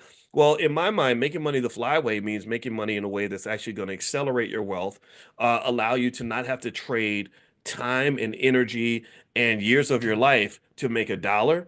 And that really requires a type of economic consciousness where you can see the whole court, so to speak, and position yourself properly. Just like in a basketball game, LeBron James, the reason he was a great player was because he had extraordinary court vision. He had great basketball consciousness, and he could see where everybody was and get the ball to the right spots. Well, the same thing is true economically. You have to be able to see the whole court in terms of how the whole economic game is played and say, okay, I don't want to be over here. I'd rather be over here, right? So basically, in America, it's very, very simple. It's kind of a horse and jockey sort of system where you have the ways that people make the most money through things like real estate, stocks, and entrepreneurship. Those are the three biggest ways that people make money. And really, you could say real estate, stocks, and general investing in other areas. The hard ways to make money are definitely through labor, like working for other people. America does not support its workers. I just heard something on this show called Morning Brew Daily that I listened to, where they said that these ski resort workers are on strike and they work for this massive corporation that makes something like, I forgot how many billions of dollars a year that they make, and they literally couldn't get them to give them a $2 raise. Where literally, I think they said it would cost them $900,000 to give them the raise, but the company's net income is like either in the hundreds of millions or the billions of dollars. So literally, they could give them the raise, and it wouldn't even affect their bottom line hardly at all. And I remember thinking, well, the government should be stepping in and forcing them to treat their workers properly and give them worker labor rights. But again, I've explained to you guys in previous conversations that our government has kind of been bought out by the capitalists. So they're not giving and supporting power to, you know, to workers. This is not the country you live in. So making money by working and all that and picking a career and working into the ground and all that just really isn't the best approach. Not just because you don't typically get enough money to thrive, you only get enough to survive, but it's also uh, costly because you're giving up so much more than just your skill. You're actually giving up years of your life. And so even if you do something like become a surgeon, if you become a surgeon and you go to school for, what do you do? Go 4 years of college, 4 years of medical school, a 1 year internship, 6 years of surgery, surgical training, right? So you've gone to school, what's that, like 14 years of your life, and you go to school 14 years of your life, just not to make money. It's not like you do the 14 years and they're like, okay, here's a $5 million check for all the years you put in. Now at that point, you have what is referred to as human capital. That means that now have all this skill in your brain. God forbid that you slip and fall and bust your head and or get killed in a car accident on the day of graduation. That's got to be terrible. But even then, you don't have money. You have the ability to make money. So you can go in now. Now, yeah, you can go and you can do surgeries and make, $1 million a year, $500,000 a year, whatever. But that's even then, you're still working so much that it deteriorates other areas of your life, right? There are a lot of people that are very successful professionally, high paid attorneys, high paid surgeons who have horrible lives, right? Whose mental health is gone, their physical health is gone, their families have fallen apart, or they sacrifice family altogether just for their career. And I personally think that building intellectual capital, building an economic base off of an organic entity, which is you, I think that's a misalignment. I think that is a severe problem. I think that's an addiction a lot of people have. It's what we're taught as kids, and a lot of people aren't really talking about it the way that they should. But I think that that's really, really, really a bad trade. It's a bad, horrible trade, right? Horrible trade. right? So instead, why not do a better trade? Why not trade dollar for dollar, capital for capital? So that means, if I've got a kid and I'm like, hey, I don't want you in none of this. I don't want you to even the best parts of this system as a worker. I don't want you to have that. So I'm going to just buy you some stock and get you a capital base. Start when you're little. I remember if you bought $1,800 worth of stock for your kid in 1997, they'd have a couple, $2, $3 million now and never have to work for anyone ever. So I'm going to buy you little shares of stock. Then by the time you're 20, 25 years old, you're going to have a capital base. And also I'm going to give you some knowledge, not anything fancy. I'm just going to, maybe I'll bring you to Dr. Boyce's class every morning with me and we'll just sit here and listen to this weirdo talk. And then after, a few of these trainings, you'll understand economics at a higher level so that you then have the ability to take this capital base that we're building and then be able to kind of make things happen. Okay. So ultimately, this is the trade-off that I think works best. And I think Squid Games is interesting because Squid Games does a good job of really highlighting what happens or the necessity of economic preparation as a protection against financial exploitation and economic vulnerability. Okay, so let me pull this up. I made some notes on this. And by the way, I see some of you are asking about the list of water stocks and investments you can make in terms of water. I'm gonna text that out. So text the word morning to the number 87948. So if you text morning to 87948, I will send it to you. I cannot email it to you. So because I don't have everybody's email right now, I will try to figure out a system. I don't know, or maybe you can go to drboyceelevate.com. If you live out of the country or something, go to drboyceelevate.com. That'll get you on the email list, and then I can also email it out to everyone that's on that list. That way, all of you can get it. All right, so here are a few things that pop up in Squid Games that I want you to look for when you watch the movie. First off, if you notice in Squid Games, the participants are risking their lives in order to make a dollar, right? They are in the midst of a significant economic desperation, which was typically caused by structural inequality. So you have rich people who are the players of the chess game, and then you have poor people that become the pawns.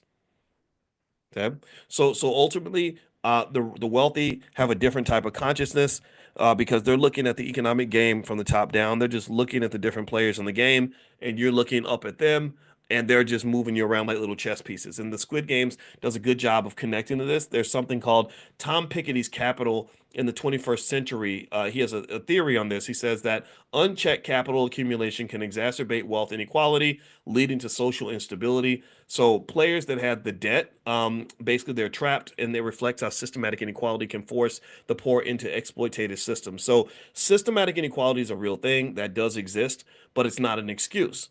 In fact, my argument is that if you have awareness of the inequality and you have time, which I've mentioned to you all that time is the most important element in any wealth equation. Time matters more than money, actually, and this is a mathematical truth. Then you can actually navigate around some of the pathways through which the inequality is created. For example, if I tell you, for example, if we're talking and I say, corporations get you to become a consumer by basically manipulating your dopamine levels by advertising in a certain way, to make you feel aspirational or whatever. Like for example, like that video, how to sell to the Negro. Then now you're aware. Now you know what's going on, right? Now you know. Now you have a choice. Before, maybe you didn't have a choice. Before, you just didn't know, or you just weren't aware of what was going on. But now you know the game. So then at that point, the question is, how are you going to play that game? How are you going to circumvent those issues? Number two is debt as a tool of exploitation. So one thing that happens in Squid Games is that a lot of players join the game because they have so much debt. And remember, debt is something that is powerful if you use it properly. It can become incarceration, financial incarceration, if you use it improperly. So a lot of people, because of student loan debt, they get locked into the corporate plantation because they went to college, and the same institution that will loan you $200,000 for a student loan would not loan you $25,000 for a business loan. Why is that? Well, because a student loan works to their advantage, a business loan works to yours. A student loan means that all you're doing is you're taking that money and you're turning right around and handing it to them. So it's like you're giving them dollar bills, they're giving you Wendy's coupons, right? So if I buy $1 million worth of Wendy's coupons, that's not like having $1 million in cash because Wendy's coupons are restricted in their use. I can only use that if I go to the restaurant and pay for their product, which already has a markup attached to it. But if you give me $1 million in cash, that's a whole different reality. So if I had a choice, if somebody said, Dr. Boyce, which would you rather have? $1 million in Wendy's coupons or 100,000 in cash? Oh, give me the 100,000 because then I have the ability to apply those funds in any way that I see fit. I don't have to go buy a bunch of damn cheeseburgers at your restaurant and somehow feel like I spent $1 million.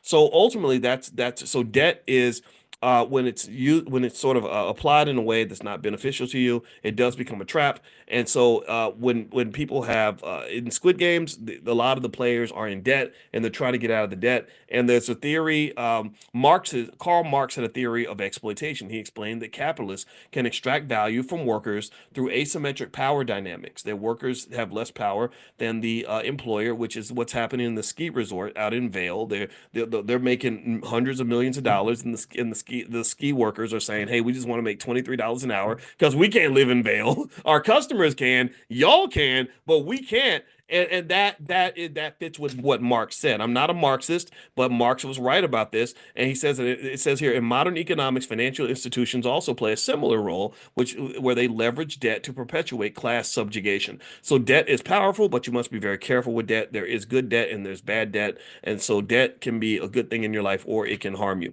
The illusion of meritocracy. This is what's interesting. So the game of the Squid Game appears to be fair, with everyone having an equal chance to win. However, factors like physical strength, alliances, and manipulation of the rules reveal that outcomes are far from equal. And that's kind of like, in a way, what it's like to be black, right? A lot of people are pushing right now, like McDonald's, for example, just got rid of all their diversity programs apparently, and which I personally think I mentioned this on my podcast on Spotify. It's called the Dr. Boyce Daily, Dr. Boyce Daily Stock Market. You can go listen to the segment if you want.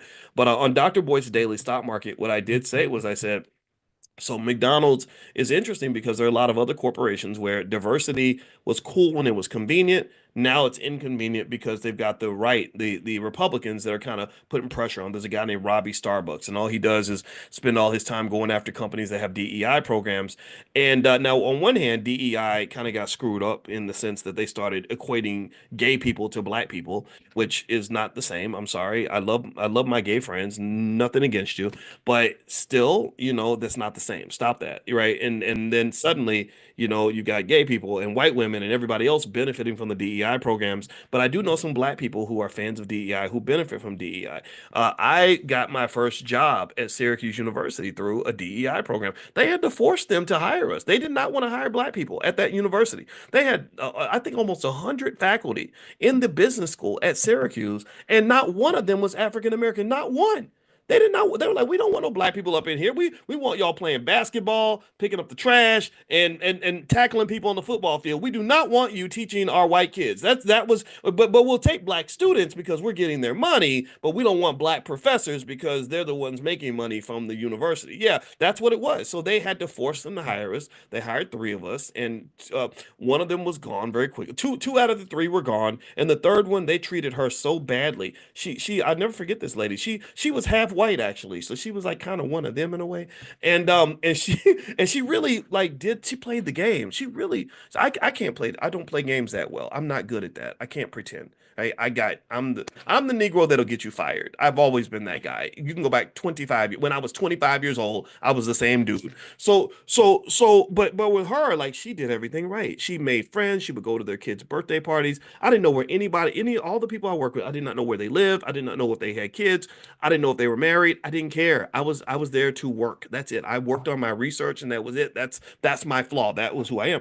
She did all the social stuff. She connected with them, and I was like, oh wow, this whole like being white thing is really working out for you. Maybe boys, maybe you're too radical. Maybe just slow down. They still treated this poor lady like crap. When she actually got promoted and they gave her tenure, not one single person. Usually, when you get tenure, and I can just tell you about the rules of academia, when you get tenure, everyone's like happy for you because it's like a kind of a big deal. It's kind of like getting married or something, right? It's like, but tenure, it's like a lifetime job, kind of like welfare for smart people, right? So you can work forever and they can never fire you. My wife has tenure. She's actually a full professor. Very few PhDs become full professors. Very few black female PhDs become full professors. So give that black woman her props. But anyway, so she got promoted, and even though typically everyone congratulates you, not one single person in her department sent her a congratulations letter because they were resentful and mad because they felt that she only got it because she was black. And so and so what really kind of like made me sad for her was I said, man, you did all this selling out. You did all this bending over. You were literally doing everything they told you to do. Me, I understand why you'd want to get rid of me. I'm just not pleasant in that way. I don't fit in those spaces. But you, I didn't understand it. And I remember her kind of talking to me, and I said, okay, so I get it now. There's just kind of a disdain that they have for those of us who want to fit into certain spaces. That's it. Like when they talk about black jobs, they're really talking about black jobs. They're not talking about the white jobs. Right? There's certain roles like they're like, okay, if you want to be a rapper who comes and like wants to hold your testicles and call yourself the N-word at the office party, then we're gonna cheer for that. That's amazing. If you want to be the big basketball player who shows up and with your basketball uniform and talk about what it's like to play for the Lakers, we're gonna honor that. We love you, man. You're awesome. But when you show up and you're black and you're like, I don't play basketball because I'm not tall enough. I don't know how to rap, but I can program a computer or I do have a PhD and I can do cutting edge financial research. It's like, nah, you're not interesting. You're kind of boring. And and I think that this is something that we have to kind of acknowledge and understand. I'm not saying that some of us can't find our way to wiggle through the system. Some of you have, and I congratulate for that. I support you 100%. But I do think that there is kind of a belief about sort of us being in our place, right? These are the places that you can fit. Even when I was on the campus at Syracuse, I remember that there were black people that were kind of kept in in a certain place. There was like they would put everybody like in Africana studies. They call that the ghettoization. So everybody all the black professors they'd be like, "Oh, you'd be great for the Africana studies department." And that just speaks to the idea that in some spaces the first thing they see when you're black is that you're black. They don't see you as a human being first. They see you as a black person first. Right? And so what this means, in my opinion, is I think this necessitates the absolute essential nature of what we're dealing with. It tells us what we must do. It tells us what we have no choice. We have to develop spaces and institutions of our own. We have to. We have to develop spaces, not so much where we're just disconnected from the world or that we just walk around being mad at white people all day. No, I think that we get rid of all that because if you're focused on what you're doing, you're not so worried about what he's doing, right? If you got something of your own, you're not jealous of what somebody else has got. Do you understand what I'm saying? Like I think being conscious of what we're conscious of. So like the consciousness of our consciousness is critical in the sense that um every day I wake up, I got to be conscious about what I'm thinking about because there are some things that you can sit around and be mad about all day that are just not going to benefit you. It doesn't benefit me as a black man to sit around and just be angry all day about what white people are doing.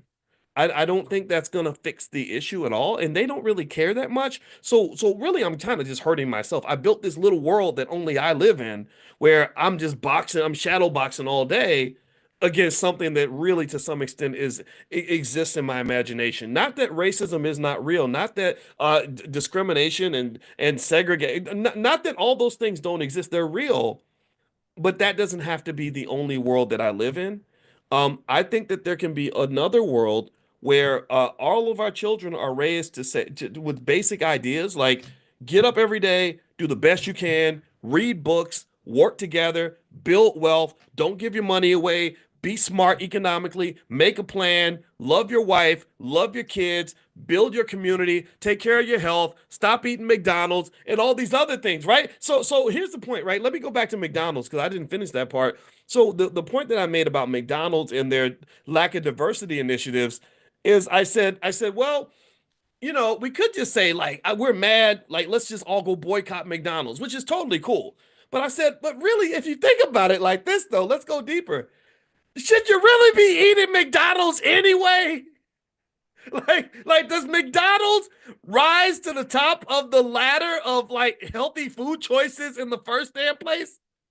Do you know what that food does to your colon and your kidneys and your heart? I mean, do you know that you're also listening to a black man whose mama just died a week ago who ate a lot of McDonald's through the years? Not that McDonald's took my mother's life, but damn, it probably didn't help.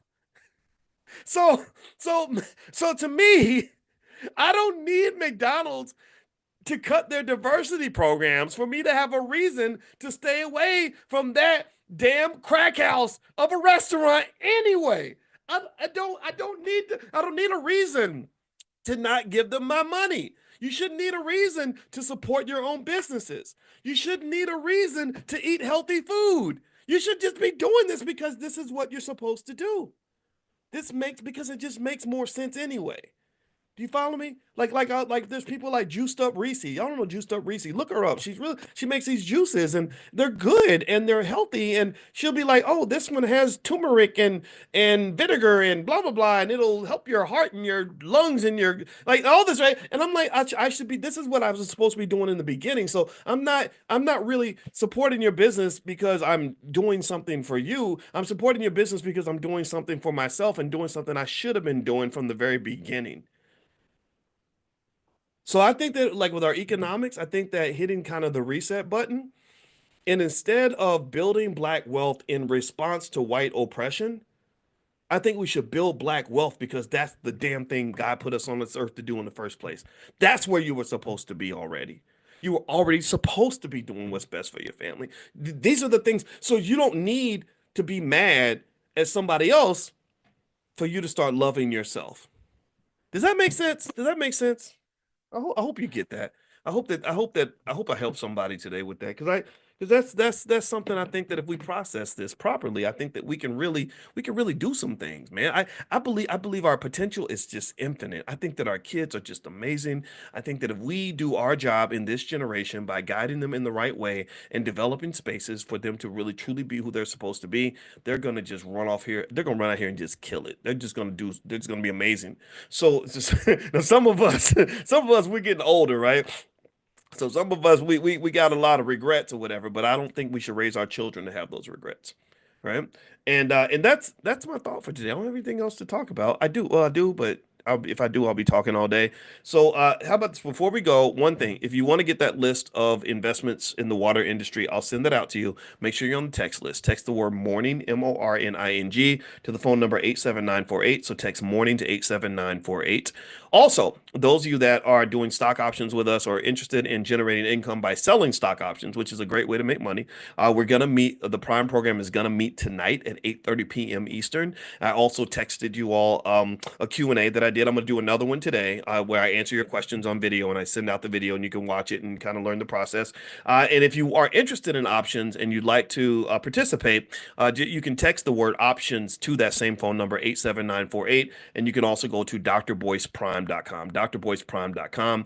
And then, oh, and last but not least, I forgot Tierra KJ Williams is in the chat and she's screaming at me because I forgot to mention that also Constance Carter is doing a great like a little boot camp this weekend in the Fly Nubian Money Club, where basically this is where black women teach. This is all black women teachers.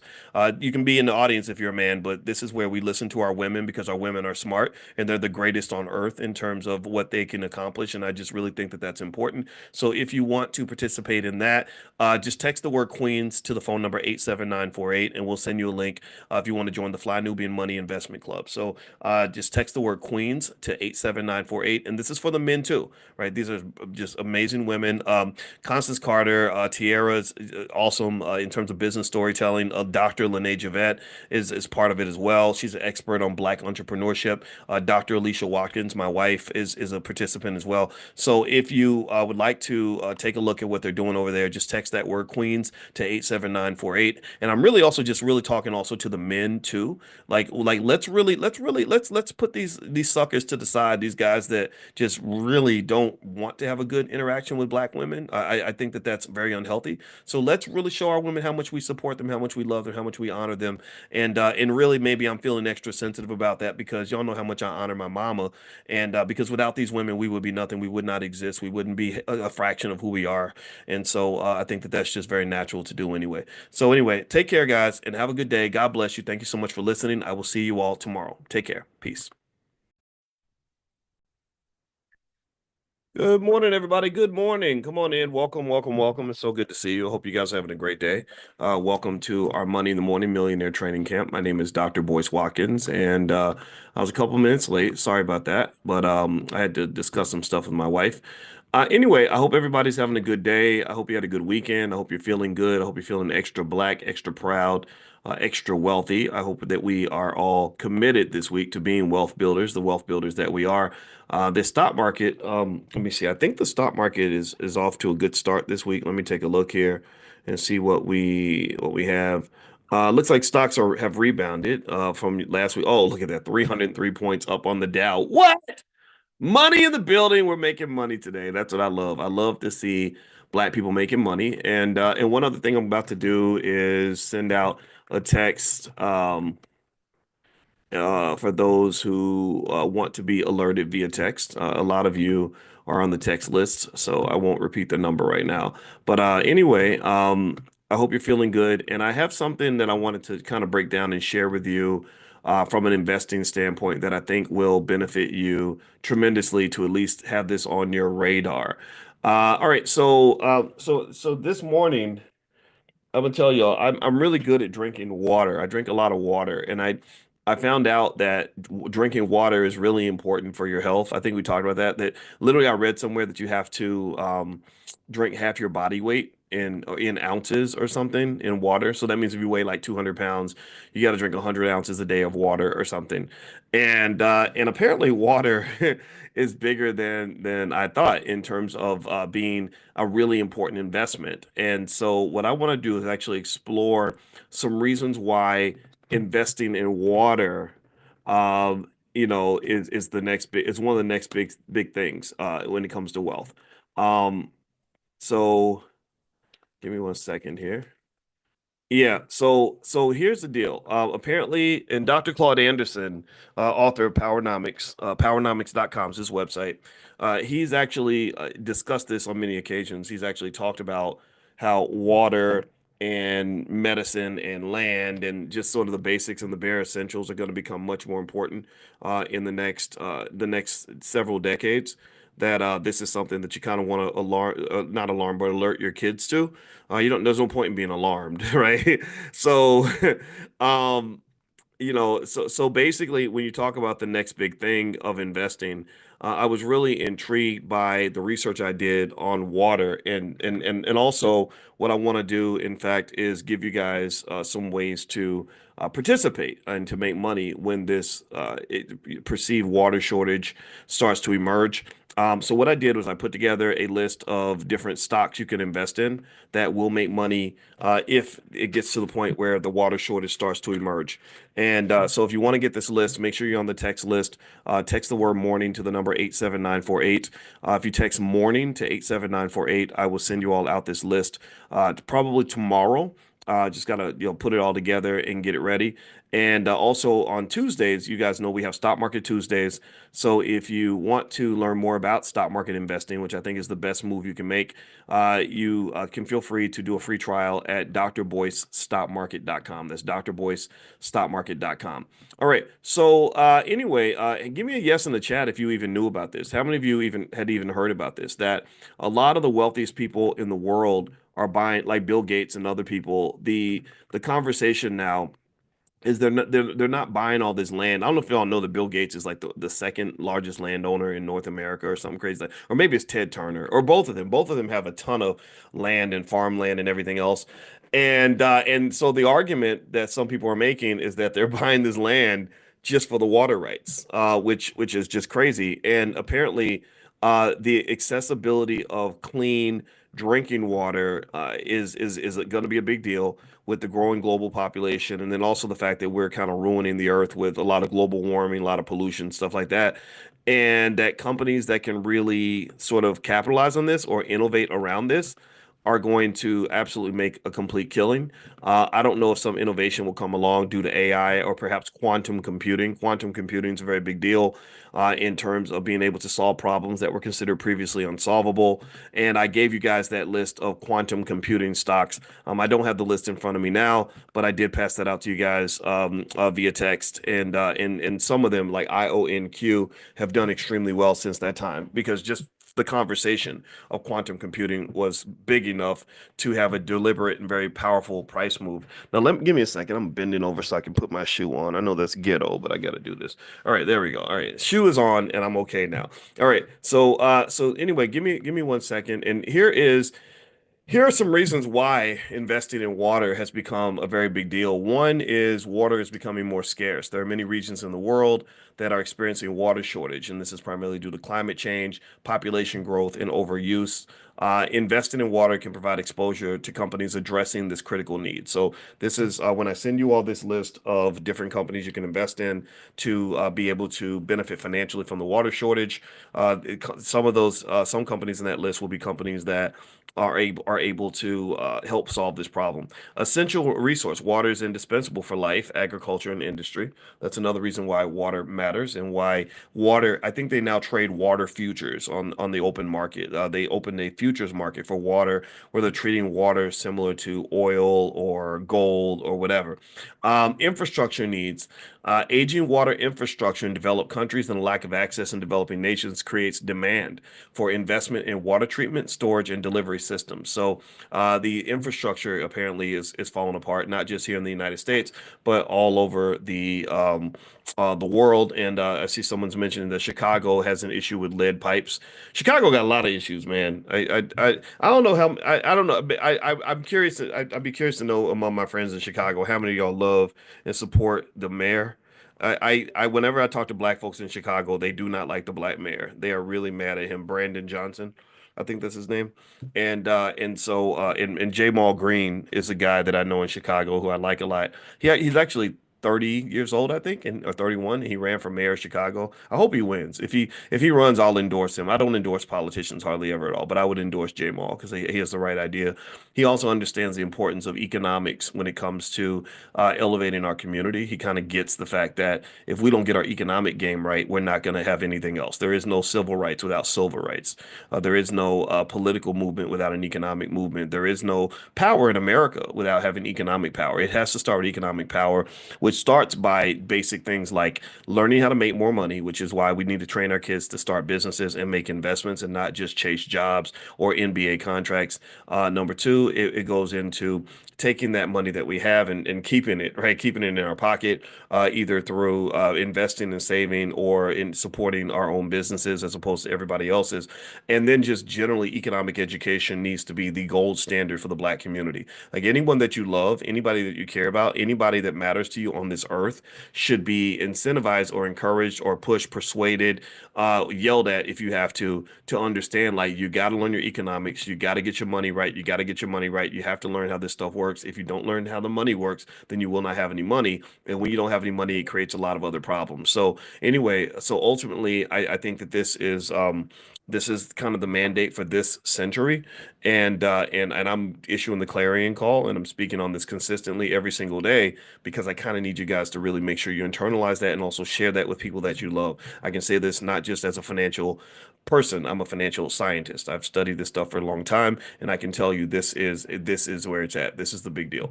All right, so let me keep reading here. Clean water initiatives and technologies are really important, like desalination. I guess where they can take the saline out of the water. Like they have these cities that are surrounded by all this salt water, but they can't drink it, which is crazy. I used to watch those movies. Everybody used to watch those movies where somebody would be stranded on a little ship in the middle of the ocean, but they would be dying of thirst. And it was like the most confusing thing I've ever seen in my life. Anybody ever feel that? I'm like, you can't drink none of that. You can't take any of that water. Like you're surrounded by water. How are you dying of thirst? That don't even make no sense, right? But that's true, right? You get in the ocean and you start drinking the water, you're gonna have some problems. Also, global regulation. Governments and international bodies are implementing stricter water usage policies, which boost companies that offer solutions like efficient irrigation, conservation, and purification systems. So again, like I said, what I'm going to do is later on this afternoon, I'll compile and review and analyze a list of companies that are in this industry and ETFs that you can take a look at, and I will send you all out this list. Make sure you are on the text list to receive it. If you want to get the text, text the word morning, MORNING, to the phone number 87948. So text morning to 87948.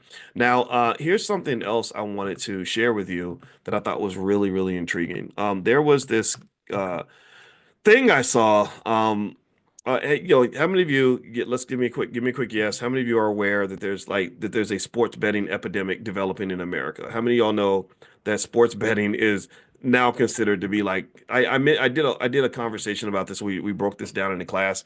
It's really it's if there ever was like a financial crack or a financial fentanyl, that would be sports betting. And the thing is, you can't really explain this to somebody who's doing it because they're not going to believe you. They're not going to listen. They have to hit rock bottom. They got to lose everything and then, get to a point of hopelessness where they're depressed and thinking about unaliving themselves or their families falling apart, right? Or being in this really horrible situation before they start to say, okay, maybe you're right. Maybe you're right. But when somebody's in it, the problem is that they're young, and a lot of young people, their brains haven't even fully developed till they're 25.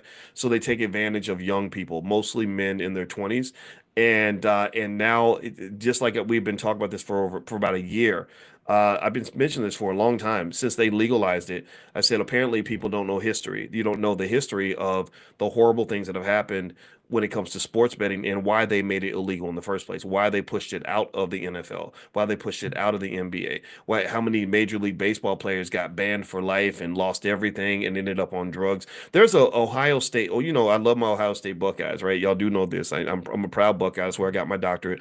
Ohio State, right now, in case you don't know, has the greatest football team in the country and maybe one of the best football teams in the last decade. Like as good as the old Alabama teams when they would just dominate everybody and how good Georgia was. So anyway, there was this quarterback that I didn't know about at Ohio State before my time named Art Schlichter. I think that was his name, Art Schlichter. And Art Schlichter, I believe that's his name. If I got it wrong, please correct me or forgive me. Anyway, he was the superstar at Ohio State. He was the boss. He was the king. He was the man. They wanted him big out of high school. He goes to Ohio State, takes him to the win. I think they either won the Rose Bowl or almost like did some amazing things. So he gets drafted in the NFL, and he's a very high draft pick. Well, the thing was that while Art was in college, he ended up forming this addiction to sports betting, and he would bet on anything, horses and football and basketball, whatever. And he goes to the Indianapolis Colts or some team like that, and basically they find out that he has this addiction, and he ended up taking his whole signing bonus and literally blowing his entire signing bonus like on like betting on horses and sports and stuff. And then they're like, okay, but he's really talented. Let's work on this. Let's fix this and give him a chance because he was that talented. And they gave him another chance and he blew it again. And literally, if you want to know how the story ended or how the story's going right now, 20, 30 years later, Art just got arrested about, maybe like 2 months ago. And they found him with a crack pipe in his back pocket. So he's literally now, a 66-year-old crackhead who has no money. He used apparently, from what I understand, again, all the, maybe some of this is all alleged, innocent to proven guilty, all that. But it's really fascinating that this person who was at the top of the world, he was right there where Travis Hunter is and the best athletes on earth, where they thought he might be the Michael Jordan of football, and now he's literally at the absolute lowest point that a person can be in society, pretty much, right? It's hard to get lower than a broke crackhead who has no friends anymore because you scammed all your friends. That's what he did. He used his reputation to go and get his friends to invest in stuff. And apparently there was accusations that he pretty much scammed them out of their money because that's what drug addicts do. Drugs are the closest thing to a zombie virus that there is. That's why I hate drugs. I think drugs are just the worst thing ever that ever happened to the black community. I mean, crack was crazy because you got to understand, if you understand biochemistry in the brain and the bond between the mother and child and how strong that is because of the oxytocin, you would be astonished by the fact that there was a drug that could literally break that bond, that could make a mother not want to be with her own children. That's crazy. And so when they did that to us, not only did that just cause so much pain, but it took so much of our wealth, so much of our wealth. The mother is the foundation of all of this. I just lost my mother, and it reshapes my whole universe. My whole universe is different because mama's under the ground. It's like, well, wait, that's not the way the world's supposed to look, right? But all of us, a lot of us have gone through that. Every one of us, most of us will go through that at some point. So if you see your mama, give her a big kiss or tell her every day how much you love her. That's what I did with my mother. That's why my regrets were minimal. But still, though, just this idea that a drug could disrupt that meant you're disrupting many institutions throughout the black community. And when you disrupt institutions, you're disrupting wealth. when you can't have when you don't have some sort of structure around your ability to survive and thrive economically, it's typically not going to happen. It's like the difference between going to battle with an organized, structured military and a battle plan versus just having everybody scattered around doing whatever they want, or a football team that's very organized and everyone's on the same page versus a team where everybody's kind of running around just doing whatever they want. Like teams like that don't win, right? So that lack of structure that they created, that chaos is a wealth killer. Right? So chaos is not good. Structure is very good for wealth, and also structure requires energy. Right? Energy, we talked about even scientific concepts like entropy, which is pretty much chaos and disorder that naturally emerges through any closed system. So, effectively, that chaos or that entropy is contained by using energy to make it stay together. So in general, let me circle back around and talk about your own life.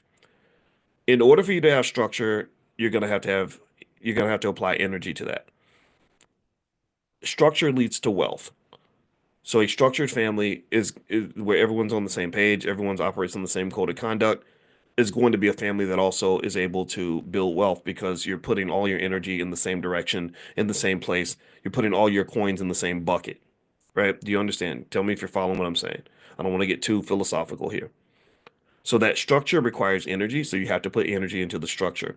People who don't believe in structure or who believe everyone should just do whatever they want to do, or they don't want to commit or submit to anything bigger than themselves because their consciousness is on a level one when it should be at level three, four, five, where you're thinking about the bigger picture. People who don't think that way, I want you to notice that those individuals don't typically have any wealth. They don't typically build anything because what's happened is that if you look at a building, all a building really is this organized structure where a lot of energy has been put into the same objective. They came in and they stacked one brick on top of the other brick on top of the other brick. They had a really detailed architectural design where everyone put all their energy into the same little project. Do you follow what I'm saying? But imagine another scenario. Imagine let's think about the worst parts of our community in terms of where we have our biggest challenges. Imagine if everybody just showed up and threw a brick at the threw a brick in a pile, like just came in, just took the cement and just dumped it everywhere, right? Same amount of energy, but a different outcome. Same amount of energy, but you have chaos instead of structure. Exact same amount of energy. It would take the same energy to go dump your concrete everywhere that it takes to pour it into a contained space. But the difference is that with the structure, in the first scenario with the structure, you built this building. Now you can charge rent and you can make billions of dollars because you built the Empire State Building. But in the second scenario, you just got a big pile of bricks and concrete and everything else. You actually have a mess. So not only did you waste your energy creating the chaos, but now you got to spend more energy cleaning up the chaos. That's where I see us economically as a community is that we really got to take that time and really sit back and say, okay, what are we doing here? Like what's really going on here? I mean, really think about this, and this could be taught to children in school. Imagine if every child was raised in an environment where you were taught to do one simple thing. One simple thing. You were taught to sit back and think about your next move before you make it.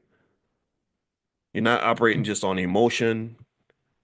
You're not just operating based on a trigger. You're not operating based on how horny you are, how mad you are, how happy you are, or how you're feeling the Holy Ghost. You're not operating on none of that. You're literally just sitting back and you're saying, okay, let me think about my next move for a minute. Let me process this. Okay, should I sleep with this girl or should I not? Should I take this job or should I not? This guy made me mad. Should I pull out the strap and handle it, or should I not? Right? Imagine if every person was taught to kind of do that. Just sit back and process. Okay, I'm about to put out this energy. And where should I apply it? How should I apply it? Right? I think that would change the whole world. That would change everything. I'm about to go to the mall and I want to go blow a band. I want to pour liquor out of the club and throw money in the air at the strippers. But let me think about that. Let me just process whether let me just look at myself and just think about what I'm doing here. Like what are you doing? Like, does this make any sense? And actually that's another psychological phenomenon. Did y'all know that children they did this experiment that kind of connects, but it's coming to mind. So just bear with me on this. Okay. So they had these kids where they did an experiment with them where they left out some Halloween candy.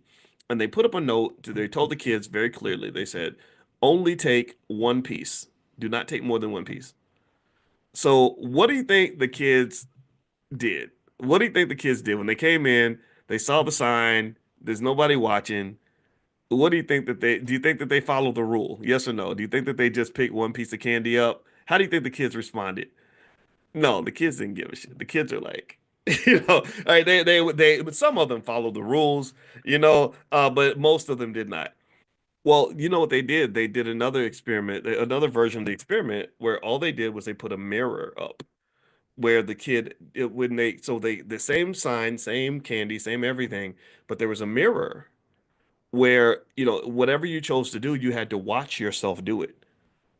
So that means that if you took one piece, you watched yourself grab one piece, you watched yourself follow the rules. If you wanted to take a handful, you had to watch yourself be a thief. You had to, the mirrors confirming to you that not only did you break the rule, but you stole something.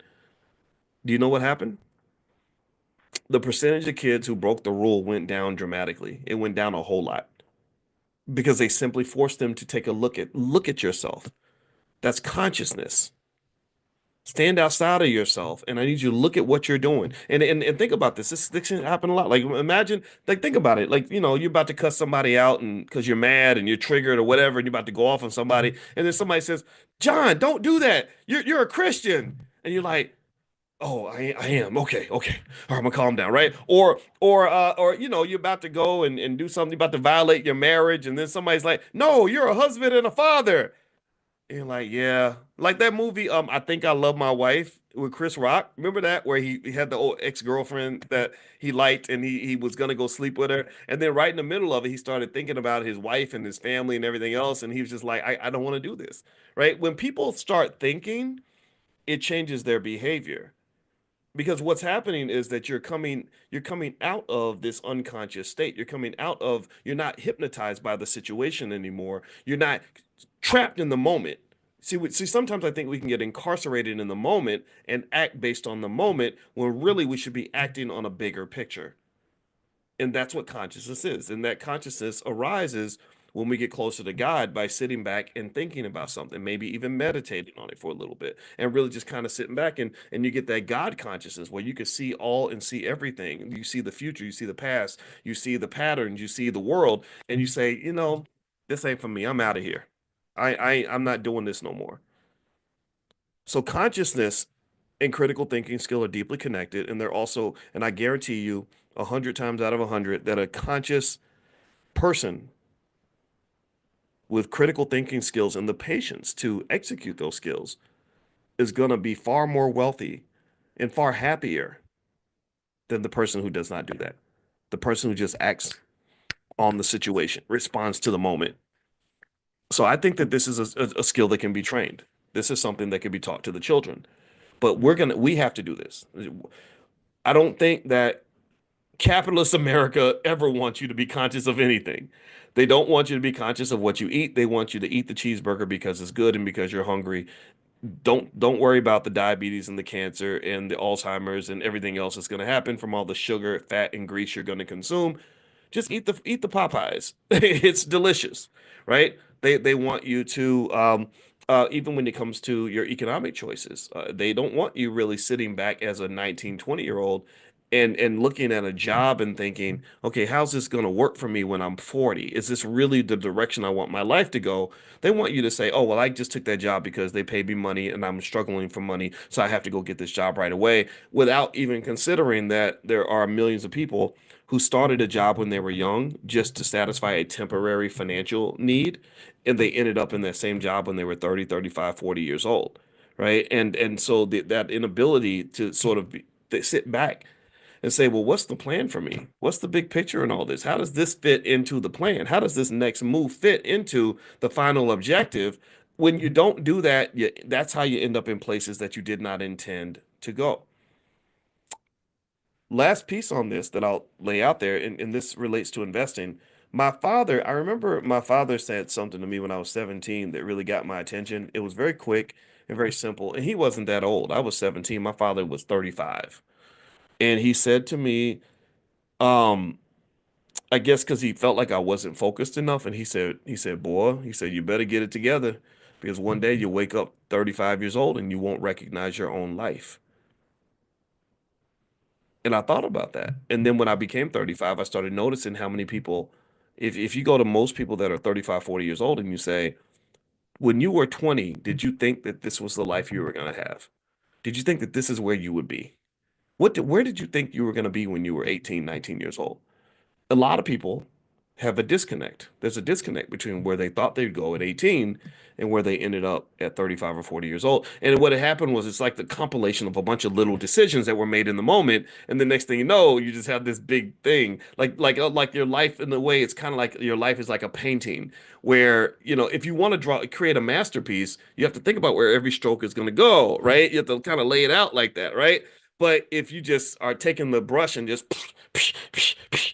you don't know what the hell you're gonna get, right? You're gonna get a big mess. You're gonna get chaos, right? Because maybe it took some discipline and energy to minimize the amount of entropy that would occur in that process. Meaning that if you put that energy into saying, okay, let me be structured and careful here because I can only paint this one time, then you could get the painting that you want. And life is like that in a way. I mean, to some extent, we can only do it one time. You can only be 27 one time. You can only be 32 one time. You can only be 45 one time. And, and it will only be January 6, 2025 one time. So that specialness of the moment is something that I think is something you may want to think about in terms of having the ability to really, really center in on building the life that you want. Like really know the specialness of the moment, know the specialness of today, know the value of right now and how the strategic use of right now can really fit into your long-term plan for yourself, for your family, or whatever the case may be. I hope I didn't get too weird and deep with that. I just, this is what's coming to mind, and this is what I think about when I think about investing. Remember, money is not the destination, money is the tool, money is the vehicle to get you to the destination. Only you know what the destination is. I don't know what your destination is, but I'm sure it's something nice, and I'm sure money can help. That's why you're here, right? So go get that money. Make those investments, make those financial moves, but always see the bigger picture. And that's how you win. That's how you succeed. Okay.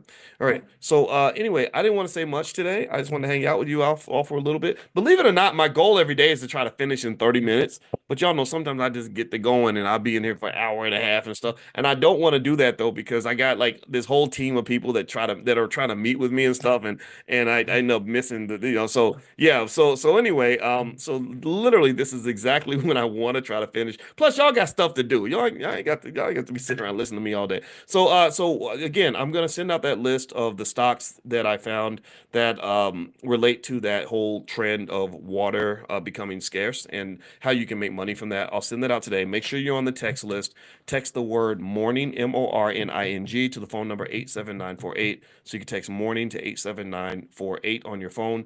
And also, you can go to Dr. Boyce Elevate to sign up for this Money in the Morning thing. We do this every morning at 10 a.m. Eastern, and you can bring your whole family, bring your friends, all that stuff. And then the other thing is tomorrow, we're going to do Stock Market Tuesdays at noon. So if you'd like to do a free trial on the stock market program, you can go to drboycestockmarket.com. That's drboycestockmarket.com. Last but not least, Dr. Alicia is doing Mental Health Mondays. She is the head of our Black Financial Therapy department, and she is a great therapist. In case you don't know, and she's going to do Mental Health Mondays tonight. So if you'd like to receive information from Dr. Alicia and join her in Mental Health Monday, I know last night she did her book club, and hundreds of you were there. And so if you'd like to join tonight, at I think it's like 9 o'clock or something, I'll send you a text. Text the word love to the phone number 87948. So you can text love to 87948. Oh, and last but not least, those of you that are doing stock options, you will hear from me today.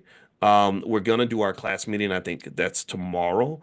So that's the Prime program. So if you are interested in generating income from stock options, it's a great way to make money. Feel free to go to drboyceprime.com. That's drboyceprime.com. All right, guys, have a good day. God bless you, and I will see you all tomorrow. Take care until we meet again. Bye bye. Good morning, everybody. Good morning. Welcome to Money in the Morning, our millionaire training camp. My name is Dr. Boyce Watkins. We meet 7 days a week. You guys know this. And I hope you guys are having a wonderful day. I'm having a good day, even though this morning I was not in the 5 a.m. club. I was in the 8 a.m. club. That's just freaking pathetic. But I did get up and get on the exercise bike for almost an hour, and so that makes a difference. It makes a little bit of a difference. But yeah, I messed it up today, man. I messed it up pretty bad. But yeah, we was up late last night. Had some teenager stuff going on that involved the late night phone call. To kind of so somebody's gonna get grounded this week. Somebody lost her phone. Somebody did not it had her phone confiscated. You can imagine the rest. I'm not gonna be snitching out here in public on the little girl, but yeah. So that kept me up last night. But you know how it is as a parent. You kind of I don't know. I personally enjoy the dad stuff. Even the bad dad stuff. It's all part of an amazing experience. So anyway, I hope you all are doing well. And what I'm doing is I'm sending out that text to get us started. And if you're not on the text, let's make sure you text the word morning to 87948. Text morning to the phone number 87948, and I'll send you a wake up call. And then also, Dr. Alicia later on today is tonight she's doing her mental health Monday. We've talked about how mental health is a very important part of financial health, that you can't have one without the other most of the time. That if you have a lot of money and you don't have your mental health, you're going to lose all your money. And if you don't, also if you have good mental health and no money, well, a lack of money can jeopardize your mental health. Give me a yes if you have ever been in a situation where the stress of being broke and the stress of making horrible financial choices has ever just driven you to like borderline insanity. I know I have. I know I have. Money has made me insane before because you can't focus on your big dreams if you're stuck on the little stuff, right? You can't really make a 20-year plan if you don't have enough money to buy food this afternoon. So so that stuff becomes a distraction. Being broke is a huge, horrible distraction, and I'm just telling you that you want to get that distraction out of the way so you can focus on your higher level of consciousness. All right, so all right, so let's talk about the black wealth problem. Um, I, I I believe that this thing I'm going to talk to you guys about today will solve the black wealth problem in about a decade, right? I believe that within 1 decade, the black wealth problem would disappear if we all did this one thing. And this one idea, which I think is worthy of consideration, is being presented to you by a guy who has spent decades studying this stuff. My background, in case you're wondering, in case you're new, I'm a finance professor. I got my doctorate in finance over 20 something years ago. And if you want to know the awkward experience of getting a PhD in finance, it's that you almost have to become an alien because the type of thinking required to even do the insanely difficult work that we were forced to do is not normal thinking. Like you would get scrutinized beyond belief. Every idea was challenged. Everybody was a hater. Every professor in the department was a complete hater. Even if you spent 100 hours doing the most brilliant work imaginable, imagine just doing all that work for 6 months and having somebody chop it up and tear it into pieces. And so, anyway, and by the way, I forgot to mention, thank you, Patricia. You reminded me. If you want to join Dr. Alicia in Mental Health Monday, pull out your phone and text the word love to the number 87948. She's a relationship therapist. She believes deeply in black love, as do I. And so, they cover a lot of mental health topics, things that relate to men, things that relate to women, things that relate to family, even children, things like that. So, anyway, so yeah, so let's get back to where was I? I lost my train of thought. All right, so let's talk about the black wealth problem and what's really going on. Um, if you're talking about the black wealth issue, the biggest issue that we have is that our wealth is going down. Our wealth is going down, just like population is actually going down. In case you guys don't know, the world global population is declining, and a lot of this, in my view, is due to very bad policies. Where for many, many decades we were worried that there were too many people. And if you remember, if you're old enough to remember, you remember there was a time where they were campaigning actively for people to have fewer children. Anybody remember that? They were trying to reverse Mother Nature, almost like playing God in a way. They were like, no, no, no, go ahead and terminate the pregnancy if you get pregnant. Make sure you're doing your birth control stuff because you don't want to have kids because kids are a burden and they're expensive and they're hard to raise. Well, now they're flipping out. They're going the other direction. They're now saying like we need more kids, right? Well, because human beings are an economic entity that has tremendous value. Human beings possess something that's really important called human capital. Human capital matters for a country. Countries that cannot have babies are poorer countries. They lose their wealth. Why do they lose their wealth? Because a lot of your wealth is connected to your productivity. If you don't understand, if that doesn't make sense, let me give you an example. Give me a yes or no. Do you make more money when, or not even a yes or no, just answer the question in chat. Do you make more money or less money when you're productive? Do you make more money or less money when you're working hard? Typically, on average. Do you make more money or less money when you're putting more hours into whatever it is that you do? When you spend 50 hours a week at the factory, do you make more money than if you spent 10 hours a week at the factory? That's all you need to understand why human why having more human beings matters, why more people in the country actually adds to your wealth. So in the midst of what's happening globally, and I'm going to circle back to the original point because I want to talk about the black wealth issue. What's happening globally is that somebody told us to stop having babies, and when they did that, we listened because we think that some of these idiots are experts, when clearly they're stupid because all these policies they were giving you were not actually going to be beneficial, and so you got to be real careful about listening to so-called experts. A lot of times they're just making a huge mistake. And so now they're like, oh, we need everyone to start having kids again. But now people are like, no, but we've already have a culture that is built around men and women staying away from each other. A lot of the surveys, when we talked about this briefly, but a lot of the surveys show that young men under 25, the majority of them have not even gone out with a woman in a year. A lot of them haven't had sex in a year. And a lot, and then on top of that, there's also, and I talked to a young guy about this, and he said, a lot of it's a hassle. I don't want to deal with somebody, mistreating me. He said, I'm worried that if I say the wrong thing, I'm gonna offend somebody. So I don't step to a girl because I don't want her to be offended. If she likes me, then it's all good. But if she doesn't like me, then maybe I've offended her, or I'm gonna get yelled at, or I'm gonna get called a predator, or like these are real conversations I've had with young guys, and so basically, and I saw this in China when I taught a finance class in China. Um, I remember that it was really strange because because they had that one child policy. Anybody remember that? Anybody remember when China was basically like telling everybody not to only have one kid? Anybody remember that? They did that for many, many decades. And they implemented that in terms of social interactions between males and females. Because here's something, you may or may not know this. But did y'all tell this is gonna really shock you. This is gonna blow your mind. So get ready. Are you sitting down? Are you sitting down? This information this is gonna just make your head explode. Y'all ready? Did y'all know that a baby requires both a man and a woman? How many of y'all knew that? And did you also know that if men and women spend more time together, they actually have more kids? Somebody gets pregnant. Did y'all know that? Did y'all know that?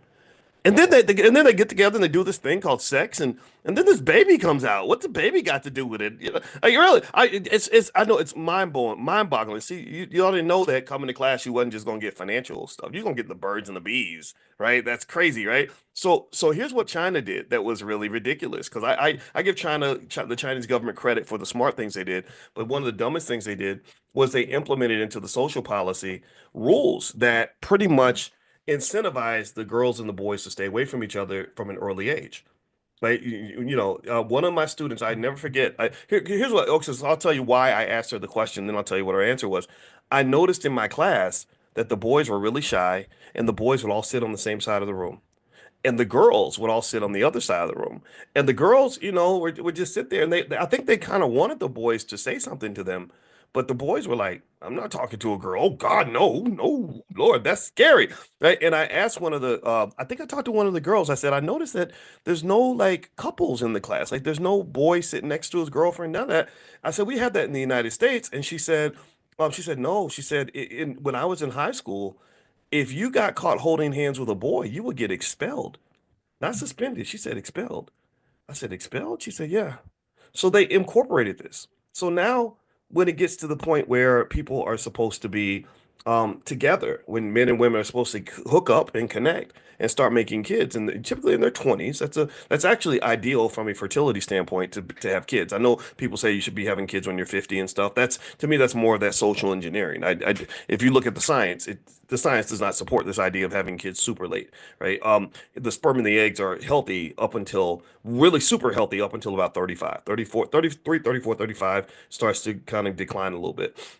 So anyway, long story short, it made me really think deeply, not just about the wealth implications of a declining population, which is devastating. That's why they're concerned. I mean, you always got to follow the money. When you look at the things politicians care about, you got to pay attention to the money first. The money's what they're upset because if Japan does not have children, they know that their productivity as a nation is going to drop, which is going to kill their wealth. They're going to decline into becoming a third world country if they don't fight for some immigrants, right? And I know immigration is a politically charged topic. There are different types of immigration. There's legal, there's illegal, there's highly educated, there's low education. It kind of depends on how you view it. I don't want to talk about that part, but a lot of countries are fighting over immigrants because they're like, oh my God, these third world countries that didn't listen when we told everybody to stop having babies, well, they've got the kids. And so we want you to send your kids to us. And I want you to really process this for a minute in the context of Black wealth. For hundreds of years, other people have always wanted your kids. And in some cases, they wanted our kids more than we wanted our kids. I mean, if you think about how many times you have little children that could be assets to the family. I wrote about this in my book, The 10 Commandments of Black Economic Power. I talk about how your children are an asset. But for whatever reason, we're trained to believe children are just a liability, that children get in the way, that having kids is kind of like, oh man, that's gonna mess up my groove. I can't go out to the club no more, right? But the problem, the thing that you got to remember if you are financially conscious is that youth is an asset. The energy that young people bring, the ideas they bring, the 40 hours of labor every week they might bring, that's an asset to a nation. That's a multi-trillion dollar asset. So countries are concerned about losing their youth because they know that that's going to lead to a loss of money. So I want you to process this as you look at your own children and as they get on your nerves and do stuff that's going to cost you money and all these things. I need you to really understand what kind of an asset they are. Like my father, when I was born, he was 16, my biological father.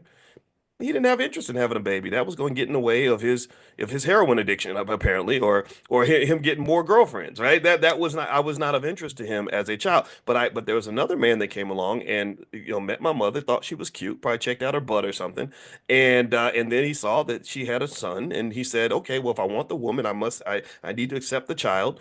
And he made an investment in me. And so as a result, the second guy who made the investment got the benefit of having someone like me as a productive, healthy asset that's been able to contribute to his wealth for decades. I've been giving my father money for decades. I helped him pay off his house. I bought him a new truck with cash when he wanted a truck. If he needs something lifted in the house, he's tired, he's older. I lifted up for him. And I was with my mother all the way up until she took her last breath, right? So having young people in your life really is an asset if you train them properly. Right. My mother invested in getting my sister through medical school. So up until her last breath, guess which medical doctor was standing right next to her bed, checking on her every 2 or 3 hours to make sure that she was okay. Right. If my mother had not invested in my sister, if she had said, you know what, I don't need no baby. I need to either run to the clinic, and if I can't do that, then I need to just drop the baby off at the orphanage, or I'm just going to ignore this little Negro so I can go to the club, pop my booty, meet another baby daddy, and live my best life. But she wasn't thinking that way. She had a different value system, so she invested in the children, and as a result, we became assets for her. Right. So this microcosmic example of what happened in my own family happens in millions of families when you play the game right. See, if you play the economic game right, you understand where your wealth exists, even if it does not show up in the form of money. Sometimes wealth does not show up as dollar bills in your bank account. Sometimes wealth shows up in a wonderful relationship. Sometimes wealth doesn't show up as dollar signs in your checkbook. Sometimes wealth might show up as that knucklehead little kid that's sitting there that's asking for milk right now, and you don't understand if you don't have any consciousness, and a lot of people don't have financial consciousness. If you don't have consciousness, you don't realize that little knucklehead asking for milk is going to grow up into a grown man who can protect you, defend you, support you, and help you, especially as you get older and you start to decline. Do you understand? So if you understand wealth, you can see where human beings are an asset. Investment in people is absolutely critical. And so what's happened in our society throughout the world is that the reason they are deeply alarmed about the decline in reproductive rates is because they know that they're losing trillions because they don't have enough people. If you look at most economic models, they will show you that young people are the ones who do the work. They're the ones who carry the load. They're the ones who provide the GDP that is invested into Social Security. So young people in a society take care of older people, and you've lost a lot of your young people. And then on the flip side of that, in addition to that, I want you to think about our community, and I want you to think about how many of our young people that they corrupt and destroy and ruin before the age of 18 by sending them through inferior educational systems where your best and brightest kids are growing up wanting to be rappers and thugs and don't want to dope dealers, and because they're growing up glorifying all the wrong ideas, and then our poor kids come out and they don't even have a skill to do anything. They can't build anything, can't do, I'm not saying all of them are in this category for sure. There are lots of young people that are doing amazing things, but that should not be the exception. That should really be the norm. It should be the norm that 9 out of 10 black boys have some sort of marketable skill by the time they're 18 years old. That should be the norm. It should be the norm that nearly every single black girl can go into some sort of corporation or organization and be an asset to that organization immediately. Not the scenario that I've run into where some young people, you got to beg them to come to work. Some of them you can't, they don't want to hear nothing about no saving and investing and planning for the future. They want to hear about twerking and partying and getting high, getting lit and getting drunk and living their best life. And I just really think that this is the kind of cultural phenomenon that leads to extreme discomfort and pain later on in life. Why? Well, because you're not investing. When you don't invest, then you have nothing. If you don't plant any seeds, you have no harvest. It's really that simple. It's very, very simple, actually. It's not complicated. It's not complicated. So the world is struggling right now. We're losing trillions of dollars in wealth throughout the globe because we did not make an investment in people. We did not do the simple things. Get the boys together. Get the boys together with the girls. Encourage them to make sure that they understand that family is an asset. Make them understand make that man understands that a good woman is an asset. Make that woman understand that a good man is an asset. Don't you mistreat that good man. You treat that man right. You make sure that you become a pick me. So by treating him well, they call them pick me's. They make fun of women who are nice to men. That's what they call them on the internet. In case you're not following the drama, no, you treat that man well because then that man's going to want you more, and that enhances your market value on the dating market, which is probably one of the most important markets you'll ever enter into. Same thing. You get you a good woman, you treat her well. You go out of your way to make sure that if she meets another man on the street that she maybe likes better than you or could like better than you, no, there's no competition because she knows she's got the best man on earth at home who really values her and loves her. These are basic ideas that actually enhance your wealth. They actually enhance your wealth because I explained to you that people in your life and relationships and the reproducing and having children is a tremendous economic asset, not just for the world. We talked about the declining population and how that's costing trillions, but it's really important for the family. Really important for the. Do you see the connection? Give me a yes in the chat if you're understanding the connection. Sometimes I repeat myself because I don't want. Sometimes when I get excited, I talk fast, and I don't want to talk over anybody's head. I want you to understand that key idea that it all goes back to having the baby. So some of you are doing that. Some of you are having 5, 6, 7, 8 kids, and I'm telling you, you have the right idea, especially if you're raising those kids right. Some of you are homeschooling the kids. You're giving them the right values. They're helping with the family business. And some of you, and even in our household, our middle child, who's very smart, she's 17 now. She runs my business. Our e-commerce business. I think we cracked $1 million last year. She did most of the shipping for that business. So she literally enhanced our family wealth, and she's only a teenager. So what I'm saying to you is that all these things are connected. All these things are connected. So don't throw your wealth away. Don't throw your wealth away. All right. So one other thing I want to talk about with kids. And before I do that, I want to remind everybody that tomorrow we're doing Stock Market Tuesday. In case you guys don't know, we get together at noon. And I talk about the stocks that I like the most. I answer your stock market questions. We talk about trends that are happening in the markets. If you want to join us in our Stock Market Investors Club, just go to drboycestockmarket.com. You can do a 30-day free trial, 100% free. See if you like it. drboycestockmarket.com. And also Mental Health Mondays with my wife, Dr. Alicia Watkins, is happening tonight. She's the head of our Black Financial Therapy Department in the Black Business School, where we break down the psychological barriers that block us from achieving Black wealth. So she works with the best Black therapists that she can find. So basically, if you want to join her for that, text the word love to the number 87948. So text love to 87948. Since we're talking about kids, let me throw another idea out at you. And I don't know if anybody else is saying this. I've never heard anyone else really break this down and really discuss this in a sort of repetitive way.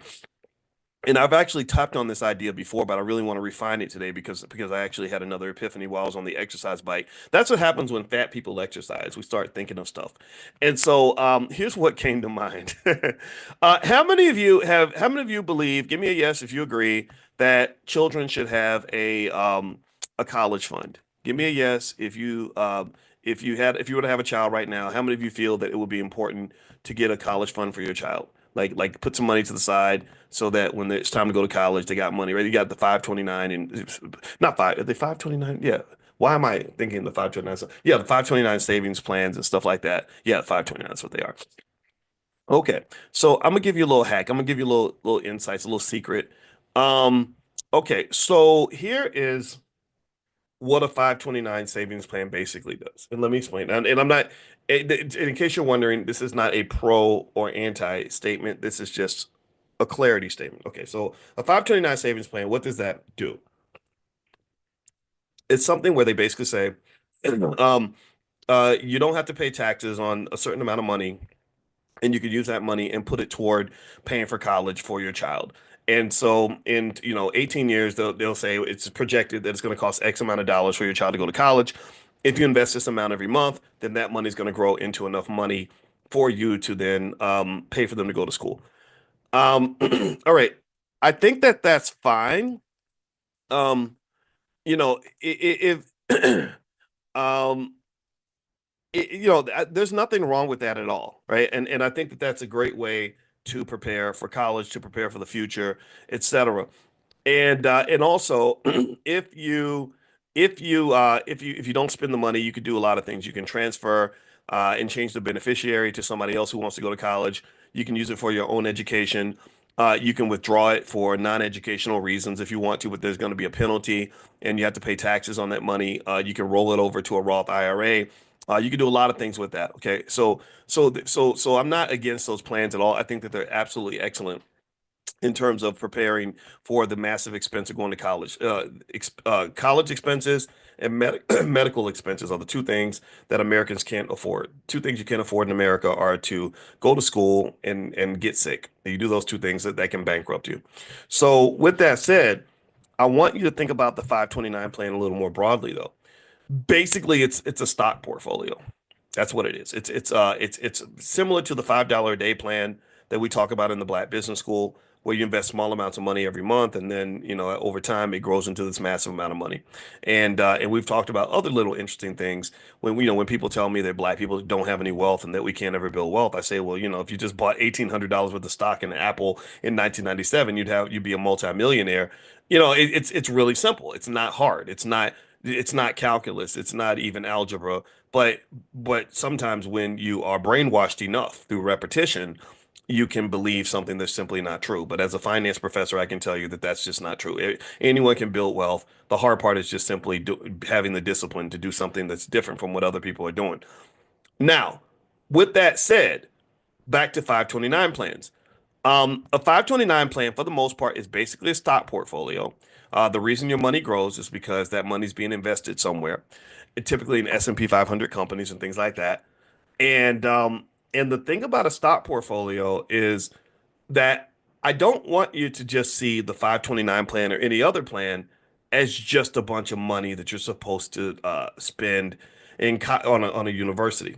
Why is that? Well, because universities are not as effective as some of us expect them to be, right? How many of you know a lot of people who have college degrees that they would love to just throw in the trash and get a refund on? How many of you, if you could get a refund right now on your college degree, like literally, like give them the degree and they say, here's all your tuition money back, your student loans are canceled, yeah, go have a nice life. How many of you would give that degree right back, even if it meant you couldn't even work in the field that you got the degree in? A lot of people don't work in the field they got the, but yeah, I see a lot of the yeses coming through, right? So colleges are not as effective as they should be and they used to be. Also, they're much more expensive than they used to be. And this was driven actually by the student loans. When they started giving all the student loans, what that does is that creates inflation, similar to how the pandemic caused inflation because they increased the money supply. Well, when they started giving all the student loans, they actually increased the money supply within the educational space. That's why suddenly education became super expensive because money was easy to get. So we feel like they're doing us a favor, but really not quite, not quite. Okay. So long story short, here's what I want you to consider. This is an idea. I don't think anybody else is ever going to say this to you. And if they do ever say it to you, just know they probably got it here because I haven't heard anyone else really talk about this on an extensive level.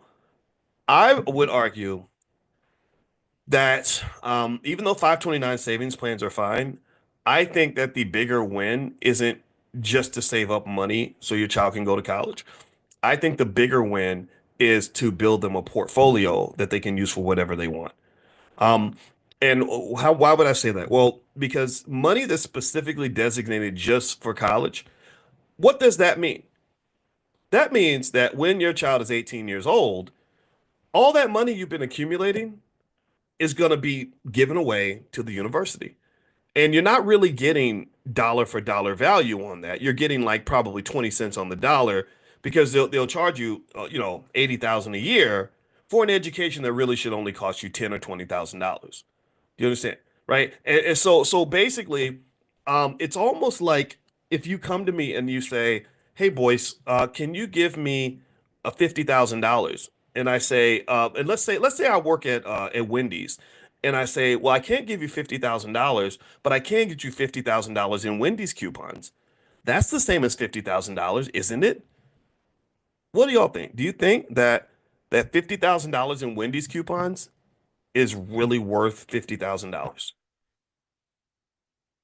No, it's not. It's not. It's not as valuable as $50,000 cash because when I give you that $50,000 in Wendy's coupons, there's a constraint on what you can do with that money. It's a currency that only has value if you like Wendy's hamburgers. If you don't like Wendy's cheeseburgers or hamburgers, you're not going to see the value there. And then if you do try to sell those coupons, $50,000 worth of coupons, you might get 10 grand, maybe 15,000 for it on the open market. You follow me?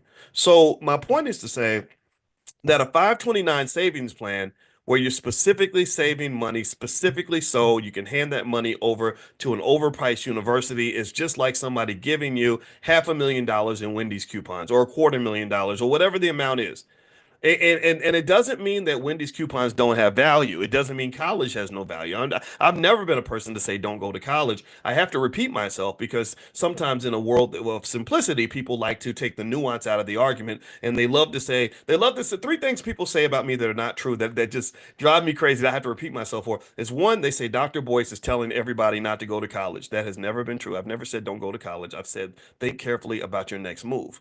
Number two, they say Dr. Boyce tells black people not to vote. I've never told black people not to vote. I've simply talked about why I can't vote for certain people anymore because I don't think that they're very effective, but I don't tell you who to vote for. The third thing that people say that is never ever true is they say Dr. Boyce believes everybody should quit their job and start their own business. I do not believe that. I believe everyone should have financial security, which could come through investing or at least having the ability to start your own business if you have to, because everybody's got to eat. Even if massa says you can't eat right, or even if massa don't want to feed you, you have to have a plan B. We have to have a plan B. We can't just be sitting here dependent on other people to take care of us, especially when those other people have a track record of not really coming through for us when we need them the most. Is that radical for y'all? Is that too much that I just don't want to be like dependent on white folks to take care of me? Does that make me a crazy Negro? Am I being mean today? Okay, so my point is to say that with the 529 plan, I'm not saying that you should not go to college. I'm not saying college is for suckers. By God, I'm a college professor. I love college. College is great. My best years were at Ohio State. I had some good years at Syracuse. There's nothing wrong with college, but college is overpriced and it doesn't always hit the mark in terms of giving you or your children what they need. But here's what does hit the damn mark. Here's what hits the mark. You know what hits the mark? Financial security. That's exactly that hits the spot. That is that bullseye. Bam. Do you know why I went to college? I had horrible grades in school. I was not college material. Do you know why I went to college? Because I wanted to have some damn money. That was it. How many anybody else do that? Where I went to college because I wanted a career, and careers meant money. Do you really think that I went to college because I'm like I really have a tremendous desire to work for white folks and wake up every morning and go to a job that I hate with people that don't even treat me right? Did you think that's why I went to college? Yeah, no, that is not. I went to college because I was broke, and I knew that education could get me access to a job, which in a good job could get me access to money. That was it. That was the criteria. So what I'm saying to you is that because you're economically conscious, if you've been, we did about 200 and about actually over 320 of these lectures this year. So if you've been with us almost every day this year, your economic consciousness probably exceeds 98% of the population. So if you're economically conscious, then you'll understand when I try to impress upon you the significance of getting rid of the middleman. Getting rid of the middleman. The middleman is this whole process. I gotta go to school for 4 years, and then I get a piece of paper, and then I go to an employer, and I fill out 8 million job applications, hoping that they'll give me a job. And then when they give me my little job, I'll make enough money where one day I'm gonna be rich. No, you won't. Most studies show that people who go to work every day do not have financial security. Just go look at the data. Go look at the data. It's like you're following the yellow brick road, like Dorothy and the Tin Man and the Scarecrow and the Cowardly Lion, and just like in the Wizard of Oz. What you are chasing at the end of the golden road is not real gold. That's not the real success. What's really significant, what you really need is already inside of you. The lion already had courage. He didn't have to go to the Wizard of Oz to get courage. The Tin Man already had. He was missing a heart, right? He already had a heart. Right, the scarecrow. Scarecrow had the scarecrow. What did he have? The brains. Yeah, the scarecrow. They tell you you don't have brains until we give you a piece of paper. You don't have brains until we certify that you have brains. Until white folks say that you're qualified, then you're not qualified. Because by God, you're just a Negro. I mean, Negroes can't be qualified for anything. They don't have courage or brains or a heart. But and I can just tell you, just like the Wizard of Oz, you are you are cursed in a way where you're trained to believe that you have to go to other people to get the thing that I believe that you can get on your own. Do you understand? Now, this is not to say that education does not add value. I love education. I love being smart. I read for fun. I absorb information as a habit every single day because knowledge is power. Knowledge is power. Thinking is power. All these things are power. So yes, I am addicted to learning. I learn, learn, love to read, love to just listen and pick up. It's amazing. If knowledge was crack, I would be Pookie from New Jack City. You'd be calling me, man. It'd be calling me. So there's nothing. So knowledge is not an issue, and you can acquire knowledge on your own. Um, Education, college, all that is great too. There's nothing wrong with that. But if I had a choice between having a college degree that gets me a job versus having, I don't know, $400,000 in the bank as a 22-year-old, well, you know what I would pick. Oh, because my 400,000, I can get the information, I can get the knowledge. They got college professors teaching for free on the internet. I have a PhD in finance. I taught at Syracuse. You had to pay $80,000 a year to go to Syracuse and learn from people like me, but I talk to you all every single morning. So it's the money that you're trying to kind of get to. The money is what matters. So let me kind of give you a little bit of perspective on some of this. And by the way, Dr. Claude Anderson says hello. I talked to him yesterday, and he's actually I was talking to him and his wife, and he actually concluded we all concluded that it would be helpful to develop a powernomics training for children that as a benefit. In case you don't know, he wrote the book Powernomics, the most significant economic book in the last 100 years. And so I said, what about teaching the kids Powernomics? I think we need to teach our own children. What do you think about that? And he was in agreement. So he's partnering with the Black Business School, and we will develop a Powernomics curriculum for children. So I'll let you guys know when that's ready. I'll bring it to you guys first. All right. So here's something that you should understand. First off, if you were to take $300 a month, which is actually less than half of the average car note in America, and put $300 a month in an S&P 500 fund for your child, by the age of 20, they'd have $176,706, give or take a few thousand. So a 20-year-old with $176,706 has already won the game. They've already done a checkmate on life. They're not struggling as a broke 20-year-old. They've got $176,706 in liquid assets that they can turn to if they ever have a financial problem. This means that they can sleep in peace. This means that they don't have to go beg for anything. This means that as long as they don't do anything stupid, they don't even have to get up and go to work every day if they don't want to. They don't even need a college degree. This is better than damn near not damn near better than getting signed to the NBA draft. And it's not the same amount of money, but in the NBA you got to work hard and you got to go to practice every day. They don't have to actually do anything for anybody. So this is the simple, straightforward formula for liberation for an entire community. This solves the black wealth problem. This solves the black wealth problem for one simple reason. If every single black child in America had a parent that loved them enough to put $300 a month toward their future, then imagine that. If every black child has $176,000 in the bank, most white kids don't have that kind of money. So that solves the black wealth problem. There is no racial wealth gap anymore. Now we've really actually manufactured black privilege. We've manufactured our own version of black privilege. And black privilege, I think I saw somebody say we should give each other black privilege, and I agreed with that. But she was talking more in terms of us being kind to each other and things like that, and I agree with that 100%. But sometimes black privilege also connects to money. Privilege in America, privilege is connected to wealth. Wealthy people have privilege. So we manufacture black privilege by making the $300 a month pledge to our children when they're born. Think about it. Some people may say, and this is the thing, I have to address, the people I refer to them as the Negro naysayers. The Negro naysayers have a problem for every solution. So the way I would address the Negro naysayer who would come to me and say, this isn't possible, you're being bougie, black people can't afford $300 a month, I would simply turn to them and say, what are you talking about? We will spend $600 a month paying for a car that will depreciate to zero in the next 3 to 4 years, right? We will pay two, $300 a month for our cell phone. We will pay the landlord $2,000 a month. We will spend, if you add up the amount of money we might spend going out to dinner, going to the club, doing whatever else we're doing with our free time, going shopping, we're spending hundreds, if not thousands of dollars a month. So what do you mean we don't have $300 a month to invest in our kids? So $300 a month. Your child is 20. They've got 100. You give them a gift like a bar mitzvah, the black bar mitzvah. You give them $176,706 in their stock portfolio, or you at least let them know that the money's there.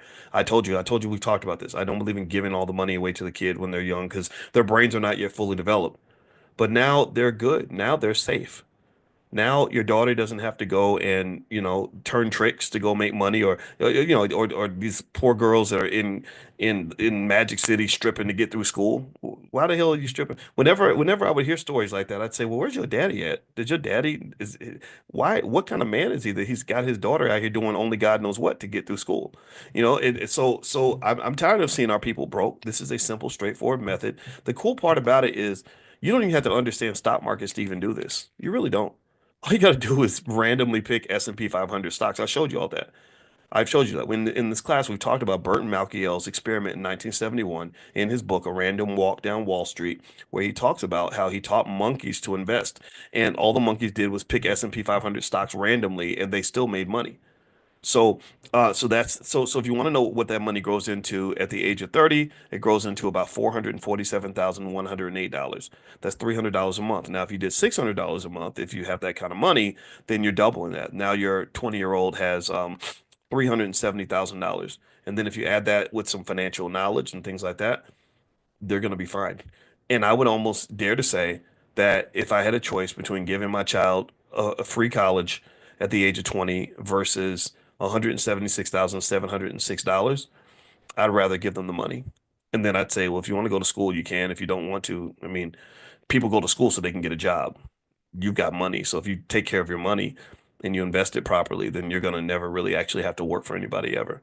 And that what that does is that enhances their well-being in a lot of different ways that have nothing to do with money. They end up being able to sleep better. All the financial stress goes away. I mean, I want you to think about how different your life would have been if you'd had, let's say I was your dad and you were raised with a father or mother that thought that took this class. and they executed on this for you. And so when you were 20, you had over, almost $200,000 in the bank. Think about how much differently your life would have been. Think about how many hard choices you had to make. I don't know, maybe everybody in here wasn't broke in their 20s. How many of you were broke in your 20s? How many of you struggled? Give me a yes if you struggled. Give me a yes if you had to make hard decisions. Give me a yes if you were just in stressful, tough situations because of money in your 20s. Like it was really hard. And a lot of your energy that could have been spent being creative and being and traveling and learning about yourself and live really truly living a fulfilled life, all that was drained. Thousands of hours of your life was spent going to some place called a job, doing work that you weren't even interested in, doing stuff you had no interest in that stuff. I spent hundreds of hours working at Arby's in college. You think I had better things to do as a young man with potential than to be at freaking Arby's making, beef and cheddar sandwiches? I mean, so there's nothing wrong with hard work. I'm not saying hard work is bad, but who said hard work has to be meaningless? See, one of the types of black privilege that you can give your child by helping them to escape the rat race early is they get the privilege of having a fulfilled and purpose-driven life. And I get it. Some of y'all love your jobs, and there's nothing wrong with that. I'm not saying there's anything wrong with loving your job. I think the biggest question to ask yourself is this. If you had all the money that you needed to do whatever you wanted to do, would you go to work every day? If the answer is no, then that means that there's a higher level to the video game that maybe you haven't reached yet. If the answer is yes, like I would do this work even if they weren't giving me a paycheck, then I say congratulations, good for you. You climbed the next ladder of self-actualization. You're rising up the ladder of fulfillment because most people are not in that category. Most people have jobs where if they had enough money, if they won the lottery tomorrow, they quit immediately. I'm one of those people that actually I love what I do. I did what I do even when I wasn't making any money. So yeah, so this is what I believe. This is something that I think is a simple, straightforward process. Any family could do this. That if you have any bill that's over $300 a month, then you can afford this because there's no bill more important than your own damn family. And also remember this: when you're building wealth for your children, you're not just building it for them; you're building it for yourself. Capital is powerful. Capital is the reason Elon Musk is one of the most powerful men on earth. If he had no access to capital, he would not be powerful like that. So when you give your child capital, you are giving them black power. You are giving them black power. Black power must come with black money. Black power must come with black wealth. Black power must come with black economics. If you do not give them the economics or support them in their quest to obtain that, they will not have power in this society because the language that America speaks is money. There we go. All right. So that's it for today. I'm going to let you guys have get on with the rest of your day. We do have a training in the Black Business School called How to Turn Your Child into a Millionaire. If you want to go take a look at that, you can go to kittyboss.com, KIDDIEBOSS.com, kittyboss.com. It's a template on how to structure your child's future, and it only takes about 2 hours to go through. And I think you guys would like it. Kittyboss.com. You can also, if you're interested in some of our children's programs, we do have a Black Business School for children. It's called Black Millionaires of Tomorrow. And if you're interested in receiving information about that, just pull out your phone, text the word youth to 87948. Text youth to 87948, and we'll send you some information. So anyway, guys, have a great day. God bless you. And I'll check with you guys tomorrow morning for class. If you're not on the text list for this class yet, you can also, again, pull out your phone, text the word morning, MORNING, to the phone number 87948, and I'll send you out a link to join us. So have a good day, everybody, and I'll see you soon. Take care. Bye-bye. Good morning, everybody. Good morning. I'm so sorry that I was a couple minutes late. I had had some difficulties. I was all locked and loaded and ready to go and on time and everything. And then sometimes those computers don't be computing the way they supposed to. They don't be computing. Anyway, how's everybody doing today? I hope you're feeling good. I feel almost like I have a little bit of a hangover, and I don't even drink.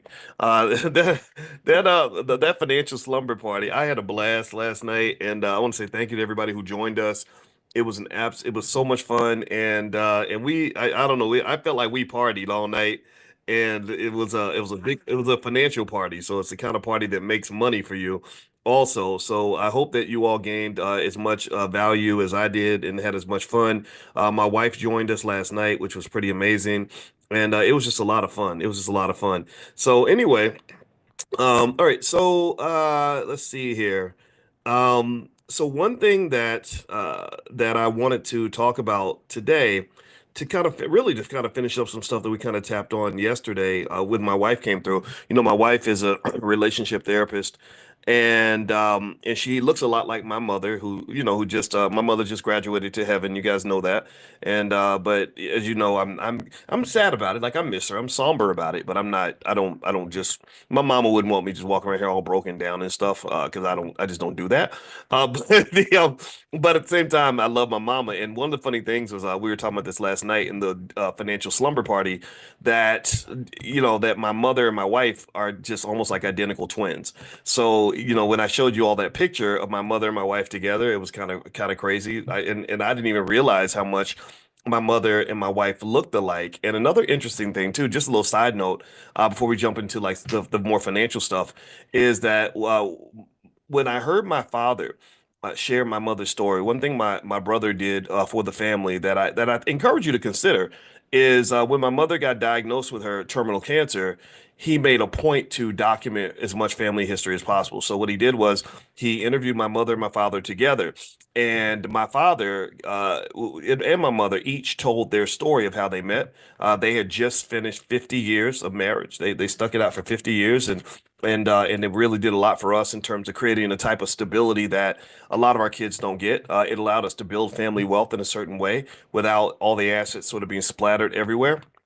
And so so one of the things that happened sort of during this conversation was my father and mother were talking about how they first interacted with each other, how they first met. And it was really interesting because it was kind of a magical sort of thing. It really was magical in the sense that my father um my father looked over at his friend when he saw my mother. He said she smiled, and then he saw her body. You know how we men are. You know how we are. And and he said at that point he turned to his friend and he said, "I'm gonna marry that girl." And then he went home and he told his mother, "I'm gonna marry that girl." And that's what he did. He married her, and that here we are 50 years later. And so my mother, as you know, she graduated to heaven on Christmas Eve, and my father was right there by her side, right there by her side, just like he was in the 1970s. And I thought that was really interesting. A lot of people fantasize about that, but I don't think they understand the depth of resilience it takes to do that, and how being solid in that area of your life also reflects the ability to be solid in terms of other aspects of your life. People that are solid in that way are also solid when it comes to business. They're solid when it comes to partnerships and wealth building activities, things like that.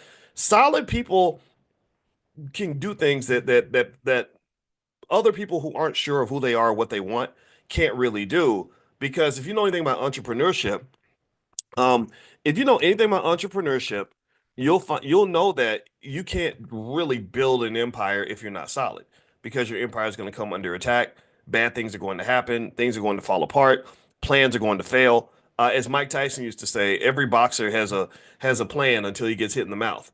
And a lot of people get hit in the mouth by life, and they can't stay focused. And so my parents, their marriage got hit in the mouth quite a few times. Each of them individually got hit in the mouth a lot. And they just sort of stuck to their core values in terms of just saying, no, this is who we are, this is what we do, and this and ain't nothing gonna change about that, right? So I want to just applaud all the solid people in the room. That's my point. A lot of you know a solid person.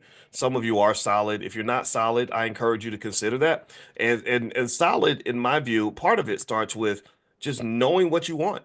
And one thing my father talks about when he talks about my mother is he says, my brother asked him, he said, "How did you know that was a woman you wanted to marry?" He said, "Because I know what I want and I go get what I want." And I thought about that and I said, that's so interesting. And I think young women that are picking a man, I think that picking a man who knows what he wants gives you a lot more certainty than picking a man who changes his opinion the way he changes his draws.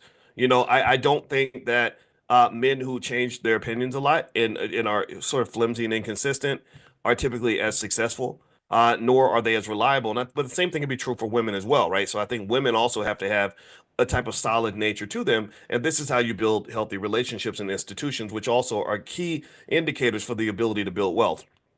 Um, so even as we're dealing, as we sort of have dealt with aging and people dying and things like that, there's no sort of weird shenanigans going on with the family wealth. We know what the estate plan is. The trust is in place. The assets, we know where the assets are. There's mom and daddy's house. There's the bank accounts. There's the investment portfolios. It's not like everything's just kind of splattered and scattered and messy and screwed up. And I'm going to be honest with you, in compare, when I think about my biological father, rest his soul, he wasn't. I don't think he was a bad guy. I only met him like 3 times. His life was not structured. He had kids kind of splattered everywhere. Me and my two siblings. It seemed like my two siblings had some trauma from growing up in the house with him. There was all this. There was sort of nothing left in terms of an inheritance, no wealth. There was very little given in terms of the non-financial inheritance, like wisdom and guidance and support. And I'm not going to go too deep into that because I don't want to talk. This it's personal, it's family, and I'm hesitant to talk about my family in that way publicly because I don't want it to be seen as an insult to anybody. But it was a very different sort of reality to observe. And it is a funny little side note when my father told me the story about how he met my mother, saw her smile, then saw her body, and fell in love, and said, there's something magical here about this lady. And he was a handsome kind of guy. He had those green eyes. You know how the girls really like those guys with the green, like those Michael Ealy eyes. You know what I'm talking about. So he had a lot of options out there. But for whatever reason, he saw my mother, and he said that's the one. And my mother's beautiful, of course. So she looks just like my wife. If you go to my Instagram, you see the picture of my mother and my wife together. And I didn't even realize till I was 50 how much they looked alike. And I listened to his story and I said, wow, that sounds a lot like when I met Alicia. When I met my wife, I saw her across a crowded room and I walked up to her and she greeted me with the kind of smile that would make the sun come out on a rainy day. It was like, whoa. And really happy, like, hey, like she was happy to see me, and she says the same thing. She says, I just met you and I talked to you and I just felt like, oh, that's the person I'm supposed to know. So I think there's got to be something going on with this multiverse, multiple lives or something, because we both had that feeling like, okay, we're supposed to know each other. I don't know how, but this was supposed to happen. And then, of course, I'm a man, so you see the rest of the package, and you're like, okay, I'm gonna follow you around for a few days because you just too much right now. But anyway, long story short, I think that intentionality does make a difference, and that's just kind of a side note. And also, I never want you to forget the significant connection between wealth and family. If you want to understand why black wealth is disappearing, then basically all you got to do is look at what's happened to the black family. The disappearance of black wealth corresponds directly with the disappearance of the black family. Every single study, every single research study we did, when I was back at Syracuse about wealth and family pretty much showed that when your family breaks up and falls apart, it costs you lots of money. You're paying attorneys, you're fighting each other instead of building together, and it just becomes a big mess. And then on top of that, after that's done, you're supporting two households. You got to pay two sets of rent or whatever. You both have to get up and go to work and abandon the kids in order to pay the bills. So this is the mess that we're kind of in. And unfortunately, the majority of our people are never going to hear this message. The majority of our people are never, in my opinion, in our lifetimes, in my opinion, they're not going to respond to this message because there's so many other messages out there. There's so many other messages that are cooler to listen to than mine. I'm not cool. I'm just a 53-year-old college professor. Why listen to me when you can go listen to Megan the Stallion, who's being sued right now? Megan's being sued for something involving having sex in a car in front of her employees, and he sued her and said she made me watch her do this stuff with this person in the back seat. And it's just kind of like, well, and it makes sense to me. It's like, yeah, well, nobody ever trained you to understand that some of the shenanigans that they promote in hip hop, some of the goofball stuff that they get you doing in this in the corrupt part of hip hop. I'm not talking about the good rap. I'm talking about the crap rap, whatever that is. That stuff will lead to workplace violations.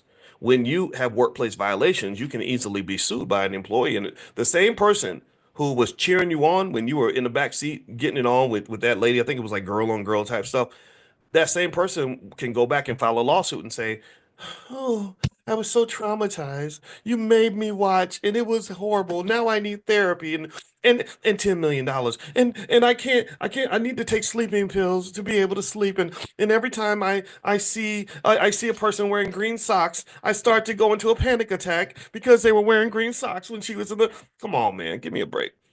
Get out of here with that stuff. We know what it is, right? This is somebody who became disgruntled and said, "Oh, wait, you're not supposed to be licking on another woman in the back seat of a car during work hours. You're not supposed to be doing that on a job. Like, UPS employees don't do that kind of thing." So if that were to happen at UPS or Ford or IBM, they would fully expect to be sued if they had these kind of shenanigans going on in the office. So long story short, I personally think that if our young people got more of this advice and information early instead of just being trained to follow what's cool and what's trendy, I think they'd be in much better shape. But instead, even if you get the bag, you're gonna blow the bag. I talked to a person who I really respect 2 days ago. He called me, gave me condolences about my mama transitioning on, and I appreciated that. And we were talking for a minute. I heard from a few people in the entertainment industry. Ice Cube sent me a text, and I thought that was very nice of him. And we were talking about the stuff with Jay-Z and Diddy and all this stuff. And he said, "Oh, this is about a much bigger picture. This is a wealth issue. This is a wealth transfer issue. It's not as if anybody's surprised about the crazy stuff going on in hip hop. They've known about this stuff. They knew about the Diddy parties. They probably went to some. But it's a matter of positioning things in a certain way where they can come get your money and they can come get your power. And if you're not smart enough to understand that, if you're not strategic about it, then yeah, you all the hard work you put in, all you was doing was collecting wealth for somebody else. That's it. You're collecting wealth for somebody else. So anyway, let me move on. I'm going to move into another topic I kind of wanted to hit on today. Just a reminder, if you missed the financial slumber party, it was an absolute blast. I don't know how many of y'all were there last night. I bet some of y'all probably couldn't get up this morning because we got up. We were doing financial stuff and playing music and having fun. My wife came in from 11. I planned to go from like 11 Eastern to like 12:30 Eastern. We went from 11 Eastern to 2:30 a.m. and we just partied all night and it was a blast. And that's what I like. I used to think when I used to be in school, I would think of studying and partying as something you could do together. Like studying doesn't have to be boring. Partying doesn't have to be boring. Partying, going to did anybody notice like when maybe you were in college and everybody would go to the club and everybody would go to the parties and all they would do is just stand around and try to be seen or something and be bored to death. Like you can't have a conversation because the music's too damn loud. You're just standing there and you're seeing the same people you see every day and nothing interesting happens that night. That's very depressing for me. I was like, I'm not doing this goofy stuff. So to me, I think having fun should be done on terms that actually really works for you. And part of being I think a leader in life means do the stuff that works for you. Don't do stuff because everybody else is doing it. Do it because that's what you want. All right. So anyway, if you want to see the recording of the digital slumber party that we had last night, where we went through my training, stock market decoded, and we also brought in my wife, who's a licensed therapist and a full professor of social work, and she talked about financial psychology on a real deep level. We link trauma and how that affects your wealth. That if you went through bad stuff when you were a kid or bad economic relationships as a child, that's going to reflect itself in your life today. A lot of people don't have money because they don't have a money mindset. And they don't have a money mindset because that curse was given to them when they were a child and they never ever grew out of that. And if you want to grow out of that, she's a therapist. She helps people grow out of things all the time. So anyway, if you want to get a recording, you can go to financialslumberparty.com. That's financialslumberparty.com. Also, if you want to hear more from Dr. Alicia, pull out your phone and text the word love to the number 87948. So text love to 87948. Now, let me talk about something really quickly in terms of relationships. I saw something the other day where people were having a conversation about older men dating younger women. Now, I want to ask y'all a question really quick. Give me a yes or no. Do you think that it's okay when older men date younger women? Like, and then when I say that, let's say you're talking about say a 45-year-old and a 25-year-old, 20 years apart. Do you all think that that's okay if both people can consent to it, or do you think it's just like, oh hell no, that's just bad? It's pretty much unconditionally bad. Okay, I see some yeses and nos. Okay, Quinita and Elizabeth. All right, and all right, so yeah, so this is interesting, right? This is something that I was interested in terms of the conversation. I was also interested in it in terms of just sort of what might draw a younger person to an older man in the first place, right? So let me ask you all this. If I was to ask you, what what reasons do you think that younger women might have for preferring an older man? right? We can't always write these situations off as just sort of manipulation of some dumb little girl who doesn't know what's going on. Sometimes women specifically will target and want to be with that older man instead of the younger man. So what do you think are the driving causes? And I'm gonna give you the answer based on the research in a second. But I want to ask you all, what do you all think are some driving factors? Okay, I see stability. Okay, the word stability and security pops up a lot. Mentorship, maturity. Okay, security and stability, financial security, money. Yeah. Okay. Somebody said daddy issues. Let's talk about the healthy reasons, right? And then we'll get to the unhealthy reasons, right? Because we know that there's a little bit of both. Right. Okay. I see fertility. Old men don't have as much fertility as young men, though. I don't know if I mean, for the women, the fertility would matter, but for the okay, all right, control. Okay, somebody say control. Ooh, uh-oh. Sound like you've been through some things. All right, so here are five healthy reasons younger women might be attracted to older men. One, according to the research, is emotional maturity. Older men often bring stability and emotional intelligence to relationships, which can be appealing compared to the drama or immaturity sometimes found in younger counterparts. That's true. I think I saw a study that said that men fully mature emotionally at 43. For women, it's about 32. And and so ultimately I will say this too, even as myself, I was single for a while. I didn't really decide to truly commit to something that was going to lead to marriage until I was in my 40s. I'd actually tried to I thought about I got close to getting married in my 30s. I did propose to a girl. Actually proposed to her on the Whitney Williams show. And it did, she was a wonderful lady. It just didn't work out. So I was supposed to get married in my mid 30s. But then the funny thing about life is that sometimes you have a plan and your plan doesn't match God's plan. And so you make a plan and then the plan doesn't work out. Then you're like, okay, now what? And I remember feeling like that with my life. I said, whoa, I thought that by my late 30s, I'd be bogged down with like a spouse and kids, but I've got all this freedom and I had a lot of freedom and a lot of money, which is a very dangerous thing. You know, I had plenty of money to travel around the world and do whatever I wanted, and I had plenty of free time. I didn't have anybody calling to say like, where were you last night? None of that stuff. I've always known though that idle time is the devil's playground, the devil's workshop. And I kind of felt like if I didn't find some sense of purpose, something to connect myself to, I would end up in all kinds of shenanigans or be pulled into tough situations. So even though I dated and it was an interesting experience and it was very easy to date, it's very easy to date when you're a public figure because women will come to you. They will already know you, they identify you, they will spot you. And there's some really pretty black women out there, and I think that's great. But I always knew anything that you do in excess is going to be bad for you. Anytime whether you're talking about food or drugs or anything, if you abuse it, I believe it's going to come back to you. I believe that karma is very real. And I think that gluttonous behavior, and you see this a lot. You'll see somebody who says, I'm going to sleep with every pretty girl I see. And next thing you know, something bad happens. Maybe they catch a disease or they end up being accused of something or somebody ends up taking their wealth. So my belief was in always in moderation, just the same way I talk about economics. That's how I talk about life because because economics is not nearly as important as life, and most wealth is not in your bank account. Most of your wealth is in your life. Your life, you have relationships that are of infinite value to you. If I could give every penny that I have to get my mother back for another 20 years, I'd do that in a second, right? So my relationship with my mother was a massive loss. For just so many reasons I won't go into. So same thing is true with health. How much money would it require for you to want to have somebody give you a bad heart, right? Most people wouldn't want a bad heart, no matter how much money you got offered, right? So really, I would say that experience, was kind of interesting. I was like, I didn't expect to be single when I was in my 40s, but what I was learning at that time was I was learning how challenged and damaged the black community is, and not including me, right? And I sort of I noticed at that time, that's when I started noticing little things like three-quarters of all black women don't even have a father in the house, right? And I thought, well, what kind of person would I be if I had no mother in the house? If my and we act like it's no big deal, but I think it's a very big deal.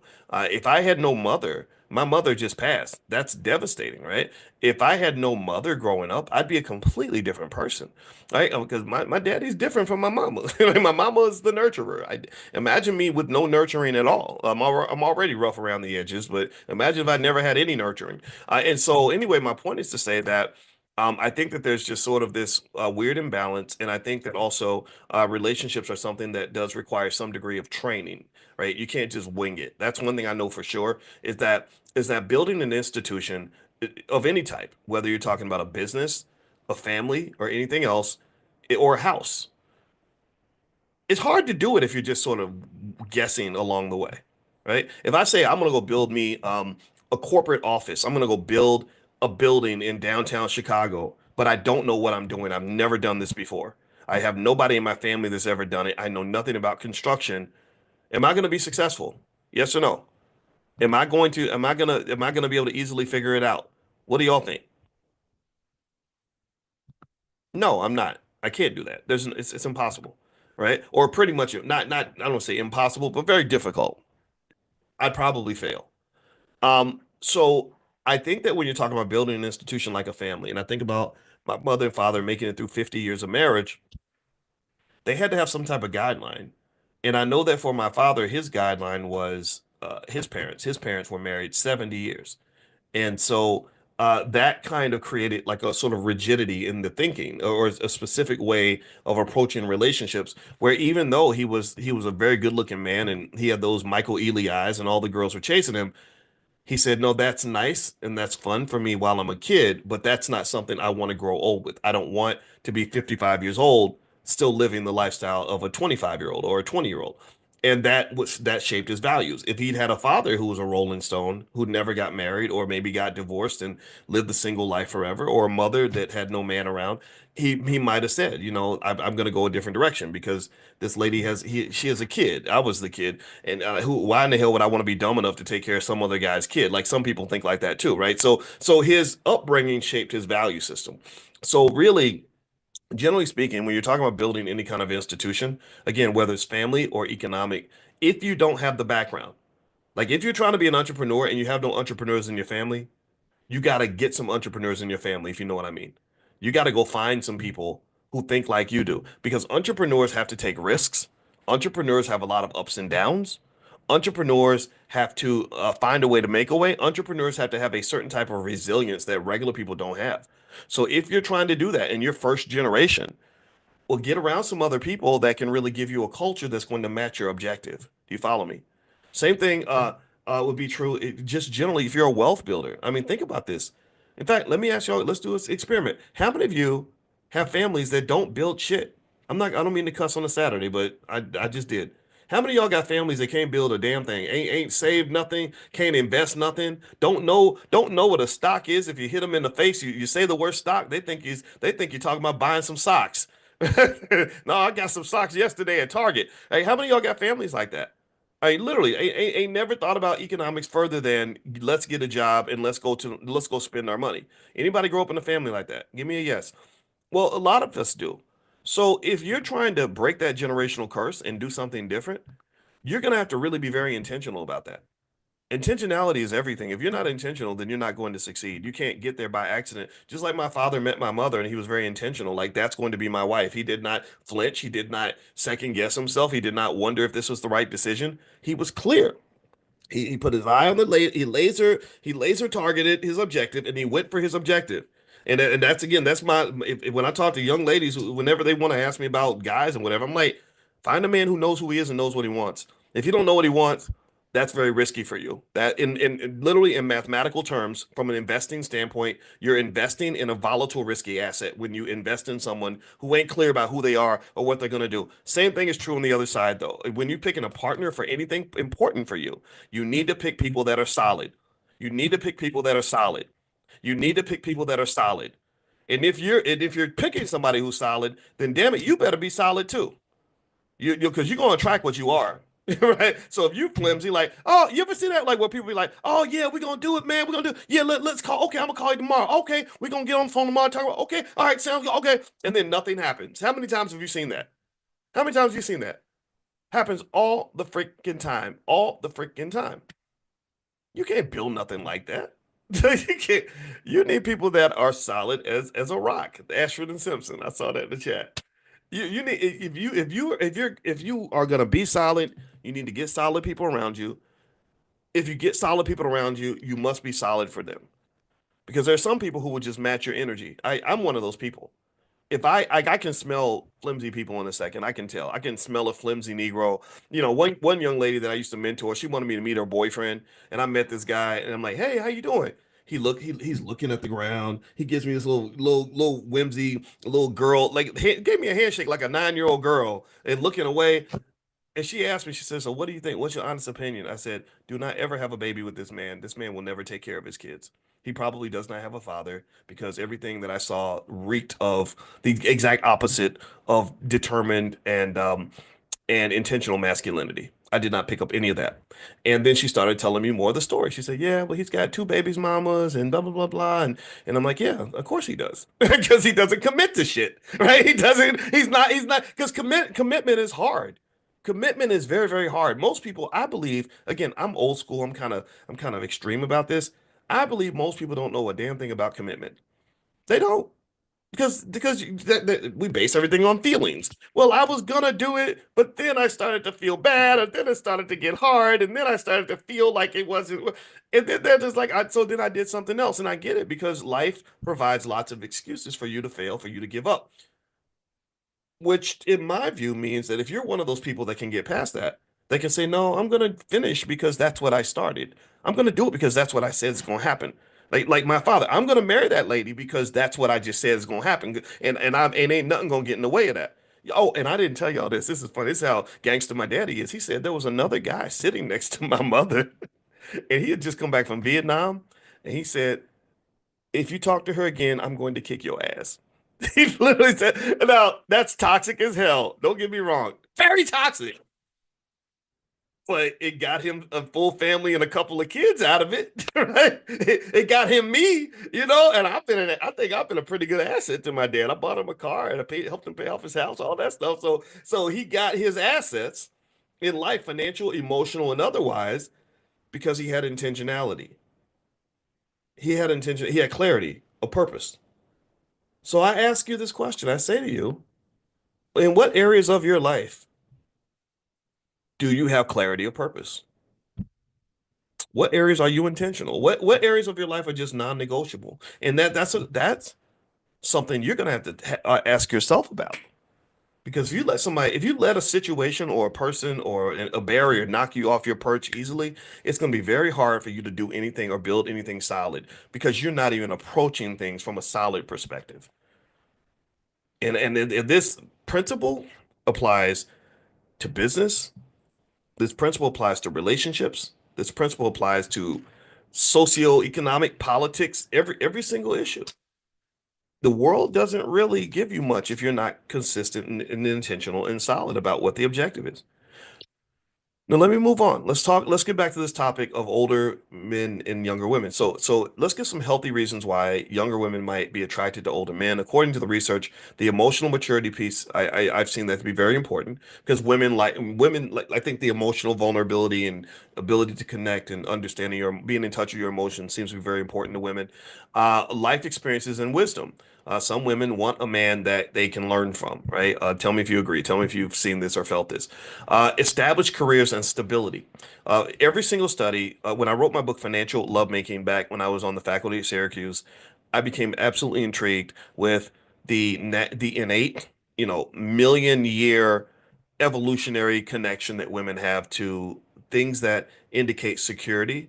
Wealth is just a symptom, it's a symbol of security. Wealth, a person who has wealth and financial peace has the ability to enhance your emotional well-being. If you've ever been financially unstable, you know how that can really rattle you. And what I've noticed is that women tend to, not all the time, but tend to get more rattled with financial instability than men, like to the point where they get pissed off at you because you tricked off the money. If my wife wastes money or overspends at the mall, it wouldn't stress me out. I wouldn't be like, God, I can't sleep now because this lady out here. I get it, and maybe kind of, and maybe I'm biased because money's not really a big problem per se, but I've noticed that like when I started reading studies about women just literally not even being able to have sex with their husbands because the money was bad, I thought that was so interesting, and I did a lot of research on that, and I was like, okay, so if we can act like money ain't supposed to matter, but that's not gonna work.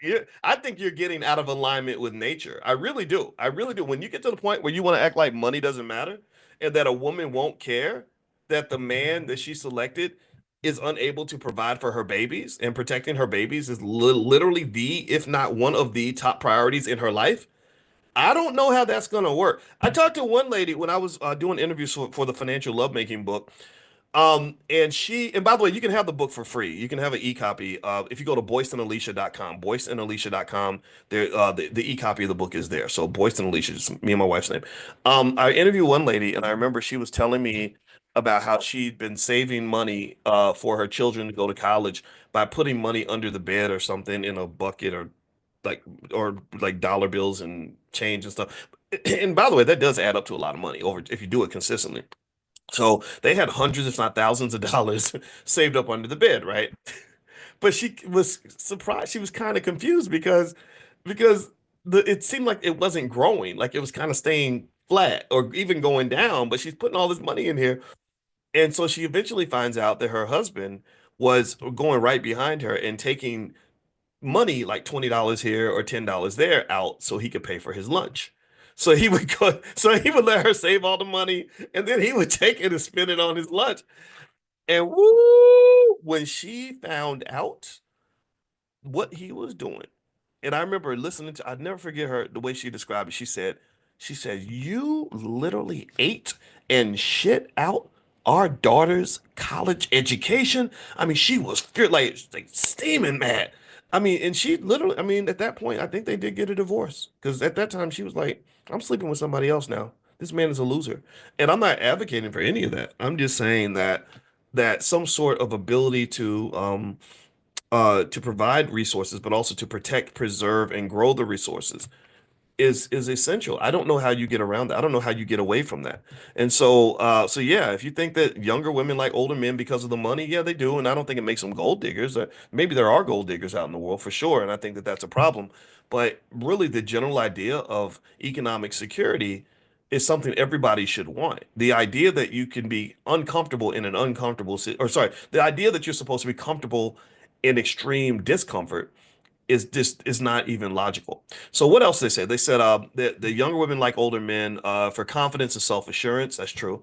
Years of experience bring confidence, and confidence always works. Every study shows that. Also, a different approach to relationships. Older men may prioritize meaningful connections and are often more patient, attentive, and intentional. There's that word intentionality. Intentional in relationships compared to younger individuals. So the young boy doesn't know what he wants. The older guy maybe says, "I want you, and I want this, and this is where we're going, and maybe put your coat on, girl. Get in the car. We going to eat at the steakhouse, right after. And after that, we going to the movies, right? Sometimes people like that, but it depends on the person. You can't generalize. All right, so here are the unhealthy reasons that some young women may want older men. One, unresolved daddy issues. Women with absent or distant fathers, which is actually, remember, the majority of black women do not have their father in the house. I know that there are all these studies about black fathers being involved when they're outside the house, but I'm going to challenge some of that a little bit in the sense that I kind of think that I just think again I just flip it and I say, well, what if my mother, says, hey, I'm still gonna be a good mom to you, but I'm gonna move across town and you're gonna see me twice a week.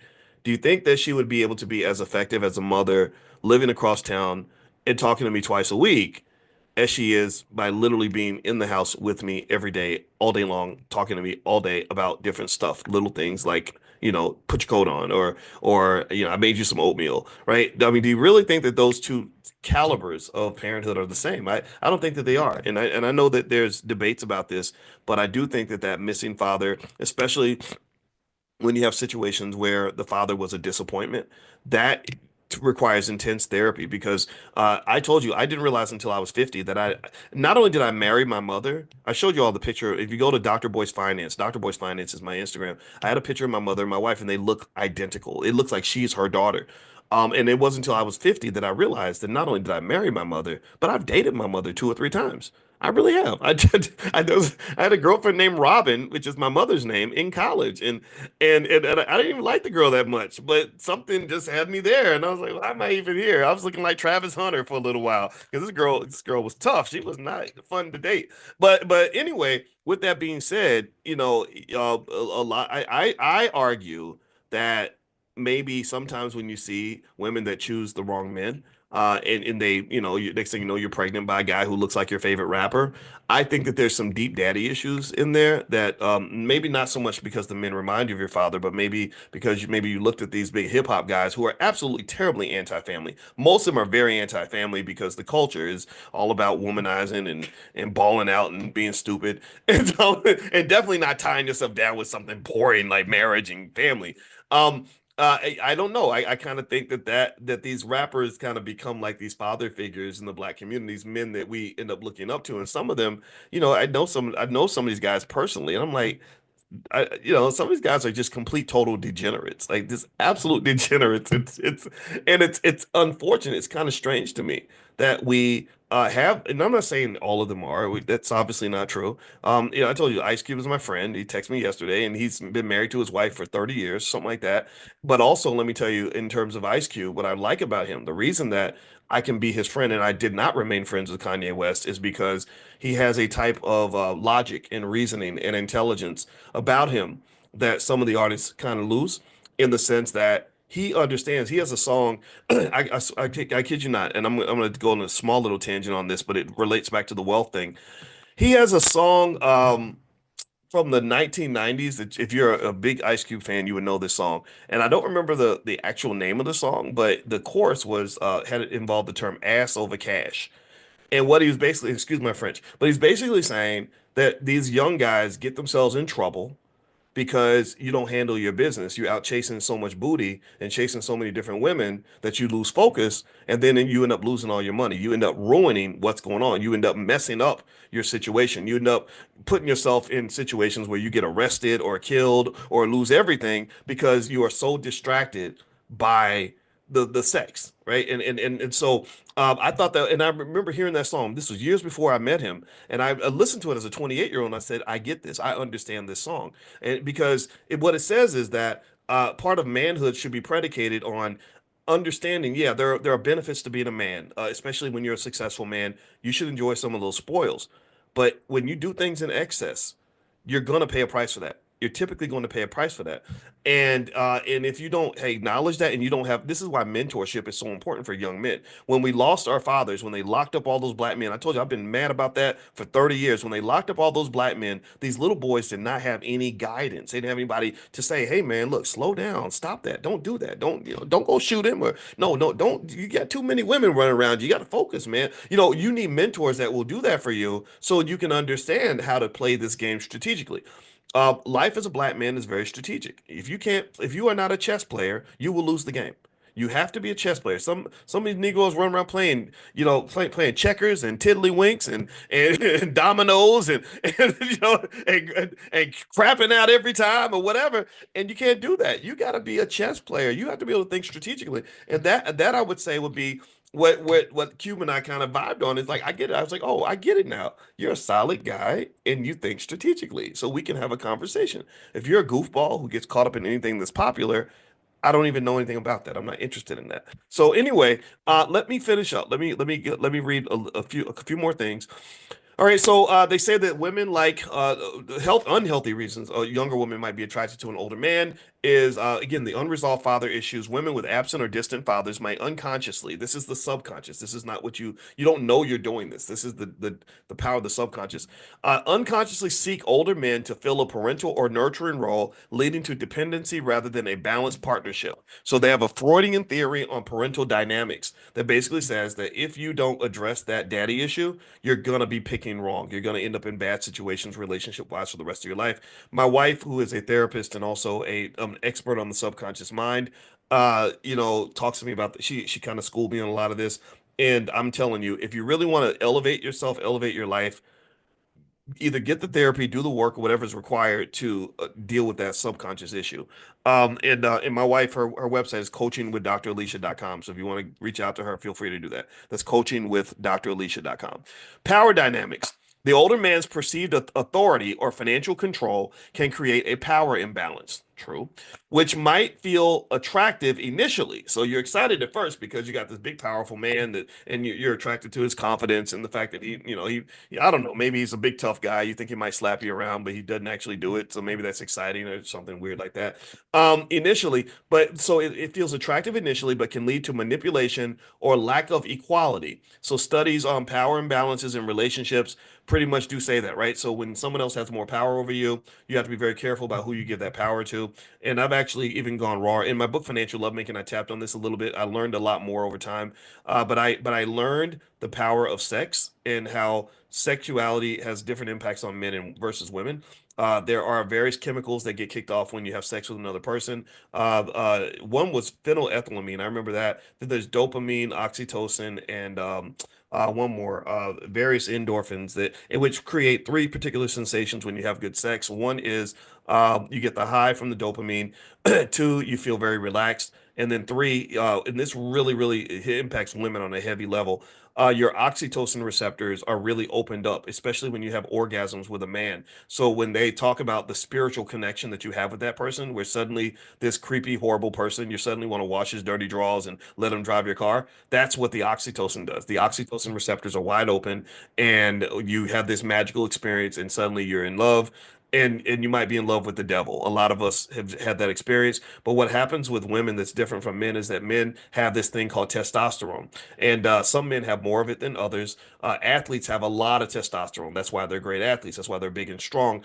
And the testosterone partly neutralizes the oxytocin. So the effects of the sexual experience impact men differently from women. So that's why you have those scenarios where the man is like, okay, I gotta go to basketball practice now, and then I'm gonna go see my two or three other girlfriends later on, and the woman's like, oh, I hope he calls me today, And I'm not saying that happens all the time. Obviously, you can't stereotype, and there are some women that I guess are working to engineer themselves to have that same sort of detachment, but I think it comes with a greater price. Comes with a greater amount of pain, to the point where it almost seems like sometimes I've seen cases where women are pretending like they don't care, but then there's like something that just happens where the soul feels empty because you've given yourself to so many different guys and stuff like that. So honestly, long story short, I think that I can tell you this. When I started understanding that, a lot of things made sense.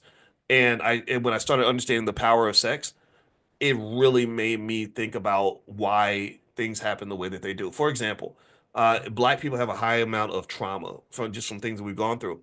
So, my wife should be here explaining this better. She can explain it better than I can because she also teaches a class on addiction, a university class.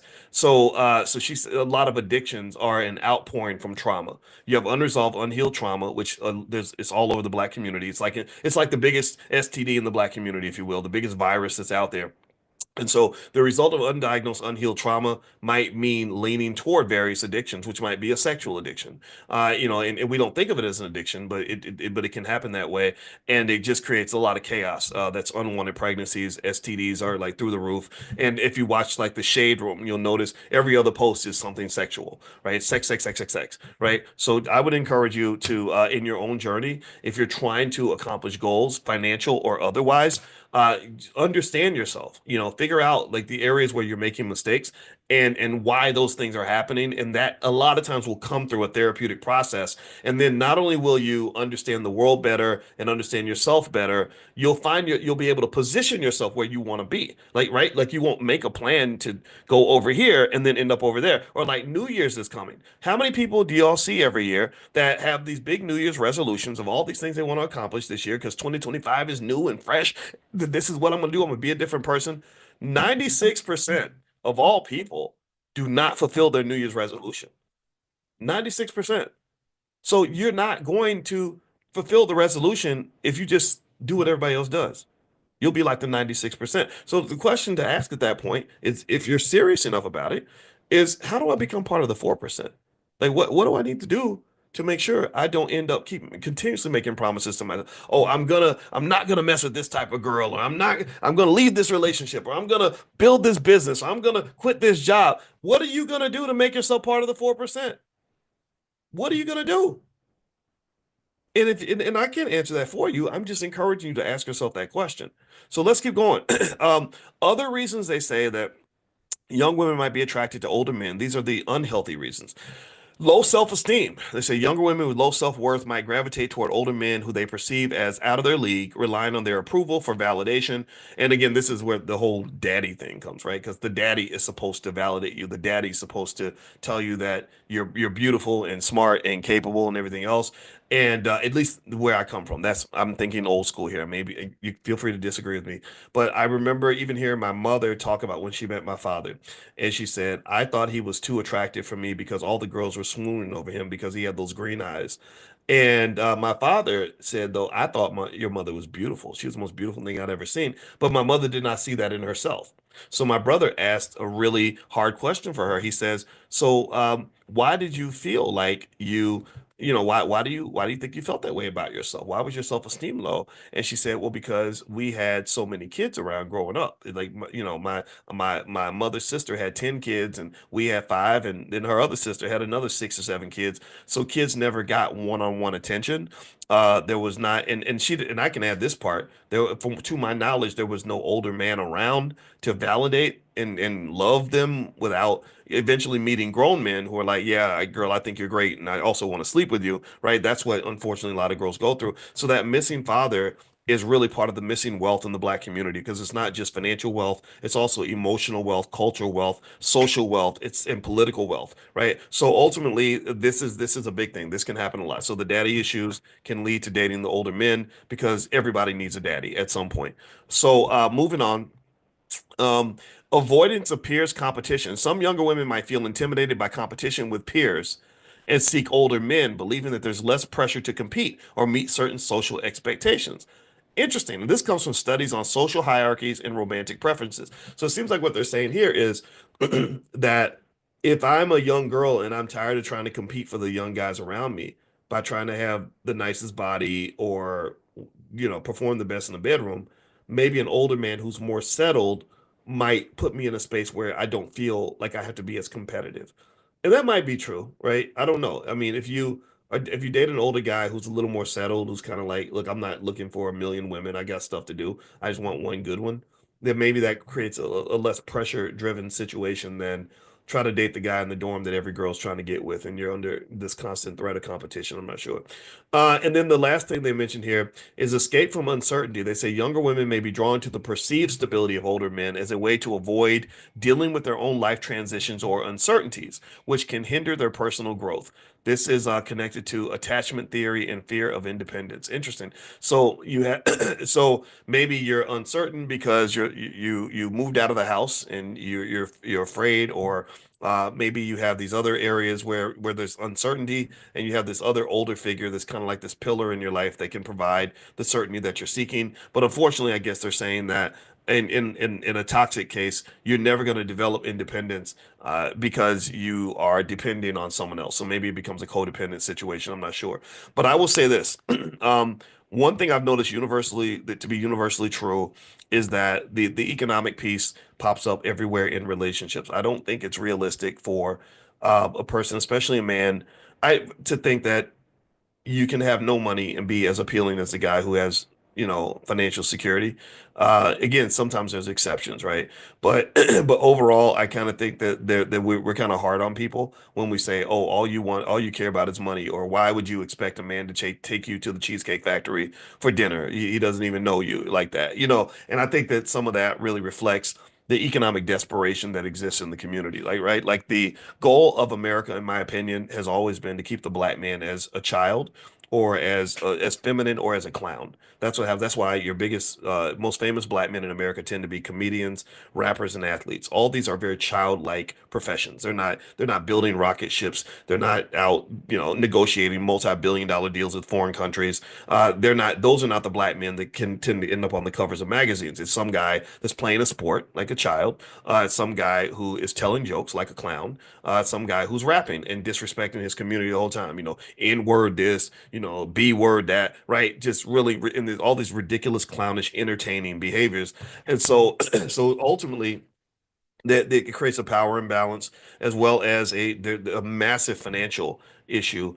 And my belief in terms of what the solution is that black men who really want to be men and be human have to start businesses. If you want your humanity back, you're going to have to build institutions of your own. You have to be a builder.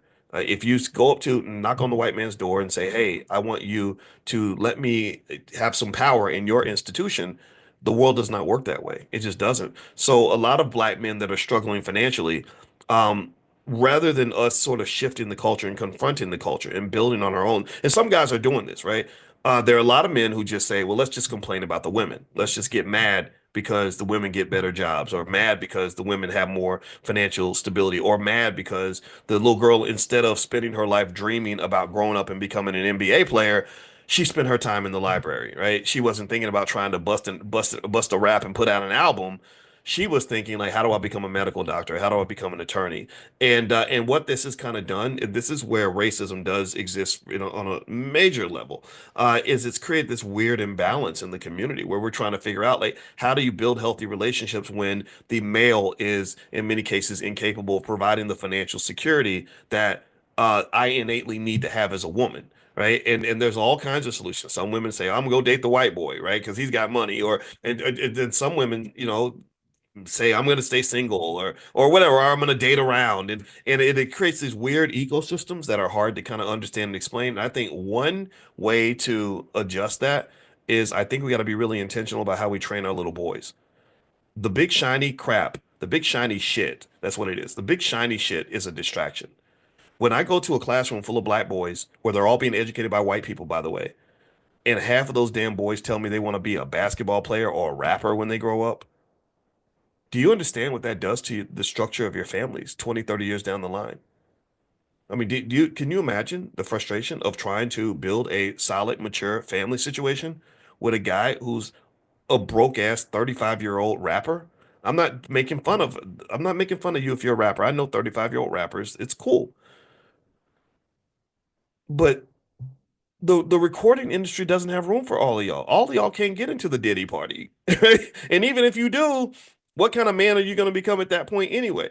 Like I just really think that um I would love it if black boys were trained to at least know about not just the plan B, but what should really be the plan A. The plan A should be build something of your own, build some wealth, get some stability, get some security, and then your plan B could be like, okay, I'm gonna try to put out an album in the meantime or whatever. I don't even think that the entertainment stuff should be the plan A anymore at all.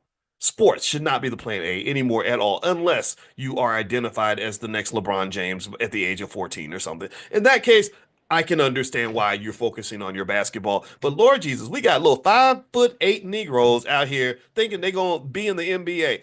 You can't go to the NBA. You're 5'8". Sit your short ass down and go do something else. It's crazy to me, right? Like, did anybody watch Hoop Dreams? Remember Hoop Dreams where they had the poor kids that were, thinking I'm going to go to the NBA, and the whole family buys into it. Like, we're all going to get to the NBA. You're going to be, and anybody who knows basketball could have watched 10 minutes of that movie and said, neither one of y'all going to the NBA. You're too damn short. You're not tall. NBA players are big and strong, and like they're literally like abnormally large. I got a guy in the house upstairs. I'm his bonus dad. I got a guy upstairs right now who's 6'9". He could have had a hoop dream, and I would have been like, you know what? Let's go work. Let's go to the court right now. Let's work on the jump shot a little bit because he could have had a chance. And he is so abnormally tall that literally everybody looks up when he walks into the room. When he walks in the room, everyone's like, "Oh!" And he's good looking and smart. And I want him to have that confidence. I'm like, dude, you own the room until you give it away. So carry that, right? Because I'm like, man, do you know what I would have given to be 6'9"? I wish I was a little bit taller. I wish I was a baller. I wish I had a girl who looked good. Well, I got that. But anyway, yeah. But the thing is that's really rare. That's very, very rare. So really, the thing that drives me crazy about the stupid hoop dream that they sell us when we're kids is that number one, that's not even the best way really to make money in general, in my opinion. But then number two, even to have a chance to win the basketball lottery, you got to win the genetic lottery. The genetic lottery means you got to be part of the point one. I think that the 6'9", I think that less than 0.1% of the population is as tall as our son upstairs. Like literally one in every 1,000 people or something ridiculous like that is that tall. So it makes no sense to to even talk about that, I would encourage you to make sure that your son understands these things. And I don't care if he feels like you are a dream killer.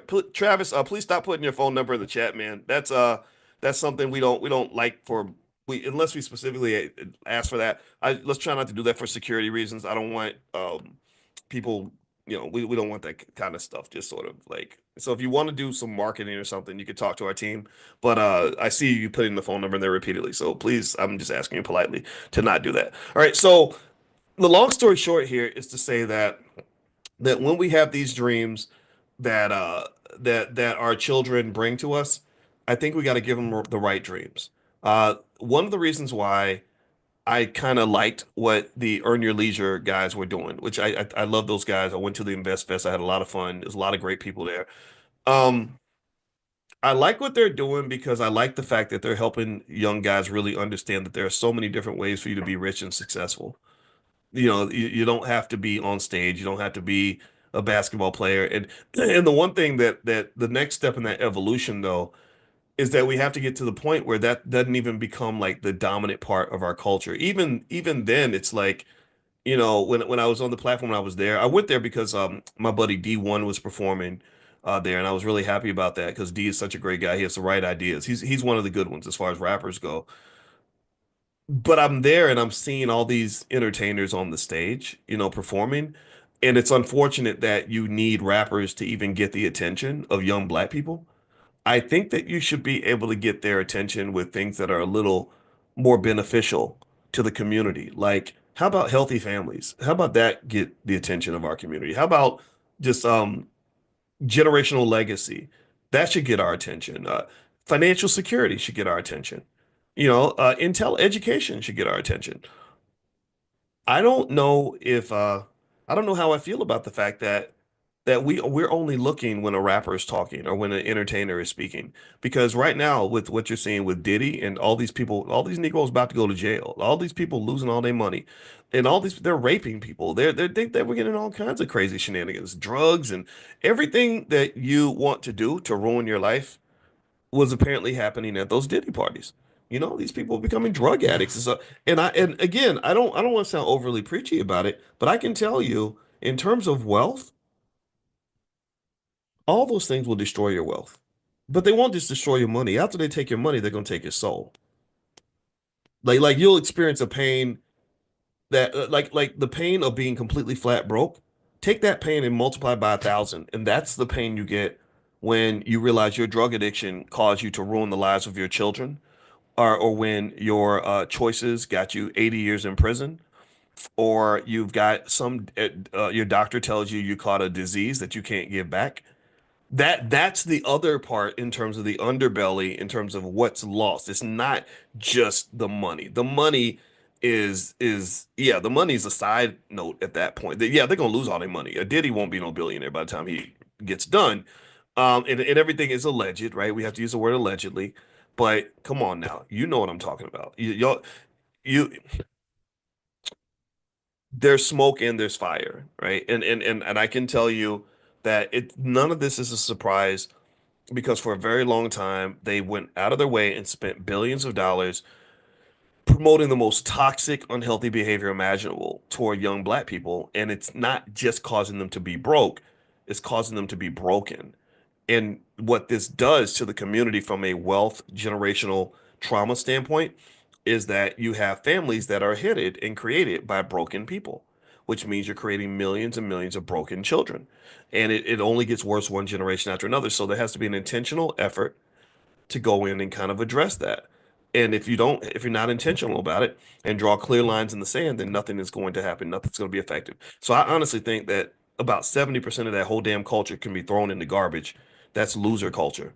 It's loser culture to talk about financial irresponsibility, where you give all your money right back to your oppressor. It's loser culture when you don't respect the power of sex as a vehicle for reproduction and building families, and you start to see it as an addiction, like a drug that you use to get pleasure with anybody who will open their legs for you. It is destructive and harmful when you are talking about your women, the people who gave life to you, who gave birth to you, My mother, there's nobody more important than my mother because my mother's why I exist. And you talk about your women like they're garbage, and then you train them to act like garbage. You train them to get on stage and leading booty first, and 12-year-olds wanting to twerk instead of actually growing their minds and their spirits. And then you're talking about, and then you're celebrating the murders of black people. You got songs where they're talking about killing black people, like the Klan. And we think it's okay. Why? Well, because they have lots of money. It's all about the money. All we talk about every day is money. Money, money, money. Why? Well, one of the reasons that you want to learn about money is so you can understand that you can make money and not make yourself look like a damn buffoon in the process. You can make money without embarrassing and jigabooing yourself into oblivion. You can make money without making your whole family and your community look like a bunch of idiots. There's plenty of ways to make money. So I believe that as a state of emergency, our community must prioritize economic intelligence among our children so that they will not do ridiculous, harmful, self-destructive things that destroy entire generations out of economic desperation. When they have an economic need, they will have multiple ways to fulfill that need without going out here and doing stuff that is gonna ruin their lives. So that's all. I'm done talking about this. I know people, some people get mad. They think oh, you're preaching and all this. Man, shut up. I'm serious. Like when people talk, I'm like, just shut up. You don't know nothing. You're full of crap right now. Uh, because you can't look at what's been going on in this culture and say, well, this is who we want to be. This is not who we want to be. This is not the outcome that we want. And also, you must connect the culture to what's been going on. Black wealth is disappearing, black families are disappearing, black people are struggling, and the conversations are just infinitely juvenile and immature and ignorant and ridiculous and backward.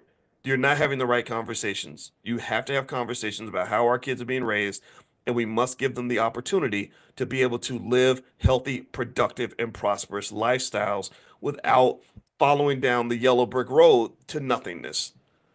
In fact, I went now up to the point where when I hear about somebody becoming a successful rapper, I feel sorry for them. I really do. I say, wow, not only are you going to probably have some sort of miserable failure at the end of the day, but it's going to be even worse because you think you're successful. Like you're 22 years old, telling everybody, that they can be like you and how great that is, but you're rapping about murdering black people and putting yourself in all these dangerous situations where at some point somebody ends up dead or in prison, and then you lose all your wealth, and they move on to the next Negro in line. That's how this stuff works. So anyway, I'm done talking. Let me stop before I just keep on preaching too much. And I apologize if I sounded preachy, but I really, really feel this way, and I cannot hold that back because I worry too much about our people. And for those of you that are trying to shift that, I encourage you to go back to the three key areas of success in life: health, wealth, and relationships. Health, mental and physical health. Are you working on your mental health? Are you getting the therapy? Are you healing the trauma? Or are you just swimming in the ignorance and the trauma and the self-destruction that's being so heavily marketed to you? When it comes to physical health, are you looking at the food that we're eating? You know that they're poisoning us. The FDA has been asleep on the job for a very long time, and corporations are putting dyes and chemicals and all kinds of crap in your food. Everybody's getting cancer. My mother just died from cancer. My father has cancer.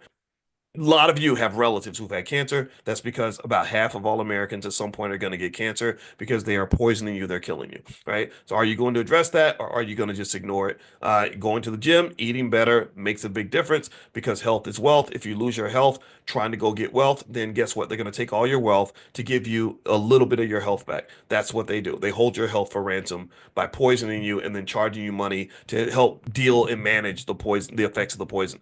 When it comes to relationships, are you having healthy relationships with yourself and other people, or are you attracted to toxic situations, or do you end up in similar toxic situations over and over again, and don't know why? Well, again, that goes back to the healing, that goes back to fixing. Relationships have a toolkit. There are specific skills, specific people that can say, this is how you manage a relationship, especially with two traumatized people. It's very hard to build a business together. Two traumatized people have a hard time building families together. I heard the rapper 50 Cent, he said something really insightful one time. I heard him talk about his relationship with Big Meech. Big Meech was his big drug dealer up north, and Big Meech just got out of prison. And 50 said something like, he said, "Yeah, when I first saw those guys in the club back 20 years ago, I stayed away from them. And they said, well, why did you stay away from them? He said, because I know who I am and I know what I've gone through and the kind of person I am and I know what they are. And he knew that those chemicals, when you mix traumatized people together, trauma will lead to drama. And so his insight, and again, he's heavily traumatized. I mean, the man got shot 9 times. I was impressed with the fact that he understood that how traumatized people don't tend to do things very well because they're not built for cooperative behavior, right? So fix that, get that out of your system so you can really be the kind of person that you want in your life. And then the last part is the wealth. I mean, we know all about wealth. We've talked about it a lot. And wealth comes down to a couple of things. Do you have income and financial security? That's it. Do you have enough money in your bank account to tell your boss to kiss your ass because you're sick of his crap? Do you have enough wealth such that your children and grandchildren are going to be okay after you're gone? You could do that by getting an insurance policy. Just get one tomorrow or something. Do you have the financial security that gives you emotional peace? If you don't have it, start working on that, right? And then build it for somebody else in your family. The world does not have to be what it is. We are trained to expect that we're going to grow up and eventually have some horrible job and have to show up and work every day for somebody who cares nothing about us and then work until we die and all this other nonsense. That's BS. We've talked about the economy enough, and I can dissect that for you and explain to you that everyone should invest. If everyone invests consistently and that makes that a core value of their family, then you can really have children that never have to work for anyone. We talked the other day about how if you just bought $1,800 worth of Apple stock one time in 1997, that will be over $2 million today. There's no person on earth that has $2 million in the bank that has to get up and go to work tomorrow. No person anywhere. So if you go back, a lot of us spent $1,800 that year, but most of us did not spend $1,800 on Apple stock. And imagine if you instead put 1,800 every year, right? Then you'd be incredibly wealthy. You'd be perfectly fine. If your parents had done that for you, you wouldn't have financial problems. So unless you create them. So I would encourage you to do those little things, and that's going to make the difference for you. So anyway, I'm done talking. Thank you guys for listening. Quick reminder, if you want to be on the text list to be notified when we meet for class every morning, pull out your phone, text the word morning, MORNING, to the phone number 87948. So text morning to 87948. Also, if you want a copy of that book, Financial Lovemaking, I mentioned earlier, you can get a free e-copy. You just go to boyceandalicia.com, and at boyceandalicia.com, there's not only the book there, but my wife, who's a therapist, she also does stuff for couples and families and stuff like that. She has a 5-day Black Love Challenge, so she believes in Black love. And then thirdly, if you wanted to get the recording from the financial slumber party that we did last night, and because you couldn't make it, it's yours for life. Your family can have it. You can share it with whoever you want to in your family. And you can go to financialslumberparty.com, financialslumberparty.com, and you can get a copy of the recording. And if you guys like it, I'm gonna send you all a survey via text. And so if you all liked it enough and you thought that it was worthwhile and fun, which it seemed like you did, then we can do another one. And so I'm just gonna ask you guys like how you felt, what we can do more of, less of, and then also ideas on other financial slumber parties we can do. Because I had a blast. We were there from 11 p.m. until 2:30 a.m. and I went to sleep and I told my wife, I woke up this morning to go to the gym. I said, "Oh my gosh, I feel like I was drinking all night." But I had a lot of fun, and thank you guys for hanging out with us. All right, so have a good night, everybody, or good day, and I hope you have a great weekend. And I'll talk to you soon. Take care. Bye bye. Because one of the things that I didn't realize was that I forgot my team had canceled out of respect for my mother's passing. My team had canceled our book club meeting on Wednesday nights, and if you know how much I love our book club meetings, you'll know how how that kind of threw me off a little bit, But it's not their fault. They just did what I asked them to do.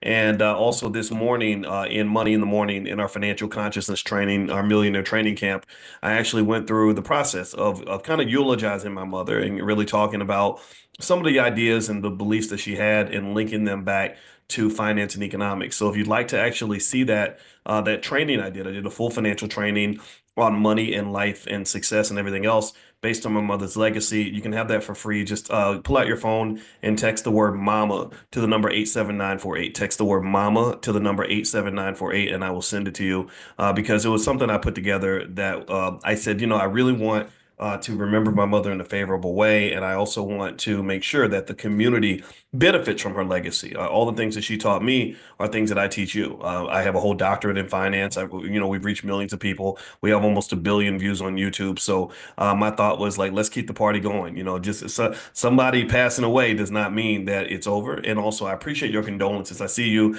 Let me know if you guys can hear me. Okay, give me a yes if you can hear me. And I see Tony Brown, Jason Sear, Tony C, Tony Boutte, Maxine Guy. I appreciate your condolences. Thank you so much. I appreciate the condolences 100%. I want to make sure I'm clear about that. But also, as I mentioned earlier, I was saying to you guys that I really don't. After you give me the first condolence, I don't want any more condolences.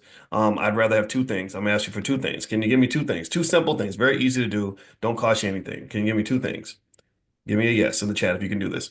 Number one, the two things I need from you that I would like to request is one, I'd like your attention. You have to pay money to be here. You just have to pay attention. And number two, I would like for you to congratulate me. I want you to congratulate. Give me your congratulations because my mother was such a superstar and I was so lucky to have her. One of the rules that I've always applied, and I actually apply this in things like our Black Keys to Greatness life class that I have in the Black Business School, and it's free, by the way, if you want to join it, blackkeystogreatness.com. That's blackkeystogreatness.com. Is basically I just remind myself to always count my blessings before I count my curses. That's it. That's a simple rule. I count my blessings before I count my curses. And then it's not to say you can't acknowledge the things you don't have. It's not like you can't acknowledge the setbacks, you can't acknowledge the issues, but start by counting your blessings first, man. I mean, we live in America. We have so many things to be happy about. Why start the day off being sad? I don't want you sad. I want you happy, and I want you to also look at your opportunities instead of looking at your limitations. Do we agree? Does that make sense? Give me a quick yes. All right. So what I want to talk about really quickly tonight, since we didn't get to do the book club, but I do want to do this, I'm going to discuss the hidden history of Christmas. And a lot of you don't know that in Dr. Claude Anderson's book, which is called, the one we're reading is called The Black History Reader. All of his books are at powernomics.com. He actually writes about the hidden history of Christmas. He writes about the things about Christmas that you don't know. How many of you know, give me a yes or no, how many of you knew that the slaves celebrated Christmas very different from white people? I mean, you probably guessed that. The slaves did not do what white folks did.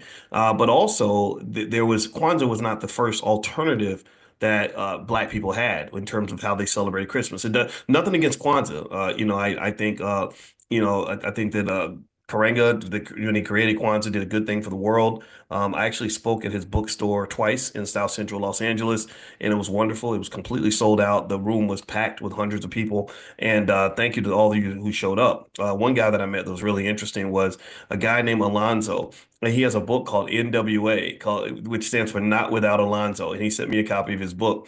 And Alonzo is the guy. This is pretty cool Black history. Alonzo's the guy who basically introduced Eazy-E and Dr. Dre and MC Ren and all those guys, right? So his book is called NWA Not Without Alonzo. And shout out to Alonzo. I haven't talked to his brother in many years, but I have a lot of respect for him. So anyway, so let me just kind of now let me write. I'm going to write the URL down in the chat. It's Black Keys. Somebody type it down for me too. It's blackkeys2greatness.com. I'm going to put it right there in the chat so you can see it. And if somebody wants to help, just put it in the comments or something so others can see it. I should put it in the show notes or something, but maybe I'm too lazy to do that. But anyway, with that said, let me get into the real history of Christmas for Black people. This is something that may be of interest to you. One thing I want to mention before I even dig into that too is I'm really begging you. I'm absolutely begging you to do actually one more thing I'm gonna ask you. This is my Christmas gift. Can you give me a yes in the chat if you're going to buy some stock for your kids? Can you give me a yes in the chat if you're going to buy at least one or two or three or whatever number of shares you can afford, buy stock for your kids. I've mentioned to you all before, I'm a finance researcher, I'm a finance professor. As a finance professor, I can confirm to you in the research that it is determined that the number one wealth builder in America is the stock market. The stock market is the place that rich people put their money. And so I want your kids to be rich. I want your kids to be safe. And the reason this is very important is because if you go on TikTok or any other app, you'll see lots of 20-somethings who hate their lives. You'll see 25-year-olds who are stressed out, overworked, underpaid, mistreated, exploited, driven to depression because their economics are not right. If your money ain't right, it's hard for your life to be right sometimes. Give me a yes if you understand what I'm saying there. Money right, like my buddy Ash Cash says, money right, mind right. Well, if your mind ain't right, then your money won't be right. But if your money ain't right, then your mind can't be right sometimes. You understand what I'm saying? They connect, they're interactive. Mind and money are connected. That's why my wife, who's a therapist, she's a really highly super skilled therapist that trains other therapists to become therapists. That's how licensed she is. She's a full professor of social work. Very, very, very few of anybody becomes full professors. And one of the things that we talk about extensively is that there's sort of an interactive, recursive back and forth between mindset and money situation. If your money situation is bad, it's very, very hard to focus and to be productive in other areas. And so, what I really want you to do for your kids, and this ain't for me, this is for your children, is I want you to just get in the habit of buying them a few shares of stock. Do you know that if you simply spent $1,000, if y'all, some of y'all got 20 broke 24-year-olds that used to live with you. Some of y'all got these 20 somethings that are struggling right now, and I'm not making fun of it, but it's true. Do you know that if you'd bought them, if you simply took $1,000 and bought them some Apple stock one time in 2000, that $1,000 would have turned into $365,000? Did y'all know that? And you might have heard me say this before. I've said it in class, but I really need you to understand this. So imagine if you bought them $1,000 worth of stock every year, right? $1,000 a year is about $83 a month. $83 a month. So a lot of you have cell phone bills that are bigger than that. A lot of you have car notes that are $500 to $1,000. So what I ask parents, and I don't know if it pisses people off or not, but it's true. I say, well, do you love your damn child as much as you love your car? And I'm not saying actually everybody loves their child, but my question, my deeper question is, do you care about them? Because loving somebody and caring about them are two different things. Loving them means, oh, I love you, I need you. If you go away, I'm going to be sad. I love my mother. My mother died, and I was sad that she was gone. But caring about somebody means that I need you to be okay. I need you to be good. Your well-being matters to me. I need you to be safe. I need you to be happy. I need you to be fulfilled. I need you to live your dream. So, do you care about your kids? Because every parent most parents love their kids, but not every parent cares about them. Not every parent has the discipline to say, I'm going to do some stuff, even if it's a little inconvenient, even if it throws me off my game, even if I can't go out and, yeah, and club in or do whatever I'm trying to do. I'm going to sacrifice, or even if it makes you mad at me. That's a big one. A lot of parents want to be their kids' best friends. You know what I'm talking about? My mama was always clear. I don't want to be your friend. I'm not one of your little friends. She would say that I don't care if you hate me. I need you to be ready in case something happens to me. And she used to prepare us for her passing when I was a little kid, and it scared the hell out of me. But believe me, I was ready for the world, and I was lucky enough to have my mother for 71 years. So that was a blessing. So my point is to say, do you care about your kids? If you care about them, buy them some shares of stock. If you don't know how to get started, there is a free training that we have in the Black Business School that everybody can access at blackkeystogreatness.com. That's blackkeystogreatness.com. Damn it, I did the wrong URL. I'm sorry, that's the wrong one. Scratch that. Forget I said that. Forget I said that. The one for the stock market for the $5 day plan is blackwealthmasterplan.com. That's what it is. Blackwealthmasterplan.com. That's 100% free. Blackwealthmasterplan.com. And also, one thing we're doing on Friday night, if you want to join us, is we're doing a financial slumber party at 11 p.m. I'm going to do a training I have called Stock Market Decoded. And we're going to get together at 11 p.m. on Friday night and on a Zoom in our pajamas with some popcorn, play some music, have some fun. My wife is going to be there, and we're literally going to talk about the stock market. I'm going to take you step by step through how the stock market works. We're going to make sure you know how to buy your first share if you don't know how to do that yet. But on top of that, if you've already bought your first share, I'll talk about stocks that I like and ways we can move forward as investors and all these other things. So remember, I wrote my whole dissertation on the stock market. It takes a lot of expertise to get to that level. You can't just take a class or two. I took classes for 10 straight years, studied 8 hours a day, 7 days a week, including Christmas. And that's the level of depth that my training was. And that's what I did 20 years ago. That doesn't include everything I've learned since then, which is 5 times more than what I learned up to get my doctorate. So that's what we're going to do. We're going to do Stock Market Decoded in our financial slumber party. If you want to join us, you can go to financialslumberparty.com. And also make sure you're on the text list to join our morning class, which is free. Just make sure you text the word morning, MORNING, to the phone number 87948. So text morning to 87948. So let's go back into Christmas really quickly. Hit the thumbs up button if you haven't done it yet. So with Christmas, Dr. Claude Anderson, in his book, The Black History Reader, talks about Christmas. And he says that he asked the basic question. He says, was Kwanzaa the first alternative to Christmas for Black Americans? So what Dr. Anderson says is this. He says, Kwanzaa, what many people call the Black version of Christmas, has Swahili and Arabic links and is celebrated by many Blacks in America. It was not, however, the first alternative Christian-like celebration that blacks devised. The Christmas season brought a suspension of field work and a period for slaves to make merry and enjoy themselves. Slaves observed that Christmas season was a joyous occasion for most Americans, but enslavement laws of 1665 imposed Christian humbug on black people in the American colonies.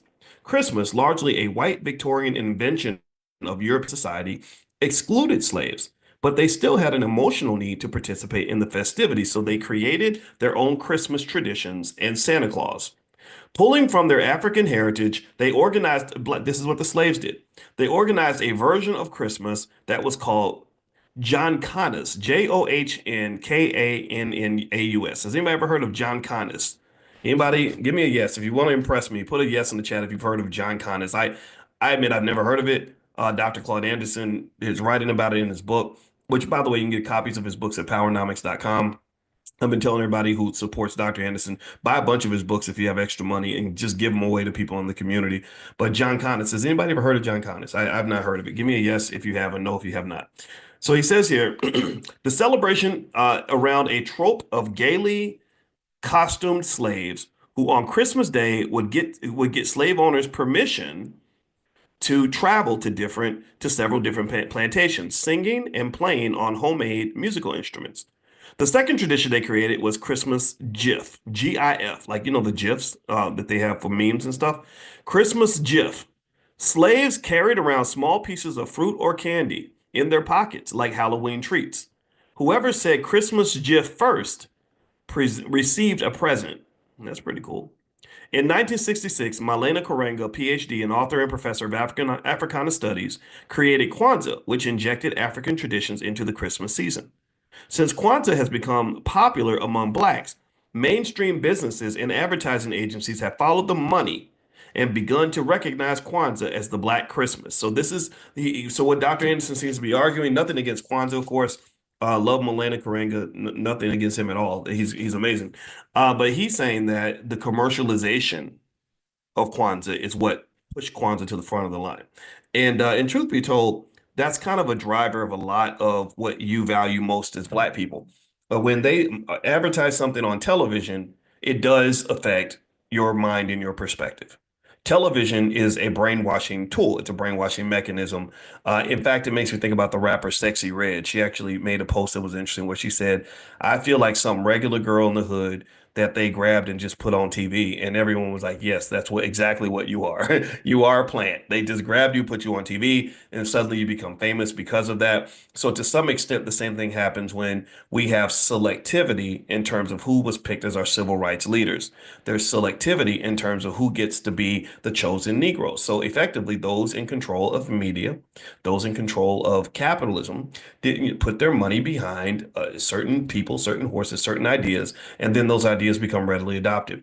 That's why it's extremely important for you not to get caught up in just following what you see on TV. I think you have to be very conscious about the ideas that you accept and the ideas that you reject. And so to some extent, he's arguing that Kwanzaa was something that was sort of selected as something that fit nicely with corporations. I mean, think about it. You got all these different days that you can sell things, and it works. It really works. Billions of dollars are generated in sales due to Christmas, Kwanzaa, things like that. Nothing against Kwanzaa, nothing against Christmas, but I really also encourage you to consider ways that maybe you can keep some money in your pocket instead of allowing people to create artificial holidays in order to get sales from you. They do this all the time. Amazon's notorious for this. They got Prime Day, and then they got pre-Prime Day and all these other days where they say, let's make this a holiday so that people will feel like I have to go spend money. So in 1966, Malena Karenga, okay, let's see, I already mentioned that. Even though there are still different philosophies among Blacks about how best to celebrate the holiday season, Kwanzaa is an opportunity for spiritual upliftment, a chance to assemble in a celebratory gathering, and an opportunity to consciously direct commercial dollars into Black hands and business coffers. I agree. I think, again, like I was saying, I think Kwanzaa is great. I'm not just because I'm pointing out the economic issue, that does not mean I'm anti-Kwanzaa. I am not anti-Kwanzaa. Okay, so I'm curious, give me a yes or no in the chat. How many of you celebrate Kwanzaa? Give me the let me see how many of you celebrate. Do a lot of you celebrate Kwanzaa or just Christmas? And it's okay to do either one. I'm not, I don't think It's required. Well, let me give you some of the origins of Christmas really quick in case you're interested. First off, is Christmas has origins in ancient pagan festivals such as Saturnalia from Rome, Yule, which is Norse, which celebrated the winter solstice with feasting, gift giving, and merriment. So that sounds very, very white. No disrespect to white people, but it is. Early Christians adopted December 25th to celebrate the birth of Jesus Christ, aligning with the existing solstice traditions to ease the spread of Christianity. Now, what's interesting is, is that you all know my mother died on Christmas Eve. She graduated. She went to heaven, and me and my sister were just talking about that, and we said, isn't that interesting that as much as she loved her Jesus, my mama loved her some Jesus. That was it. I don't go to church. But Mama was definitely all about her Jesus. And she didn't go to church actually because she felt like churches were problematic, corrupt, that they're not truly connected to God in the way that they claim to be. So anyway, I said, my sister said, isn't it interesting that she died on Jesus, or that she went to heaven on Jesus's birthday? Technically, it was Christmas Eve, but we were like, oh, okay, well, that's kind of poetic, right? So anyway, also there was Roman influence on Christmas. The Emperor Constantine, the first Roman emperor to convert to Christianity, declared December 25th to be an official holiday in 336 CE.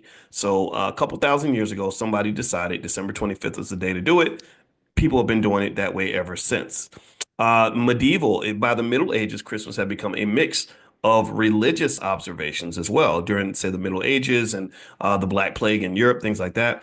They had a lot of rowdy celebrations with traditions like wassailing and feasts becoming widespread. Now, in the 19th century, figures like Charles Dickens and other cultural icons like Santa Claus helped to transform Christmas into a family-centered gift-giving holiday focused on goodwill and cheer. Now, let's talk about Kwanzaa. What's the origin of Kwanzaa? Well, we know Malena Karenga created Kwanzaa about 1966 during the Black Freedom Movement to celebrate African heritage and culture. Good for him. That's an amazing thing. It has a huge Swahili influence. The name Kwanzaa comes from the Swahili phrase Matunda ya Kwanzaa, meaning first fruits, inspired by African harvest festivals. Okay, I like that harvest festival. Abundance, fruits, food is good, right? There are seven principles. The holiday's built around Nguzo Saba.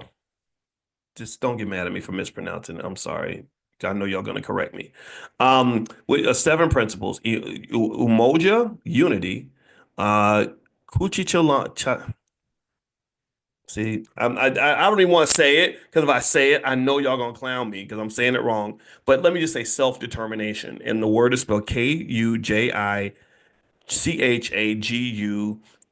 I'm not gonna say coochie because Kuji Chaguila. Kuji Chaguila. If somebody who knows how to say the word, tell me if I said it right. Kuji Chaguila. See, I'm embarrassing myself, but I'm gonna keep going because I ain't gonna quit. Ujima, collective work and responsibility. Another great concept. I mean, unity, self-determination. Man, I mean, can you imagine how great our people would be if we had unity? Can you imagine how amazing we'd be if we had self-determination? Just said, we gonna do it. We ain't waiting for white folks. We ain't waiting for nobody. Massa ain't got nothing to do with what we about to do. We about to do this. We about to do it right. Ujima, collective work and responsibility. Responsibility, collective work. That's what made China great. That's how China established so much economic power. They work together and they also are responsible for the fate of their nation. Ujama, cooperative economics.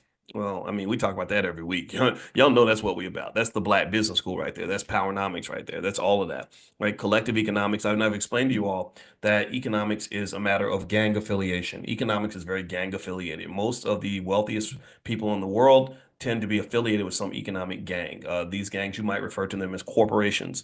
Apple Computer is a big $3 trillion economic gang. They all have the same code of conduct. They all wear the same little uniform. They got little logos, stuff like that. If you violate, then you get removed from the gang. The Black Business School is an economic gang. Y'all see my Panther right here, and I'm ride or die with the B1 community. We got our gang affiliation, and we're making it happen. We're getting things done. We pump millions of dollars into the Black community. We have pumped at least hundreds of thousands of dollars into Dr. Claude Anderson and the Harvest Institute and the Powernomics Corporation to support him because he's a person that every Black person needs to know about. Right? We've been able to get 1 billion views on YouTube. We've been able to really help millions of people may buy their first share of stock. So we've actually helped to instigate what I know for a fact will be a multi-trillion-dollar wealth transfer over the next generation and beyond.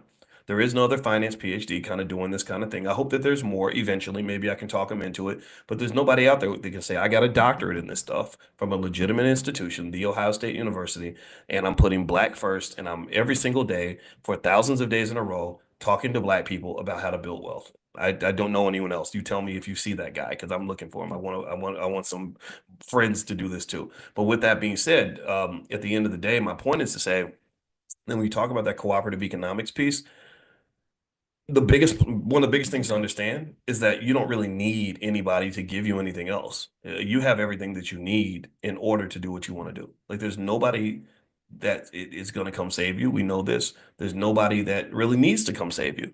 What you have to do is save yourself. Because what happens, unfortunately, is that we are mind screwed. We're kind of cheated into destroying each other and harming ourselves, and then therefore we can't build on that.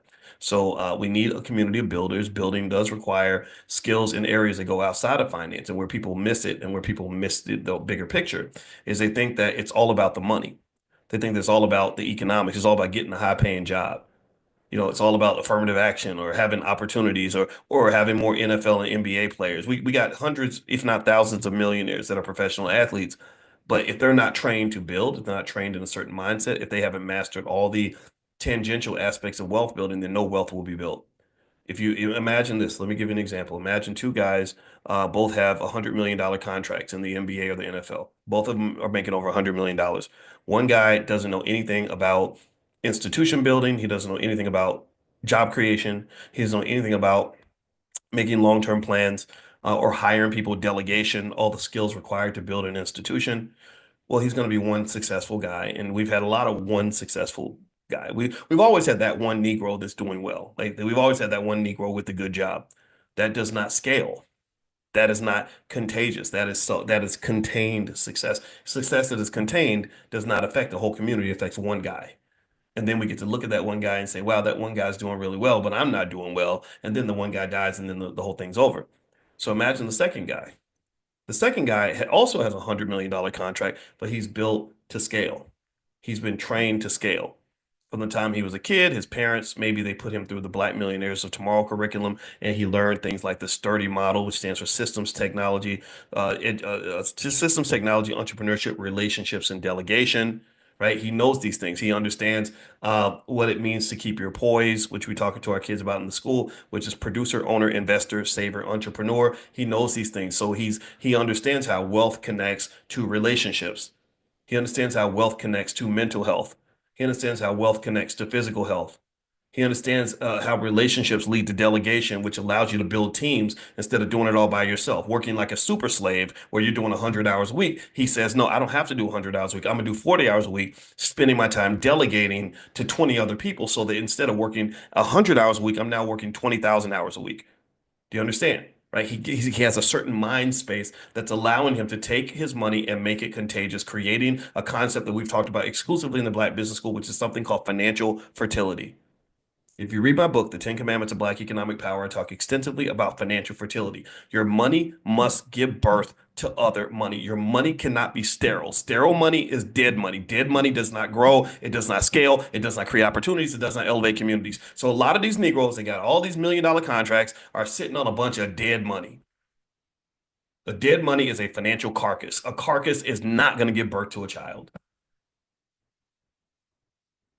So your money has to be alive, and that requires the person who controls the money to have a certain understanding of how money works so you can maximize the value of the asset in front of you. Give me a yes if you follow what I'm saying. I know that I'm saying a lot.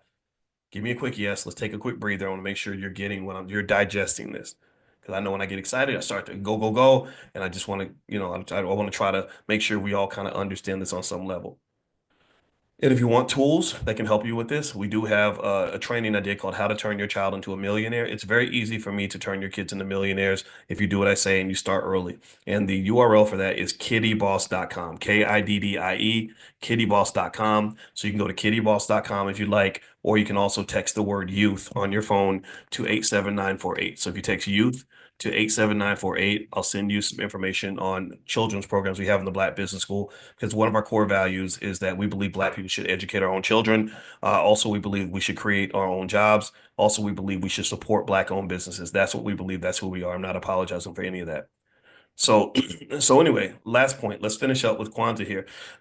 So Kwanzaa has what are the other principles? We talked about cooperative economics, NEO, which is purpose. Man, I love this. Purpose-driven life. Purpose-driven life, having purpose and like sort of having intentionality. See, if you've got purpose and passion and intentionality, then basically you've aimed, you've got energy, and you picked your target. Right? You're aiming at the target, so you got your purpose. Then you're giving energy to the target. You're going at it hard. That's intentionality, right? And then at that point, you've got your purpose as well, which comes from just saying, this is what I'm trying to do. Because I've got this purpose, I've got a goal. Now, because I have a goal, I know where to aim my rifle, and I got a I'm putting power in it. I'm putting gunpowder in the weapon. That's where that passion comes in, right? So anybody who has a purpose, who's passionately and intentionally targeted where their energy is going to go, cannot fail. A person like that cannot fail. They're going to just go through life and kick ass and take names, and people are going to get out of their way because most people don't know who they are. They don't know where they're going. Most people are sheep. Sheep just follow other sheep. So the sheep could all be walking into the slaughterhouse, and a sheep will just follow the other sheep right into the slaughterhouse. That's the world. That's life. But if you have that person that has purpose, and then you've got that added with intentionality and passion, you can't be stopped. You can't be stopped. So let's keep going. Last, Kuumba, Kuumba, Kuumba is creativity. I like that. Creativity is important. Wealth builders typically have to have creativity, but you don't use that just for wealth. You use that for any type of success, survival, whatever it is you're trying to do. And then Imani is faith. Oh, buddy, faith. Lord. Faith is big for me because this morning, when I was talking about my mother, who just passed away on Christmas Eve this year, I literally took the word fear and I talked about how my mother grew up living in fear and then she got out of that and it made her a much stronger human being.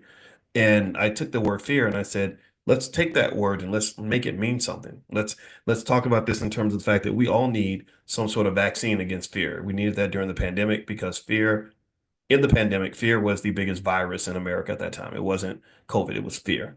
And I said, okay, so fear, let's make fear an acronym that reflects my mother's legacy. And so the word fear, I said, oh, it stands for faith, education, accountability, and resilience. Faith, education, accountability, and resilience. And that's what my mother represented. So we talked about that this morning. If you didn't get a copy of that, if you'd like to get a copy, just text the word morning to the number 87948 and I can send it to you or something like that, whatever you want to do. But anyway, the F stood for faith. And I think faith is really powerful because faith is, when it's used in the right way, can really allow you to have a type of resilience and power that you can't have, that may not necessarily be justified based on your current condition, right? See what faith kind of does. Faith is a type of consciousness. See, I want you to pay attention now. Faith is it's where I see the bigger picture. I believe everything's going to work out. Everything is everything. The universe will take care of it. I'm going to be okay. See, what you got to understand, pay attention. Now, listen to this. Faith is a deeply economic concept. It's a spiritual as well, but it's deeply connected to economic spirituality. Did you understand? Do you all understand? I wish I could take a piece of my brain out and hand it to you so you could just consume it. Because what I'm seeing is this. Do you understand how much of our economic system is built on faith? Do you understand that? After Elon Musk, let me find a simple example. Elon Musk puts out $250 million and buys the presidency. Maybe it was more than that. I don't remember how much it was. He suddenly is in a position of power, right? He's got the ear of the president. He's got the ability to support his space programs and EV programs. Everything he wants to do now is right at his feet. Well, even though Elon spent either between $250 million and $500 million to win the White House, that was an enormously profitable investment for him. Enormously profitable. Because do you realize that after Elon Musk won the presidency with Trump, Elon's wealth increased by about 70 to 80 billion dollars. Elon Musk at this point is now the richest human being, not just the richest man on earth. He did that a long time ago. He's now the richest human being that has ever lived in dollar adjusted terms. When you adjust for inflation, they believe that Elon Musk is the richest human being to have ever walked the face of this planet. Now, is that dirty, funky capitalism? Absolutely. Is it wrong, corrupt? I agree with you. I concede that point. You're not going to get any disagreement with me. He's a white boy from South Africa who grew up in apartheid. He's probably kind of a prick. So let's get that off the table and stop worrying about how people feel about you. Because if you love you and I love you, then that's all that should matter. If you love me and I love me, then that's all I care about. I'm not looking for Elon Musk to love me. I don't need love that desperately. So I'm not seeking approval from anybody. Can we please get that off the table? Let's talk about the specifics. Let's talk about why this is a great investment and why this links to faith. Well, it's a great investment because so he put down a quarter of a billion. He's now worth another 80 billion. He went from being tied for the richest man on earth to having more wealth than the number two and the number three guy combined. And and a lot of that was built on faith. How was that built on faith, boys? Well, let me explain. Well, most of his wealth came not from money he actually made. It didn't come from money he generated. It came from what? Answer me in the chat. Answer me in the chat. It came from an increase in what? The stock price. The stock price went up. Well, remember, you're talking to a guy who is an expert on how stock prices are formed and where they come from. And basically, I can tell you, his increase in wealth did not come from additional money he made. It came from the fact that his stock price went up because people had more faith in his ability to lead as an economic entity. People see these equations, and I've gone through a lot of them that explain where stock prices come from. These mathematical equations are very precise ways to say, I'm not really sure. You use really precise numbers, exact interest rates, and exact discount periods, and exact cash flow estimates, all to pretty much say, like, well, this is our best guess. And the thing about it is that if anything happens where the faith in the entity or the individual starts to decline, or the risk level goes up, or people just aren't sure about you anymore, or their fear goes up, which fear is the enemy of faith, right? You cannot have faith and fear in the same room. They don't work together, right? And so when those things creep into the market, stock prices do what? They start to collapse. They start to collapse. Well, why is that? Well, because when people are scared and the economy seems risky, they lose faith. They say, I'm not putting my money out there because I don't know how that's going to work out. See, so when I hear that word faith, I'm like, oh my God, that's amazing. That's an economic statement. And everyone else thinks about going to church and stuff. And faith is important in church for sure. But I think faith can be your friend. And I encourage you to really meditate on faith and what that really means for you, right? Faith might mean an entrepreneur who's going into the abyss where they know they don't have enough money, they don't have enough skill, they can't get a bank loan, ain't nobody helping them, but they keep going anyway, believing to the core of their soul that there is something good at the end of the rainbow. That's faith. Cowards can't do that. Traumatized people have a hard time doing that. So if you claim to be a person of faith, then be a damn person of faith. Faith really means you can go in and say, gosh, I don't know how this is going to work out, but I think it's going to be okay. I live my life on faith, man. I live my life on faith. Do you know when I was the hardest time of my life was this week when my mama dies right on Christmas Eve. That was very difficult for me. The second hardest time of my life was when I was 28 years old and I hit rock bottom. Everything in my life was falling apart. The woman I loved told me she was leaving to be with another guy. My classes weren't going well in school. And my money problems were so bad that I had to move out of my apartment in the middle of the night because I could not pay the rent. And so um, I remember being at rock bottom at that stage. And I remember just crying at my desk because things were so hard and I couldn't figure out how to move forward. I didn't know what to do. And I think at that point, there's something magical about hitting rock bottom where you say, I ain't got nothing else to lose. So I might as well go for broke. I might as well go hard. So going hard for me at that time meant that I said to myself, I'm tired of playing this stupid game. I'm tired of pretending to be a white boy. I'm tired of trying to fit in with people who don't like me very much.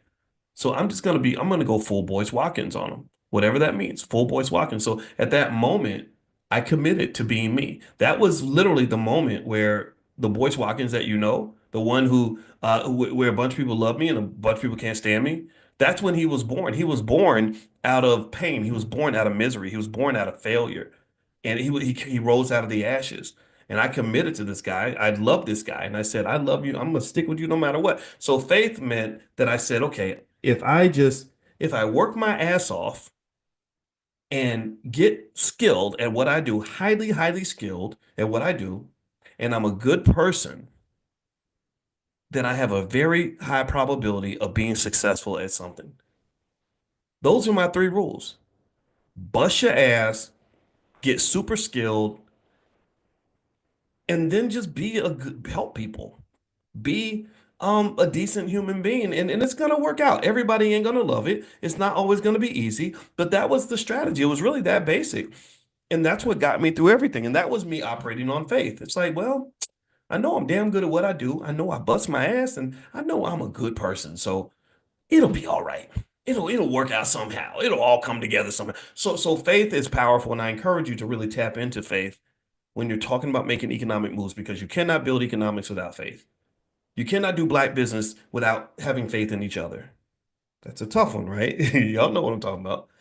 You cannot build wealth for yourself. You don't want to invest for your children if you don't have faith that what I'm saying to you about the stock market growing over time is not going to work. If you don't have faith in yourself, then you're not going to jump out, start that business, make those investments, all those other things.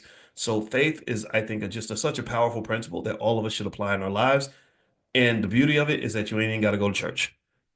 Just go to the church of you, whatever that looks like, right? Whatever that looks like for you. I'm not even here to judge that.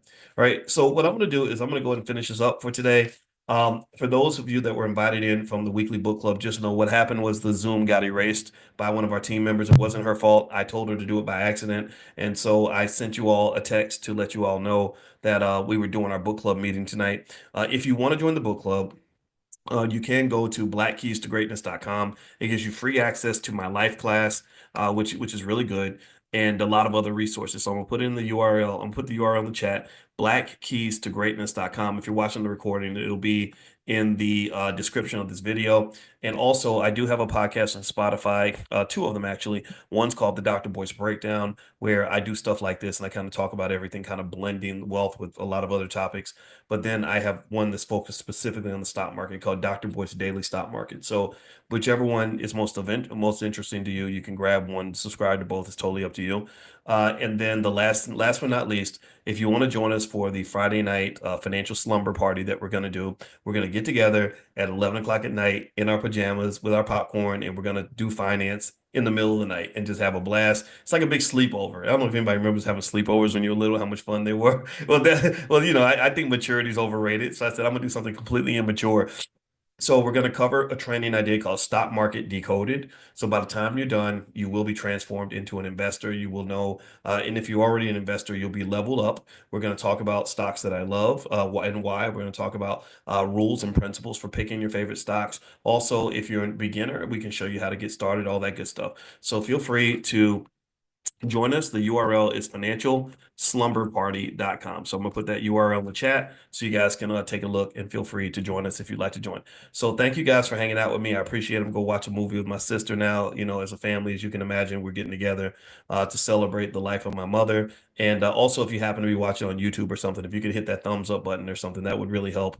I hear that helps in terms of getting more viewers, but the algorithm hates me. I think probably because of the pandemic. I think they were throttling all these YouTube channels because I have over 1 million subscribers, but it's really, really hard to get the algorithm to pick up our stuff because I think that there's something about our content that makes them uncomfortable. I have no idea. I don't care. Doesn't matter. We're still reaching millions of people, and we're doing it under our own power, and I'm really proud of that. We're good. We're kicking ass, taking names. They cannot destroy us. They cannot slow us down. They cannot take us off the grid. It's too late. It's already out there. We're killing it. We're on top of the world. Let's keep going. So God bless you. Happy holidays.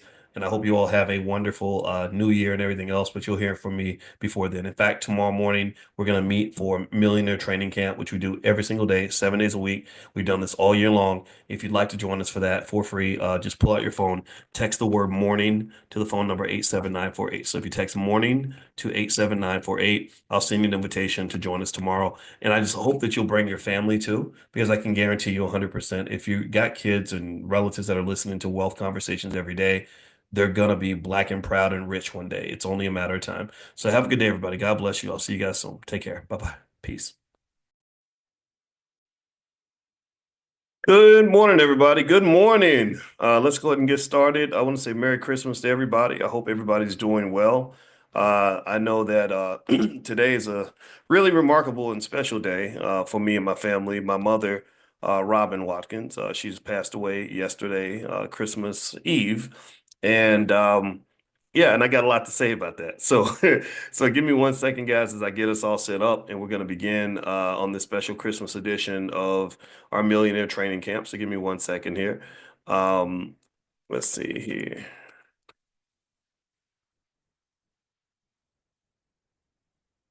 All right. So how are we doing today? I hope everybody is doing what we talked about in terms of getting ready for Christmas. That means that, if you love your kids, hopefully you'll buy them some shares of stock, get them ready for the future, give them something that's going to give them an opportunity to be successful and great. And I love you too, Errol. Thank you, man, for saying that. I appreciate that. Errol Semengal, he's a great one. He's been around for a long time. And he's got this amazing significant other who's a wonderful young lady. And I just have a lot of respect for both of you.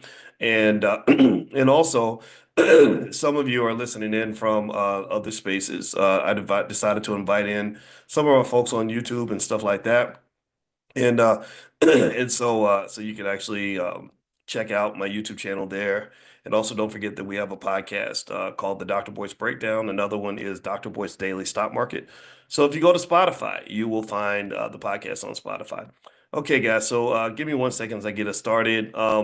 Yeah. So one thing I wanted to mention too is that this year in the Black Business School, we have a lot of interesting things going on that you guys can follow.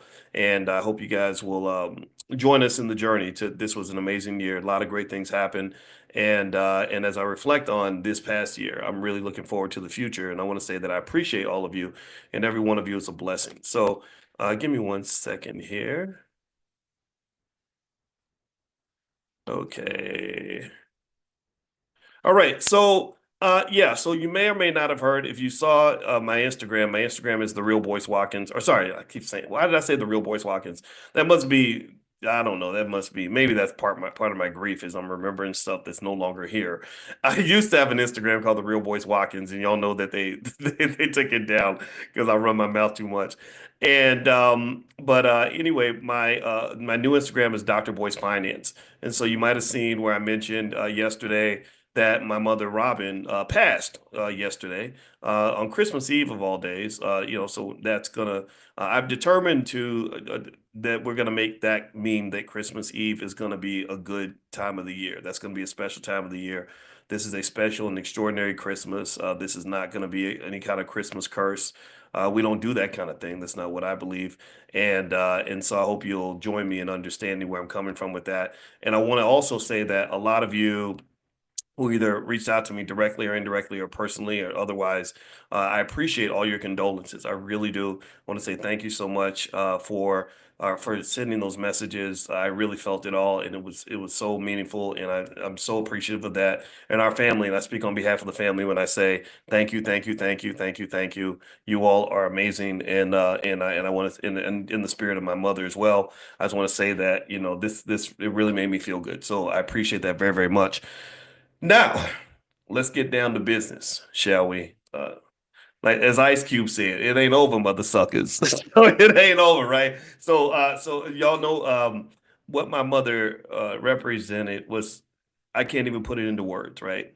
If you consider the Black economic revolution to be a movement, give me a yes if you are aware of the movement that's happening right now that we were a big part of. The Black economic revolution, where Black folks are taking over, we are kicking butt, taking names, we are lifting ourselves economically, we are training our kids on economics, we're getting ready for the future in a way that no other community is replicating. No other community is replicating. Give me a yes if you agree that this is a movement that's going to be remembered for the next 50, 100 years. Give me a yes if you agree with this.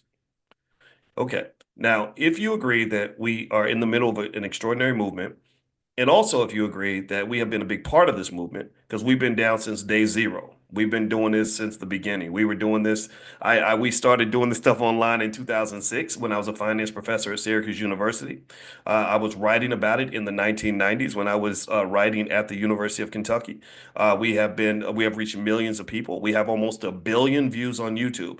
We got it in. We're getting it done. We have 159,000 students in the Black Business School. So we're elevating and educating on economics at a level that's never been seen before. This is what's happening right now. I want to make sure we put this into context. So if you agree that this is a movement, and if you've been aware of this, and if you've seen this, and if you consider this work that we're doing to be part of that movement, then I want to honor my mother today, and I hope you'll join me in this by saying that she's the mother of the movement. My mother, Robin Watkins, is the mother of the movement. And because without her, there is no me. Maybe without me, a lot of this stuff didn't happen. Not to say I'm the only one. I'm not trying to take credit for everything. Nobody can. We're done with the whole super Negro philosophy of Black leadership. Let's just be clear about that. So I'm not out here trying to say I'm the man and I'm the great. No, no, no. But I did my part. You understand? I played my position. I hope we can agree on that, right? Like Ohio State when they won their big game last week against Tennessee. No one player won that game, but the great players played their position. So that's all I need is just I don't need the Heisman, but we played our position. All of you played a role. Every one of you have been a part of this. And my mother played her position. She was the launching pad of all this. She was the mother of the movement. Not only did she give birth to me, which I can't exist unless someone gives birth to me. None of us would exist without our mothers. But also, she taught me a lot of the core ideas that I reflect to you in this space. You might think I'm a great guy. You might think I'm a prick. But I can guarantee you this. I bet you've never seen another finance PhD operating like this before.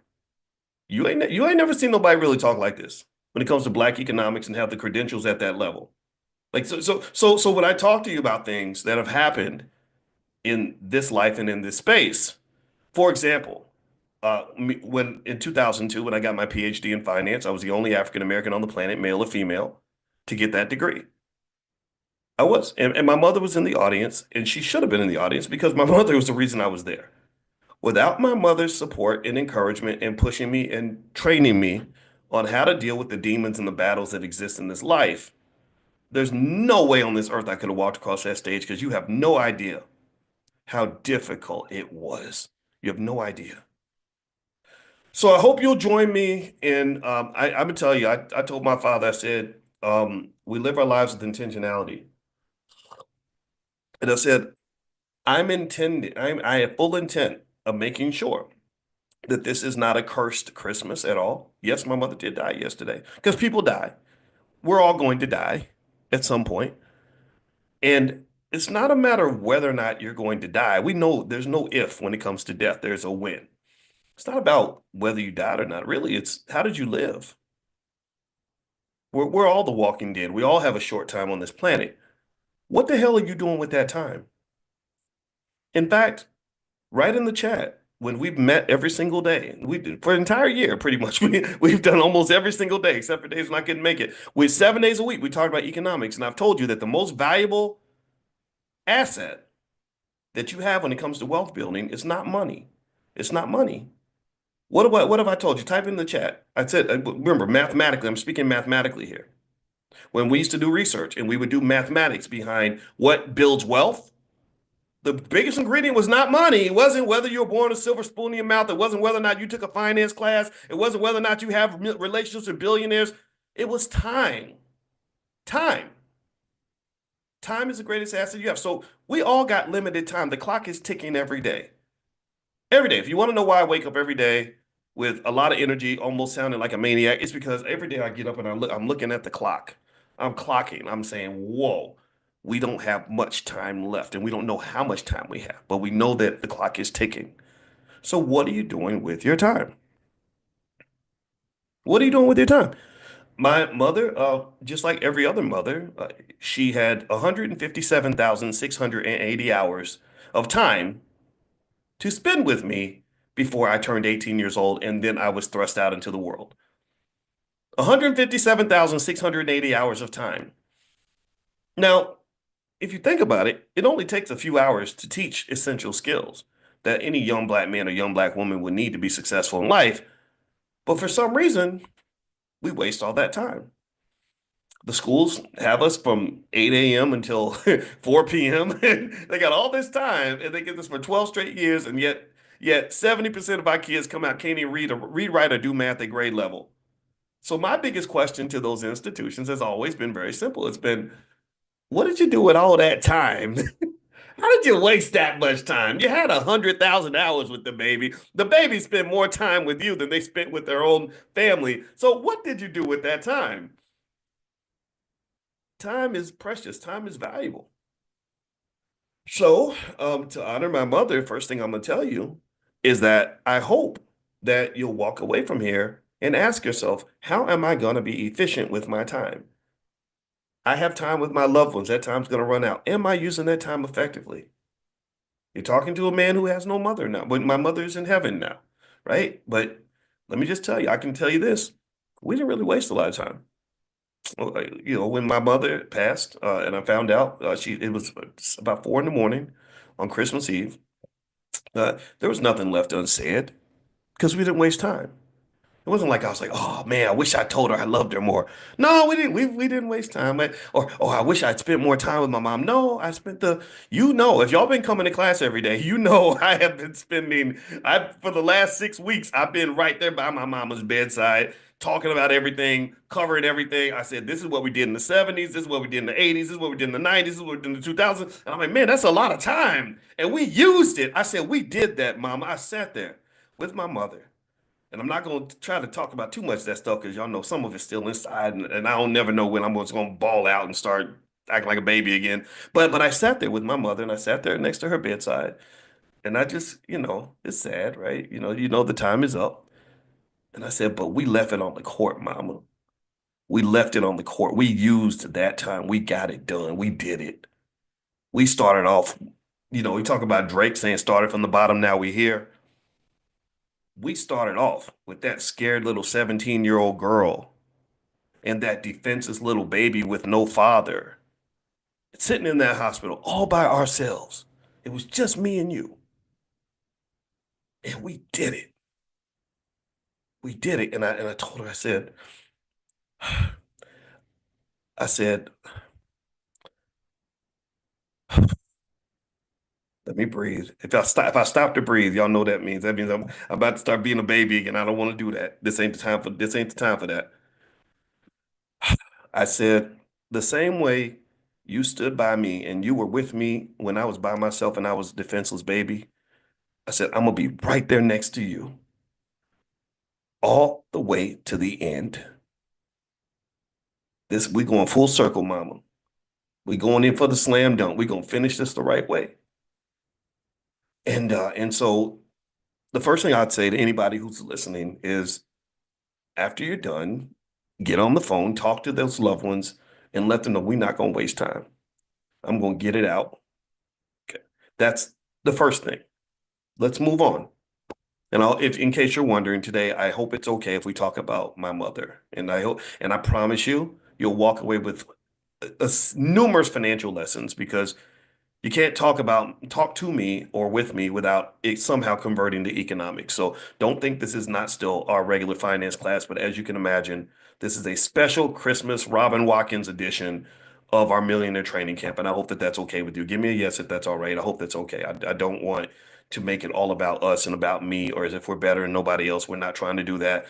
I'm literally digging down, digging deep, and pulling out what I think my mother would want you to know. And a lot of this came from this morning. I got up this morning and I got blessed. And let me tell you how I got blessed. See, Planet Fitness lied to me. Planet Fitness, they just a big old pack of liars. Because I got on my phone app and I looked to see if the Planet Fitness around the corner from my parents' house was open. And it said open. I said, wow, they're open on Christmas. I said, wow, there's some serious people out here that really staying in shape. So I got in my truck, I drove around and to try to get in, and the gym looks empty. And I'm like, oh, maybe everybody's at home eating Christmas food or something. I must be a badass because I'm actually here. Ain't nobody else here but me. But then I realized there wasn't nobody behind the desk, and they forgot to turn the lights on. I said, "Watch out! You got to turn the lights on so people can see." And then I realized that it was closed. So the blessing that I got today was that God made me He said, "No, you're not going to the gym today. I need you in nature. I need you outside. I need you to go running outside." So I said, "Okay, all right." So I went out and I ran, and it was the best thing in the world, even though because it was cold. I didn't want to run in the cold. I'm gonna be honest with you. And but I'm running, and it was great because I saw the trees and you hear the birds chirping, and I saw a pack of deer and just a lot of things, you know. So I ran around the neighborhood, and I started thinking about Mama, and I started to download Mama and bring her into my soul. And I was lucky because the funeral home that she's in is right around the corner from the house. It's about maybe less than mile and a half. It can't be too far away because I'm fat, and if it's too far away, I can't run that far. But then again, you running for mama, so maybe I can run extra long. But I ran the little mile and a half around the corner to the funeral home, and I said, "Oh, mama's over there. I gotta go see mama."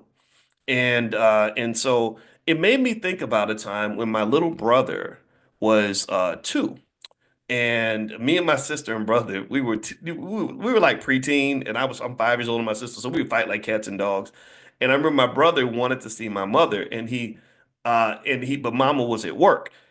So he was looking for Mama, but Mama wasn't there. And I remember him sitting next to Mama's door, and he was like crying, just waiting for Mama. And he fell asleep, you know, like a little baby. He just fell asleep next to the door, waiting for Mama, you know, and to come home. And I felt like my little brother in that moment. I did. You know, I was a 53-year-old big ass baby. And I said, I want to be next to my mama, even if I know her body's in this building, just know mama's there. So I said, I'm gonna go. I gotta go to this funeral home and I gotta go see mama. So I get over there and I'm wondering, I'm thinking if I just sit over here, they're gonna hopefully they won't think I'm robbing the place. But I went over and there was a little bench in front of the funeral home and I sat in the bench and I said I'm gonna connect with my mother. So I listened to some music. I listened particularly to Walk On By. I think it's Isaac Hayes, you know, Walk On By. Right? If you see me walking down the street and I start to cry each time we meet. That song, right? It's a great song, right? Very deep. So I just put that on my headphones and I used some of the meditation techniques my wife shows me because she's into the subconscious mind. And I said, I'm going to shut my eyes, play this music, and I'm going to bring my mother in. I'm going to pull her out, get her, because I need mama right now. So in my mind, I imagine my mother sitting right next to me. And I said, okay, if I imagine hard enough, I can have her here with me. So, because you know, you're grieving, you're half crazy, you're trying to process everything, right? So I imagined her sitting next to me, and it worked. I really felt her presence and all this stuff. But obviously, this is all kind of coming from yourself. And so she sits down, and I grab her hand, but it's like her imaginary hand, and you can't feel something that's imaginary. And then I realized, and then I heard her voice, and she starts talking to me. Because you know how we all are connected to our mothers, with like you can hear your mother's voice, even if she's not there. Give me a yes if you know what I'm talking about. Where mama, like if you imagine mama talking to you, it's like she's there because you've heard the voice 100,000 times. So it's just in you, it's embedded in you. And I said, oh, I get it. And the voice told me, it said, no, don't hold an imaginary hand. If you want to hold my hand, hold your own hand. And that's real, and that's really me. That was mama. And when I held my own hand, I felt my mother. I said, "Oh, she's here." And I said, "Oh, of course, you idiot. She's here because you are her. Y'all have the same DNA. She is attached to your spirit at an infinite level. So she'll never be gone. She's here. She's with you. What do you need?" So when I had my mother with me, I started to just really think about everything and thinking about what I wanted to talk to you all about. And the first thing that came to mind was I started processing what my mother's all about and who she is. And I wasn't planning on talking about her today. I'm going to speak at the funeral, but I'm not doing the eulogy, and I have like 10 minutes. And I said, I don't think I can explain who she was in 10 minutes. That's not doable. And then I said, no. And then the voice said, well, Boyce, you can talk to hundreds of thousands of people. Like you have a big platform, Boyce. So let's do it there. That would be just as effective, probably more so. And I said, oh, that's right. That's what I'm gonna do. So the first thing that I realized I wanted to do is I want to create a scholarship in the Black Business School in my mother's name. We're gonna call it Mama's. It's something with the word Mama, like Mama Scholarship or Mama's something, right? But I like the word Mama rather than just Robin Watkins. I'll put Robin Watkins in there, but also the word Mama is kind of universal and powerful. And so, if you want to be made aware when that's available, and other things that we're developing to honor her legacy in terms of things that will benefit you, honoring her legacy means honoring you, just so you know, because that's what she was about. Um, Lots of people would come to my mother for advice on how to raise their kids. They would come to their mother for advice on how to get through the educational system. They would come to my mother to talk to her about things the same way people talk to me. So anyway, if you want to be notified, if you want to receive any of this, pull out your phone and text the word mama to the phone number 87948. So just pull out your phone. I'll give you guys a second to do it. Text the word mama to the phone number 87948. So, so if you do that, then you can be made aware when the scholarship's available. It'll be for kids. And then second of all, I'll just send you stuff to kind of remember mama and what she kind of did and things. And again, the goal is to support you. It's not to just sit here and me talk about just my family or just me. I really want to talk about you. So that's the first thing I want to mention. The second thing is I thought about what my mother represented as a human being. And it made me think about the pandemic. The pandemic was terrible, right? Do you agree? Like, how many of you still feel like we're gonna just be scarred like because of what happened in the pandemic? Like, we got problems that will never go away because of the pandemic. How many of you agree with that? That literally we have economic problems that will never go away because of the pandemic. It blew inflation out of the water.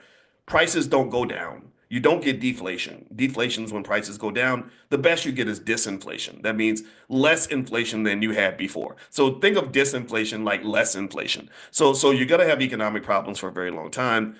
The poor little babies that missed 2 years of education have not recovered educationally. They have not recovered socially. A lot of children are very awkward now because they don't even know how to talk to people because they lost 2 years where they were sitting in their room by themselves. Did you know, in fact, they shut down dozens of nightclubs in London, in central London, because they said young people don't want to go out anymore. They don't. They just want to sit in their house and sit by themselves. And that's in conjunction with the fact that the global population is dropping precipitously. Not in Africa though, because Africans are smart. They didn't listen to Bill Gates and all those people that were telling them that the population was growing too much. So we're smart. We have God consciousness. But in a lot of these other countries, whether it's Europe or Asia, populations are plummeting, and they're like, "Oh my God, what are we gonna do?" Africans are like, "Please, we gonna be good, right?" So with that being said, the pandemic brought a lot of problems that are not going to go away. And during the pandemic, when there were lots of issues, lots of health related issues in particular, people were providing these solutions, right? And the solutions mostly consisted of these shots. Hey, I got a shot I can sell you, right? These pre-existing conditions. You black people have so many pre-existing conditions. Here, come get this shot, right? And I'm sitting there thinking, well, why didn't you fix the pre-existing conditions? If you cared about us so much, why didn't you stop all the diabetes and the obesity and everything else that's given us the pre-existing conditions? But we know how capitalism works. Capitalism says, I'm going to create a problem, and then I'm going to charge you to create the problem. I'm going to sell you the donuts at the front of the grocery store, and then I'm going to sell you the diabetes medication in the back. So I'm going to make money creating the problem, and then we're gonna make money pretending to solve the problem, not actually solving it, but managing it, right? That's why healthcare CEOs got to run with more security than 50 Cent, right? Because people are like, I'm mad at you, and one of us gonna come get you, right? That's why the healthcare CEOs they gotta roll like rappers now because you got people out there that want their heads, right? And this is a reality, right? So what's interesting though is that the biggest virus during the pandemic, it wasn't COVID. The biggest virus during the pandemic, in my opinion, was actually fear. Fear was they need a vaccine for that. Fear was causing people to not talk to their relatives. Fear was causing people to do things that were irrational. Fear caused people, it caused the country to divide in a way that was very problematic. And one of the things that made me think about coming back to my mother is that I remember talking to my mother, and when how you get older and you start talking to your parents about things that you didn't talk about as a child because you were a child, and now you're both adults, and they tell you about things they were going through when you were a kid, and you're like, "Oh, I didn't know you were dealing with that," right? Well, my one thing my mother told me that was really interesting was she explained that when I was younger, she was very depressed. And she said part of it was because she lived in fear. She lived in constant fear. And I said, but that doesn't make sense. Like, how is it that you lived in fear, but you seem so courageous? You did a lot of amazing things. You fought the school system on my behalf. You chose to give birth to me. You could have aborted me or something. That would have been easier, but you stuck with that. And I did. I said, that doesn't make sense to me. And then I figured it out. I said, okay, I understand. Her faith helped her overcome her fear. Her faith helped her overcome her fear. So what I did was I said, okay, let's do let's do some medical research here. And since they were talking about vaccines and stuff during the pandemic, I said maybe there's like a fear vaccine that my mother can help us to sort of understand and appreciate that will help us to achieve things in multiple areas of our life. So what I did was I took the word fear. This is all happening while I'm out on my run and I'm processing this. And I said, we're going to make it into Mama's acronym in a way that it reflects who she was, what she was all about, and why she was able to have the impact on the world that she was able to have. So the first, the F in the word fear stands for faith. And when I think about faith, I think about when I was a kid, when I was 5 years old, or let's go back before that. I'll tell you that in a second. So imagine it's 1971 and you're 16 years old and you're pregnant and you're from a poor black family. That's got to be one of the scariest things in the world. Even though mothers are these amazing people that do literally the most important job on the planet, it is literally the most important job on the planet because none of us would exist without our mothers. It's the most important job on the planet because if mothers all stopped doing their job, we'd have a whole nation full of serial killers. That's what we'd have. A mother's love is something that's irreplaceable. And even though that's the most important job on the planet, for some reason, we have this habit of beating up on mothers when they are blessed with pregnancy at an inconvenient time. Right? We tend to be you know what I'm talking about? Like we call them names and oh she's a blankety blank and oh she's out here, she's fast and this, that, and the other. And it's absolutely terrible because what it does is it causes us to lose our consciousness and our ability to see the big picture. We're unable to look at the value of human life. Tell me if you get what I'm saying. We don't see how precious newborn children are. We don't understand the value of our youth. Think about this. Entire societies are on the decline for one big reason. The birth rate's going down. They're panicking now because they're like, oh my God, in order for us to accomplish things, we need people. Well, guess what? You need mothers to produce people. Do you agree with that? Do we agree that mothers are an essential ingredient to making people, or have we gotten so wokety woke crazy that we literally think two daddies can get together at a Diddy party and make a damn baby? Y'all can make a whole lot of stuff. You can make some liquor, you can make some baby oil, you can make some pink cocaine, but you can't make a baby, dude. That's what you can't do that. So no babies were made by any of the dudes getting with other dudes at the Diddy party. So my point is to say that mothers are critical, mothers are essential. And so my mother's 16 and she discovers this thing that a lot of people know about called sex. And unfortunately, it ends up with her having this little Boyce inside of her body. So she's mortified. She's scared to death. And now I'm sure there were some Planned Parenthood clinics around that would be happy to help her. We're your friends. We're your allies, right? I'm sure there was somebody around that would have said, just come by, you poor little black girl, and we could just terminate the baby. We're just gonna get rid of the little Negro, and then you can go back to partying. You can go live your Cardi B life if you want to. And for whatever reason, my mother didn't do that. Who knows? Maybe a lot of us would have done that. I'm not blaming people that make other choices, but she didn't. So here's what happened. Here's where faith kicked in. So she goes to church. Some of you have heard this, some of you haven't. I'll share it again though. Um, And she's sitting there and she's just scared to death because my grandmother's very strict and very stern. And she's thinking, oh my God, what am I going to do? I got this baby. I don't know what to do next. And so the pastor, when the pastor's like, does anybody want to come to the altar to say something personal to God? And my mother's up there and she walks to the altar and she's just praying and praying and praying. And when everybody got up and walked back to their seat, she was still on her knees praying, praying, praying because she had just this stuff heavy on her heart. And at that moment, that's when she told me something that I've never forgotten. She said, she said, the conversation I had with God was, she said, I do not know what to do with this baby. I don't know. I don't know how to I don't know what to do. And so she said, at that moment, and every time I tell the story, I would get choked up. So let's do the test here to see if boys can tell this story without crying like a baby. She said, I gave you the guide.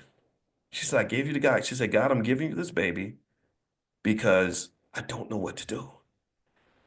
And she also says that God told her, you have to have this baby because this baby's going to do something important. And I was like, really? I was like, oh, mama, you just say that to all your kids. She said, no. She said, I did not have that feeling about all my children. My brother and sister, very good people, successful in their own right, amazing human beings, taking nothing away from them. But she said, I felt like I had to give birth to you because I had an important job to do. And that to me was an extraordinary example of faith that I never let go of. Because what is faith? Faith every day. How many of you, give me a yes in the chat if you have heard me talk about things like financial consciousness? How many of you have heard me talk extensively about consciousness in this space? You know, that's all. In fact, when we first started this whole class, which we've done almost a year of this, almost meeting every single day, I initially said, yeah, this is financial consciousness class. And I wasn't just trying to find cute words to describe this. I said, that's what's missing sometimes in the world is a consciousness. And what is consciousness and how does it link to faith? What does that mean? Well, consciousness is nothing but being able to see the bigger picture. Consciousness is where you're not trapped in the moment and you realize that this ain't all that there is. This too shall pass. If it's something bad, this too shall pass. If it's something good, this too shall pass. That's what consciousness is. And faith is consciousness. It's a connection to something bigger than yourself. So when Robin Watkins didn't feel strong enough to get something done, she grabbed onto this thing called God. And God said, that's all right. You ain't got to carry the load. I got you. We good. And really, again, you can have whatever opinion you want. I know people in the room, you have different types of faith and different kinds of religion, and I'm not getting into that part. I'm not even talking about religion. I'm talking about faith. Those are two different things in many cases. But I'm telling you that when you have consciousness, when you have faith, when you have the ability to rise above, connect to something bigger than yourself, you will feel more powerful than you could ever feel trying to do everything alone.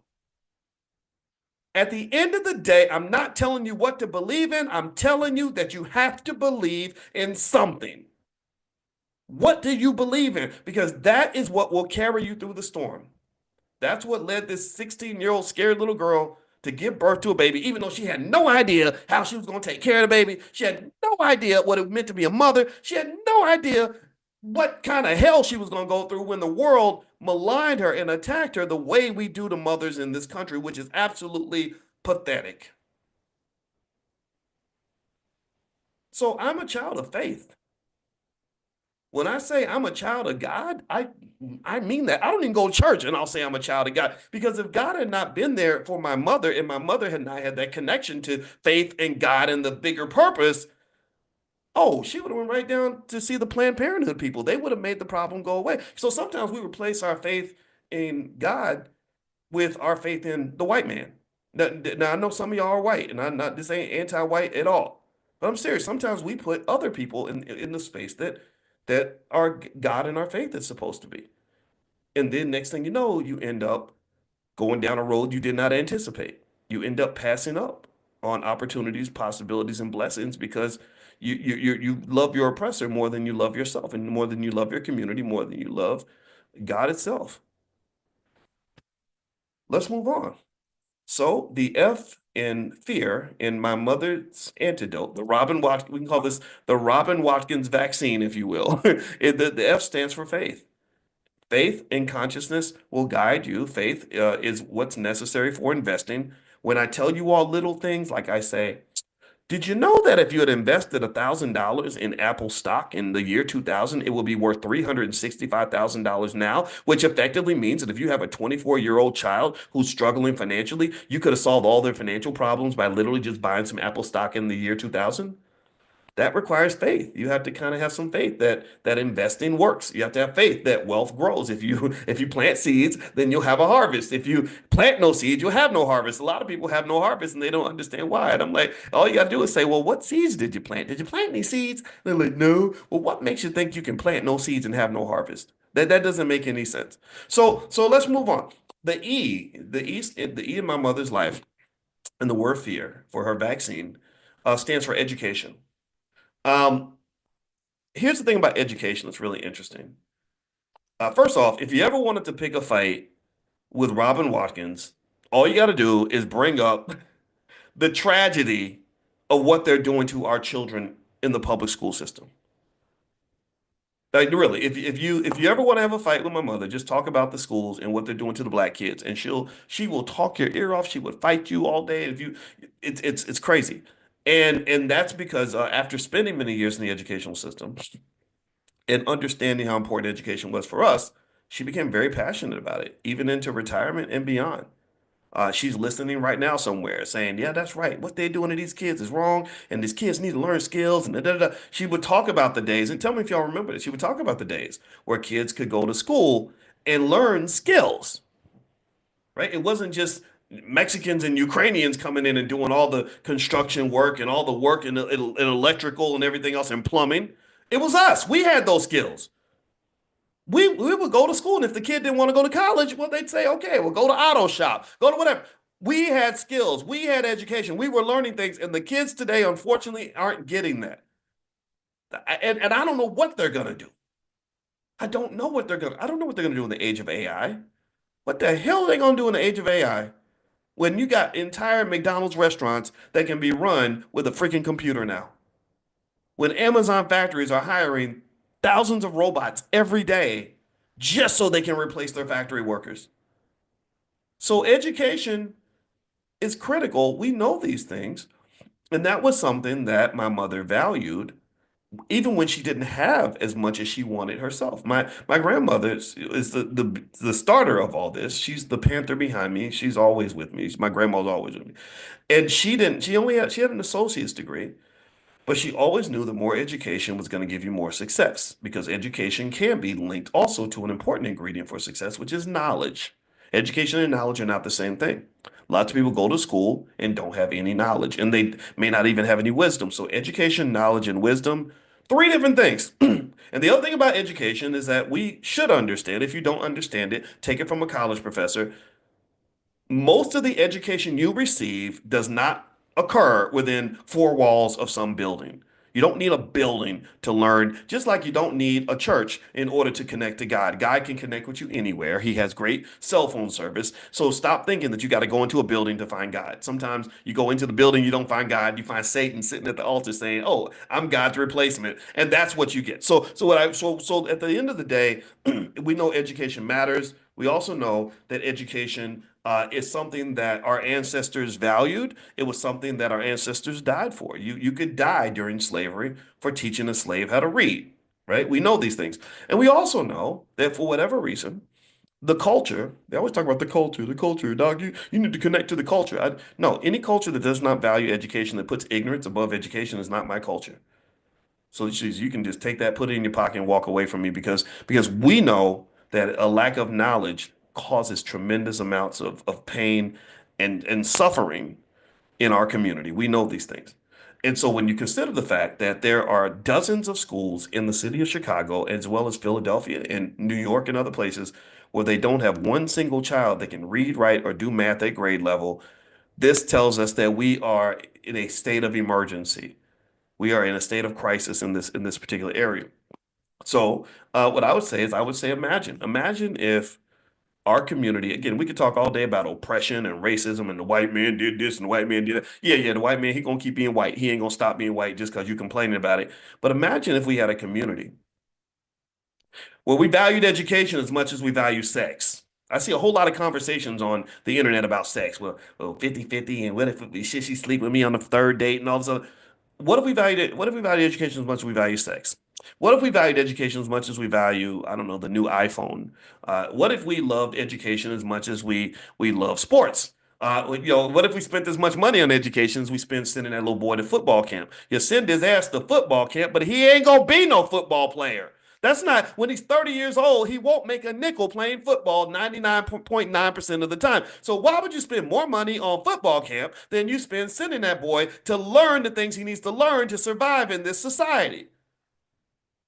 They prey on your ignorance. They feed off of that.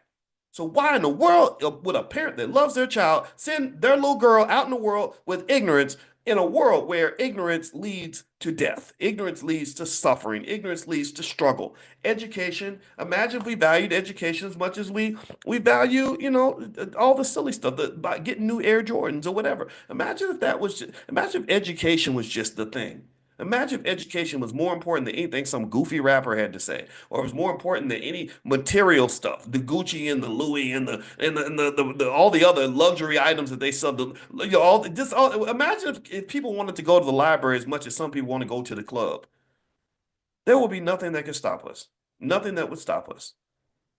But for whatever reason, we have values that have to be addressed. And I can tell you that, again, when I talk about my mother, one of the biggest things that she did in her life that allowed me to have the life I have and the life, my siblings have and everything else, is that she did not play when it came to education. She would take me to this group called Black Achievers in Louisville, Kentucky, and she would have me involved in spaces where even if I wasn't getting education right away, or even if I wasn't trying my best, I always knew education should be a core value for any successful person. Let's go to the A. So the F in the fear vaccine, fear, F-E-A-R, the F is faith, the E is education. The A, this A is something that's connected to, again, my mother's legacy. This is something I want to give to you, and I hope that that's okay. I hope that this is helping you, is something called accountability. Now, I know accountability for some people is a cuss word. Accountability is not something that's very popular. Because what does accountability do? Well, accountability is very painful to embrace, because you're kind of letting go of all your natural easy defense mechanisms. You're letting go of your crutch. They're taking away your wheelchair, so you're gonna actually have to learn how to walk. And some of us got wobbly legs, right? No, I need the wheelchair. I need to be able to blame the white man for every problem I have. I need the wheelchair. I gotta blame my parents. I need the wheelchair. I gotta blame my last relationship. But no, the word accountability is powerful. And this was something that was very, very big in our family. This is no, accountability is powerful and painful at the same time, because it's really hard to take responsibility for all the crap that's happening in your life. Like, it's easy to take accountability for the good stuff. Like, we all want to brag about the good stuff. I did that. Look at what I did. Look at how great I am. But can you also take responsibility for the bad? Can you also look in the mirror and say, man, this is messed up. I got to fix it. I did this. Right? Can you do that? And I'm going to tell you, it's very hard to do, not just because it's hard to do, not just because the culture doesn't support accountability, but also because psychologists basically say that human nature is not to accept accountability for any bad thing in your life. They call that self-attribution bias. A guy named David Hirschleifer, a wonderful short little white guy that was on my dissertation committee, wrote a research paper about it and introduced me to the idea. I've been fascinated ever since. And what he said is that, according to psychologists, human beings are very quick to take responsibility when something good happens, but they deny accountability when something bad happens. That's why, if you watch your favorite team, and everybody does it. Everybody does. Let me give you an example, real life example. This involves me, to tell you that I'm a victim to this too.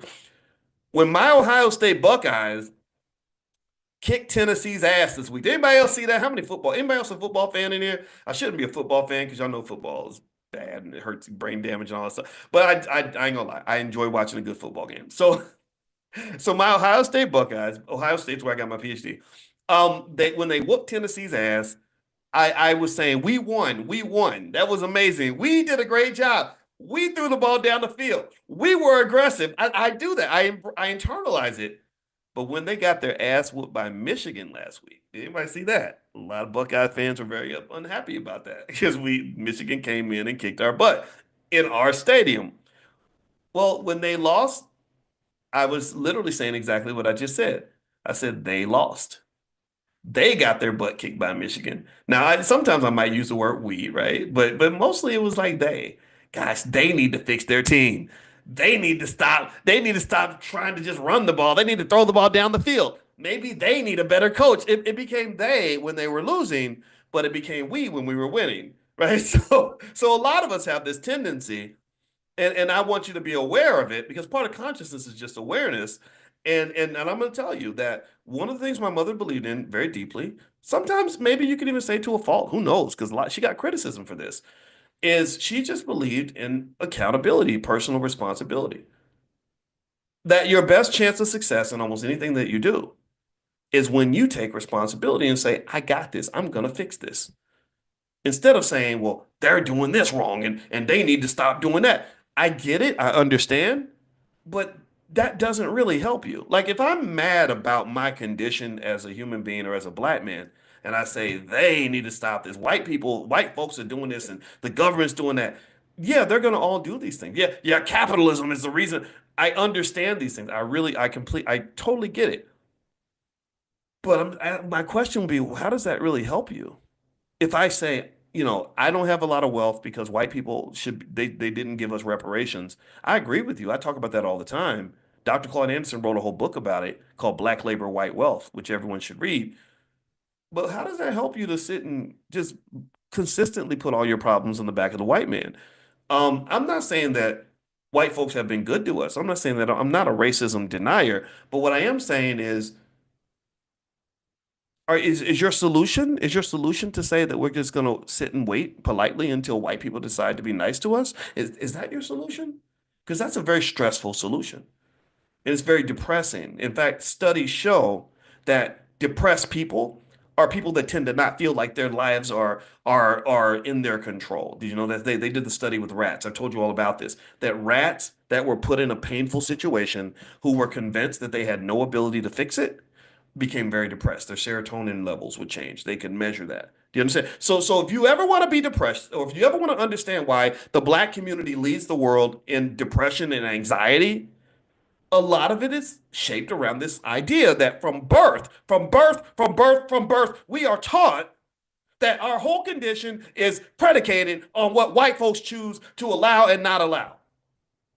That's what we're taught. And that you cannot be successful as a black person until you get the approval of whites. That's why you got entertainers out here buffooning and cooning. You got people out here bowing and scraping and selling out like crazy. You got people just sitting here and thinking, gosh, I would be successful if white folks would help me, or they would, or why I would remember when I first started doing black wealth related stuff and I started speaking on this publicly, I literally would have people tell me that you're not going to succeed by doing wealth related stuff in the black community alone. And I said, well, I really like talking to black people the most. I don't hate white. I never did. See, people think that because you love black people that you have to hate white folks at the same time. This ain't about you, man. You're not that important where I got only so much energy, and all the energy I want to spend is going to be spent on loving my people. It's not going to be spent on hating you. Hate takes energy. So stop that, right? That's silly. So I remember I would get people that would just tell me like, well, black people don't care about wealth and really, white people, you're not going to have a successful business if you don't appeal to white folks. And I'm like, why does every road to success, wealth, power, opportunity, and possibility have to go through massa? It ain't going. I don't give a damn about Massa. No, I'll fight Massa if I have to. As long as Massa don't want to fight, just don't be blocking the door. When you block the door, oh, I'm kicking that sucker down. I'm going through you, around you, over you, under you, whatever it's gonna take. But you're not. No, you ain't stopping this train, sucker. That ain't happening. So my point is to say that while I understand that we have to acknowledge all these things that have happened to us, all these things that people have tried to do to us and everything else, and I think it's very important to understand, number one, the greatest power that you have to change your condition starts with you. And then secondly, um, if you spend so much energy thinking about the obstacles that are against you, you can't spend time putting together solutions to get around those obstacles. And I really will tell you, I believe that unfortunately, a lot of the culture, what they call this civil rights culture, but I don't think it's really civil rights. I think it's something else. Um, the Negro management culture, that's what we might call it.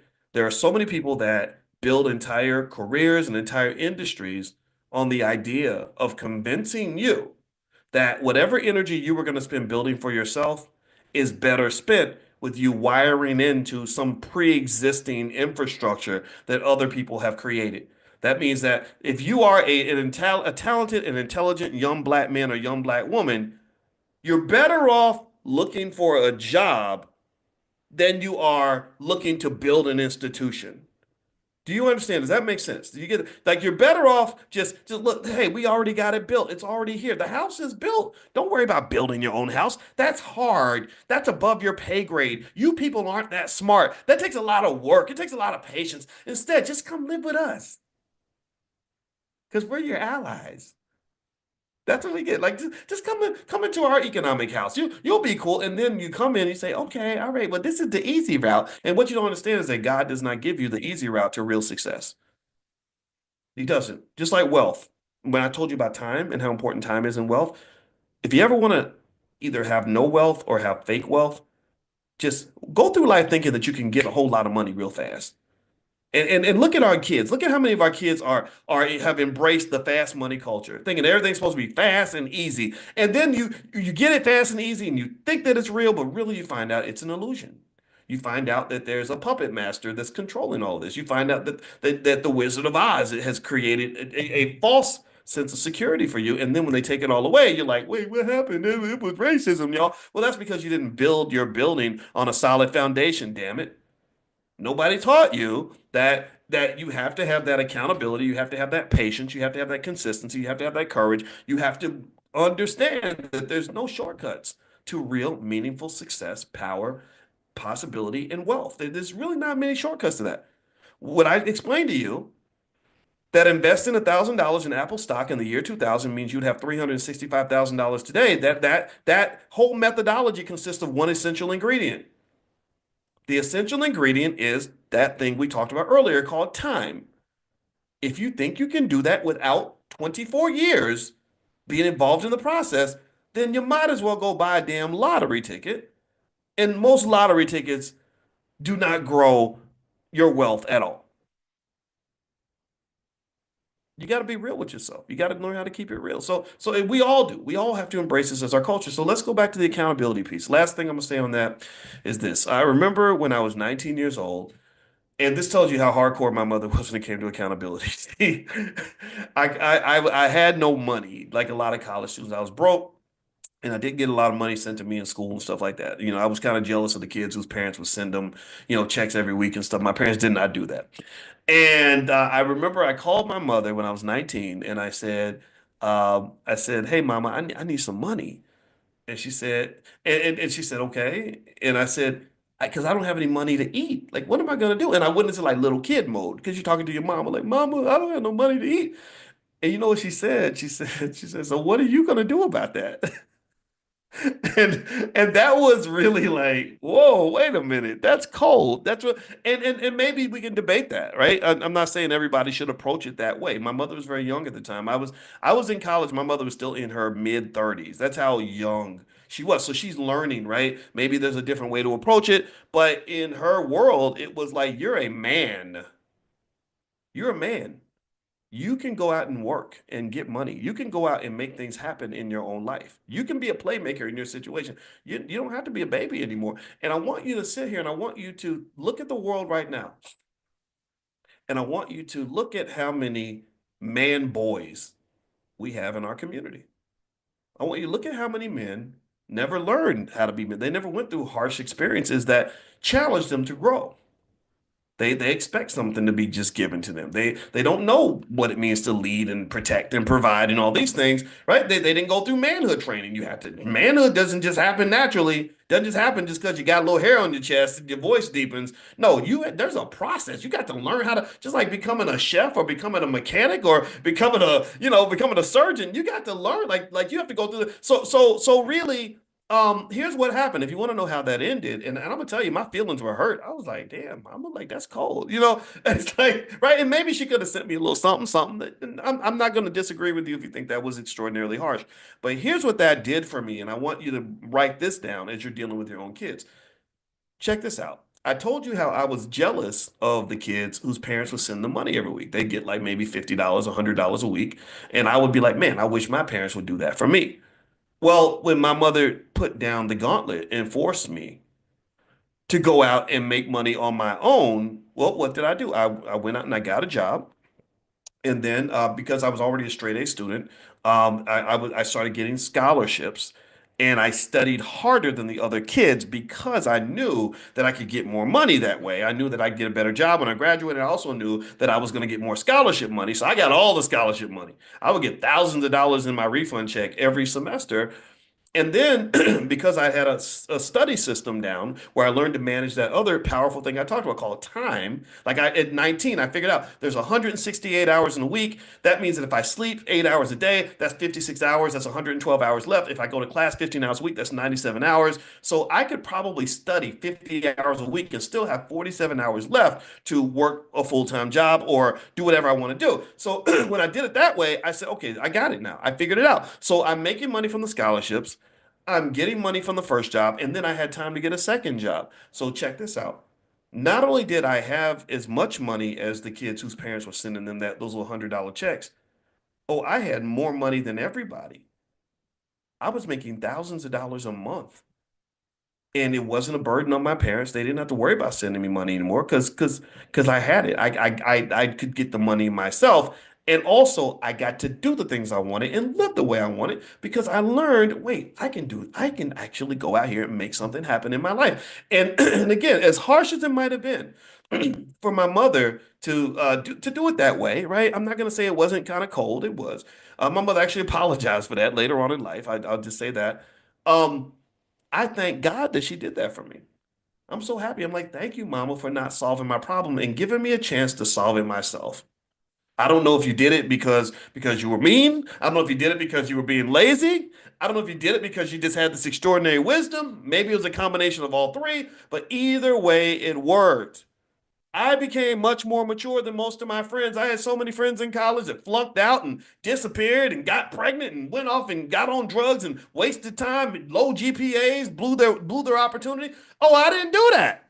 Why? Well, it was because that word. Let me circle it. I'm circling about 5 times. Accountability. Robin Watkins believed deeply in accountability.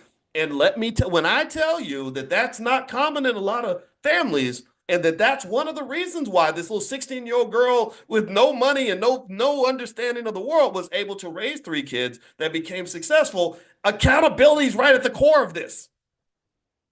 My parents are aliens. They are not normal people. When we were being raised, my mother had to deal with a lot of criticism from people who said, "Oh, you're being too hard on him. You're doing this, you're doing that. Oh, you should. It's okay. It's all right if he does this." And my mother just had a different standard. She had a different standard. See, you don't understand. Most of the boys that I grew up with did not turn out so good. Let's just say that. I'm not their family, and I got family that might be listening. I'm not gonna try to. The family knows. Family knows. You know my cousins, right? But for everybody else, I'm just gonna say it was less than ideal in terms of the outcomes. Some of the stuff involved drugs. Some of it involved just being in the struggle, unemployed, not taking care of the kids, just whatever, right? Whatever. Again, not disrespecting anyone though. I want to be very careful about that and not trying to put anybody on a pedestal. But my mother, this little girl, this little lady, and when I was born, when people jokingly and they say, "Oh, you've been rich your whole life, so you don't know what it's like to struggle," I'm like, "No, I was born in the projects. We live. That's where we live. My mother paid $50 a month in rent. and it's called LaSalle Place. You can actually find it in Louisville, Kentucky to this day. They're still there. That same unit is still there. And so this little girl who had her baby and she was living in the projects, was able to raise a son that was a college professor, a daughter that's a medical doctor, and a son that went to Cornell University that's now, doing business with billionaires. So that doesn't happen by accident.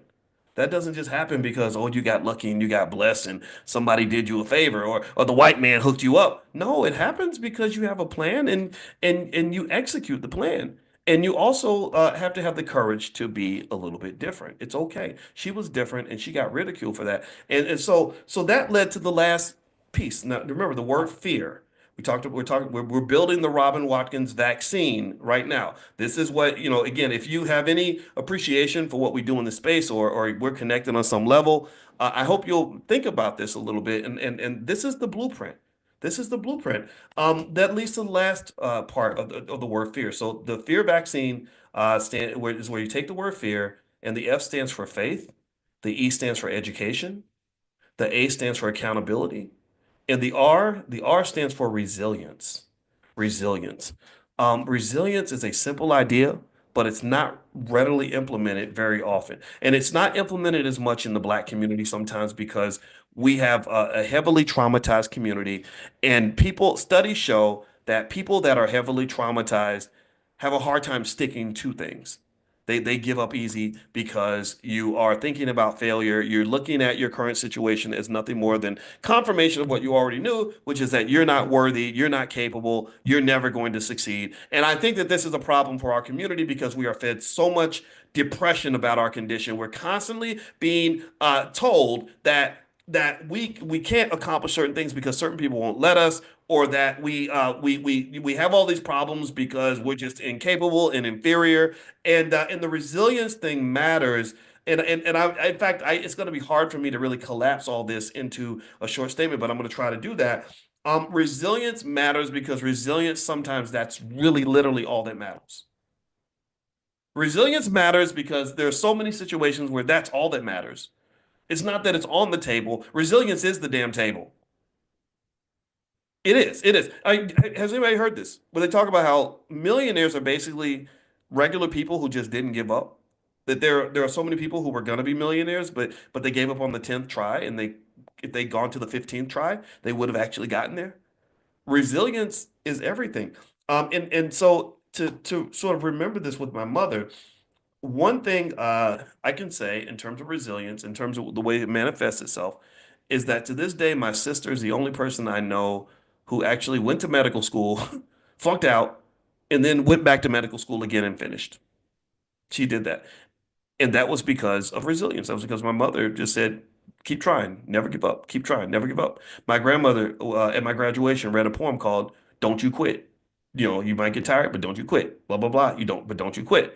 So that resilience piece was absolutely essential. Um, she was married to my father for 50 years. A lot of people joke. It's fun. It's really actually quite poetic in the sense that she had her 50th wedding anniversary a month before she passed. So they made it to the 50-year mark. And what's interesting about that is that there are so many people out there who say that they want the same thing. There's so many people who admire that. They say, "Oh my gosh, that's so romantic. That's so beautiful. I wish." And we just kind of giggle when we hear it. I'm like, oh, so you think it's romantic, huh? You think it's all just peaches and cream, don't you? You think y'all just gonna be cute and in love every day for the next 50? Is that what you think it is? You think it's a Disney movie, don't you? And it's not a Disney movie. It's not cute. It's not some beautiful, smooth little process. It's a hell of a grind. It's a hell of a it is one of these things. It reminds me of running a marathon. If you remember back in 2019, me and my wife ran a marathon together, and I was very proud to have completed a marathon because I never thought I would ever do one. And even though in the pictures I look comfortable, confident, happy, and just complete, like just glowing because I just did this amazing thing, the reality was I felt like complete shit. I did not, there was nothing fun and joyous about running a marathon. It was hard as hell. I was tired. I was mad. My body was like, "What are you doing to me, you crazy man?" It was not a romantic process. It was hard. It was really unnaturally difficult and very painful. And but resilience made me say, okay, let's just keep moving one foot in front of the other until we get to the finish line and until we achieve this goal. And when I crossed the line, I didn't feel the way I thought I'd feel. I didn't feel just energized and excited. I was like, man, I'm so tired. Oh my God, I can't, I can barely walk. And in a way, that's what I think about when I process the 50 years of marriage with my parents, is that um, it was amazing and just powerful. But the thing that makes it hard for most people is that in many cases, the people that benefit the most from your commitment, when you make a commitment at that level, the people that benefit the most are not you and the other person involved. It's really all the people that benefit from the fact that you sacrificed to create a stable institution in a black community that's lost its institutions. You created a stable family in a community that's lost most of its families. Do you understand? You've given just this amazing gift. And I want to say, I want to give a shout out. If you've been married, everybody who's married, shout out how many years you sacrificed. Because I want to applaud you. I want to really applaud you and commend you because you are to some extent you're unfortunately you're kind of becoming these unicorns that actually care more about family and community than you actually just care about your personal happiness every moment of the day. I'm not saying you can't be happy after 30 years or 40 years or 50 years. I'm not saying that at all. I'm saying that it's hard. And when I think about my father, I think about this man who chose to take care of me when I wasn't even his real son. He was handsome. The ladies loved my dad. My mother was a young mother. She could have just gotten rid of me and then spent her weekends twerking and drinking for the next X number of years. She could have literally, wiping me away before birth would have been a great way to get rid of her problem. She wouldn't have had to confront my grandmother, who's old school. You know how old school grandmas are. She didn't have to deal with being chastised by the community. She didn't have to deal with all the not. She could have easily just said, "Let me just make this baby go away so I can get back to being a teenager and living my best life." But she didn't do that. She made a sacrifice, and she also used resilience to say, "I'm going to make sure that my kids are not going to end up like a lot of these kids out here." I remember when I was 5 years old and we lived in Texas. My father's a military man, and we lived in Killeen, Texas, on the military base. And my mother says she told me the story. She said that that there was this young white girl who was my school teacher when I was 5, and she said, "I got to tell you about your son." And she said, okay. And the lady said that your son has a lot of energy. He gets up, while I'm teaching, he'll stand up, sit down, walk around, he'll be singing, he'll be talking, playing with the other kids, and just doing everything except doing what he's supposed to do. And she said, so one day I decided to play a trick on him. And the trick I played on him was I was going to let him just do his thing and ignore him and then I was gonna basically embarrass him. So she says that. So one day she's teaching, and I start doing what I normally do. I'm standing up, sitting down, walking around, talking, playing, whatever. And she then says, "Okay, Boyce, so tell me everything that I've been teaching on the board for the last 10 minutes." And she goes, "Do you know that your son recited back to me every single thing that I was teaching, and I didn't even think he was listening?" And she said, so here's what the lady said. She said, and this was God bless this young lady. She said, "I have to warn you," because my mother was very young at the time. She was about 22 at the time, maybe 21. And she goes, "Black boys like him, they want to put them on medication." She says, "Your son does not need medication. Your son is fine. He's very smart. So do not let them do that to your son." And so my mother stuck with that. And so for many, many years, she would just fight with these school systems. They would come back and say, "Well, your son's test scores, your son made all F's on his report card, and his test scores show that he's got the intelligence of a mediocre monkey." And so if you look at the chart, ma'am, the other kids are here, your son's down here, right? And she didn't go for any of that. She said, "Okay, we're gonna get him some extra help." We're good. I don't care what they think. Like literally, they wanted to put me in the special ed programs. They wanted to put me on the medication. Who knows? Maybe I needed the medication. I don't know. I told you I think I do have ADHD, but I've managed it. I think I've done okay in life. And so what my mother did also for many years was, in addition to saving and protecting me from the very system that we know destroys millions of black boys every year, she eventually became a counselor to other young mothers, many of whom went through the teenage parent program in Kentucky, like my mother did. And she would talk to them about their children, about their sons, and about their daughters, and how to get their kids through the system in the best way possible. She became kind of like an educational Harriet Tubman, if you will. She would talk to them about special programs, tell them like, no, do not do that with him. Make sure you do this. She literally could have made this into a whole institution. She was that kind of a person. She would talk really lovingly about Marva Collins. Anybody remember Marva Collins? The teacher in Chicago who used to educate kids in one room, and she would just educate them at a higher level than the Chicago public school system. She talked about Marva Collins a lot. I remember her talking about Marva Collins' speech, and she said, "I like that lady because she's no nonsense." She came to the Black Achievers Banquet, and she said, "How dare you sit around and eat your fancy meals in your fancy clothes when our kids are going through hell right now, when our kids are not being properly educated, when they're being mistreated by this system, when their lives are being thrown away. And you're sitting here at this fancy dinner like it's no big deal." And so my mother was that kind of that's the type of energy she connected to. So that sort of resilience was really, really important in terms of our development and her life. I remember last point I'll share, last story I'll share about my mother, and I thank you all for hearing me as we went through this, is I remember when I was 27 and I was in graduate school, and I was very I was a little demoralized because because I didn't have a family where a lot of people went to school for a long time. We didn't have doctors and PhDs in the family. So a lot of people didn't understand what I was doing, right? So I would go to I would go to family reunions, and they would be sitting there trying to figure out something to talk to me about. And they would say something like, "So you still in school, huh?"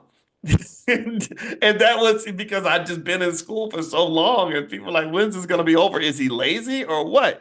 And what was going on was I was trying to get a PhD, but I kept struggling. It was hard. It was really hard. And I had to go back and retool and get better at my math or whatever. And I remember, I'll never forget, I remember the exact moment I was in the car with my mother, and I was talking to her about it. I said, "Yeah, people make fun of you because you're in school for a long time, but I really want to get my PhD." And what she said was really interesting. First off, she said, "Well, you got to keep going. You keep going until you finish. You got to finish the job. Don't stop. Don't quit. If you never quit, then you'll never fail." And just little things like that stuck with me. And then also, what she said is, she said, "Right now, what you're doing is you're laying the foundation. You're laying the foundation for the rest of your life." It's hard to build a foundation. A lot of people don't won't have a foundation. You're laying a foundation for the rest of your life.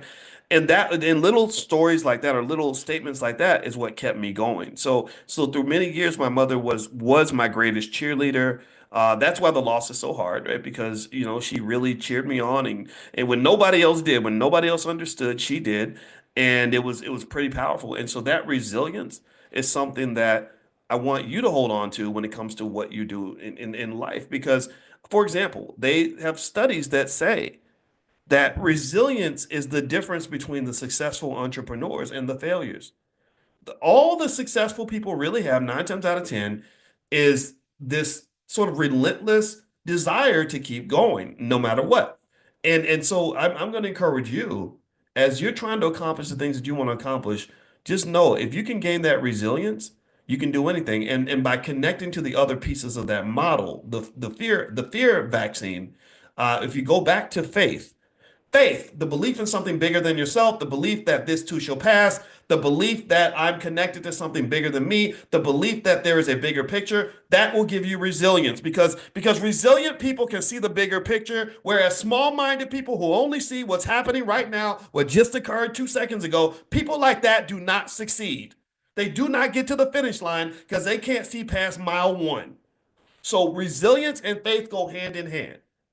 Well, education also helps. That's the E, right? So you have faith, and then you have education. When you are skilled, when you have knowledge, when you have wisdom, when you have expertise, when you have experience, when you pursue knowledge, You are 100 times out of 100 times going to be better off in this world than somebody who sits and swims and gets comfortable in the middle of ignorance. We have a problem with ignorance. We have hip hop culture honoring ignorance. We have people out there that want us to be ignorant. We have school systems keeping our kids ignorant, and you see what that's getting them. So education has to be a tip-top priority for our community. Every study out there shows that communities that value education are more successful than those that do not. So ignorance is literally should be like treated like an illegal drug. Oh, you on that dope, boy. You on that dope of ignorance. No, we're going to get you in rehab. And if you keep making other people ignorant, we're going to lock you up like we do the dope dealers. We got drug dealers, we got ignorance dealers, and I'm sick of it. I'm sick. I want to declare a war on ignorance. I want to lock them up. Get your ass up out of here. This is not where you're supposed to be. We don't honor this. We're not going to celebrate somebody who wants to just dribble a basketball more than they want to pick up a book. I don't want to sit around in the darkness of not knowing who I am and what I'm trying to do. No, you go get that knowledge. Stop waiting for the damn school system to give you Black history books to read. Well, they won't give us no books in the schools to read. You got a phone in your pocket. There's more knowledge on your cell phone than there is in all the books in every library on the entire freaking earth. So what are you talking about? What are you talking about? You need Massa to hand you a book and read to you? Well, how dare you dishonor the ancestors by acting like you can't learn nothing without the oppressor? No, you can learn. You have to just value knowledge, and your values and your culture shapes what you pursue. That decides what you're going to do with your time today. And since this is Christmas, I'm going to keep this short. The A, remember the A. The A stands for accountability. Accountability is also connected to fear and resilience, and education is connected to all those things. A person who is accountable, who's responsible for their own success or failure, who understands that the buck stops with me, that I'm going to get this done, that this is up to me, I'm the one who's going to make this happen. People like that tend to be more resilient. But the thing is that resilience and accountability, to some extent, also links to self-esteem. Right? If I don't have self-esteem, see, this is the basic stuff, man. This is the foundational stuff is what does it all. So if I have self-esteem and I love myself and I believe in myself, which might come from faith, then I have the capacity to be more resilient, because if I'm a resilient person with high self-esteem, then any failure I have, oh, that's temporary. Oh, no, failure is not for me. That's for other people. So that you must be making a mistake. Like, you ever think about that? You imagine imagine you going to a store and you know you're rich and you know you paid down your credit card, and they run the credit card through and they say, I'm sorry, your card got declined. Well, what do? You say, well, no, that must be a mistake. No, run it again. You gotta run it again, right? Because that's not me. Other people can, but no. When it comes to success, and I'm swiping the credit card of success, oh, I know God gave me an infinite bank account. I know that oh, God blessed me with a massive credit limit. So clearly, you must be making a mistake, because that's not who I am. Maybe that's for you, but that's not for me. So my point is to say that self-esteem piece is critical. People that have high self-worth and know who they are, like, you need to know who the hell you are. People that have high self-worth and know who they are, they tend to be more resilient because they know the success is meant for them. And they also tend to be okay with accountability. Because, yeah, of course, the buck stops with me. I am powerful. I am great. Here's the thing. This is interesting. My mother was not an arrogant person, but she was a powerful person. She is a powerful person. She's so powerful that she's never going to die. She's so powerful that she's right here in this room. She's so powerful that everything I'm sharing with you came directly from her. So, so she was a powerful person. She wasn't arrogant, but she was powerful. Well, why was she powerful? Partly because of the F in the fear model. She had faith. She's connected. She's wired into God. Nothing's more powerful than that. So I don't always have to be powerful. I just have to be down with the power source, right? So